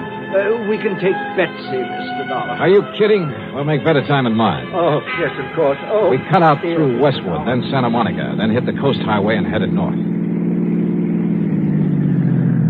Finally, we pulled up at the entrance of the Malibu dock. Look, That's the car I told you about, parked there at the side. Yeah, and it looks like coming here may pay off for us. But the boat, the Alpi car, it isn't at the mooring. Whitey. Oh, Whitey. Oh, hi, Mr. Peebles. Yes. Have you seen Mr. Cartwright this morning, Whitey? Yeah, I didn't notice. His boat went out, so... How long ago? Oh, I'd say 10, 15 minutes. Yeah? Yeah. See it out there, going up towards Point Doom? Yeah, I see it. Yeah, but those two men... What? Yeah, they had the shore boat take them out to the Alpi car. Yeah? Well, I ought to sue them. What do you mean? That little trunk that they was carrying. You see what I'm mopping up? The messy trail it left all over the pier for me to clean up. Blood. Yes, sir, I ought to sue them. Oh, Mr. Dollar, that means they're taking poor Alvin Cartwright's dismembered body out to sea to dispose of it, and on his own yacht. Well, we've got to find something fast enough to catch up with it out there. Well, there's that Thompson cruiser of Larry Comstock's tied up there. Yeah, who's Comstock? Oh, has a boat and motor shop in Los Angeles. Well, if it's fast enough. Well, he has a couple of big Johnsons on it. Fastest one that's out here now. Then call him on the phone. Tell him we borrowed it. Well, now... Tell him why. It's an emergency, and that we'll pay him plenty for the use of it. Well, now, I don't know if you really ought Well, to. I do, and listen, call the Coast Guard in Santa Monica. Have them send out a patrol boat. Come on, peoples. But, Mr. Dollar, those men on the yacht are desperados. They're killers. Okay, then stay here in the dock. I'll go it alone. No. Alvin was my friend. I shall help to avenge his untimely death.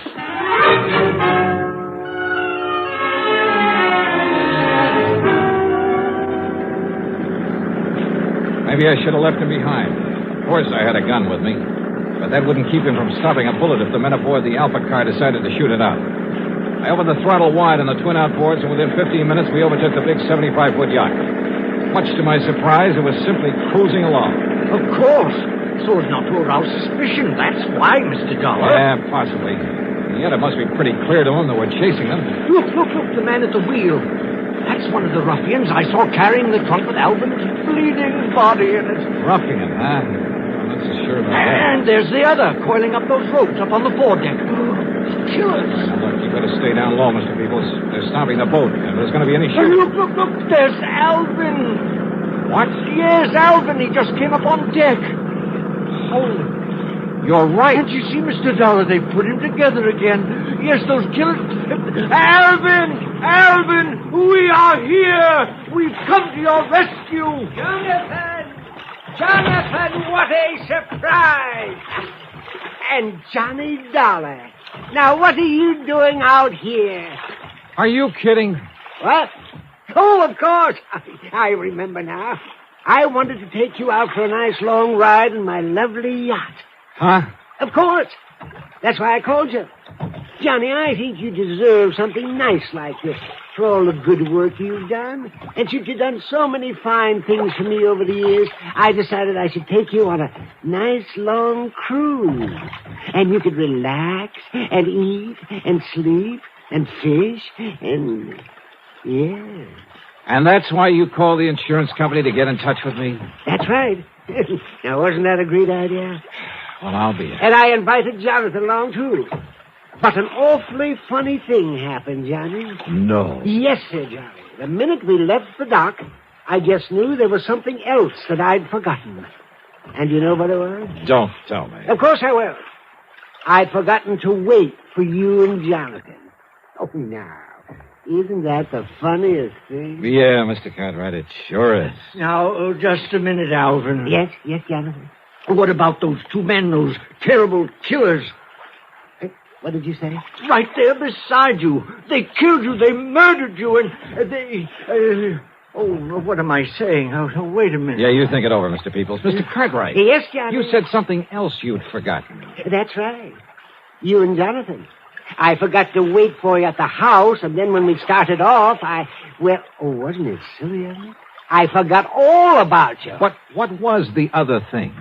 The other thing? Yeah. Oh, yes, of course.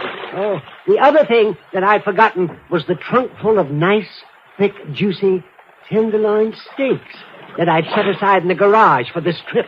Trunk full? Well, it was not a real trunk, just a little two-rope that I had out in the garage. But I remembered that the minute we came on board. And so I had to send Gerald and Harold back to the house in their car to get them. Gerald and Harold? Oh, they're my new butler and cook. Oh, they are the nicest boys. Oh, Gerald, And Harold, come over here to the rail so my friend... No, wait, Alvin, wait. Yes, Johnny. You mean to say those men standing there beside you? Now, why don't you and Johnny come aboard, and I'll introduce them to you. Now, wait, just a minute. Then all that blood... What, Johnny? All that blood that was dripping out of that trunk? Oh, yeah. Oh, wasn't that awful? And it was all my fault because I let the stakes fall out too much. Oh, no. All over the place. I never saw so much no. blood. But now, come aboard, and we'll take the nice trip that I planned for you. Come on now.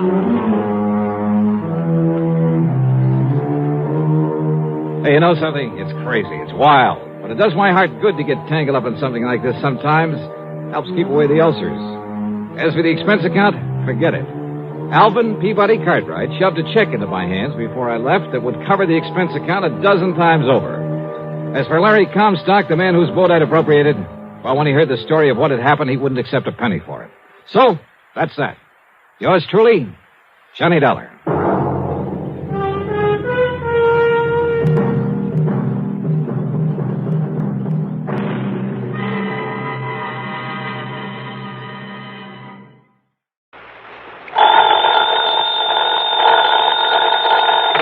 Johnny Dollar. Hi there, Johnny. This is Helen Daner. Helen Daner? That's right. I live out here in Morro Bay, California. I see. Insurance with one of the companies you represent, the Greater Southwest Insurance Company. Oh, yeah, I do a lot of work for them. But also, Johnny, do you mind if I call you Johnny? Well, no, not at all, Miss Daner. Or is it Mrs.? It's Miss. Or better still, just Helen.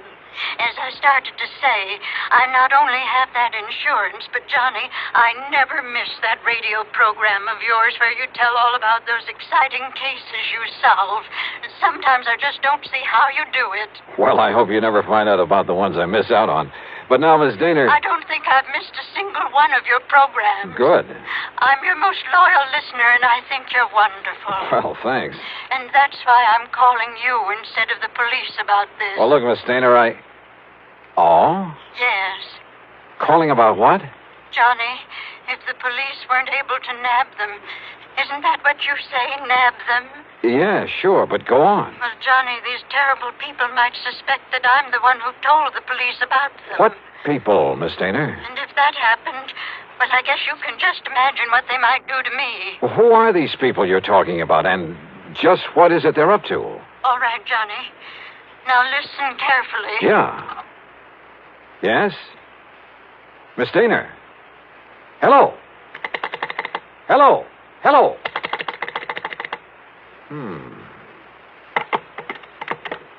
Oh, come on now, Dollar. Don't be a sucker for a... And yet... I wonder...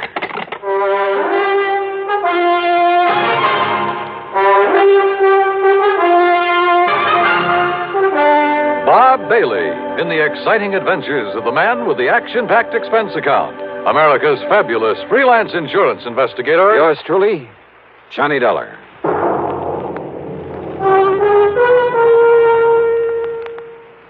Oh, Act One of yours truly, Johnny Dollar.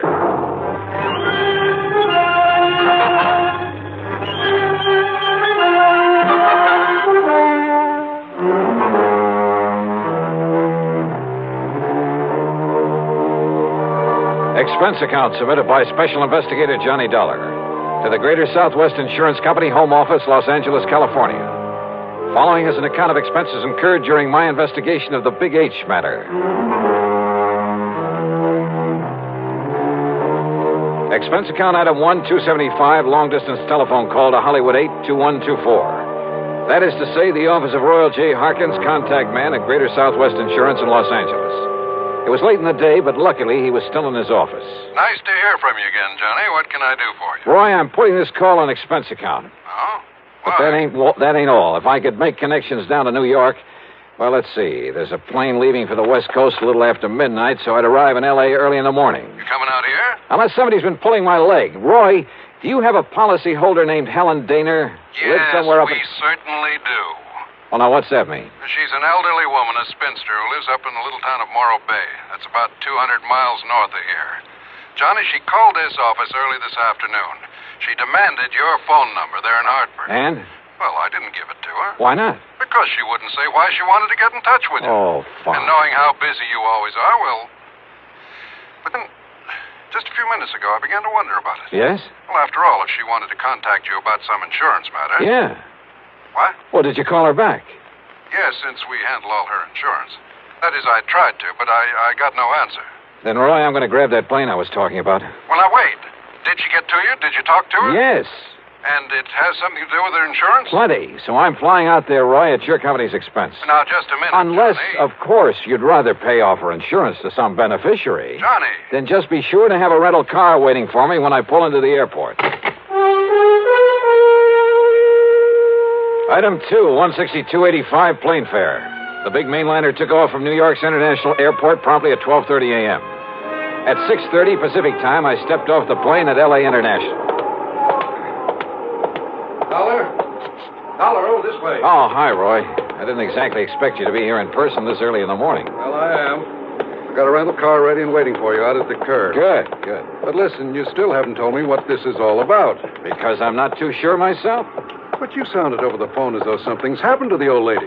Miss Helen Dana, I mean. That's exactly the way I meant it to sound. And since I still haven't been able to get her on the telephone... Well, what? What's happened to her? I don't know. This my car? That's right. Oh, start making some sense, will you? I wish I could. Well, do you actually know that something's happened to Miss Dana? Nope. But if it hasn't, I've got to do everything I can to prevent it. Johnny, prevent what? Royal, I only wish I knew. Johnny! Johnny! Thanks to an excellent highway and light traffic, I made good time through Santa Monica, then Santa Barbara, even past the famous Pismo Beach. It was just afternoon when I pulled into Morro Bay. When I stopped for gas, that's item 3, 420, I looked up Miss Helen Dana's address in the local phone book. It turned out to be a modest little frame house about half a mile south of Morro Rock on the landward side of the bay. It had some nice, well-kept flower beds in front, and at the back I could see a small, rather decrepit dock that stuck out into the bay. A brand-new, expensive automobile was parked in the street in front of the place. Hardly the kind of car you'd expect a sweet old lady to be driving along. Well, there was only one way to find out.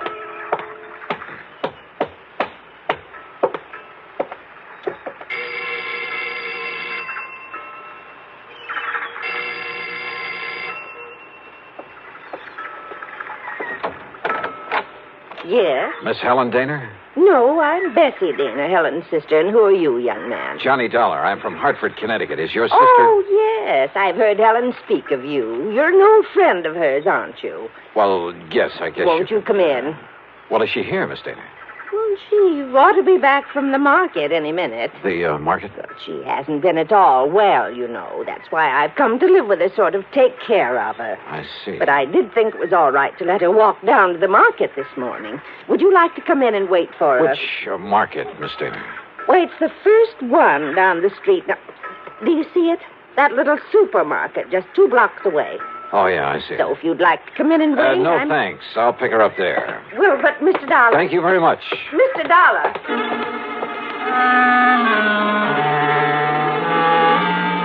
There was something very funny here, but I wasn't sure just what. Or maybe I'd just fallen for some gag on the part of a fan on my radio program who wanted to see her favorite hero in person. In any event, there was one sure way to find out, from Miss Helen Dana herself. And if she was still at the market. But as it turned out, I got that well-known kick in the face. Why, of course I know Miss Eleanor well, sir. Then will you please point her out to me? Miss Helen Dana? That's right. Oh, but she isn't here, sir. Oh. Then perhaps she went to some other store. Most certainly not, sir. What?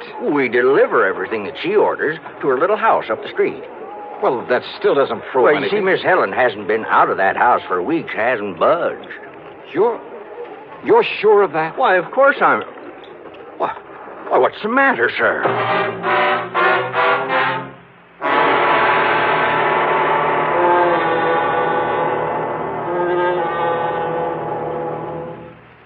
And now, Act 2 of yours truly, Johnny Dollar and the Big H Matter.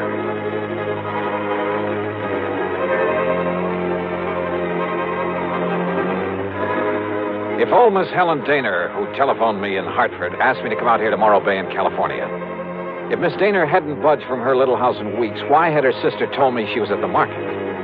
Could all this somehow tie in with the people, the terrible people she tried to tell me about on the telephone? I jumped into my car and drove back to the little home on the bay.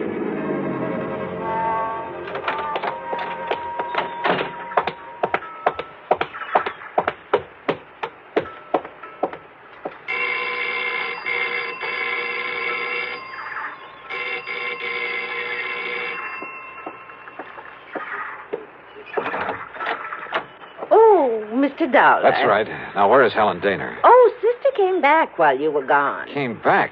Without my seeing her? Now, listen, I was... Yes? Well, the manager of that market said she hasn't been out of this house for weeks.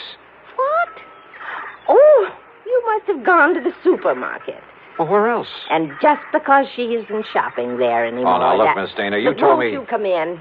I think she'll be terribly disappointed if you don't. You see, she's told me all about you now. In the couple of minutes I was away from here? An insurance investigator. I think it's awfully thrilling. But now come in and see her. I think she's been kind of expecting you. Yeah. And if you'd like to know what I think, Miss... Good Lord.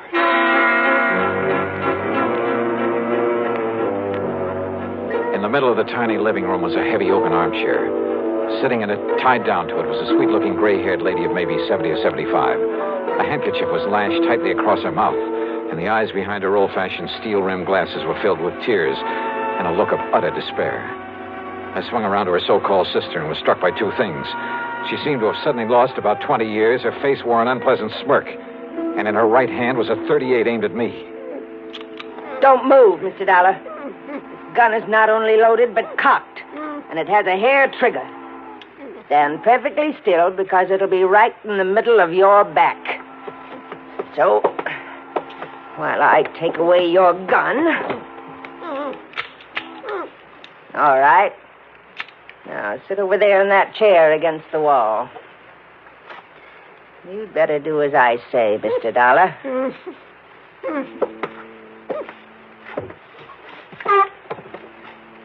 Now, we may have to wait a little while. So get one thing straight. Any move, any tricks, and I pull this trigger. Mind telling me what we're waiting for? You'll see. And why you've tied her up that way? That is Helen Daner, isn't it? Why, what's the matter, honey? Getting a little short of breath with that gag in your mouth? Well, then why don't I take it out for you? No, Dollar. Not a single move. Just crossing my legs. Sure. Here now, honey. Don't want you to conk out on it. After all, you may be of some use before we're through with this caper. There you are. Johnny, I don't know what... These terrible people, they sneaked in while I was phoning you. Yeah, Helen, I guessed that. If only you hadn't come, but I thought maybe... They're smugglers, Johnny, of the worst possible kind. You tell them, honey. It'll help to kill time while we're waiting for Pete and Dollar. Okay. They're smuggling in narcotics, heroin, from the way down in Mexico. Oh, pretty smart picking a spot as far up the coast as this. If only I'd known when this man Pete asked if he could use my dock. He said it was to tie up his boat at night when he came in from fishing. How did you get onto them, Helen? When they saw I turned my lights out so early every night, they thought I was asleep. That I wouldn't notice he wasn't taking fish off his boat, but little cans of heroin. Heroin? Then Bessie here, who can look so sweet when she wants to. Why, Helen, I thought I was pretty sweet. Then Bessie would meet him with her car. How did you know it's heroin? Because they told me they'd use it on me if I don't behave myself. Which is a lot better than you'll get, Dollar. And besides, Johnny... Yeah? I found a little of it that was spilled on the dock. And I remembered how you described it once when you caught a man bringing in the terrible stuff. Yeah, she's a real smart old biddy. Except when she phoned to you, Dollar, and we caught her at it. We can handle her all right. With a little H in her veins, we can even let the neighbors see her now and then. And with me acting as her sister, taking care of her. Oh, listen, here he comes now from the dock. Just relax, Dollar.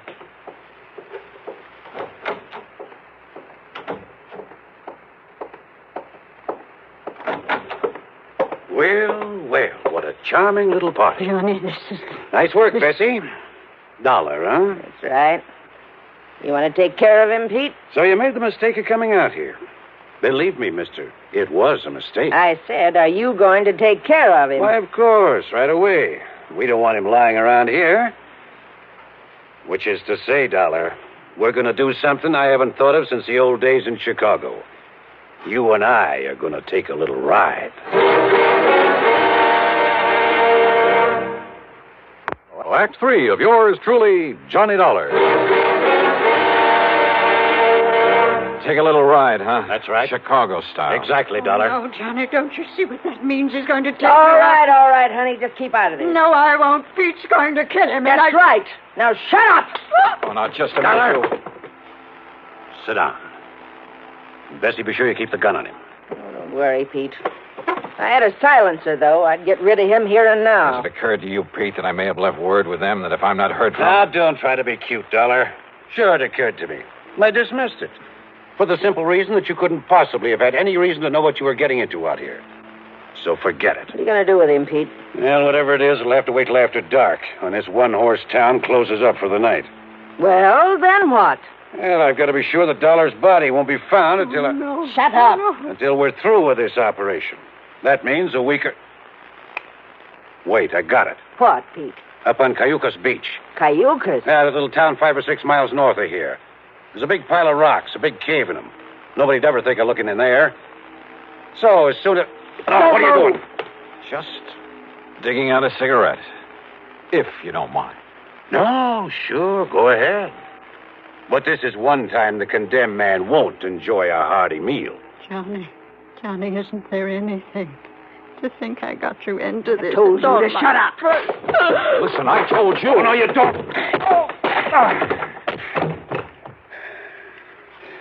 Finish him off, Pete. No. No, we'll wait for dark and do it right.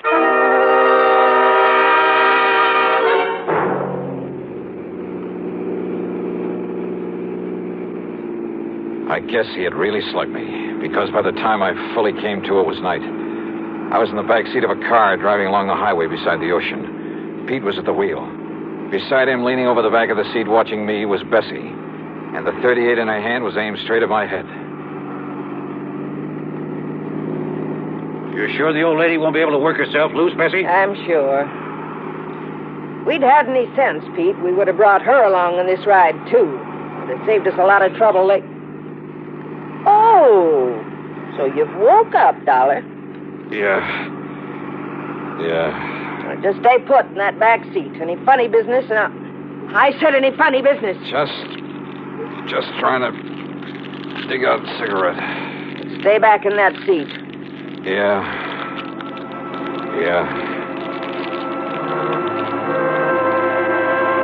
She didn't take her eyes off me for a second, or the gun either. As clumsily as possible, I struggled with the pack of cigarettes, rolling and squeezing it, and hoping the tobacco was plenty dry. Then, having apparently failed to pull out a cigarette, I turned the pack upside down over my hand. And the fine tobacco poured into it.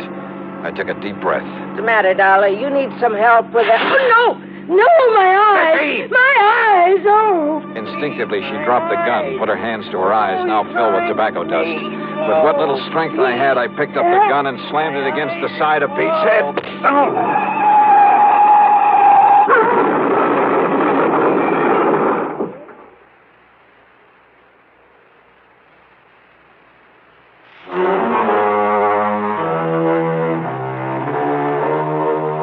It was a commercial trucker driving one of those big interstate trailer jobs who pulled off the highway to give us a hand. Yes, somehow those boys are always around when you need them. And he used his head. When he found my credentials in my pocket, he saw the whole picture in a flash. So he hailed down the first police car that came along and turned both Pete and Bessie over to them. Miss Helen Daner? Bless her heart. This funky little old character was tickled pink to be involved in the whole thing. Yeah, she just can't wait to go to court and testify against those two. Expense account total, including the trip back to Hartford, $447.45. Yours truly, Johnny Dollar.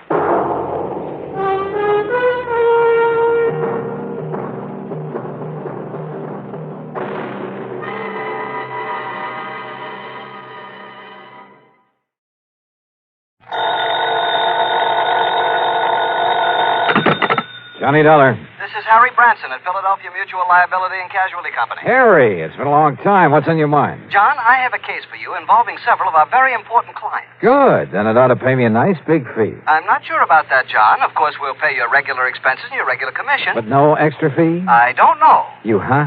That is to say, it all depends on what you're able to, shall we say, unearth. Something or someone, Harry. What? You said unearth, didn't you? What facts you're able to ascertain is what I meant. Oh. So what about these very important clients of yours? John, they have disappeared. Oh, well, then maybe unearth is the proper term. What?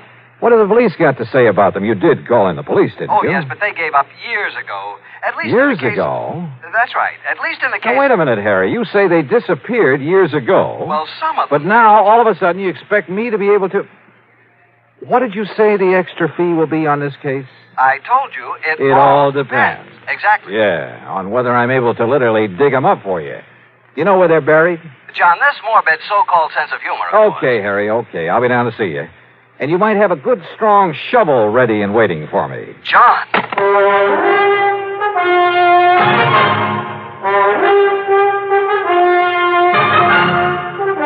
Bob Bailey in the exciting adventures of the man with the action-packed expense account. America's fabulous freelance insurance investigator. Yours truly, Johnny Dollar.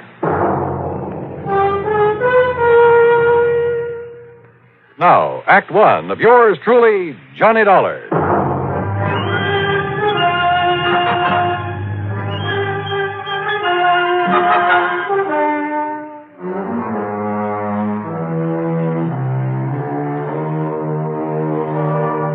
Expense account submitted by Special Investigator Johnny Dollar to the Philadelphia Mutual Liability and Casualty Company. Following is an account of expenses incurred during my investigation of the Casque of Death matter. Expense account item 1, 1340, train fare and incidentals, Hartford to Philadelphia. I went by train since Harry Branson didn't seem to be in a hurry, and I enjoyed a look at the countryside this time of year. It was a little after noon by the time I reached the office on Walnut Street and sat down to talk with Harry. But I thought I impressed the... Old sober-sides Branson hadn't changed a bit since the last time I'd seen him, and he still looked as though he was carrying the weight of the world on his shoulders. However, now that you have finally arrived, suppose I get right to the point and tell you what this is all about. Well, you said on the phone that some of your policyholders have disappeared. Yes, and you must understand this, John. Yeah? In accordance with Pennsylvania law, in a case of a mysterious disappearance, and I'm sure you're familiar with the mysterious disappearance clause, it's part of all our life insurance contracts. Well, if you mean did I ever read the fine print on one of your policies, the answer's no. You should sometime. The fact remains that when the insured disappears and fails to return or otherwise be accounted for by the end of 7 years, when the company has received no proof the insured is still alive, the company then presumes the insured to be deceased. Do I make myself clear? Keep talking, Harry. It simply means that at the end of 7 years, the full amount of the insurance is then paid to the beneficiary or beneficiaries, whichever the case may be. So, 7 years ago, a Mr. Wilbur Davis of Goshenville here in Pennsylvania mysteriously disappeared. Now his beneficiary is demanding payment of the insurance. Naturally. So why don't you pay it? We shall. But in checking through the files, I've suddenly discovered that his was only the first in a long series of mysterious disappearances. There have been a total of 8, all within a relatively small area, and of recently increasing frequency. When was the last one? The 4th of last month, Mr. Charles Moody. Charles Moody. Where? In the little town of Kirkwood, New Jersey. And the police have found no clue as to what might have happened to him? None whatsoever. One in Goshenville, Pennsylvania, one in Kirkwood, New Jersey. Where were the others? 2 in other small Jersey towns, 2 here in Pennsylvania, and 2 down in Delaware. Any relationship among the beneficiaries? None. That is, none that we know of. Why do you ask that? I just wondered if some one person was killing them off to collect the insurance. No, the beneficiaries are all widely separated individuals, so you can dismiss any possibility of murder. Harry, in a case of this kind, that's the one possibility I never dismiss.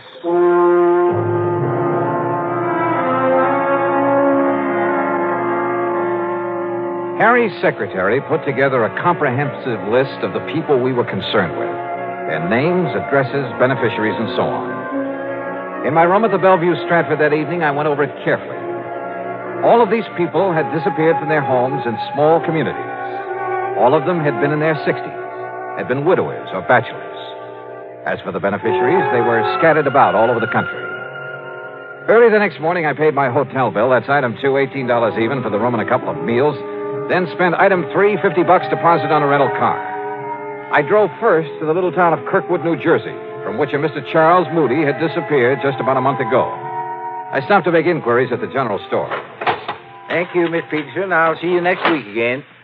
Now, as you were saying, Mr. Hurley? Yes, Mr. Dollar, I certainly hope Mr. Moody shows up again. You're a fine man. Fine man. Used to come down here at the store for a quiet game of checkers now and then. And the police have no idea where he might have gone or why? Yeah, well, I guess I'm about the only police we have here in Kirkwood. Oh? Of course, I notified the state police, and I presume they're still looking for him. Just, what happened, Mr. Hurley? Just took the bus into Philadelphia one day, and, well, that's the last we heard of him. Do you know anything about the beneficiary of his insurance? Let's see. According to my list... It's a nephew, Mr. Dollar. Yeah, Charles Moody. Lives out in California. Yeah, Mr. Moody always felt that he was the most deserving of his relatives. Left him everything, huh? Well, the insurance and his money, yes. Well, I know because, well, I'm the only lawyer here in Kirkwood, and I made out a will for him. You say just the money to his nephew? Except for his wine cellar, all his property will go to the town. Wine cellar? Yes. If Mr. Moody doesn't come back, or if he's proved to be dead, the wine cellar will go over to a man over in Philadelphia. Had themselves a sort of a gourmet club, I guess you'd call it. I see. But now tell me... You know, I kind of wish he'd have willed me that wine cellar. You see, you should see the collection he has there from all over the world. Yes. German wines and French and Italian. Yes, I'm sure. Swiss, but, Hungarian, now, Mr. Hurley, champagne. Is there anything else you can tell me that might help me to find him? How about his friends? Everybody was Mr. Moody's friend, Mr. Dollar. But as I started to say about those wines he had... So I checked out all of Mr. Moody's friends there in Kirkwood and ended up with no more information than I got from the storekeeper. But you know something? If I had had sense enough to realize it, I'd have gotten plenty from him. He had given me a real key to the disappearance, not only of Mr. Moody, but of the 7 other people on the list. And what a key. Yeah, to what turned out to be one of the weirdest cases I ever handled. Now, Act 2 of yours truly, Johnny Dollar and the Casque of Death matter. Item 5, $42.70, traveling expenses, food and lodging for the next 2 days. I drove my rental car to Pittsgrove and Malaga, New Jersey, Armstrong and Mount Pleasant down in Delaware, then Hickoryville, Pennsylvania, Goshenville, and the nearby town of Mei-Ling. I contacted not only the local police, such as they were, but dug up the lawyers who'd written wills for the missing men. And by doing so, I learned a strange, intriguing fact. You see, my last contact was there in the village of Mill May with the one lawyer in town. Yes, Mr. Dollar. If my client, Mr. Frederick Burton, fails to return by the end of 7 years, your company will have to pay the insurance. As for the rest of his estate... Including a wine cellar? Yes, a very excellent one. Its contents will go to a friend of his who lives in Philadelphia. Mr. Edward Alden Poley. Yes, that's right. How did you know? Well, I've been doing a little poking around these past couple of days. You understand, of course, that's only if we receive some definite evidence of Mr. Burton's death, or if he fails to return before the 7 years is up and therefore legally is presumed to be deceased. Do you know anything about this man, Poley? No, I don't. It seems they had a sort of epicures club. Do you know who the other members of it were? Well, Mr. Burton told me who they are sometime before he disappeared. If you'll just give me a moment, perhaps I can recall their names. You want to check them against this list of mine? Yeah, if you like. All right, let's see. Mr. Frederick Burton, that's your client. Yes? John L. Wakeman over in Hickoryville. Mm-hmm. Wilbur Davis in Goshenville. That's correct. Harmon Phillips and Ralph Hunter from down in Delaware. That's right. And finally, Charles Moody, Nathan Norwood, and William Harnell over in Jersey. Your list is quite correct, Mr. Dollar, except for one omission. There was another? Mr. Bradford W. Turner. Do you know where he lives?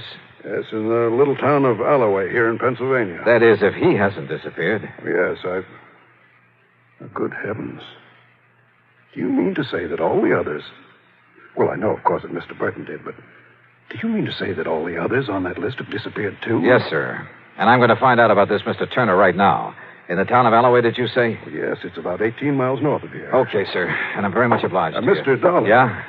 Do you really think there can be some connection between these disappearances and the fact that all these men have willed their wine collections to this Edward Alden Poley? What do you think? Wait a minute. Had I told him the others all willed their wine collections to Polly? Or had he just come to that conclusion? Or what? Anyway, I drove due north to Alloway. The one large, rather nice home belonged to Mr. Bradford W. Turner, the man whose name was not on my list. So I hoped that he was still here in the land of the living. He was, and he turned out to be a very fine gentleman, despite his preoccupation with vintage wine. No, Mr. Dollar. Our little order of epicures has not been very active since several of the members have, disappeared. But not you or Mr. E.A. Poley. I was just preparing to make the trip over to Philadelphia to pay a visit to Mr. Poley. Oh? Mind telling me why, Mr. Turner? Not at all, sir. Not at all. I happen to have an excellent wine cellar. Yes, I rather guessed that. Oh, but it's nothing compared to that, Mr. Poley's. Edward is younger than I, younger than any of us. But his vast, labyrinthine cellar is a veritable treasure house of rare and priceless vintage. I see. Now... Even I haven't seen the full extent of it, but... Oh, if only I could get hold of some of that ancient, rare Amontillado he has so often told us about. Promised to show us so many times. Up until now, I've not had anything worthy to offer him in exchange. But now, I've acquired a bottle of very old and very fine Medoc, a de Grave. So I shall take it to him in the hope... You know, you talk as though this wine collecting were the most important thing in your life. Oh, it is, sir. And with Poley, it's an almost overpowering passion. It is his life. The kind of man who'd kill his own mother for a bottle of wine, huh? That's not the jest you may think it is, Mr. Dollar. Which is why I wonder if this bottle of fine Medoc will be enough. Mr. Turner, you're not taking it over to him. I beg your pardon. I am. Now, look here, Mr. Dollar. I've been awaiting this opportunity for years. Yeah, and you'd probably give just about anything. You're right, sir. I would. Your life?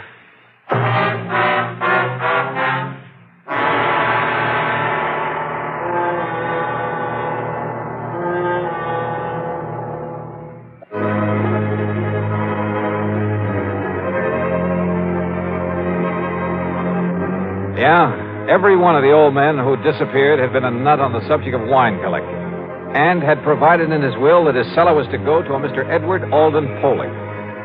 You know something?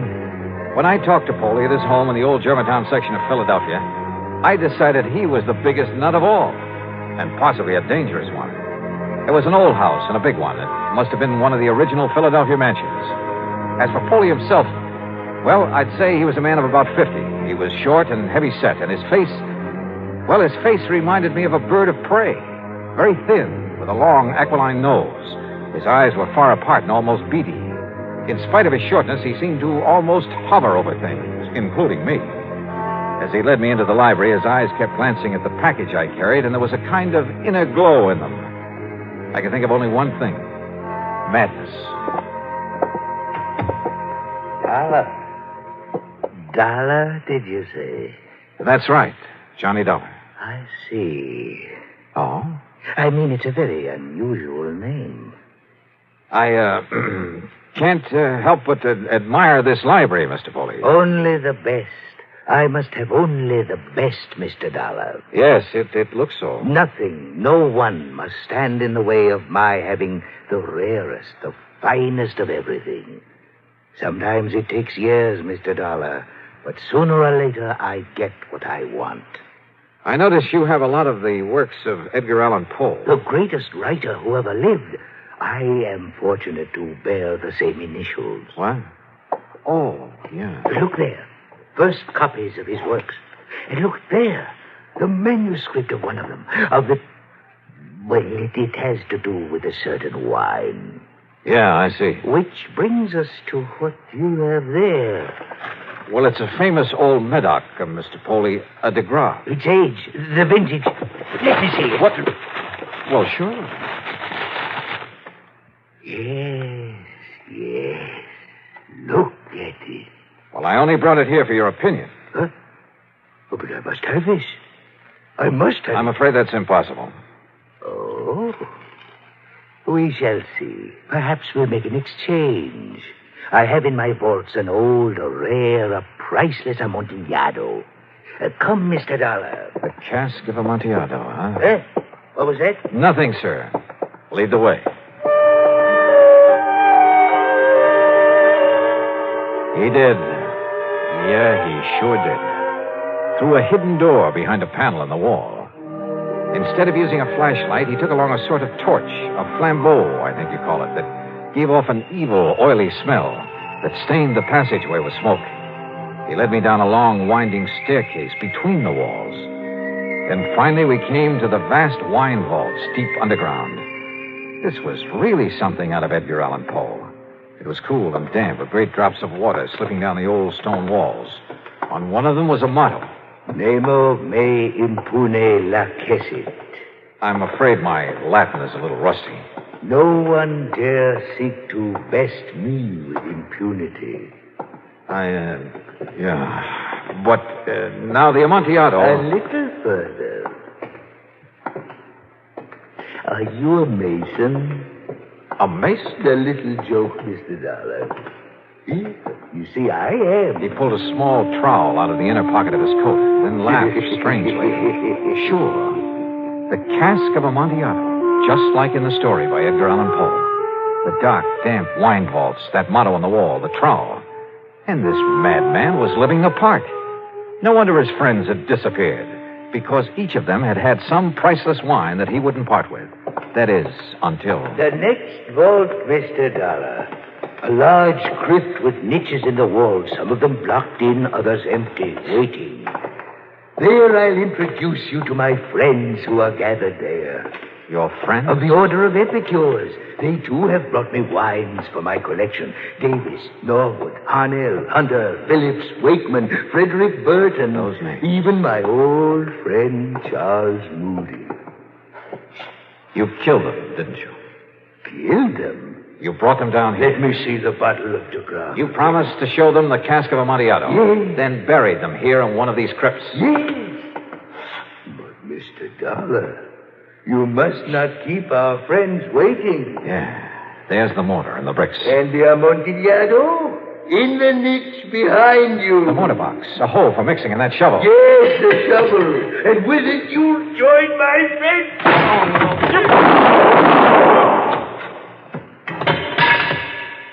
But this isn't the way the story...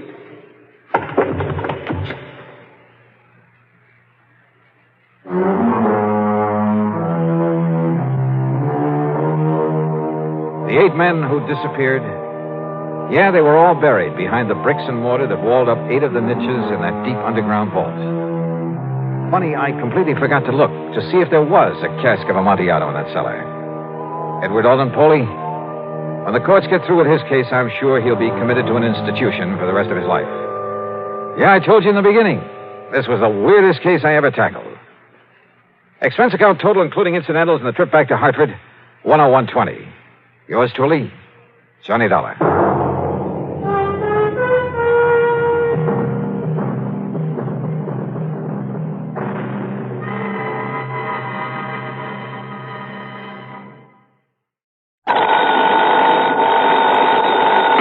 Johnny Dollar.